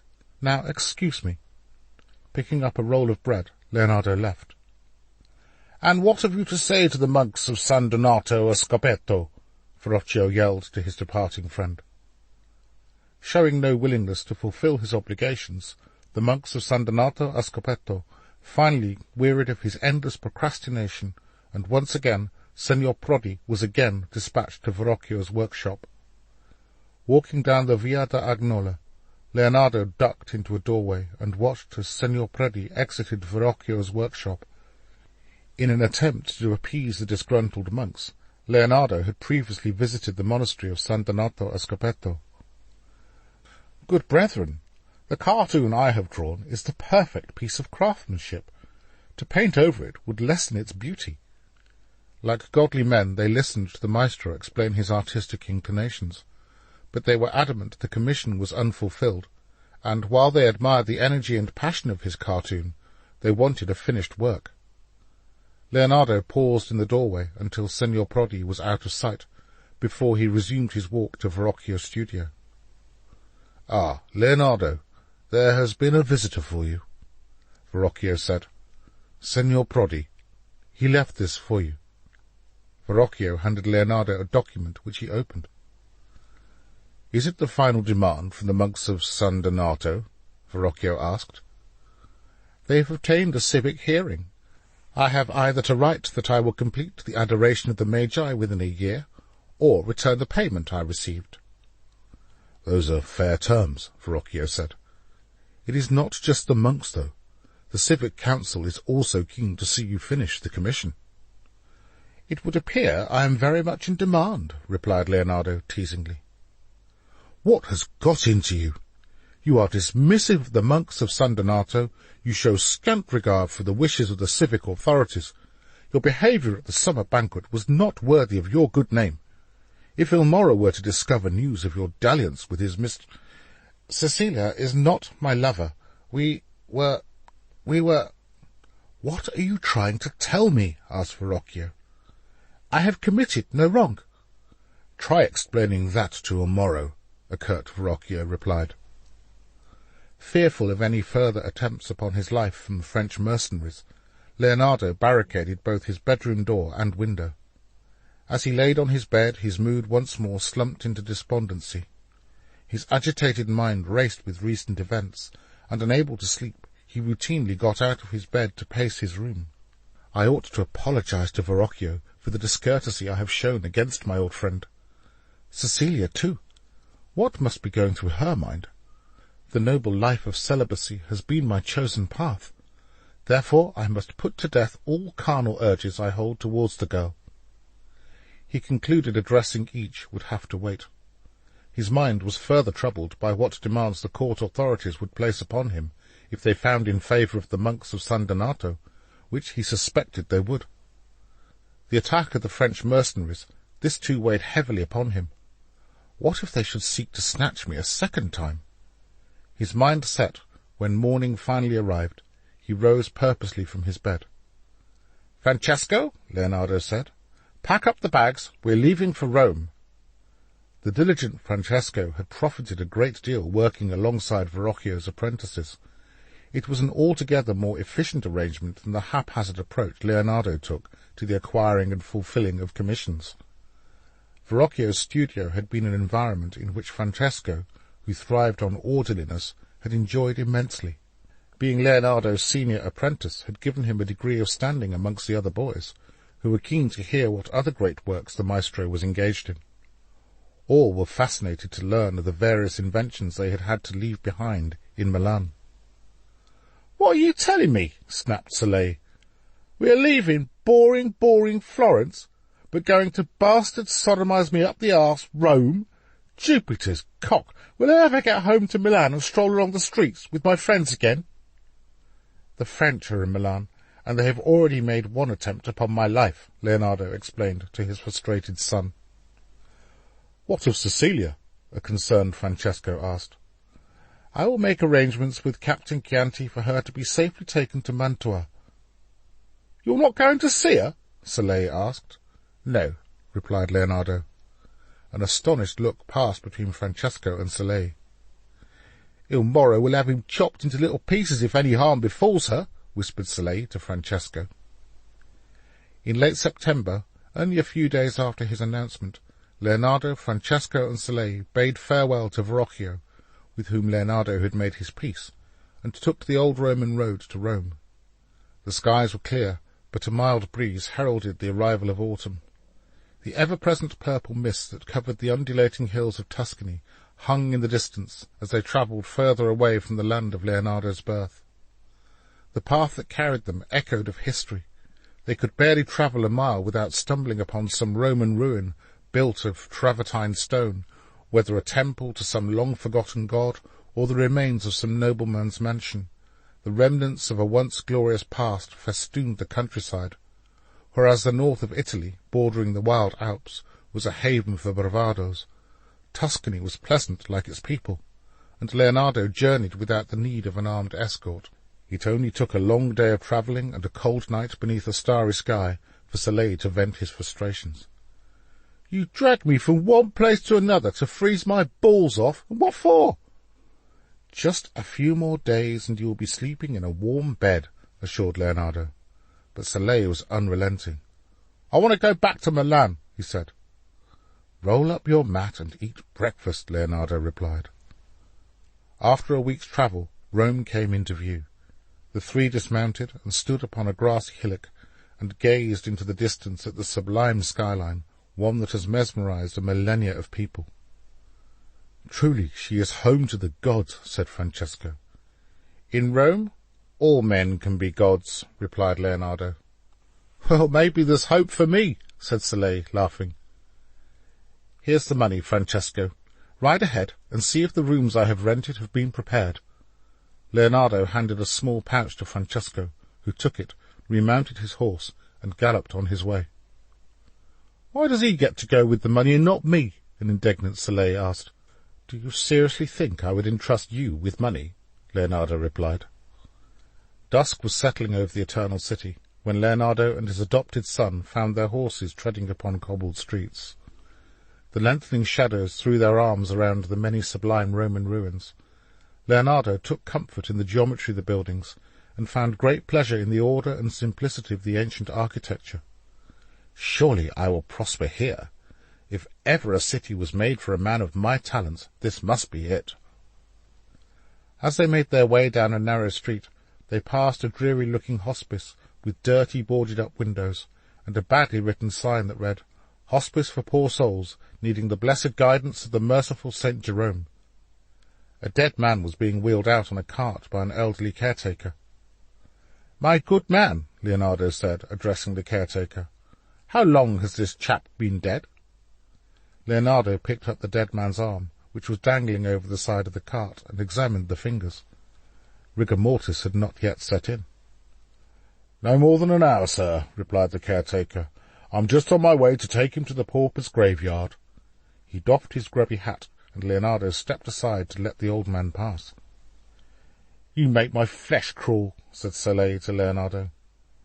Death, my young friend, is the only certainty in life, and a man should have no fear of it if he has led a virtuous life. Well, then I'm buggered, aren't I? Replied Soleil with a snigger. When they reached their lodgings, Francesco had brushed the place clean, laid out food for everyone, and prepared the sleeping quarters. There were 3 rooms downstairs, a bedroom for Leonardo, and another to be shared by Francesco and Soleil, and a large living room with a hearth for cooking. Upstairs there was one long room to suffice as a studio. All the rooms are basic, and the furniture worn with age. It's a pigsty, complained Soleil. You must be crazy if you think I'm living in this dump. Don't be so ungrateful, said Francesco. What gives you the right to be so high and mighty?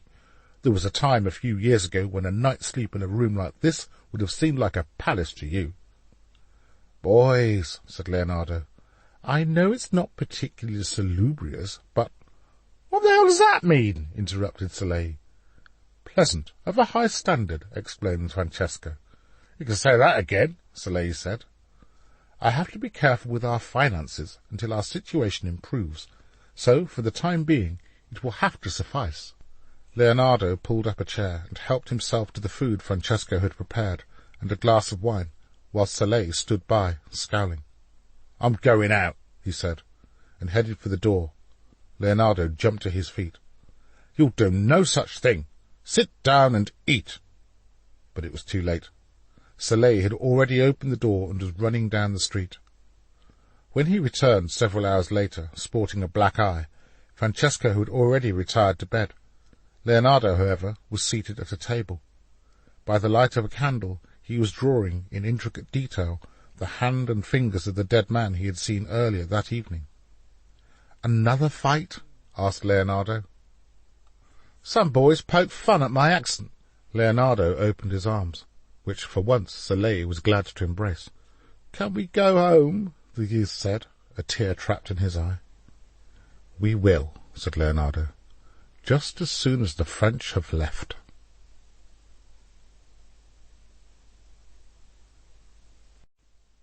Chapter 41. In a sparse cell, with his feet chained to the wall, Alessandro was woken by the bell summoning the monks of the Holy Order of St. Bernard of Montjoux to Lourdes. His window gave him a spectacular view of the jagged ridges of the Alpine peaks, where even in summer the mountain tops remained snow-capped. However, his feet had never set foot upon them, for ever since the day of his arrival he had been confined within the monastery. Although it was a balmy morning in summer, he shuddered to think what would await him during hostile winter months, when the path into the mountains was inaccessible, and a fierce alpine wind blew down the grand St. Bernard. With a monk either side of him, Alessandro was escorted into the chapel, where he was coerced by his guardians to participate in all daily offices, as though he were a novice preparing for holy orders. At first, Alessandro had made such an unholy racket he had been muzzled, but this punishment was abandoned at the behest of Abbot Jerome. The abbot's virtuous nature believed the longer Alessandro was treated like an irredeemable animal, such acts would only prolong any state of repentance. As penitence for the crimes he had committed, Alessandro was flogged once a month, and under interrogation of the abbot, asked to renounce his proclamation that he was Jesus. On days when the monastery had nuns visiting or female pilgrims passing through, Alessandro was confined to his cell. Upon his arrival, the archbishop had given written instructions that exposure to women be strictly prohibited. Life for Alessandro followed a strict regime of 5 services a day, followed by instruction from various monks in the Holy Scriptures. All sought to bring about a state of contrition in the errant man. When instruction and prayer failed, which it always did, Alessandro was made to perform hard labour, often at the inducement of a whip. One morning after Lauds, he was taken by 2 burly monks to the office of the abbot. Behind a plain desk piled high with books and manuscripts sat the abbot, a small grey-haired man with a knowledgeable air. To the right of his desk, an elaborate stained-glass window depicted a lion beside a lamb, with the Good Shepherd holding a gold staff in his hand. The abbot pulled out a chair for Alessandro.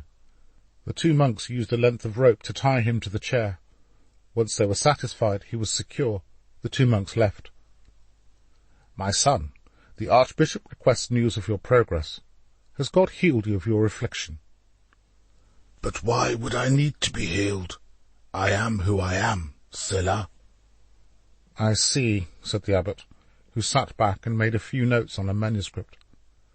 "Our Lord proclaimed a message of peace, hope, and salvation for all. What message do you preach?" "That God will strike down mercilessly all who oppose his chosen vessel." The abbot opened the door and waved the 2 burly monks inside. The monks untied Alessandro and sought to escort him away.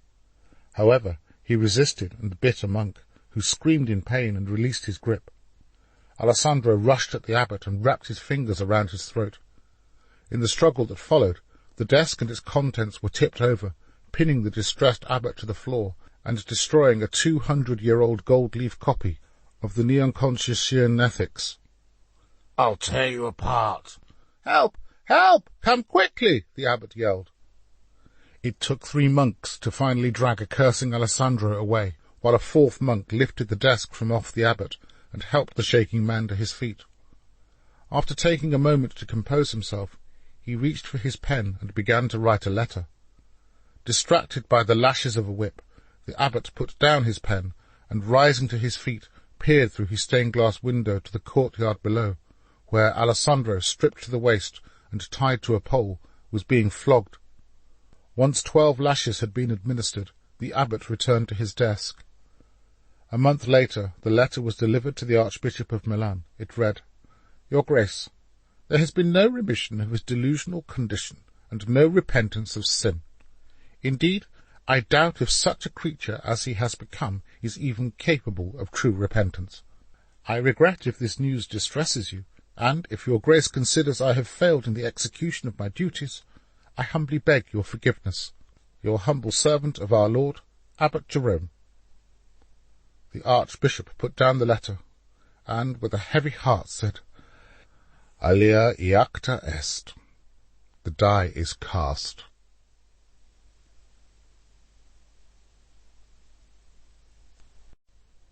Chapter 42. Beside himself with rage, Michelangelo Buonarroti's arms gesticulated wildly, while curses flew from his mouth as he steamed through the streets of Rome. "Bastard by birth, bastard by nature, filthy pig-shitter, fat-kidneyed prick." Ever since he was a youth growing up in Florence, the name of Leonardo da Vinci was spoken in ways which indicated awe at the man's talent, but not by Michelangelo. He had a mind to prove that he alone was the greatest of Florence's artists. "Why in the name of God has that son of a whore come to Rome? Jupiter's cock! I am the glory of Florence. were the words he had spoken to several artists when they informed him Leonardo da Vinci had arrived in Rome. Deep inside the Vatican, Pope Alexander VI was being helped into an ornate gold chasuble by two priests. His Holiness was a ruddy-faced man with blemished skin and a considerable girth, which, once encased in his chasuble, made him look even more imposing.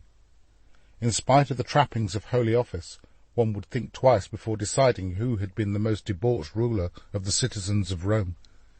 If the Emperor Nero was accused of playing the fiddle while Rome burned, then the reign of Rodrigo Borgia as Pope Alexander VI was synonymous with sexual indulgence, mistresses and orgies, often attended by his daughter Lucrezia and his son Cesare.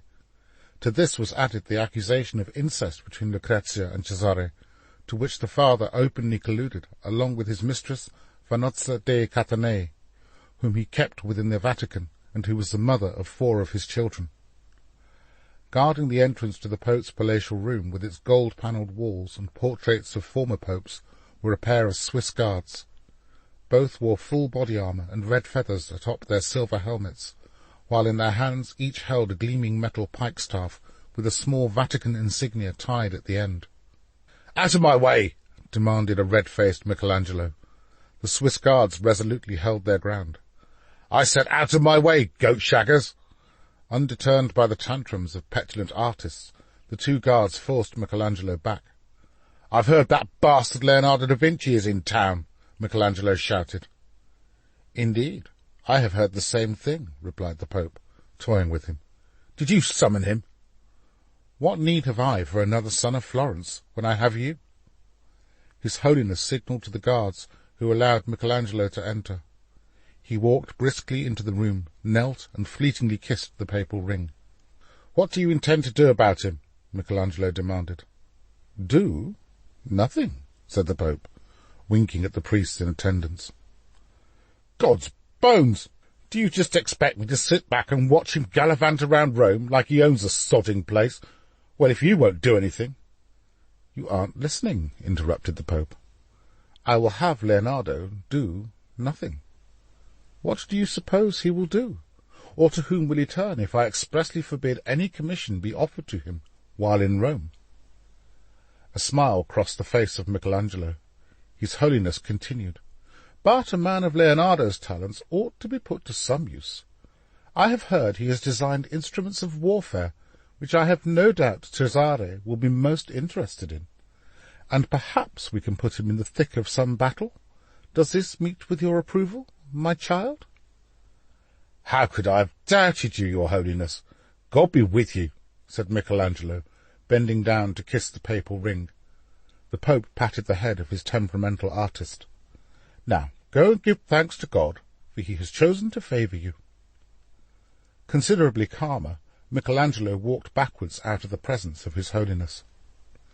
Several days later, Leonardo was summoned to the Vatican for an audience with the most devious offspring of Rodrigo Borgia's loins, his son Cesare. If his father's weakness was women, his son's was murder. He had dispatched enemies, friends, and even members of his own family by sword, poison, torture, starvation, and whatever foul means satisfied his homicidal nature. Cesare Borgia was curious about Leonardo's weapons of warfare, and had sent word to him to arrive with the evidence. Cesare was a muscular man, with shoulder-length black hair and soulless eyes. His nose was crooked, and his sullen mouth had never been known to smile. He wore black gloves from morning until night, and, like the guardian of the underworld, preferred to dress in black.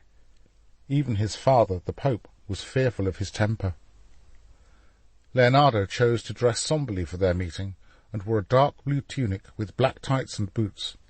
It was a wise choice, for Cesare detested the more outlandish clothes commonly worn by artists. "It has come to my attention that you have devised instruments of warfare," Cesare Borgia said in a cold voice. "It is true, sire. I have indeed designed such various instruments." "Show me your plans."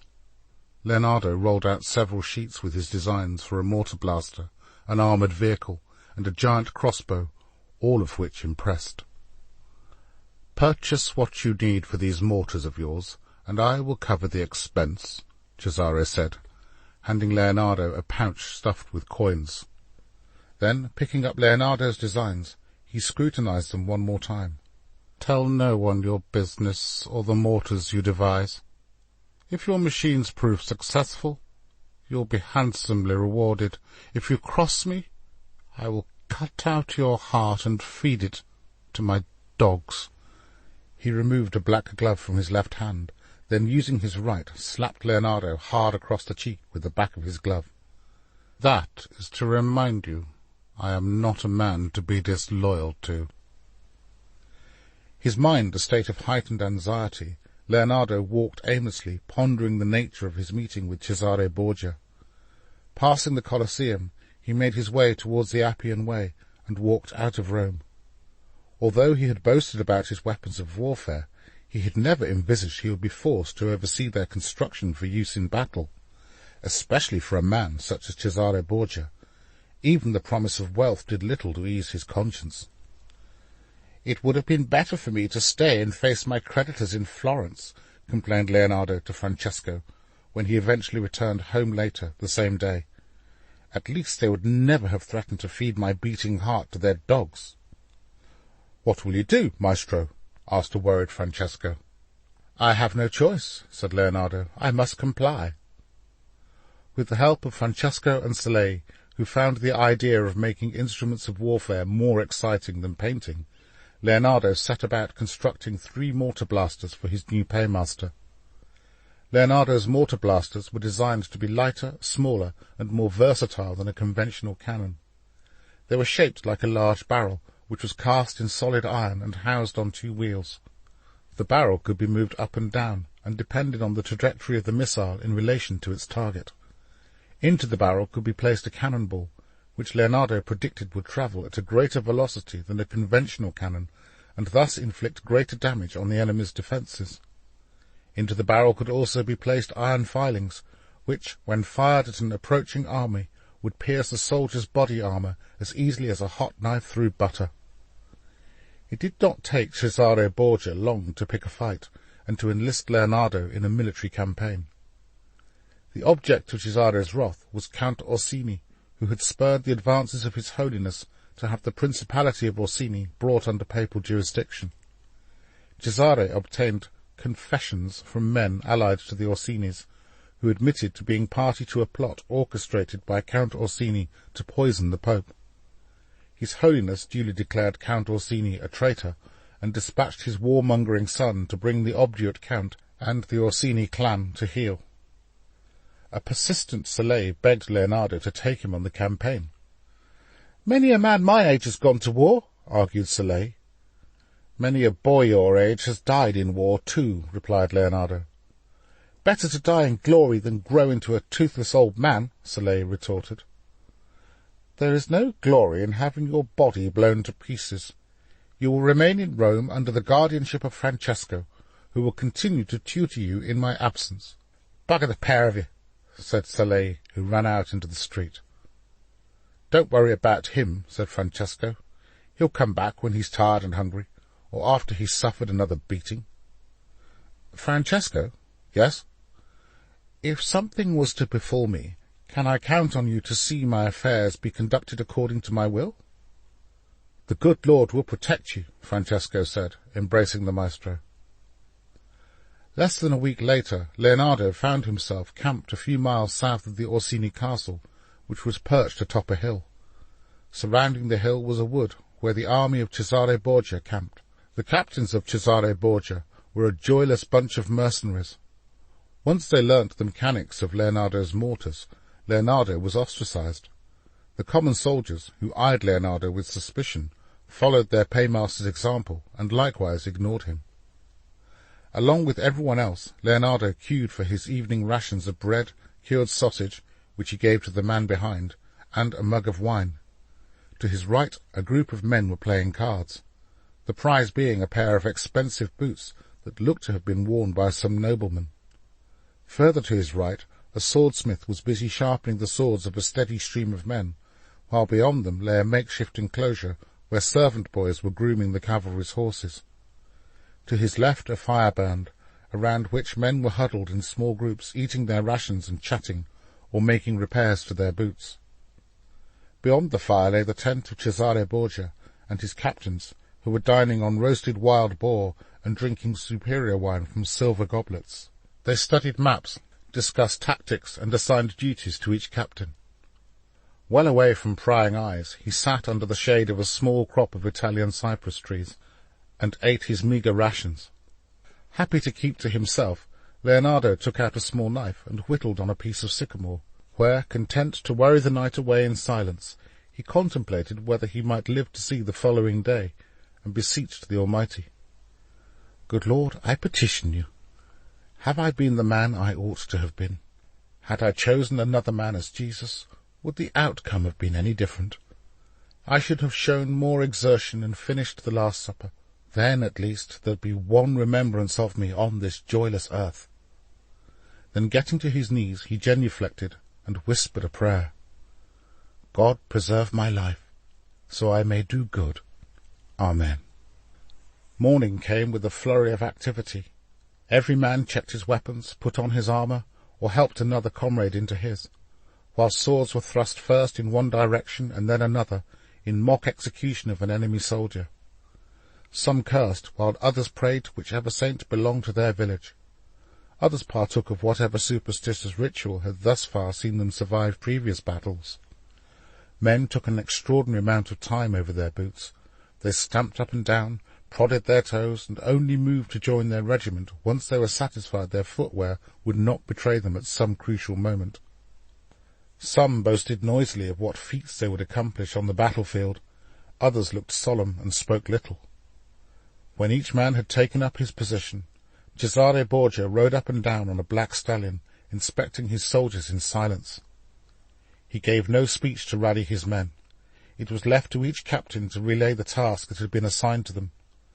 Once Cesare Borgia's officers had taken up their positions, silence descended. On Cesare's orders, the mortars were fired at the advancing Orsini infantry. Mercilessly the iron filings ripped through the soldiers' armour. Dozens of men fell instantaneously, their bodies riddled with burning shrapnel.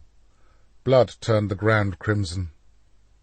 The noise of battle was so horrific, Leonardo felt as if a hole had been blown in his head. He clasped his hands tight to his ears in a vain attempt to drown out the hellish racket. All around him, trees were uprooted and torn into pieces.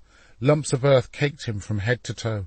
Standing nearby, a servant boy, no older than Soleil, was blown up. Bits of flesh from the poor boy's body clung to Leonardo's clothes. He could barely think above the din. Men ran screaming in every direction. A second volley was fired from the mortars. More men fell in a shrieking mass of bones and flesh. The Orsini soldiers, sensing death and defeat were imminent, threw down their weapons and retreated, only to be chased by Cesare Borgia's cavalry, who cut them down mercilessly. A guilt-ridden Leonardo took himself off to stand by the makeshift stable, and watched helpless as the shredded bodies of men on the field of battle slipped in blood-curdling throes of suffering from this life and into the next. Leonardo wept. He had witnessed men die before, but they had been the peaceful surrender of men on their beds. Now, however, he watched dumbstruck as men littered the field in front of him, screaming and cursing their last breath, knowing it was he who had precipitated their demise. A passing captain ordered him to help carry the wounded to the hospital tent, where 2 surgeons were performing amputations. One was cutting through a soldier's leg with a sharp, narrow-toothed hacksaw. "Hold him down," demanded one of the surgeons, a man in his 60s. Leonardo took hold of the man's leg and held it in place while the surgeon sawed through the man's left tibia and fibula. The sound was excruciating, yet Leonardo was too fascinated to be squeamish. Once the soldier's leg had been cut off, a hot iron was applied to the open wound to cauterize the arteries. The smell of burning flesh shot up Leonardo's nostrils. It was the only time he balked. Another man was brought in, needing the same treatment. For the next 2 days, Leonardo held men down while a limb was amputated or a wound tended to. He noted how the surgeon used a different saw, scalpel or knife for the different injuries being treated, and observed how and where the incisions were made. After the wounded had been attended to, his preoccupation with human anatomy propelled him to draw several sketches of men who lay dead upon or injured on the blood-soaked hospital floor. Once the smoke had cleared and the terms of the Orsini's surrender had been agreed, an ebullient Cesare Borgia, flushed with the glory of victory, sent for Leonardo. "Maestro, I am a fair man." Cesare gestured to a table upon which lay a small chest of coins. "Take these in recognition of your service to His Holiness. If I have need of you again, you will be contacted. You may go." Leonardo couldn't bring himself to say thank you. Instead, he nodded meekly to his paymaster, picked up the chest and left. He was richer than he had ever been before, but his heart took no joy in his newly acquired wealth. Before he left camp, Leonardo made his way to the hospital tent and sought out the surgeon whom he had assisted. "Excuse me, sir. The various instruments and knives that you employ, where can I purchase the same?" "They are each individually made by the finest of craftsmen. Why do you ask, Leonardo? Surely you are not thinking of taking up another profession?" asked the surgeon. "In my search for understanding of the human body, I have learned much from you. At some point in the future, I may wish to perform some simple surgery on cadavers." Leonardo paused before continuing. "That is, if I am ever permitted." "I would not have thought a mild inconvenience such as permission from the church would obstruct you," said the surgeon. "Here, take these. I have others. It will raise fewer questions if I have need of new instruments than if a man of your reputation was to get a set made for him." The surgeon picked up a rolled leather case and handed it over. For his kindness, Leonardo gave the surgeon a sum of money that was more than adequate to purchase their replacements. In a state of deep depression, Leonardo dragged his gloom-filled, guilt-ridden body back to Rome. Being a perceptive soul, Francesco could sense the maestro was troubled by melancholy and in no mood to talk. Soleil, however, wanted to know every gory detail, and pestered his adopted father relentlessly. Leonardo told the youth some of what he had seen, but kept the most gruesome realities to himself. "How many men were killed by your mortars, and did you see them die?" "Leave him be, Soleil," pleaded Francesco, who knew from tales of his father men returning from battle are often accompanied by a brooding spirit. "Was it 50, 100, or more than 100? 200? "Soleil, enough," Francesco said. "To die in battle is not glorious," Leonardo said. "I cannot think of anything more exciting than to be plunged into battle." "I'm going to bed."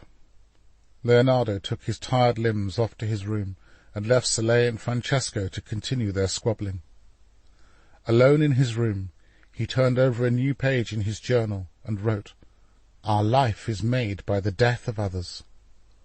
While I thought that I was learning how to live, I have been learning how to die."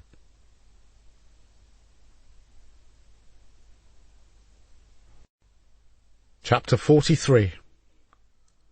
Rome was rife with rumours and scandal. Central to them all were the Borgias. The husband of Lucrezia Borgia, Alfonso of Aragon, who was the illegitimate son of the King of Naples, was murdered. One day, while walking up the steps of St. Peter's Basilica, Alfonso was attacked by unidentified assailants. He survived the attack and was cared for by the Pope's physicians. However, while recovering from his ordeal, he was strangled in his bed. Many, including his grieving widow Lucrezia, believed Cesare guilty of his murder. As reward for his military assistance to Cesare Borgia, Leonardo had hoped His Holiness may have shown him favour and commissioned a work from him. But alas, there had been not a single approach for a commission since arriving in Rome.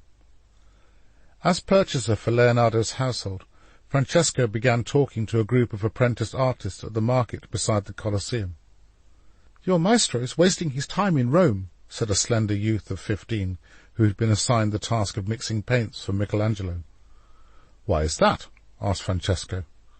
"The Pope has given Michelangelo his word that he will not commission a work by Leonardo. If the Pope forbids Leonardo a commission, then everyone else in Rome will do likewise. You should leave." Upon arriving home, Francesco relayed his gossip. "Ugly, deformed cretin," snarled Leonardo. "So, I have been ostracized by the Pope in order to appease that temperamental half-wit." Leonardo paced the room and was glad for once that Soleil had gone for a wander. "What am I supposed to do with myself, Francesco? Build more infernal weapons for that despot, Cesare Borgia?" "He did pay handsomely," said pragmatic Francesco. "Better to have one's integrity and be miserable than to prosper at the price of your dignity," replied Leonardo. "Perhaps we ought to pray more fervently that God will grant a change in fortune." "I'm going for a walk to hopefully clear my head."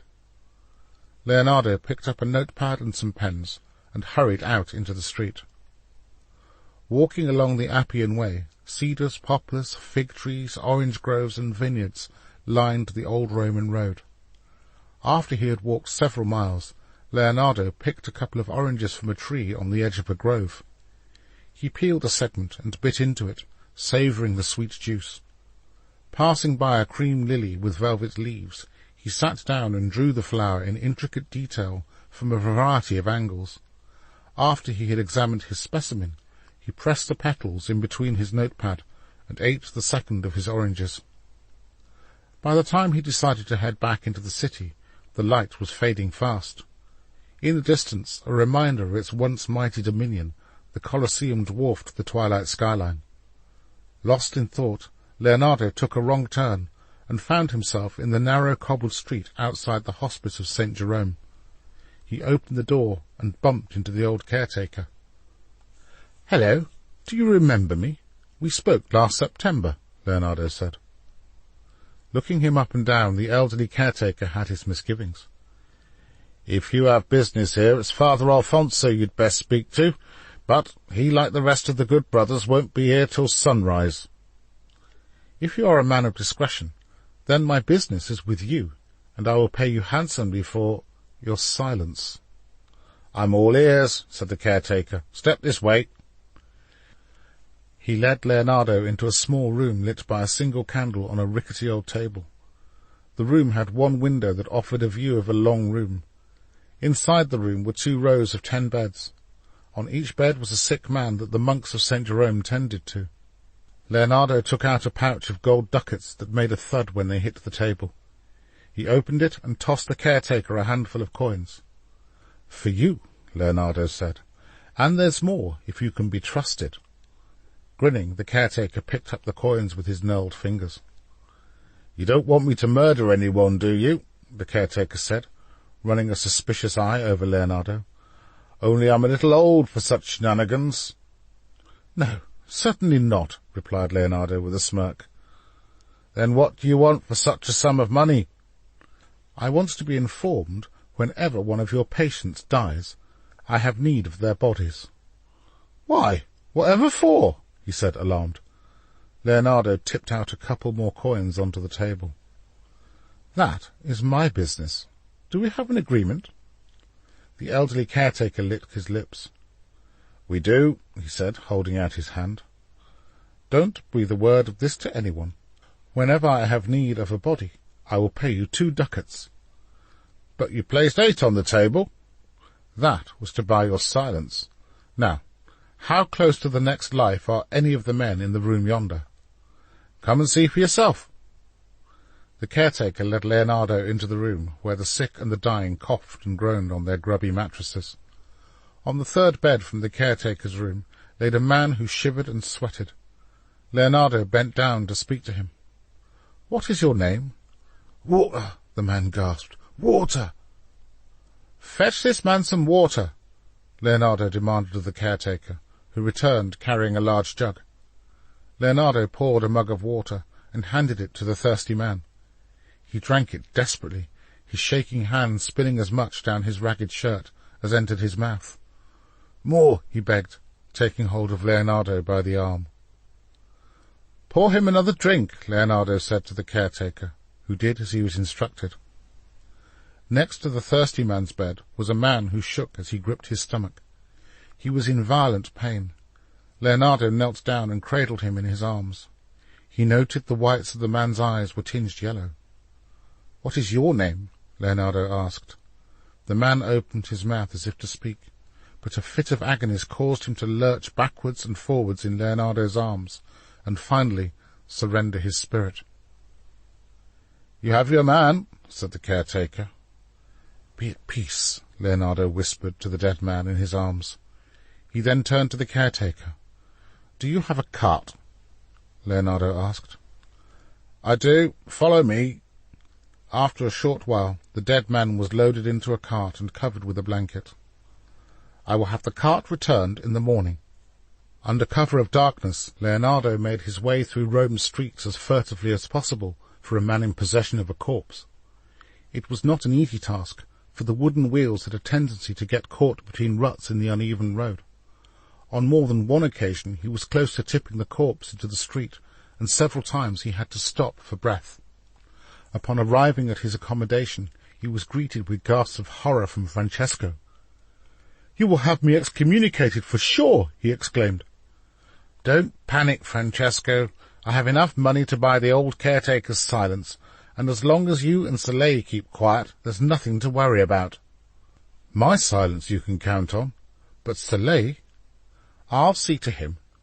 With great reluctance, Francesco helped carry the dead man upstairs. They laid the corpse on the workbench that ran the length of the far wall.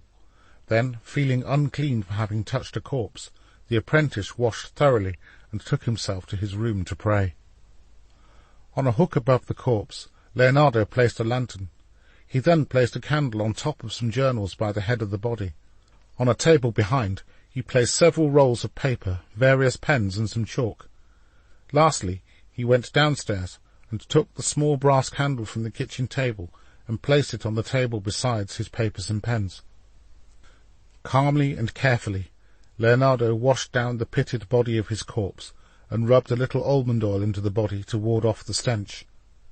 He rolled out the leather pouch containing his surgical instruments and removed a long scalpel.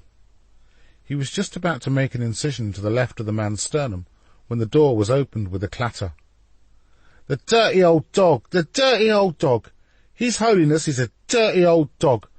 For breakfast he shags his mistress, at noon a visiting countess, and at night, when the stars do shine, he sings every whore in Rome is mine." Soleil had returned. With no candle to light his way, the drunken boy fell over the dining table bench. Frustrated by his untimely interruption, Leonardo headed downstairs, carrying the candle-stand. "Soleil, Soleil, where have you been these past 2 days? Look at you! Do you need something to eat? Shall I fetch some bread?" Leonardo said, lifting Soleil's head off the table. "Oh, my word, where did you get those bruises?" "Those were earned defending you, Papa. Don't you know you're not welcome in Rome? You've been ostracized. Yes, I know." "What are we doing here, then? Why aren't we back in Milan? Tell me that." Leonardo took hold of Soleil and carried him the short distance to his bedroom, where Francesco, woken by the noise, helped Soleil to bed. By the time Soleil had quietened down, the first shafts of daybreak were bursting through the upstairs window. It was too late to retire to bed, so Leonardo again took the scalpel in his left hand. His hand shook a little as he made an incision just to the left of the man's sternum in a straight line. He felt the resistance of the flesh as he cut. Blood trickled from the wound, and, using a cloth, Leonardo wiped the blood and proceeded to cut all the way down to below the man's navel, the flesh of which was tinged a yellowish colour. Once he had cut past the sternum, he found the flesh of the abdomen much easier to cut through. However, far more blood seeped from the incision and stained his hands. Cutting into the abdomen, he prized the flesh apart until he could see the stomach. He made a horizontal incision from right to left through the stomach wall, being careful not to cut through the large intestine. He washed away the copious amounts of blood and wrung the cloth out in a bowl placed between the corpse's legs. Once there was no more blood obstructing his view of the innards, Leonardo put his hands inside the cavity and methodically felt around, exploring the larger and lower intestines. He located the kidneys, liver, and the gallbladder, which even to his untrained eye appeared swollen and infected. Drawing the inner viscera of the human anatomy, Leonardo meticulously noted the veins and arteries that traversed the body's organs. He was so engrossed in his studies, he failed to hear footsteps on the stairs. "Jesus, Mary and Joseph!" exclaimed Soleil. "Francesco, quick! He has killed someone and chopped up the body!" "Will you desist from your histrionics?" retorted Leonardo. "The man was already dead. I purchased his body from the Hospice of St. Jerome." "You'll get us all hung! Soleil!" But the youth ignored his father's voice and paraded around the room shaking his head. "I always knew you were mad. By the Virgin, to think I slept last night while you were up here chopping up some dead bloke. Why, Papa, why?" "It is my duty as an artist to have a better understanding of human anatomy if I am ever to represent it truthfully and in perfect proportion." "But, Papa, if they find out, what will happen to you?" "I'm not the first artist who has procured cadavers to study." "Yes, but do you have to do it under my nose? You could have at least warned me." Francesco emerged from the bedroom. "Soleil," he said, "there is no need to assume the worst." "Assume the worst? In case you've forgotten, we're in Rome, and in Rome they tend to burn people accused of witchcraft." "But if we are silent on the matter and remain on our guard, no one need ever know," Leonardo said. "It will cost you," replied Soleil, folding his arms defiantly across his chest. "I'm ashamed to know you," said Francesco, who walked away shaking his head. 20 ducats, demanded Soleil. 10, replied Leonardo. All you will use it for is to get drunk. And a whore, replied Soleil with a snigger. Expensive whore. I plan to have more than one, said Soleil. 15, and that's my final offer. Agreed, said Leonardo. And to leave this wretched city and return to Milan. You have my word, Soleil. As soon as it is possible to return, we will.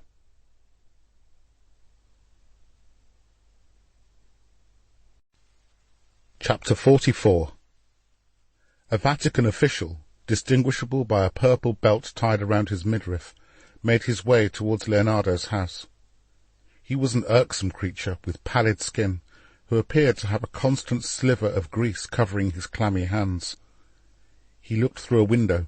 Seeing no one in the room, he tried the door handle, and, with the habits of a thief, sneaked into the house. Looking around the large downstairs room, nothing suspicious arrested his attention, but upon hearing sounds from upstairs, he froze to the spot. The official waited momentarily before carefully making his way, one step at a time, up the staircase that led to Leonardo's studio. The door at the top of the studio was partially open. The official tentatively poked his head around the door.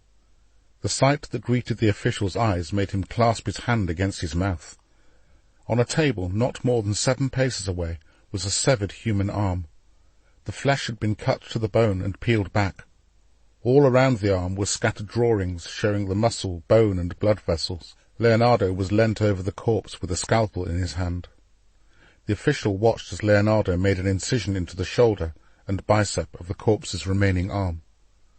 Shaking with fear, lest the maestro perform some act of wizardry, the official backed down the stairs. In his haste to depart, he slipped on the last step and landed with a thud. "Soleil, is that you?" inquired Leonardo.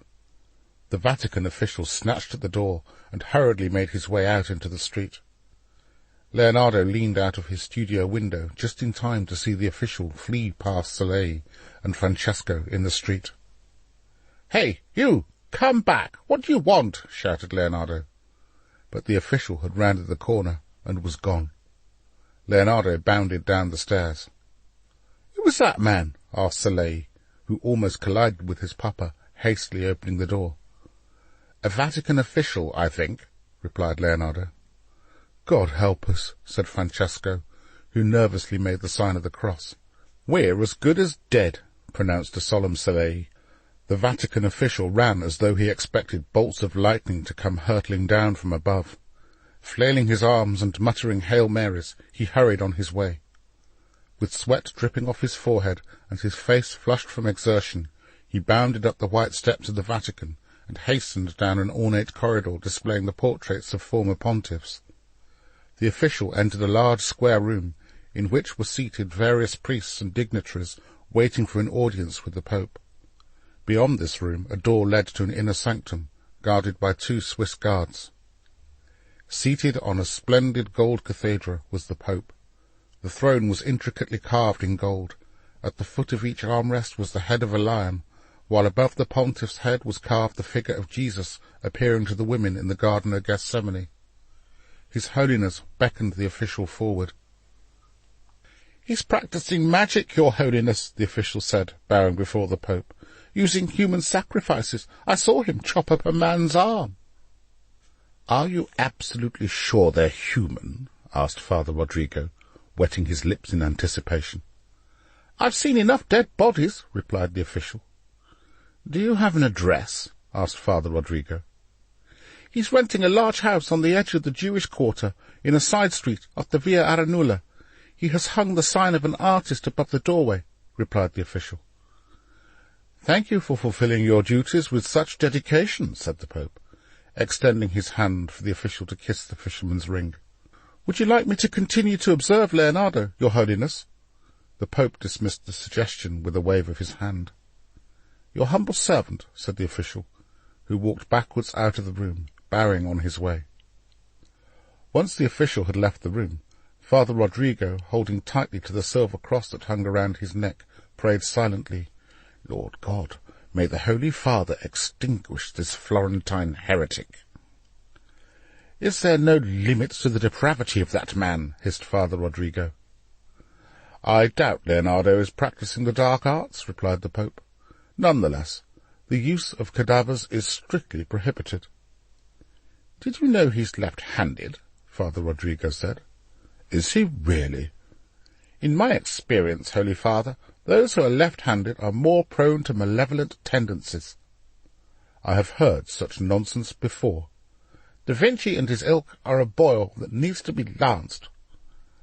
"Leonardo has many uses," replied His Holiness, swatting away a fly, "none of which would be served if he were dead, at least not yet. Leave him for now. I order it." Then, taking hold of Father Rodrigo's hand, he said, "There must be no repeat of the French attempt upon his life, not while he is of service to Cesare's military campaigns." Choking on the Pope's words, Father Rodrigo bade him good day and obediently kissed the papal ring. Regardless of the instruction from His Holiness, Father Rodrigo decided that he would make it his duty to discover where Leonardo had obtained his cadavers and pour down such wrath upon those responsible they would fear for their salvation. He made his way towards the Jewish quarter, and soon located a house such as the Vatican official had described. Reciting a prayer for protection, Father Rodrigo knocked on the door of a house opposite, and was greeted by a Jewish man, somewhat alarmed to find a papal official on his doorstep. The priest learned the man's name was Simon. His hair was styled in traditional payots, and he wore a black kippah upon his head. Father Rodrigo offered him a couple of ducats to observe the house across the street from his window. At first Simon was reluctant, but after consultation with his wife, agreed. Simon pulled up a chair, and Father Rodrigo positioned himself until he had a good view of Leonardo's doorway and upstairs window. Just after midday, Leonardo departed from his house. In keeping with his personal preference, he wore a crimson tunic made of velvet and tights to match that were etched in silver brocade. The moment Father Rodrigo caught sight of him, blood rushed to his head. The one thing he shared in common with Cesare Borgia was a loathing of the fashionable attire artists were prone to wear.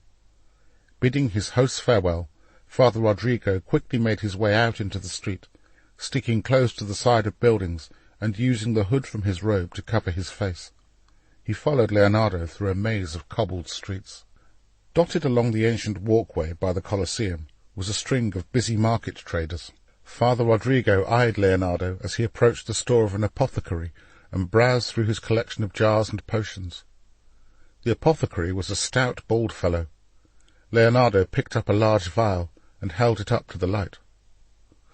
"The best in Rome. Unlike some of my competitors, I don't water it down," boasted the apothecary. While Leonardo was examining the bottle, it was suddenly snatched from his hand by a young man dressed in a colourful tunic popular with artists. The youth quickly passed the bottle to a smirking Michelangelo. "Embalming fluid, huh?" Michelangelo sneered. "So, the rumours are true. You are no artist, you're a butcher. They should name you the Butcher of Florence." The two young men accompanying Michelangelo laughed raucously. Leonardo attempted to snatch the bottle back from Michelangelo, but his two companions stepped between them and barred his way. "Michelangelo," said Leonardo, "can we strive to be friends, or at least be amicable to one another?" "You do know, if you don't finish The Last Supper, an artist from Rome will finish it for you," Michelangelo said, indicating to his companions who were jeering and making obscene gestures. "Are you going to pay for that?" the apothecary asked Michelangelo, who was still holding the embalming fluid. Seizing his moment, Leonardo barged past the two youths and walked briskly away. "Leonardo!" yelled Michelangelo, throwing the bottle. It hit Leonardo on the side of the head, fell to the ground, and smashed, its pungent odour filling the air. "I'll be remembered as the greatest artist long after you're dead and buried." "The greatest deception men suffer, Michelangelo, is from their own opinions." By now, even the two hotheads with Michelangelo were ushering their fiery-tempered friend away. "Butcher!" taunted Michelangelo. Before Leonardo could reply, the apothecary raised his hand to Leonardo's chest. "Leave him be," he said. Leonardo apologized to the apothecary and purchased 2 jars of embalming oils, as well as paying for the one Michelangelo had smashed. Feeling aggrieved by his encounter, Leonardo hurried home, checking every now and again to ensure he wasn't being followed. From his vantage position by the Arch of Constantine, Father Rodrigo scratched his head. He'd rather hoped Michelangelo had pulled a knife and cut Leonardo down. It wouldn't have been the first time that artists had killed one another in these streets. He approached the apothecary and asked what Leonardo had purchased. "What business is it of yours?" replied the apothecary, who was rewarded with a slap across the face. "I am the papal inquisitor, Father Rodrigo of Salamanca. Now answer my question." The repentant apothecary told the priest what had been purchased. Smarting over the indignity of having his authority questioned by a tradesman, Father Rodrigo ordered the apothecary to attend confession and seek repentance for questioning a man of the cloth. "If there was a man on St. Peter's chair worthy of God, such scum would not speak to priests as if they were schoolboys," he bitterly remarked to himself, as he hastily departed in the same direction as Leonardo. Knocking again on Simon's door, Father Rodrigo was invited in after paying the man a further gold ducat. The Jewish man's wife brought their papal visitor a small jug of water to drink, some unleavened bread, and a bowl of soup. The hours passed slowly. There was no movement from the house, and the only event was when Saleh returned home drunk. When it was time for Simon and his wife to retire to bed, Father Rodrigo ventured out into the night. He persisted with his vigil from a doorway further up the street for perhaps an hour before he unwillingly returned to his room in the Vatican. Once inside, he took out a small whip and flagellated himself for his weakness in failing to track down the source of Leonardo's cadavers.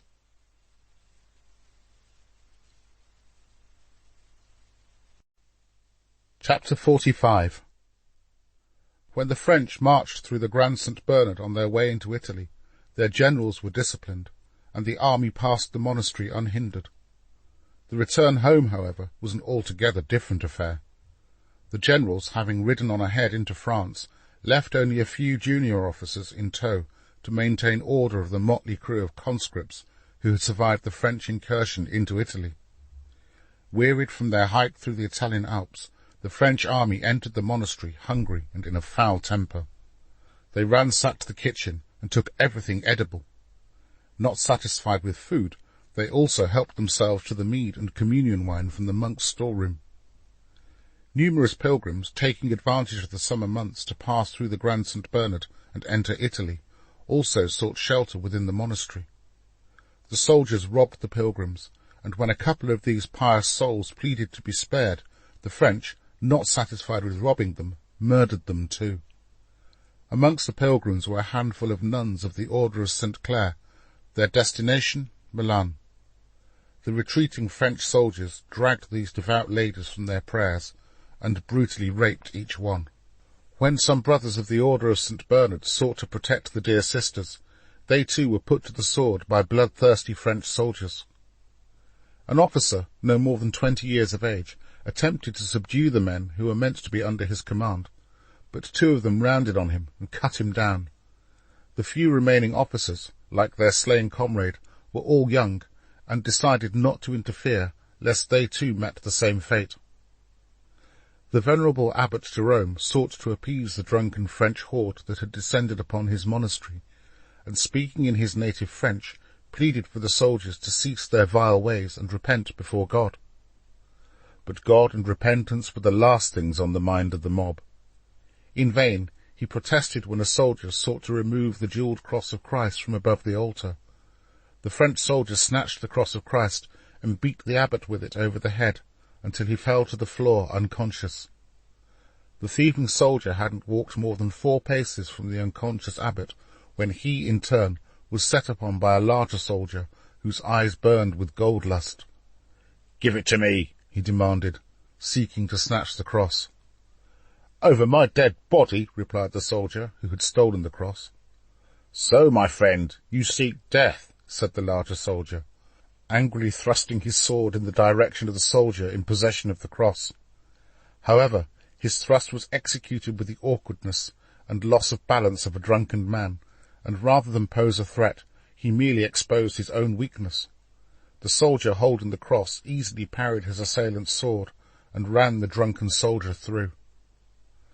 When it became clear French soldiers intended to enter the monastery, Alessandro, being an Italian, had no desire to be seen by the enemies of his country or risk being impaled on the end of a French bayonet. He headed straight for the kitchen, where he took some bread and a flagon of watered-down wine.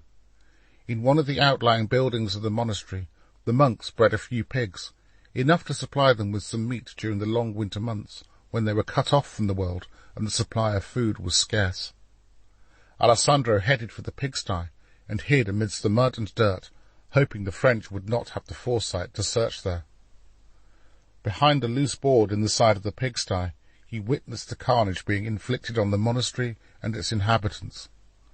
At one point, he thought he was about to be undone when several soldiers came towards the pigsty, but satisfied with bayoneting a couple of pigs that they carried off to the kitchen, they left the rest squealing in panic. For 2 days, Alessandro hid amongst the dirt and squalor until the retreating French decided to press on and abandon the monastery to its fate. By the time they left, the stench of death hung heavy in the air as bodies lay unburied.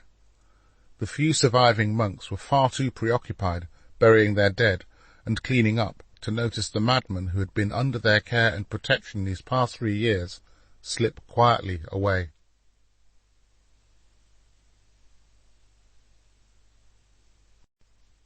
Chapter 46. After being in Rome for close on 2 years, Leonardo finally received a summons from the Pope. It was delivered by a priest from the Vatican and bore a red papal seal. Leonardo scrutinized the words. His Holiness Pope Alexander VI summons you to attend in person on the 13th of September. A day away. Leonardo felt a cold dread come over him. His hand trembled, and the summons slipped from his fingers to the floor. Francesco picked it up and read it. "Perhaps he has learned of your work dissecting cadavers," said a worried Francesco. "If my studies of human anatomy have offended him, we would have heard long before now." The 13th of September was a day when Rome was clothed in an azure sky that graced its majestic buildings with a kiss of splendor. Yet, as Leonardo walked the streets of the Eternal City, his mind was too occupied striving to grapple why His Holiness had taken so long to summon him, and whether the news he bore would be good or ill, to pay attention to the delights of the weather. Ushered into a large, ostentatious room, adorned with gilded gold-panelled walls and an elaborately painted ceiling, Leonardo stopped to admire a portrait of Christ preaching his Sermon on the Mount. He was so engrossed in the painting, he failed to hear the Pope's footsteps. "It is a question that puzzles you deeply, is it not?" His Holiness said, placing a hand upon Leonardo's shoulder, how it is possible to truly capture the nature of the divine. Leonardo faltered a moment before turning around. Your Holiness, he said, bowing before Pope Alexander VI. How fares the Last Supper? Is it finished? His Holiness asked. It is almost complete, replied Leonardo, with some hesitancy in his voice. Feigning a smile, the Pope walked on and indicated for Leonardo to follow. Behind them, a small entourage of officials feigned apathy as they admired the way His Holiness dangled Leonardo on a string. The Pope led them out onto an open corridor with a balcony overlooking a well-tended garden. Almost indifferent to Leonardo's presence, His Holiness paused to look at the plants. Many a thing left unfinished was almost complete, he said. Your Holiness, if I may, Leonardo began, only to be cut short by a raised finger. It is an unfortunate business, this fascination of yours with cadavers. I humbly beg your forgiveness, replied a flustered Leonardo. Come. The Pope led Leonardo further along the corridor. When they approached a large door, His Holiness stopped. A priest dashed forward and opened the door. The Pope led Leonardo out onto the veranda before stopping to admire the view across the river Tiber and the unique skyline of Rome. This is my favourite view of Rome, said the Pope. Before them lay the skyline of the eternal city, resplendent with its ancient architecture, an indomitable reminder, if ever one were needed, of its glorious past. Tucked neatly alongside the many Roman ruins were the new glories to the city of Rome, buildings that popes, wealthy bishops and nobles had built that blended perfectly with the old. These too were ostentatious in design, magnificent monuments that declared the wealth of noble houses that had made Rome the envy of the known world. Below them lay the Vatican garden, a place of beauty where priests came daily to meditate amidst the flora and fauna from around the world, cultivated as a testimony to the extensive hand of the Catholic Church. Also stretching out, the river Tiber meandered through the city, peppered with bridges that spanned this symbol of Roman dominance. It is magnificent, said Leonardo. How would you like to be remembered after your death, Leonardo? Asked the Pope. As a good artist, or as one whose work is immortalized throughout history? You ask me something I dare not answer here, Leonardo eventually replied. I ask you only what you have asked many times of yourself, replied the Pope, who nodded imperceptibly before leading Leonardo out into an open quadrant with a criss-cross facade. In the courtyard below, several young artists were erecting their easels and arranging their brushes and paints. Leonardo paused to observe them. With what felt like the weight of a hammer, His Holiness rested an arm on Leonardo's shoulder and left it there. Rome is home to many who, like you, possess great skill, His Holiness said, pointing to the boys below. Michelangelo, Raphael, and others all determined to stamp their mark. My son, you have left almost complete one too many commissions. You fear I will not finish the Last Supper, responded a shaken Leonardo. Soothingly, like a parent disciplining an errant child, His Holiness replied, My fear is for you, my son, and what will become of you if you should fail. I will finish it, blurted Leonardo. Good. Then you will be pleased to learn that Il Moro has retaken Milan, so you have no reason to delay your stay in Rome any longer. Leonardo bowed his head. Your Holiness, said Leonardo, with as much composure as he could muster before he turned to walk away. Leonardo, snapped the Pope. Holding out his hand, he extended the fisherman's ring to Leonardo, who took hold of the Pope's hand and kissed the sacred symbol. On his way out of the Vatican, he walked past works of art by artists he had heard of since a youth, Giotto, Cimabue, and Duccio. Once more Leonardo felt as if fate had conspired against him. What have I done, Lord, to be dismissed from Rome without leaving behind so much as a footprint that I was ever here? When Leonardo told Francesco and Soleil they would be returning to Milan, Soleil danced around, punching the air. Departing Rome had only one consolation for Leonardo. He would be beyond the malicious grasp of Cesare Borgia. "Had you hoped you would be offered a papal commission?" asked Francesco. "A man hopes for many things in his lifetime," replied a crestfallen Leonardo.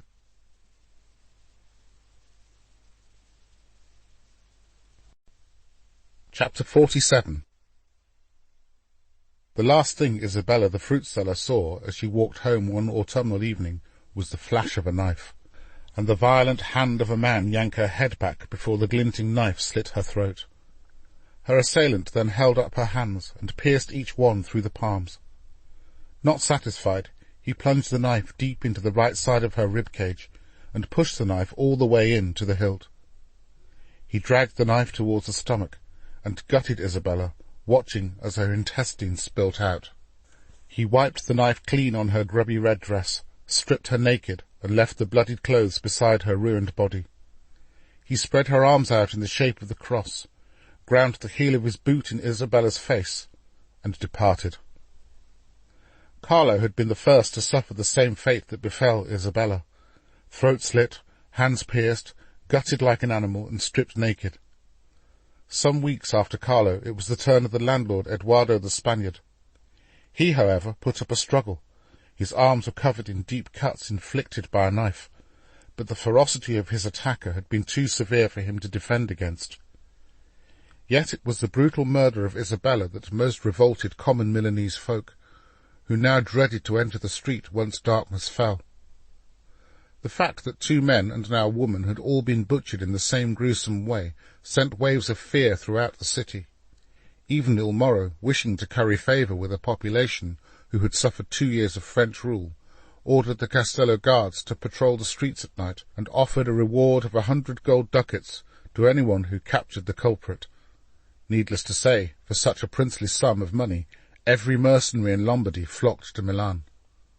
One of these mercenaries, an ill-tempered man known as Carlos the Giant, on account of the fact he was almost 7 feet tall, believed the culprit to be some Frenchman who had decided not to return to France, but instead inflict his barbaric savagery on innocent Italians. Carlos the Giant formed a vigilante group that marched through the streets with burning torches until they arrived at the home of a poor French soldier named Marius, who had married a Milanese girl and was now employed as a tanner by his father-in-law. To screams from his pregnant wife, the young man was carried off into the street and strung up by a jubilant crowd. Several other Frenchmen, all of whom would later prove to be innocent, suffered the same fate. On a dark night in October, when a pale moon slid across the sky in a manner that suggested it would be the only witness to the next murder, Philip the Hunchback, the owner of the tavern by the Castello, played unsuspecting host to the man terrorizing Milan. It had been a quiet night. Since the murder of Isabella, business had been slack, and most of his customers arrived and left in 2s and 3s. The only newcomer tonight was a man who sat in the corner to the right of the fireplace. He was tall, well-built, and kept a hood over his head. No one paid him any attention, believing him to be one of the mercenaries who had come to the city in the hope of capturing the Butcher of Milan, as he was now called. When time came for Felipe to bid good night to the last of his customers and lock up his premises, he noted his unknown guest was no longer in the corner. He had no recollection of seeing the man leave, but presumed he must have done so when he was otherwise engaged. Then, while counting the evening's takings, he saw the shadow of a man behind him, reflected by the moonlight, and the last embers of a dying fire. He jumped to one side just as a knife whistled past his shoulder and cut his arm. The tavern owner reached for a cudgel that he kept hidden under the bar, and when his attacker came at him with the knife a second time, he hit the man in the arm, causing the knife to go spinning across the room. "Help! Help!" the tavern owner shouted as he ran into the street. Silhouetted in the doorway stood his attacker, the knife in his hand glinted beneath the cold light of the moon. "Murderer! The Butcher of Milan!" Felipe screamed at the top of his voice. While his attacker hesitated in the doorway, the sound of armour clinking was heard rushing along the cobbled street. "Help! Come quickly!" Doors opened, and bleary-eyed people scanned the street to ascertain the cause of such commotion. The tavern owner stood his ground and held up the cudgel, ready to defend his life, when from the end of the street 3 soldiers appeared. "The Butcher of Milan!" yelled Felipe, pointing at his attacker, who ran off down a side street pursued by Il Moro's guards. Within seconds the street was alive with activity. A neighbour came to Felipe's assistance, while several men, barefoot and in their nightshirts, ran inside to collect a weapon from their home, before they too joined the pursuit. Soon the clank of armour and the shouts and yells of those joining the chase could be heard reverberating around the streets. The man at the centre of this furore ran blindly into the night, down deserted alleyways, while the sound of the hunt behind him grew ever closer. One of the soldiers was fleet of foot, and no matter where the attacker ran, he could not shake off his tracker, who blew a whistle to alert his colleagues behind him to his whereabouts. Still holding the knife, and his lungs bursting from exhaustion, the attacker rounded a corner and collided with a soldier. The 2 men were sent sprawling to the ground. The fleeing man scrambled to his feet, leaving his knife behind. However, he only managed to take a few steps before the soldier who had been chasing him caught up. "Stop!" the soldier ordered, brandishing his sword. But the assailant ignored him and picked up the sword of the soldier who was still sprawled out on the floor. The 2 men stood slightly apart, each holding up their swords and weighing up their options. The alert soldier quickly decided to block off his opponent's means of retreat rather than engage a desperate man in combat, leaving only one route open, an alley that led towards the fast-approaching throng of soldiers and citizens. There were about 20 men. Some held torches while others wielded cudgels and spades. The cornered man looked the soldier in the face and grimaced. "You think I frighten easily?" he said in a guttural voice that sounded as if talking was painful. "I'll split you in 2, in the same way I split the others." "I'd like to see you try," said the soldier, who lunged at his attacker, nicking him on the side and drawing blood. Sensing the soldier before him was more than his match, the cornered man turned and ran headlong towards the approaching mob. Stunned by this act of madness, some stopped their shouting as the bravery they had shown chanting through the streets evaporated at the sight of a madman hurtling towards them brandishing a sword. Most of the citizens backed into the sides of the buildings or hid behind soldiers, who were being hastily marshalled into position by an unflinching captain of the guard. The captain ordered the half of a dozen soldiers under his command to stand their ground. Not all held their nerve. One of them buckled when the man who had struck such fear into Milan pointed his sword directly at him. A terrified young soldier let down his guard and, stumbling over his feet, retreated. The attacking man seized his opportunity and stabbed the young soldier in the stomach. He would have escaped had it not been for the bravery of a citizen who jumped into the gap and felled the fleeing murderer with a spade. Sent sprawling to the ground by the force of the blow, he was quickly disarmed and tied up by the soldiers. Blood from his broken nose poured out onto the cobbled street.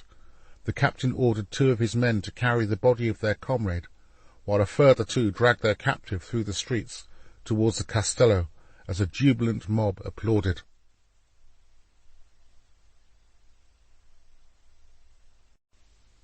Chapter 48.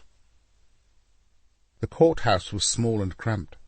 Inside, commoners were made to stand, while at the front there was a row of chairs reserved for the privileged.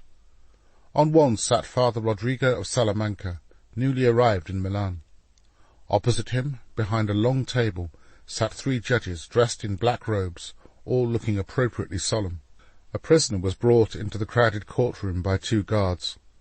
Instantly a hullabaloo arose as a jeering crowd threw rotten fruit and vegetables at the shackled man.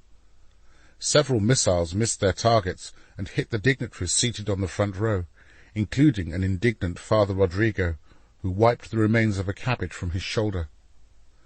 The prisoner's hair was so pitted with filth it was impossible to tell its colour.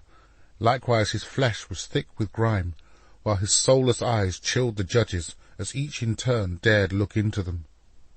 They examined the papers before them, briefly conferring with one another. The courtroom seethed with anger.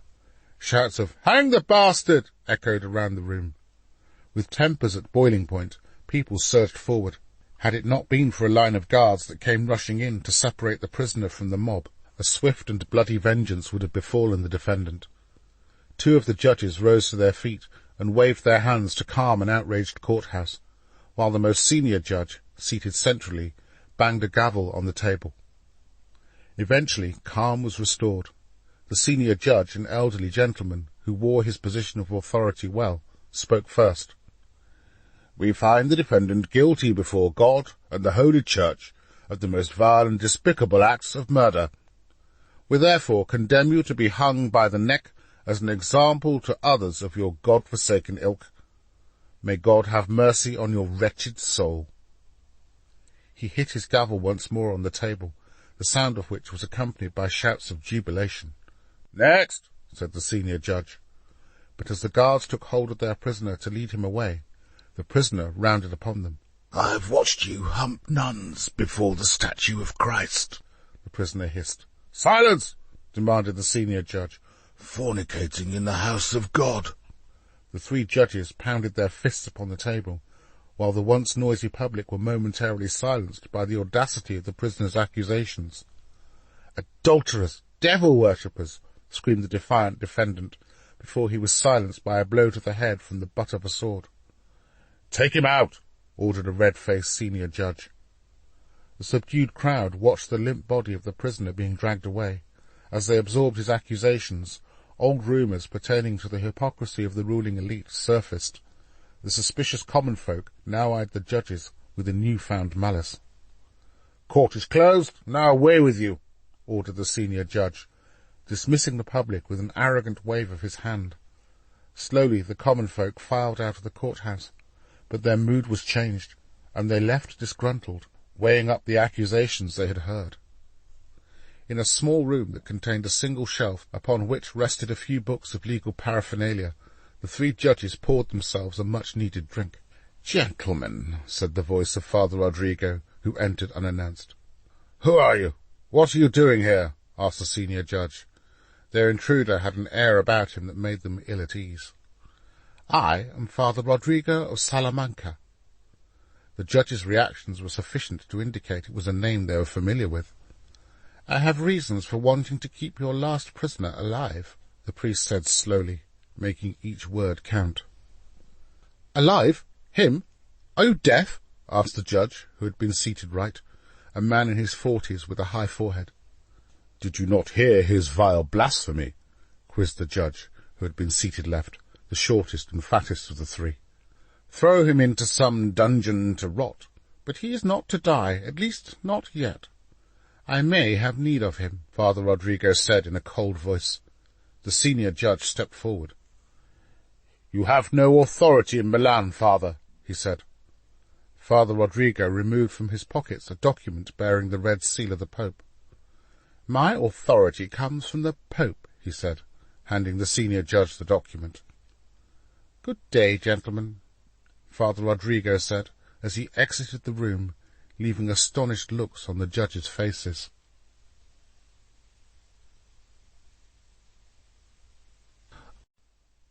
Chapter 49. It was an hour past sundown when Leonardo, Francesco, and Soleil entered Milan by the southern gate. They had barely passed the threshold of the guardhouse when the errant youth dismounted his horse and ran off. "Soleil!" Leonardo shouted half-heartedly. "I want to see my pals," came the reply as he hurried on his way. "Can't that wait till tomorrow?" Leonardo shouted after him.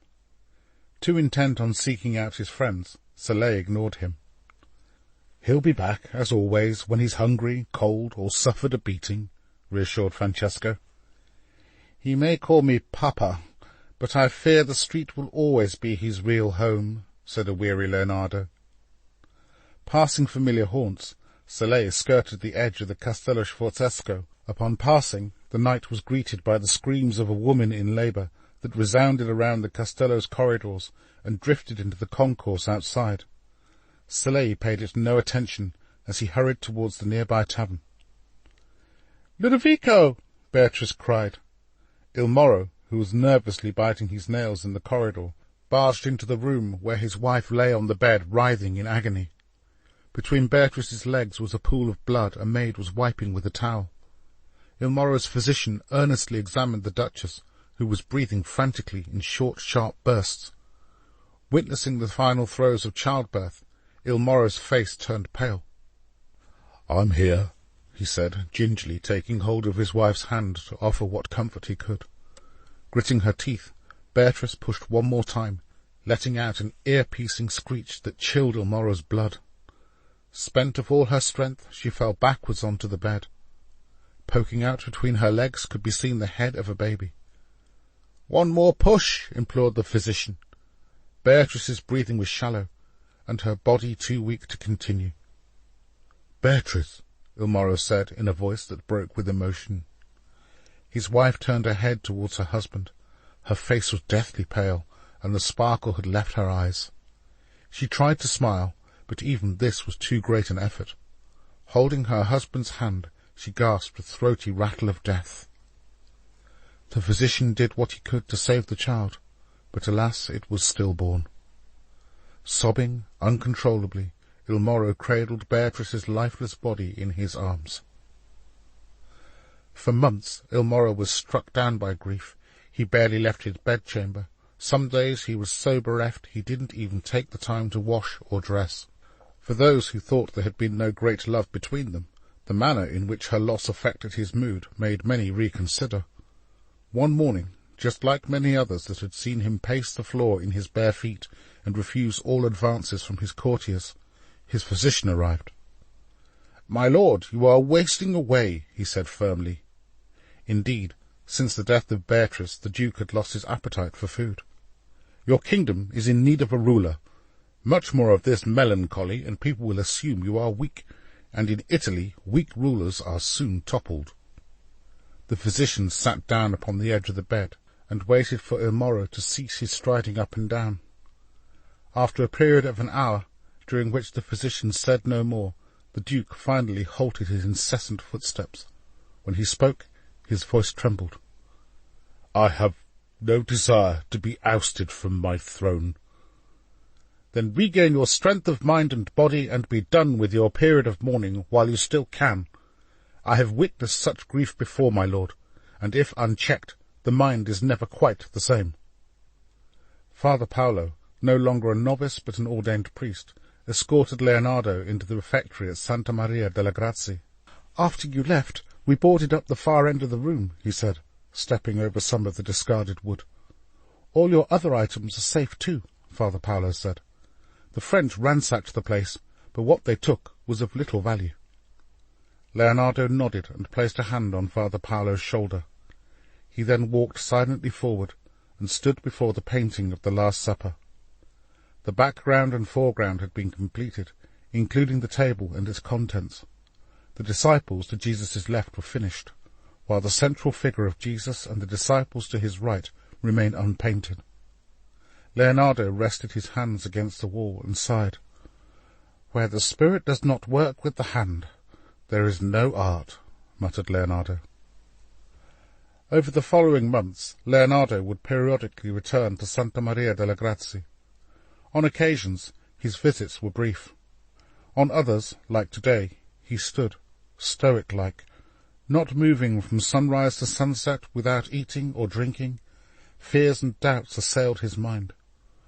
Do I possess a talent to execute the painting according to the image seared upon my mind? If I do possess the talent, do I have the temperament to continue? Or will fate once more conspire against me, as it has done so many times before? Round and round the debate in his mind continued, as he struggled with the belief the Last Supper was his destiny.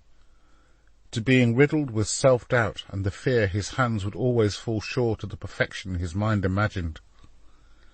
Irritated beyond his limited patience, Prior Vincenzo wrote to Father Rodrigo of Salamanca to ask for his assistance in removing Leonardo. He also petitioned Il Moro, until the Duke eventually gave in and summoned Leonardo to give an account of his progress. Inside the Sala della Asse, Prior Vincenzo was not the only one bending the Duke's ear, for Father Rodrigo had once again arrived in Milan. Since the death of his wife, Il Moro had lost his appetite for the machinations of political intrigue, and had no stomach for a further fight with his papal visitor. "The Pope has given his authority," Father Rodrigo said, holding out a document. All I need is your signature, and upon my return to Rome, an artist will be dispatched to complete the commission where Leonardo has failed." "For many years Leonardo has served me faithfully," Ilmoro said. "Not faithfully enough," replied an adamant Father Rodrigo. "My lord," said Cecilia, "we ought to allow Leonardo to present his case." She more than most knew Ilmoro no longer carried the fight of old. "Like all women, you think too highly of artists, and this one in particular," snapped Father Rodrigo. "I have no doubt you could pluck some talented young man from the many artists who flock to Rome. But look around you," Cecilia said, pointing to the wonder of the forest and the myriad creatures Leonardo had painted upon the ceiling of the Sala della Asse. "How many artists in Rome could equal this?" Leonardo entered the Sala della Asse under the guidance of the Duke's secretary, who could not resist the temptation to gloat. "The vultures have come to pick over your bones," he hissed under his breath. Leonardo ignored him. He was too busy looking at Cecilia. Her beauty hadn't diminished. Her eyes still glinted with the intellect and confidence that had captivated him. Although he had been back in Milan for almost a year, neither had thought it prudent to see the other. Looking at her now, he felt some shame that he had neglected her companionship. "My lord," Leonardo said, bowing. But before Ilmoro had time to speak, Leonardo turned on Prior Vincenzo, who was standing resolutely beside Father Rodrigo. "Have you got nothing better to do than petition the Duke with needless complaints?" Prior Vincenzo, flushed with anger, stuttered as he prepared to speak. Ilmoro lazily waved his hand in the direction of the flustered priest to silence him. "Forgive me, my lord, but I fail to see why I should be called to explain myself to an ignoramus," Leonardo said, pointing at Prior Vincenzo. By now the cheeks of the agitated prior were a shade of purple, and his eyes bulged with consternation. "Using the wisdom passed down by my ancestor, the great King Solomon—" "I was not aware King Solomon was one of your ancestors, my lord," interrupted Leonardo. "The Duke's genealogist has been able to trace a line on his mother's side," the secretary peevishly replied. Ilmoro gestured for Prior Vincenzo to speak. "My lord, 4 years have elapsed since—" "5, said Father Rodrigo. "5?" asked Ilmoro. "Yes, my lord, 5, replied the secretary. "Yet does the artist work diligently towards the completion of the Last Supper?" asked Prior Vincenzo. "No, he does not." "He does not?" Ilmoro asked. "For over a year now, all he has done is stand and stare at it," replied Prior Vincenzo. "It?" asked a bemused Ilmoro. "The painting, my lord. The prior accuses me of doing nothing other than stare at it," said Leonardo. "Leonardo, how do you answer your accuser?" asked Ilmoro. "An artist," Leonardo said, rolling up his sleeves, "must first conceive in his imagination that which he is to later create with his hands. Only after an artist is satisfied in his mind can he proceed." "Happy, prior?" asked Ilmoro, hoping the matter would now be concluded. The prior stood gawping at Leonardo as if he were a man possessed, whereas Father Rodrigo was of no doubt that the maestro was indeed possessed by a malevolent spirit. "My lord, may I offer an example that may help the good prior?" interjected Cecilia calmly, much to the surprise of the men gathered around Ilmoro's throne, who hitherto had only paid scant attention to the presence of the woman by his side. Smiling benignly, the Duke nodded his consent. "Good prior," she said, looking him in the face, "how many days did it take God to create the earth?" 6, he replied. "I do not need lessons in theology from a kept woman," blurted an indignant Father Rodrigo, who lifted up his silver cross and brandished it in Cecilia's direction. "Enough! I would like to know where this is going." "Cecilia?" said Ilmoro. "Thank you, my lord. Your answer is, of course, correct. 6, continued Cecilia. "But how many days, or indeed years, did God take while he was thinking about creating the earth?" Leonardo smiled at the intelligence of her answer. "My lady," said Leonardo, bowing, "your beauty is surpassed only by your wisdom." "Ignorant strumpet!" snapped a vexed Father Rodrigo. "Father, I have warned you once before," replied Il Moro. "Lady Cecilia," said a chaste Father Rodrigo, bowing, "since God is omnipotent, such questions pertaining to how much time the Almighty took to design creation are significant. The question at hand is rather how much longer should your Duke tolerate the foibles of a wayward artist incapable of completing the commission entrusted to him." The hairs on Leonardo's neck bristled at the effrontery of this Spanish menace, whom he believed more familiar with the wiles of the devil than the good graces of God. While all eyes fastened upon him, awaiting a response, he slowly stroked the tip of his beard. "You do me an injustice, Father Rodrigo," responded Leonardo. "Where you and Prior Vincenzo see inactivity and a lack of ambition, I see faithfulness to my patron. For entrusting this commission into my hands, a burden of expectation has been placed upon me to paint something that truly captures the divine. Therefore, the time I have thus far taken to exercise my obligation is not due to lack of ambition, rather the opposite. The Last Supper must be executed with the utmost attention to detail." "See how difficult situations can be resolved when you possess the wisdom of King Solomon," said Il Moro, hoping to placate Father Rodrigo.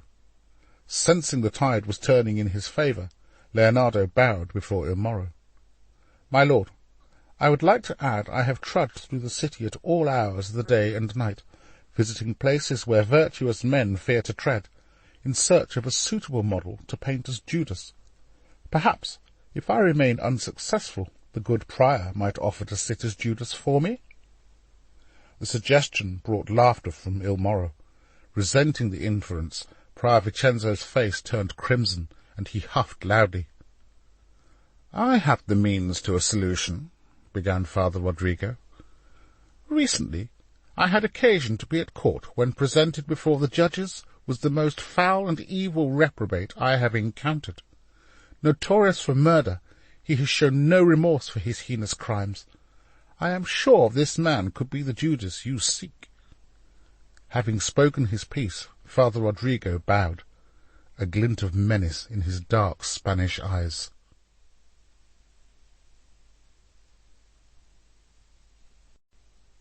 Chapter 50. Marching through cobbled streets on a bitterly cold day in February, Maria passed few people.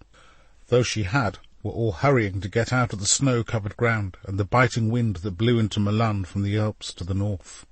Only a group of children throwing snowballs seemed to be enjoying themselves. Maria wrapped her fur coat around her and headed in the direction of Leonardo's workshop.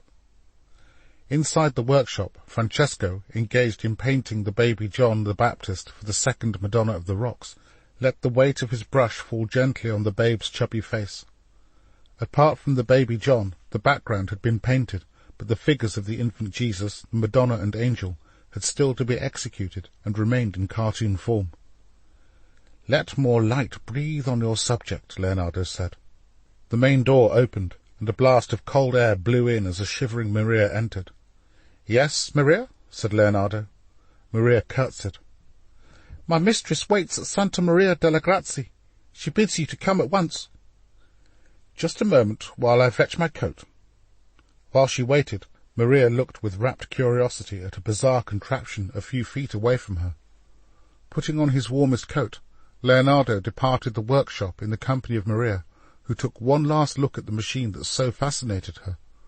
Once outside in the street, she plucked up the courage to ask. "Maestro, what was that strange-looking machine?" asked Maria. "An ornithopter," replied Leonardo. "I want to see if it is possible for man to fly aided by such a machine." "Fly? You mean like a bird?" the astonished maid asked. All the long-held superstitions that were ingrained in Maria's mind came bursting to the surface. "Is it true you're a wizard?" she blurted, before clasping a hand over her mouth. Leonardo laughed. "I beg your forgiveness, Maestro. I am a poor working girl." She paused for a moment, then added rather excitedly, "Maestro, do you truly believe it is possible to one day fly?" Leonardo gave a warm smile which caused the maid to look away bashfully. "The knowledge of all things is possible, Maria, even the knowledge of flight." The awestruck maid felt sure one day she would regale her children and grandchildren with tales of the maestro and his flying machine. The two of them walked through the walled garden by the refectory and entered Santa Maria delle Grazie. Leonardo opened the door to Il Moro's private prayer room, while Maria stood guard outside. "Cecilia, my dear, a joy to see you," Leonardo said, holding out his arms to embrace her. Cecilia stepped away and placed her back against the wall. "It has been so long, too long," she said in an uncompromising tone.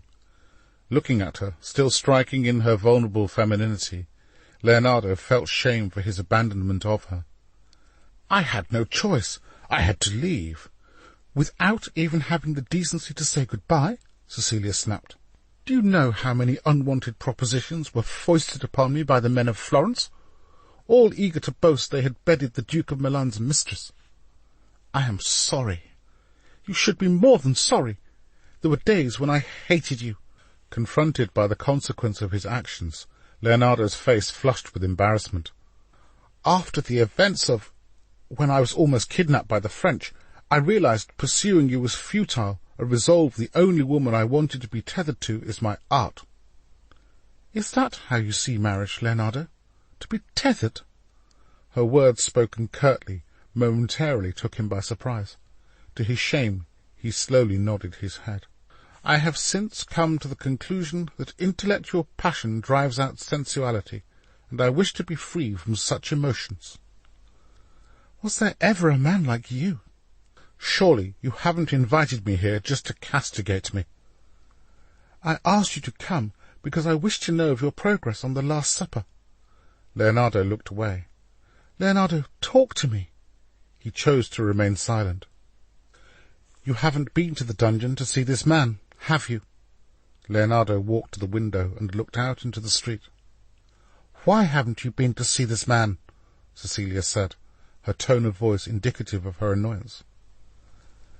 "I think it will snow again," he said. Cecilia looked at him horrified. "You're not going to finish it, are you?" Cecilia said. "Art is never finished, only abandoned," replied Leonardo. Cecilia took hold of Leonardo and gripped him firmly by the arms. "Don't be a fool. Il Moro is a man subdued since the death of Beatrice, but he will not forgive you if you fail to complete the Last Supper." "My dear Cecilia, I am enslaved by the fear my hands can never create that which my mind can conceive." A knock on the door alerted them that their time was up. "Leonardo," said Cecilia, gently taking hold of his hand and raising it to her lips, "you once said to me, 'He who is fixed to a star does not change his mind.' The Last Supper is your star. You once believed it to be so. Do not let despair master you. Prove to yourself that you truly are the master of your destiny." Cecilia slipped out into the church, leaving Leonardo alone. He spun around several times in the darkness, while Cecilia's words rung in his ears. His eyes fell upon the small wood-panelled painting of the crucifixion that hung to the right of the window, and he did something he had not done in a long time. He knelt on the stool, and looking at the painting of Christ, genuflected. "Lord," he said, "grant me the determination to complete that which you have entrusted to my hands." On his way out of the basilica, he entered the bitterly cold refectory.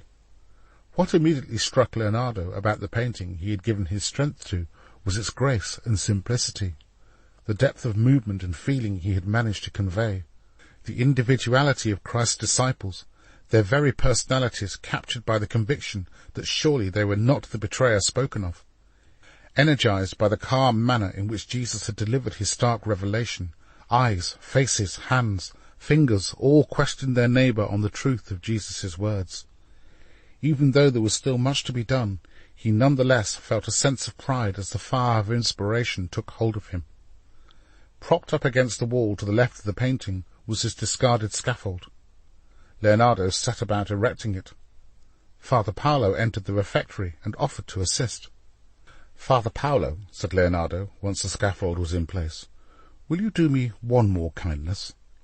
Run to the dungeon at the Castello Sforzesco and speak to the jailer, and say that I wish to see the prisoner whose life Father Rodrigo spared." The dust of Leonardo's neglect covered the painting, and no work could be done until it had been cleaned and was in pristine condition. With daylight fading fast, Leonardo took up a bucket and cloth, and methodically set about cleaning every inch of the fresco. He was still engrossed in this task when Father Paolo returned. "You can go," he said. Unmoved, Leonardo continued to clean the refectory wall. "I will be ready within the hour," he replied without turning around. "No, Maestro Leonardo, he said to come right away," answered Father Paolo, taking a deep breath. "He wants 2 ducats. Leonardo slowly turned around and nodded briefly to Father Paolo before descending the ladder. Entering the grounds of the Castello, they clung to the walls as Father Paolo led them towards a secluded doorway. Through a window on the opposite side of the courtyard, the shadowy figure of Father Rodrigo was watching. Plucking a torch from the wall, Father Paolo led Leonardo down a dimly lit staircase. At the bottom of the staircase they were met by a giant of a jailer. He held out a plate-sized hand into which Leonardo placed 2 coins. The jailer bit into each. Satisfied the coins were genuine, he put them into a purse tied around his waist. The jailer picked up a torch, and using a large brass key, opened a gate leading to a small cell. Leonardo squinted into the darkness. "Come here, scoundrel!" yelled the jailer. With one hand he thrust a torch into the face of the prisoner, and with the other lifted him up by his matted hair. The man screamed. Leonardo recoiled in shock, but not quickly enough to prevent the prisoner from gripping him around his neck. Leonardo's head rocked from side to side under the ferocity of the man's grasp, while from his vile-smelling mouth came unintelligible curses mingled with grunts of rage. With the butt of a bullwhip, the jailer hit the prisoner twice on the back, but he resolutely refused to release Leonardo.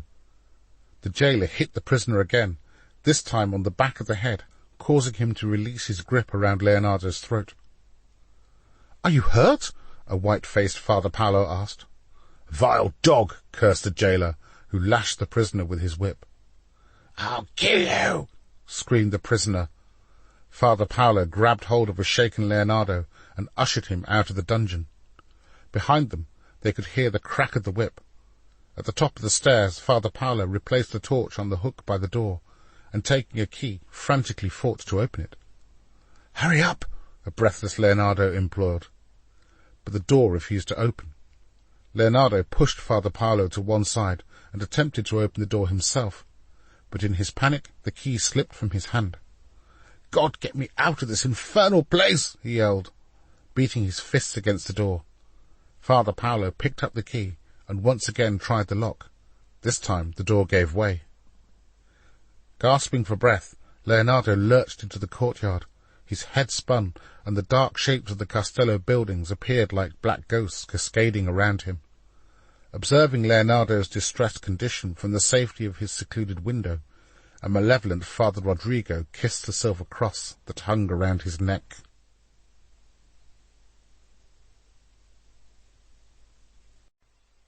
Chapter 51. A week later, the necessary arrangements were in place for the prisoner to be delivered to Leonardo's workshop. Lest his identity be made known, he would be muzzled and manacled and escorted in the back of a covered wagon. At the discretion of the guards, Leonardo would be permitted to paint him for as long as they deemed the situation acceptable.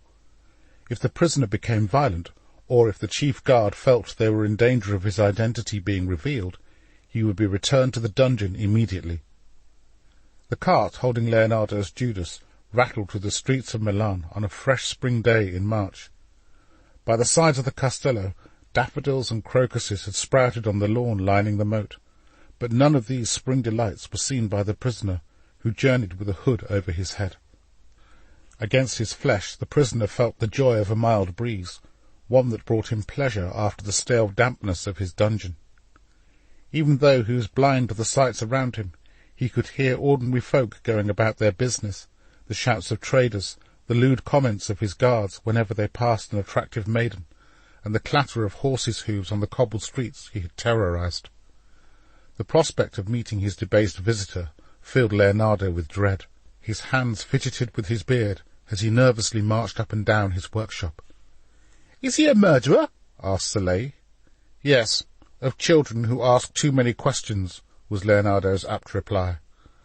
"I don't want to see him," insisted Francesco, taking himself off to his room. "I think you had best go and attend to your studies," Leonardo said to Soleil. "Not on your life," he replied. The cart carrying the prisoner arrived midway through the morning, and was backed up as far as it could go to the double doors at the far end of the workshop. "This way, please," said Leonardo, directing the guards inside. The prisoner's manacles rattled off the stone floor as he hobbled through the workshop. Soleil, his mouth open wide, searched for clues as to the identity of the hooded man. Leonardo led the guards and their prisoner into his personal studio. "You may seat him here." Leonardo pointed to a simple chair that rested beside a small, sturdy table.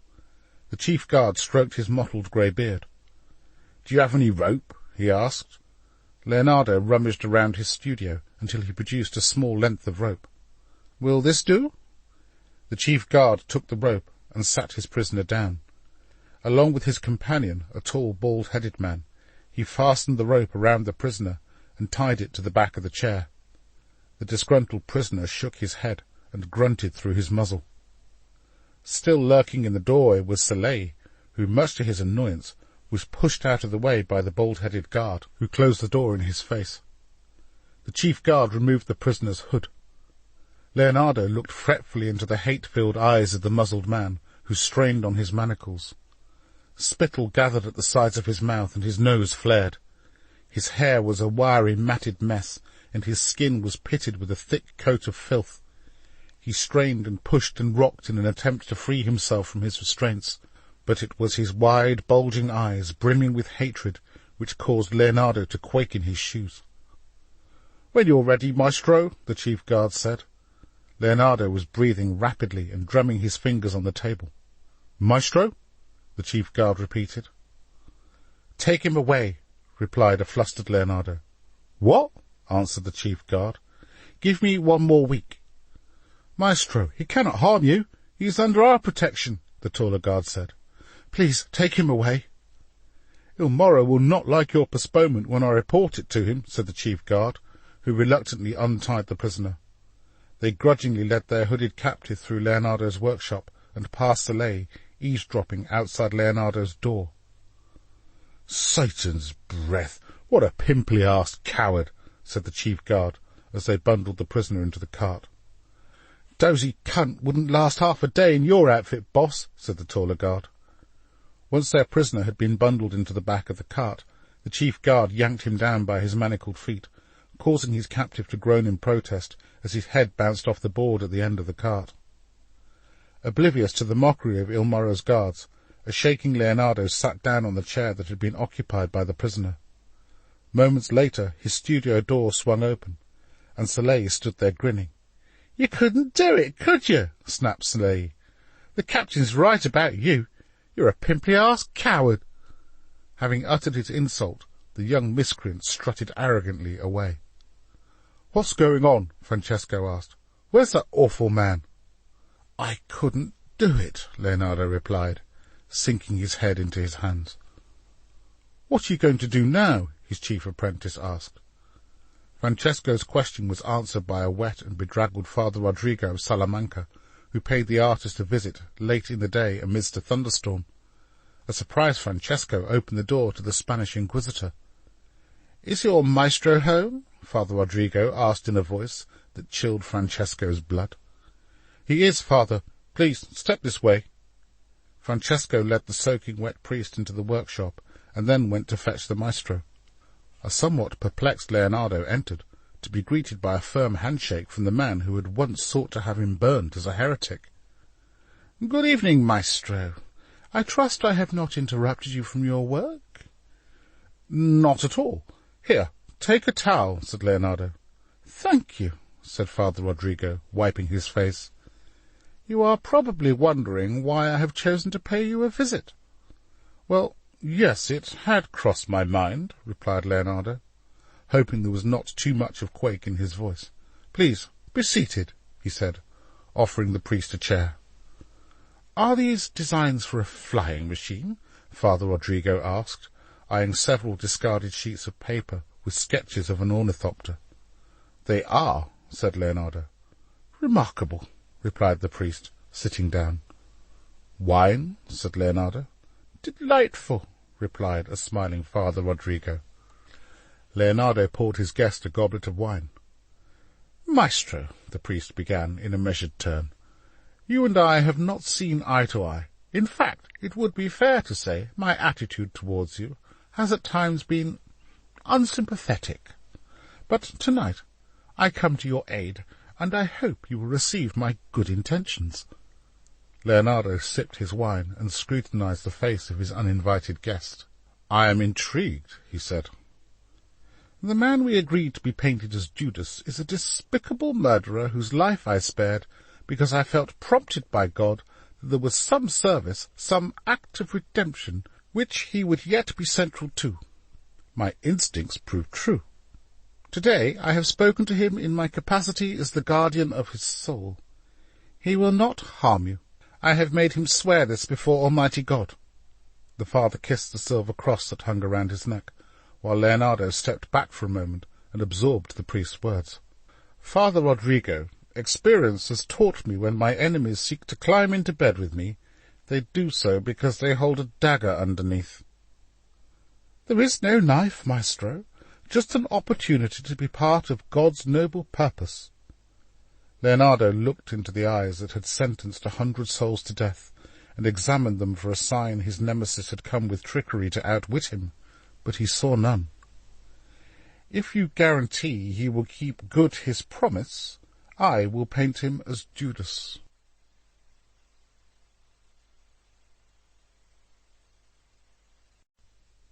Chapter 52.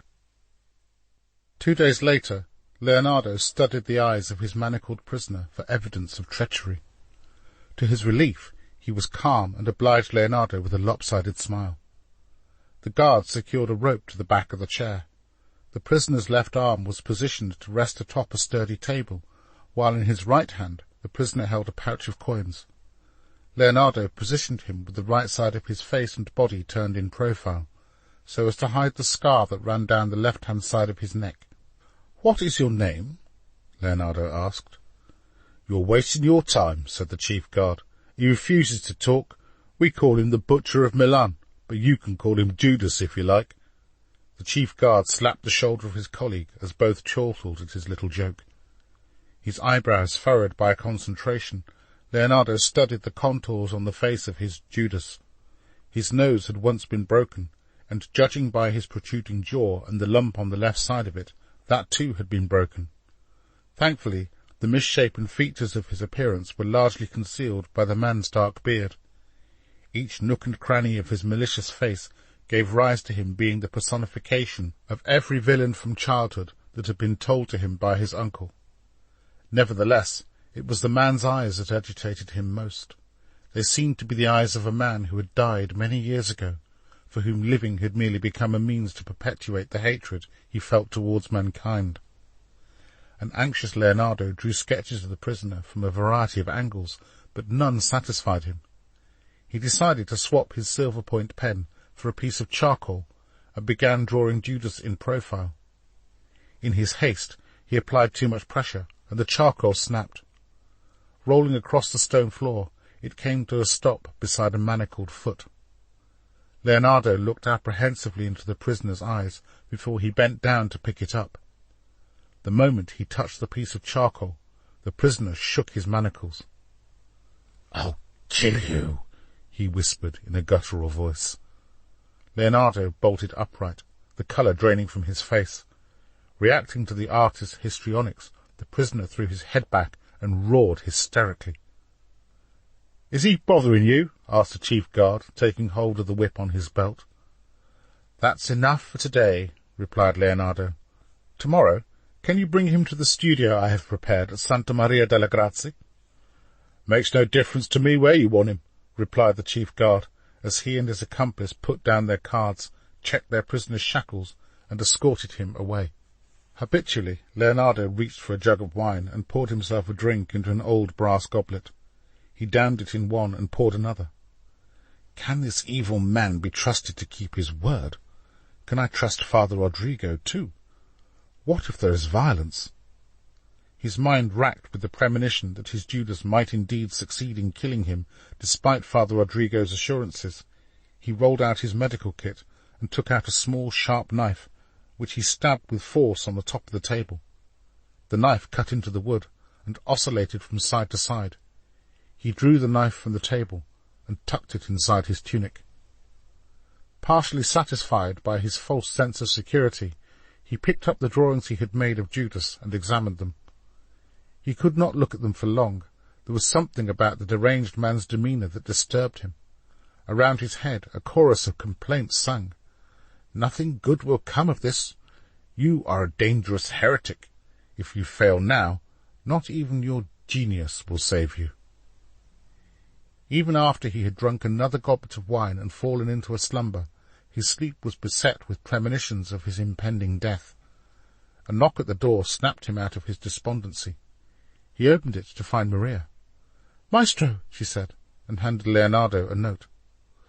"What is it, Maria?" Leonardo asked, but Maria ran down the corridor and out through the door. Leonardo hastily opened the note. It read, "Please come at once. I am in the Castello garden and forbidden to leave the grounds. Your dearest songbird, Cecilia."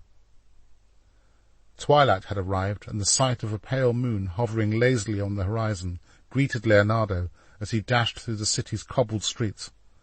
Overhead, a brace of nimbus-grey clouds threatened rain.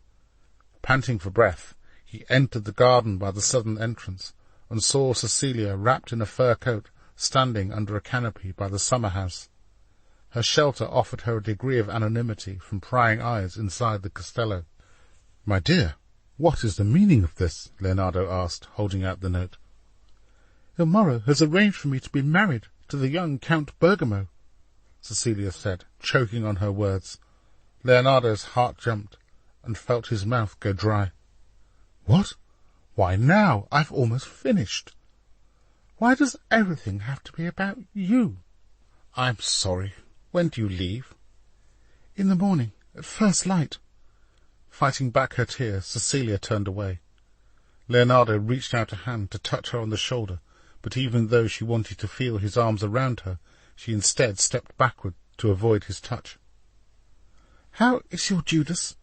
Is he as evil as that malevolent priest prophesied?" "I do not think evil men of bad habits and little intelligence deserve such a fine instrument as the human body." "A little longer, and this task will be complete. God wills it." "I am glad you have such faith in God." "Not only in God, but you too, Leonardo." "When will I see you again?" "After this hour. I do not expect to see you again. Ever." "Do you get to keep your portrait?" "Yes," she said, the faint flicker of a smile lighting up her tearful face. "Leonardo," she asked, taking hold of his hand, "had we met under different circumstances, could you have loved me enough to make me your wife?" It was the one question Cecilia had for years wanted to ask, but had never dared until now. Stalling for an answer, Leonardo looked up at the night sky and watched his breath disappear in long, thin wisps. He had known for some time the day would come when she would ask such a question, but he had never been able to succeed in coming to a reply that would not grieve the one woman he held affection for. "My dearest goddess, I could not inflict myself upon any woman, least of all you. If you are alone, you belong entirely to yourself. If you are accompanied by a wife, you belong only half to yourself.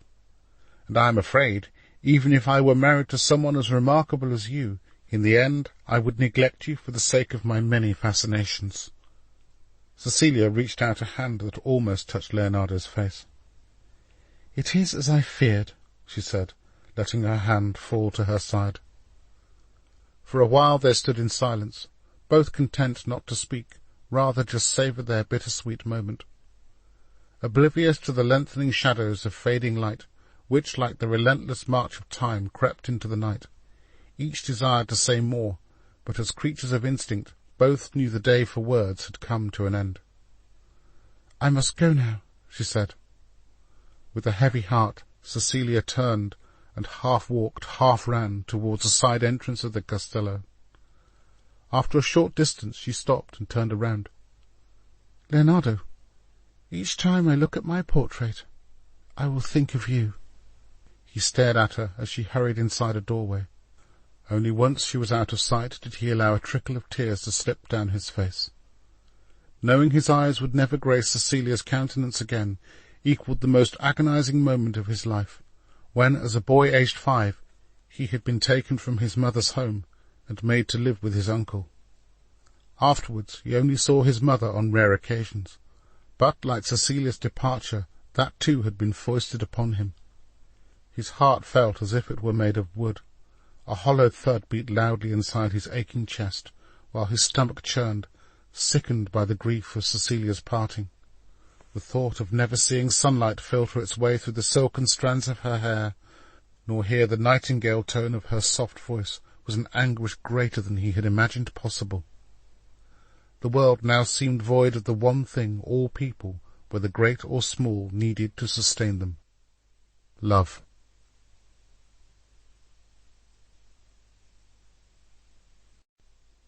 Chapter 53. With a torch in his hand, Father Rodrigo of Salamanca climbed down the stairs that led to the Castello dungeon at a time of night when only the guards, diligent in their nightly watch, were still awake. The jailer, hearing someone approach, stood at the bottom ready to confront his intruder. "Who goes there?" he barked. Father Rodrigo reached the last step and held up the burning torch.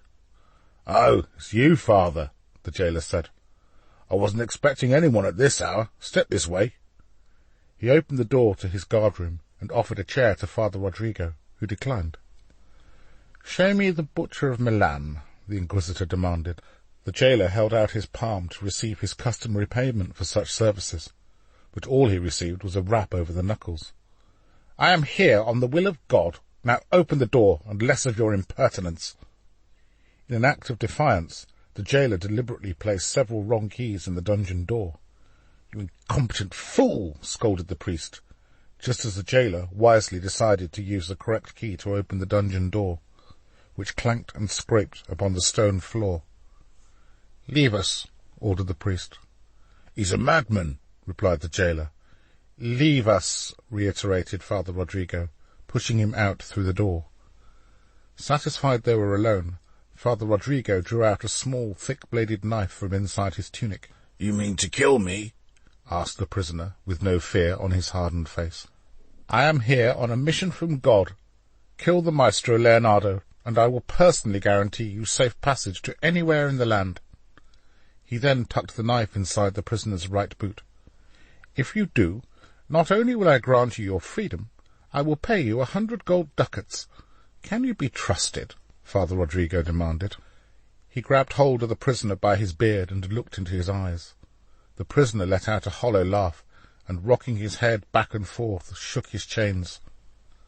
The following morning the prisoner was led out of the dungeon, up the narrow stair, and out into the Castello's courtyard.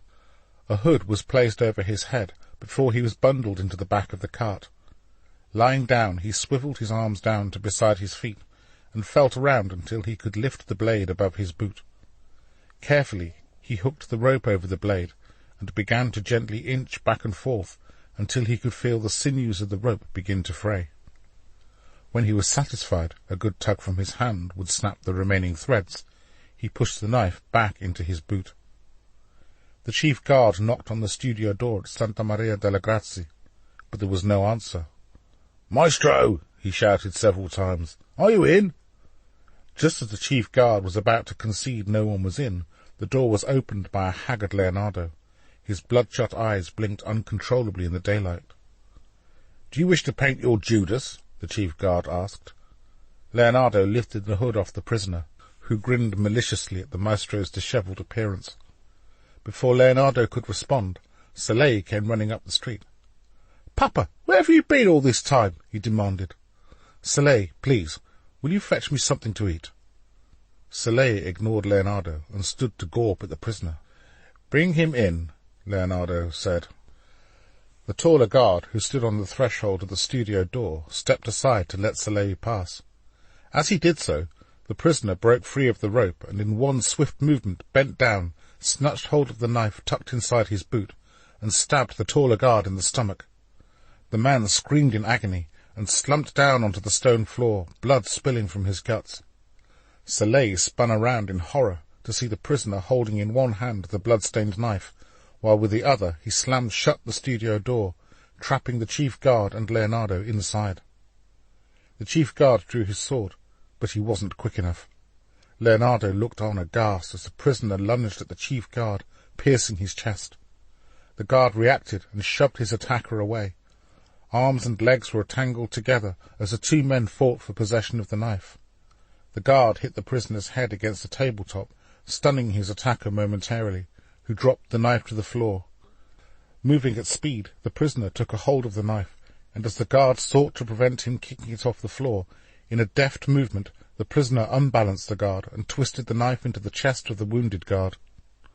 Blood gurgled from the chief guard's mouth, and he crashed heavily to his knees. The prisoner smashed the kneeling man in the face with the back of his hands, and, coughing up more blood, the chief guard fell to the floor. The prisoner leapt forward, his eyes wide with maniacal intent, and plunged the knife repeatedly into the chest cavity of the chief guard, not stopping even after it was clear the man was dead. Leonardo backed into the wall as far away as was possible from the killer in his midst. He thought of retrieving the knife from his tunic, but was too frozen by fear. The prisoner, whose tattered rags were splattered in blood, took hold of the keys tied to the dead guard's leather belt and unfastened his fetters. He then removed the muzzle from his mouth. "My God, don't kill me!" pleaded Leonardo, as the prisoner brandished the knife in his face. "Who am I?" the prisoner demanded in his throaty voice, as he took hold of Leonardo's head and yanked it back. His breath reeked of death as his blood-stained hands forcibly gripped Leonardo. "Look at me," he demanded. "Who am I?" "I don't know, I swear to God." The prisoner took the knife and held it against Leonardo's throat. He squeezed the sharp blade against the maestro's flesh, and a slither of blood trickled down his neck. 5 years ago, you painted me as the face of Jesus." "Alessandro?" said a shaken Leonardo. It can't be. He's—" "Jesus of Milan!" screamed Alessandro with his arms outstretched. The madness of his declaration sent shivers down Leonardo's spine. Alessandro grabbed Leonardo by the neck and threw him over the table, where he landed with a thud against the body of the chief guard. Like a lion stalking its kill, he prowled around the studio. "Jesus! Jesus! Jesus!" he yelled, puncturing the air with the knife. "Mercy, Alessandro, mercy!" begged Leonardo, rocked to the very core of his being by the resurrection of a man he had long presumed dead. In no mood to demonstrate mercy, Alessandro smote Leonardo hard across the face and placed the knife over the maestro's pounding heart. "Alessandro, please, mercy!" "Everyone called me Jesus of Milan. I woke as Jesus, ate, drank as Jesus, blessed people as Jesus, healed people as Jesus, until the day you betrayed me," he said, throwing Leonardo's head back.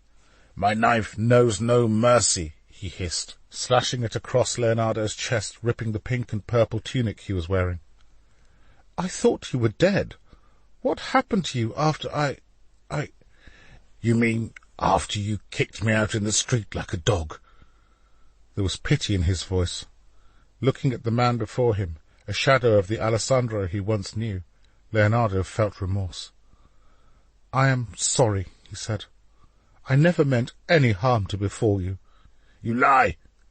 I am a servant of God, and God has delivered you into my hands to avenge the wrong done to me." "We are each in our own way servants of God," replied Leonardo. Alessandro lifted Leonardo up by his hair and let the knife rest on his throat. "Make your peace with God," he said. From a place of insight born of genius, Leonardo's face came alive. "Have you ever asked yourself, Jesus of Milan, whether the death of Christ would have been more or less significant had he been crucified as a man in his 50s or 60s? While Alessandro contemplated the question, Leonardo continued, "What do Jesus Christ, Alexander the Great, and Joan of Arc have in common?" Alessandro looked apprehensively around. All three were names he had heard since childhood. "They all died tragically," Leonardo said, "and society creates idols out of those whose fame and glory touched the world, yet were tragically snatched from it before their time. And the more tragic—" "Is their death?" interrupted Alessandro. "The greater the myth will become. So in death they receive even greater glory than they received." "In life," said a hesitant Alessandro. "Who is being painted here?" Leonardo asked. "Judas, who betrayed Jesus to his death, and now the artist who painted Jesus is destroyed once again in an act of revenge by you, Judas." Rising to his feet, Leonardo looked Alessandro in the eye. "If you kill me, no one will remember you as Jesus of Milan. You will be remembered as the scheming, vengeful Judas who threw eternity away for 30 pieces of silver." Recoiling, Alessandro withdrew the knife from the artist's throat. Dazed and confused by the accusation of Leonardo's words, he spun aimlessly around. "But I am Jesus of Milan," replied Alessandro pitifully. "Not if you kill me. I will be remembered throughout history as the artist who emulated our Lord, and who too was killed by Judas. Does anyone revere or worship Judas? No. And neither will they worship you. Save yourself. Show mercy." The ebb and flow of Alessandro's hatred subsided, and confused by the veracity of Leonardo's argument, he fell face down, his body heaving with bewilderment in deep, anguished breaths. Had Leonardo the inclination, he could have brought his captivity to a swift end, but he had never held a knife in violence, and could not bring himself to take out the one from his tunic and turn it upon Alessandro. "Your name," Leonardo said, measured and calm, "is Alessandro de Canagrette." "No, no, you lie. I am Jesus of "No, Alessandro. Repeat after me. Alessandro de Canagrette." "Jesus of Milan." "Alessandro de Canagrette." "Jesus of—" "Alessandro de Canagrette. Say it," ordered Leonardo, his voice firm and uncompromising.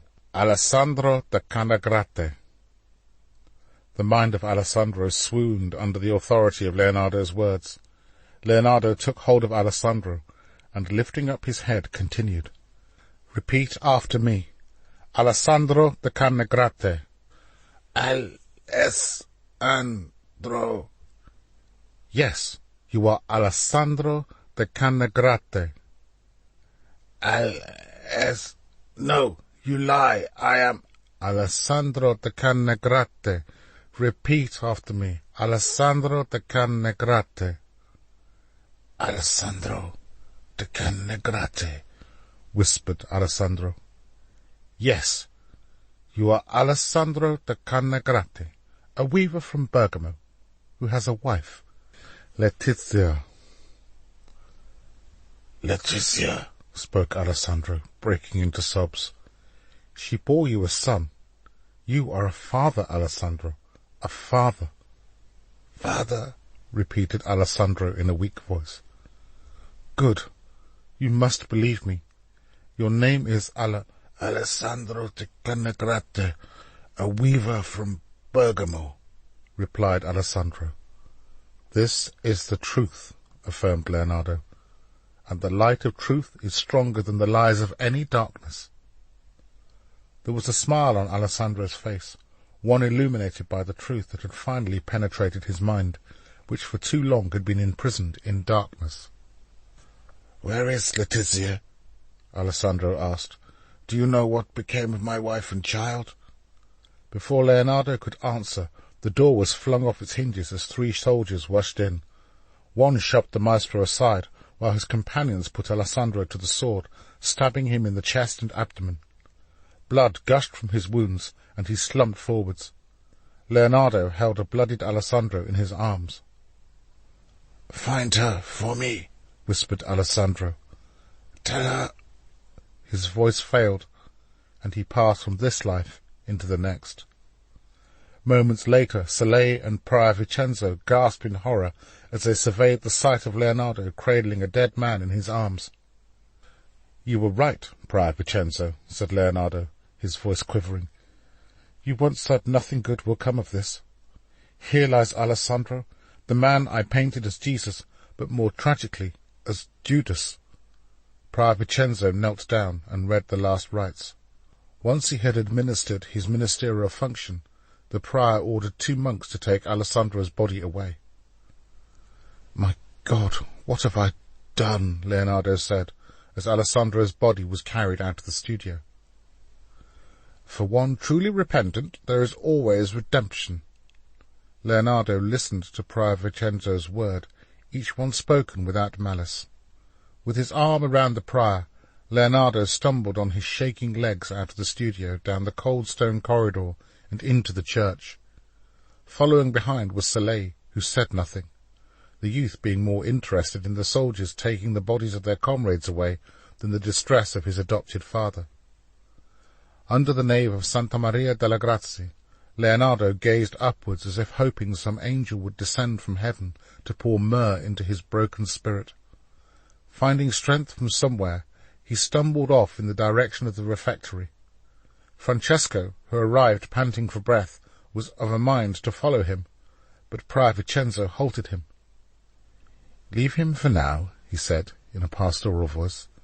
"A man in such distress needs no other company than his own misery and God. The best thing you can do is go home and maintain his affairs. The maestro will speak when he is ready." The door to the refectory was swung open by a despairing Leonardo.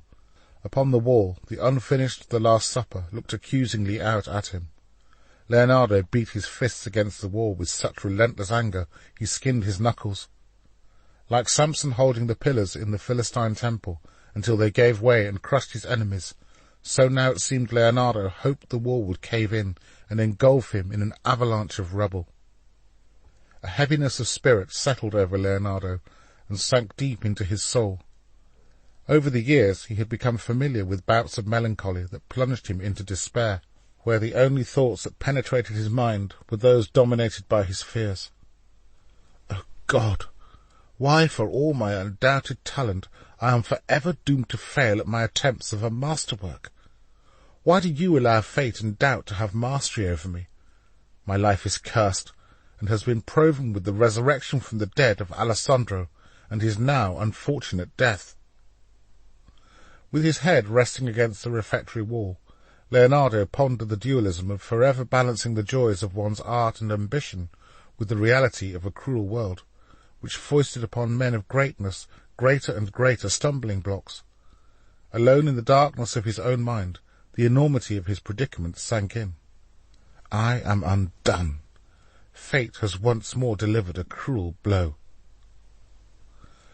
Early the next morning, with the sun just beginning to cast the first glow of a new day, a fatigued Leonardo slumped to the ground. Holding his knees tight against his chest, he rested his head upon the refectory wall. Languishing in the juices of his many miseries, he felt bereft of hope, and prayed like one at the end of their tether.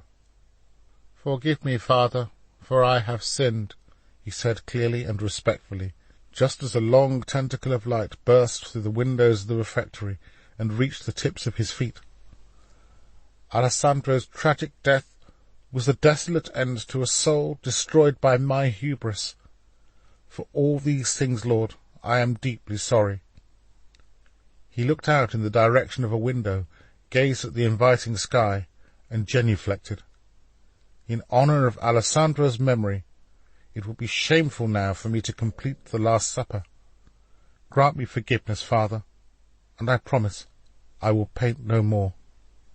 Amen. A tangible sense of relief washed over Leonardo's body as the healing balm of God's forgiveness washed over his grief-stricken soul. His head slowly cleared, and a semblance of clarity returned to his thinking. His countenance, too, lifted. There was now a sense of peace, even though he knew he would have to answer to Ilmoro for his failure to complete the commission. For once, Soleil acted with gravitas and waited until late morning before interrupting his papa. He entered the refectory with a plate of cooked vegetables, took a seat beside Leonardo, and placed his hand in that of his father's. "Papa, what will you do now?" "I have no idea. The only thing I know is that I cannot continue with the Last Supper." "Ilmoro will have you flogged or worse." "Ilmoro can feed me to the dogs if he so desires. All is finished. I am finished." "Please, Papa, do not give up now. You have come too far and laboured too long to abandon her at the last hour. I will help you. Whatever you ask in order to help finish the painting, I will do. Please, I have no desire to see you punished, banished, or left to some tragic fate." "That is very gracious of you, Soleil, but I have made a vow before God that I will not put brush to the painting again. Since the death of Alessandro—" "That was not your fault," interrupted the youth. "Soleil, my dear son, if it were not for me, he would still be a humble weaver." Francesco, too, came and stood beside them. "Soleil is right," he said. "You cannot give up now. If you do, you will lose everything." "All is lost. I cannot go on," Leonardo replied, without looking at either of them. "Now, please, leave me to continue with my devotions." Resigned to the maestro's wishes, they left him to contemplate his future and pray. There was one final act of redemption Leonardo needed to discharge, notably to fulfill Alessandro's dying wish. Once he had eaten the food Soleil had prepared and drank a little water, he sent Father Paolo on an errand of mercy. Tucked behind the altar of Santa Maria della Grazia was a small statue of the Virgin Mary.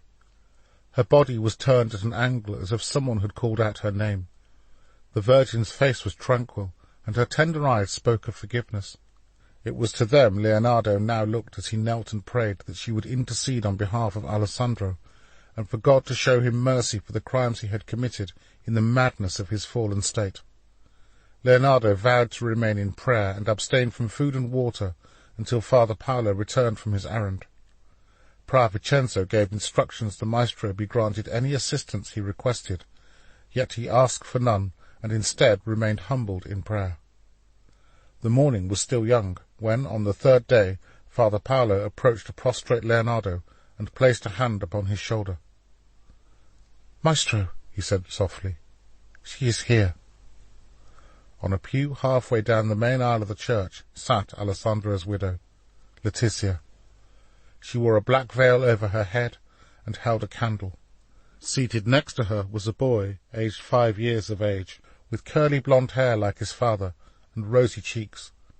Leonardo straightened out his dishevelled purple and pink smock, and after he had composed himself, followed Father Paolo down the aisle. Letizia passed the boy the candle in her hand, and lifted the veil over her head. Her body shook as a ripple of grief worked its way through her slender frame.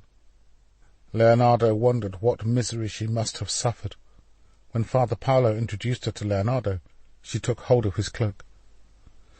"Forgive me, Maestro Leonardo," she sobbed. "Forgive me, forgive." Unable to continue, she fell against Leonardo's body. He awkwardly embraced her, while he gently raised her up until she stood upright with his arms protectively around her. "Letizia, it is I who should ask you for forgiveness. Had it not been for me, perhaps you would still have a husband." "I do not blame you, Maestro. Such things are in the hands of the Almighty," she said, composing herself and holding the child close. The boy reached out to touch Leonardo's beard. Without thinking, Leonardo tickled him. The sound of his laughter echoed around the stillness of the church. "Maestro, may I see the painting?" Letizia asked. "I am not sure that's a good idea," replied Leonardo, casting Father Paolo an anxious glance. "Please," she begged. I will not leave until I have seen it." "I think, Maestro, she ought to be granted this request," Father Paolo said. "Very well," replied Leonardo, after hesitating a moment. "Follow me." Hand in hand with her son, Letizia walked forwards until they both stood before the painting of the Last Supper. The background and foreground had been painted, including the disciple to Jesus' left. The disciples to Jesus' right, including Judas, were drawn in detail but remained unpainted. Of Jesus, only his face and hair had been painted. Letizia took hold of the boy's hand and pointed his index finger at the image of Jesus. "That's your papa. Isn't he handsome?" The boy nodded. Letizia walked forward and stretched out her hand towards the face of Jesus, which was too high for her to touch. Tears swept down her cheeks, and she rested a hand where the feet of Jesus stuck out from under the table. "Mamma," said the boy. Letizia wiped her eyes and turned around. She held her arms out to the boy and cuddled him close. "I see it is not finished, Maestro," she said, without accusation. "No, and it will not be for me to finish," Leonardo replied. "Why is that, when it is almost complete?" "Since the death of—" Leonardo hesitated. "Alessandro," she said. "Yes, there are more important things to attend to now." "You are mistaken, Maestro. Nothing is more important," she replied. "After all that has happened, you would have me finish it?" asked Leonardo. "God has not allowed such suffering for you to lose heart now. Have faith. It is your duty to finish it. Can you not see that?" Leonardo's mind swirled with a dozen sensations. Hope, fear, opportunity. This was not the reaction he had expected. "You mean to say you sincerely believe it is God's will I complete it?" he asked, bewildered. "What glory does God receive in your failure? No, Maestro. You have begun this journey, and if you do not finish it, what memory will there be of Alessandro? But more importantly, what memory will there be of you?"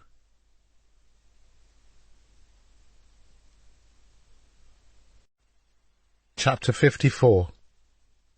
His Holiness was seated behind a large oak table upon a tall gold chair covered in red velvet.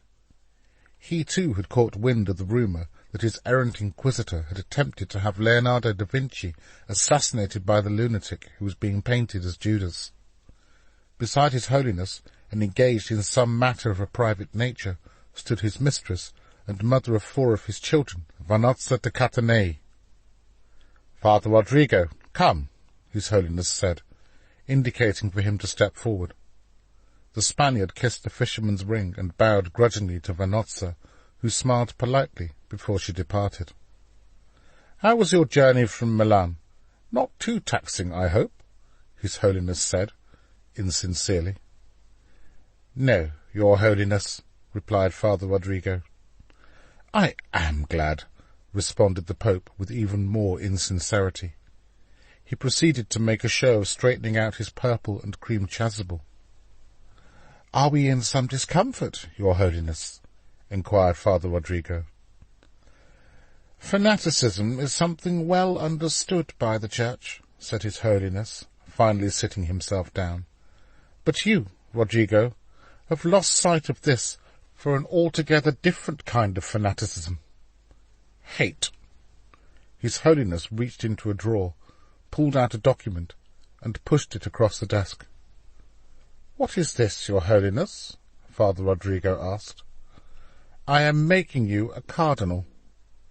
"Your Holiness, I am forever at your service." "There is a mission ship leaving from Spain in 4 months' time, bound for the New World. It is where I believe a man of your talents can best be employed." 4 months later, Cardinal Rodrigo of Salamanca set sail for the New World from Cadiz, never to be heard of again.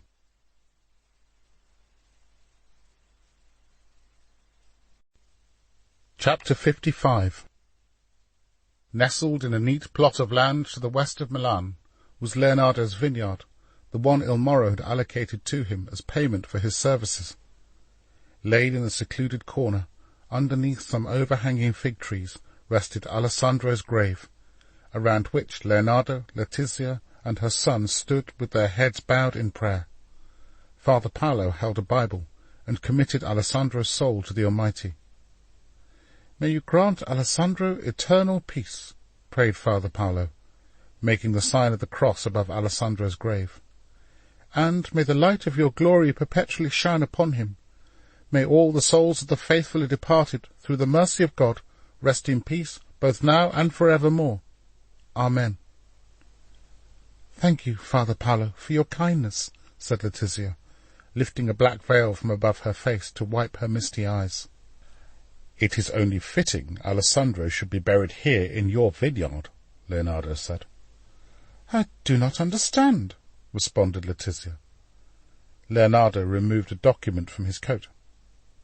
"I have had my lawyers transfer the deeds of ownership into your name.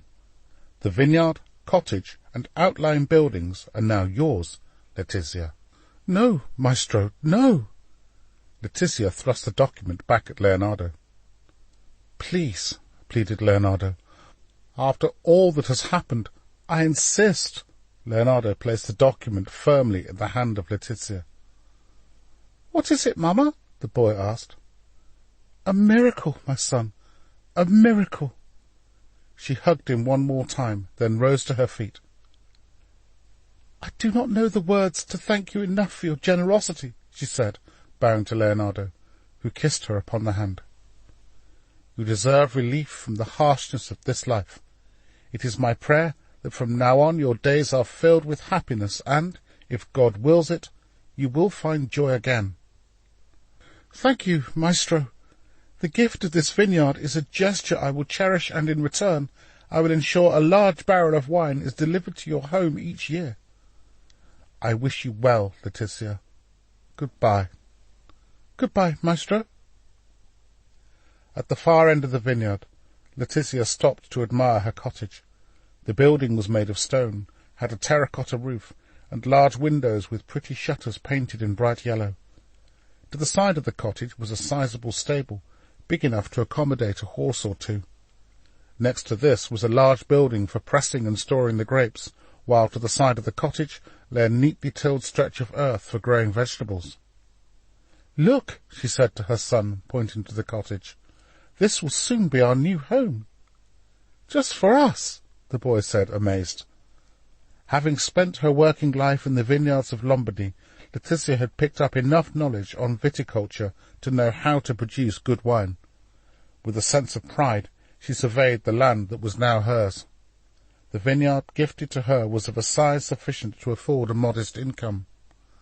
Relishing the future, she walked with confidence to the edge of the road, where she turned to Father Paolo, walking silently by her side. "There is no need to accompany me any further, Father. I can find my own way home." Watched by Father Paolo, Leonardo stood in silent contemplation by the graveside. When the afternoon sun was at its peak, he turned around. "Come, Father," he said. "There is work to be done." Leonardo walked out of the vineyard and headed into Milan. Both walked silently side by side, each lost in their own thoughts. Father Paolo prayed that Letizia and her son would be protected upon the open road, while Leonardo contemplated the effort needed to complete the Last Supper. When at last they headed up the concourse that led towards Santa Maria delle Grazie, they bumped into a drunken Salé, accompanied by some friends propping up a wall with several jugs of grappa between them. Leonardo nodded to Father Paolo, who continued on while he stopped to talk with Salé. "Salé, how sincere are you?" Leonardo asked. "What do you mean?" replied Salé. "You said you would do anything to help me finish the Last Supper. Is that so?" "Yes, why? Have you had a change of heart?" "Follow me." Without a backwards glance at his friends, Salé followed his papa into Santa Maria delle Grazie. The following days merged together as Leonardo painted the disciples to Jesus' right, James, Andrew, Bartholomew, and John. He painted with a passion and an energy that was relentless. It was as if his will had been marshalled for one final effort, and he pushed all else aside in the pursuit of his goal, neither eating nor sleeping. Every sinew in his body pulsed to the rhythm of the brush in his hand. Sometimes the brush beat against the wall, as fevered as the fist he had beaten on the night of Alessandra's death. Other times his strokes were as gentle as the breath upon a lover's neck in the midst of sleep. The face of Judas grimaced as if he was grinding his teeth, and his right hand clasped covetously onto a pouch of coins. His body was taut, as if he knew some dark secret and was in terror of it being revealed. There was hardness about his face. He stared menacingly across at the face of Jesus, all reverence for his Saviour abolished by the act of betrayal he had committed. The refectory was a mess. Jars of paint lay everywhere, as paint hastily mixed by Francesco and at other times by Soleil littered the floor. Portraits of the disciples lay discarded. Ash from the braziers was scattered over the floor alongside plates of uneaten food, which Soleil brought regularly, but which Leonardo repeatedly ignored. "Francesco, have you prepared the blue I asked for?" "Yes, maestro," replied a flustered Francesco, struggling to keep pace with the demand for paints to be mixed. Prior Vincenzo entered the refectory and walked slowly forward, as if admiring the beauty of the painting for the first time. Leonardo took the blue jar Francesco had handed to him and mixed a small amount with another blue. He then applied the two blues to different parts of the garment worn by Jesus. "Good day, Prior," said Leonardo.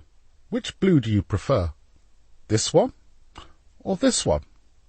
Prior Vincenzo walked forward and, standing below Jesus, scrutinized the two blues.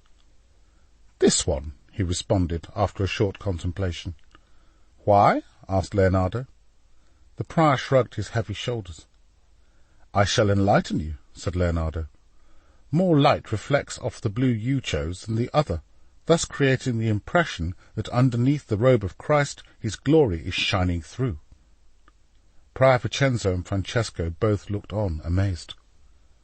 "Maestro da Vinci, I have witnessed your recent troubles, and have observed how graciously you have dealt with them." "Thank you, Father. In my weakness I fear I have offended God and mankind, because my art didn't reach the quality it should have." Walking forward, Prior Vincenzo waited for Leonardo to put down his brush and climb down the scaffold. "No man can paint our Lord with the majesty I witness before me who does not have faith," said the prior. "Thank you kindly," replied Leonardo. "As the prior of this church, I want you to know you are my son, and if there are any matters of a private nature you wish to discuss with me, you will find my door is always open." "Dear Prior Vincenzo," Leonardo said, bowing his head slightly, "the lesson I have learned these past years is that the purpose of painting is to transform the painter's mind into a resemblance of the divine mind. Only then can what he creates truly be for the glory of God." He stretched out his right hand towards the contemplative prior, who clasped his hand firmly in Leonardo's. Prior Vincenzo shook Leonardo's hand once more before he turned to make his way out of the refectory. In the doorway he stopped and made the sign of the cross, leant against a wall, and, looking heavenward, mumbled in Latin. Soleil noisily approached, disturbing the prior from his meditation. "You have slipped back into the habit of not attending Mass," said the prior, taking hold of Soleil, who squirmed uncomfortably. "I expect to see you tomorrow." Still smarting from his encounter with the prior, a surly Soleil entered the refectory and made his way over to stand beside Francesco. "Go talk to him, Soleil," said Francesco. "He might listen to you." Soleil tried to talk his papa into taking a few hours' rest, but to no avail. Together the two youths looked on as Leonardo painted Jesus, whose head was tilted slightly to his left, giving him the look of a man who had a great weight pressing down upon his shoulders. His hands extended outwards to demonstrate his surrender to the cross, while his eyes were cast to his left hand, as if in anticipation of the nail that would soon pierce his flesh. His eyes, too, revealed the depth of loneliness and the agony that would soon hold him slave to a wooden Roman beam. While Leonardo busied himself perfecting the golden glow in Jesus' hair, Soleil entered with a basket of bread, cheese, apples, and a cup of weak wine. "I've brought you some food," the young man said, placing the basket at the foot of the scaffold. Leonardo ignored him and continued to paint. "Eat, damn it, eat!" demanded Soleil. "I'm not hungry," replied an irritated Leonardo. "You've not slept or eaten in 2 days. You're tired, Papa. Eat and get some rest tonight." Soleil reached upwards and passed some bread to Leonardo, who took it and bit into it. Half-heartedly, Leonardo descended the scaffold and sat beside a relieved Soleil. Moments later, his eyes rolled in their sockets, and his head slumped forward on his chin. "You're exhausted," said Francesco, coming to sit beside them. But Leonardo was already gently snoring. "What shall we do with him?" asked Soleil. "Try and make him comfortable," replied Francesco, who took off his coat and, laying Leonardo down on the floor, propped it under his head. "Are we just going to leave him here like this?" asked Soleil. "Well, we can't carry him home, can we? Here, pass me those sheets," Francesco said, pointing to some discarded sheets near a brazier. Soleil picked them up and placed them over his papa. They then pushed a brazier nearer to let its heat warm the sleeping artist. "I guess I've slept in worse places," joked Soleil, who picked up an apple each for him and Francesco, and arm around one another's shoulders, they left Leonardo to sleep. Leonardo slept soundly on the refectory floor until he was woken by daylight and the sound of monks chanting their early morning devotions. The hum of voices echoed in the stillness, like a paean of harmony, uniting the worship of their voices with the worship of Leonardo's craftsmanship on the refectory wall. It was a tranquil start to the day, contemplative, spiritual. He scrambled up the ladder and set about putting the last remaining touches. He mixed some pale red for the garment of Jesus. The instant he dipped the tip of his brush into the paint he had prepared, euphoria swept through his tired limbs. The brush in his hand seemed to come alive with the excitement of the moment. He focused on the technicality of his art, to weight perfectly the folds in the red shirt of Jesus' right arm. His touch was deliberate as he stroked the brush to create the sense that the fabric hung from the arm of Jesus. Hours later, each crease, fold and indent in the fabric was shaped according to the natural order of clothes worn by a seated man. Lastly, he mixed a natural tone for the flesh on Jesus' left hand, the only part of his body still to be painted. From the Basilica of Santa Maria della Grazie, the comforting sound of a congregation at worship and the priests chanting their missals reverberated around the refectory. Leonardo paused to admire the soft voices at prayer before he applied his brush one last time to the left hand of Jesus. In the very centre of the palm, he darkened the flesh almost imperceptibly, the foretaste of an imprint from a nail that would pierce the Saviour's flesh.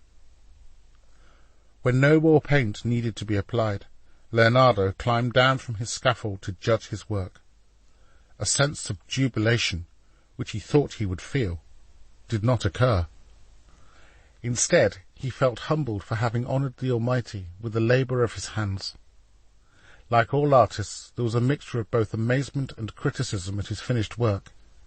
In taking in the scope and energy of the painting, both praise and dissatisfaction were held like scales in equal balance. There is simplicity and vigour hitherto unseen in my efforts at art. Perhaps now I have painted a masterwork, my name will be forever remembered.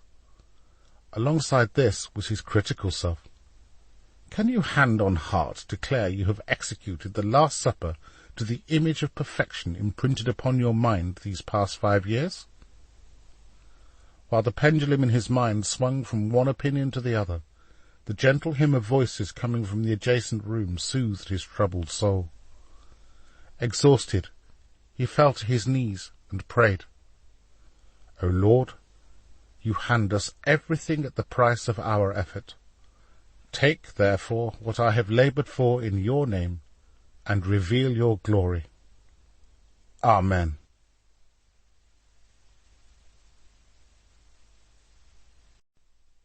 This has been Da Vinci's Last Supper, The Forgotten Tale. Written by Paul Arrowsmith. Narrated by Jonathan Corr. Copyright 2020 by Paul Arrowsmith. Production copyright by Paul Arrowsmith.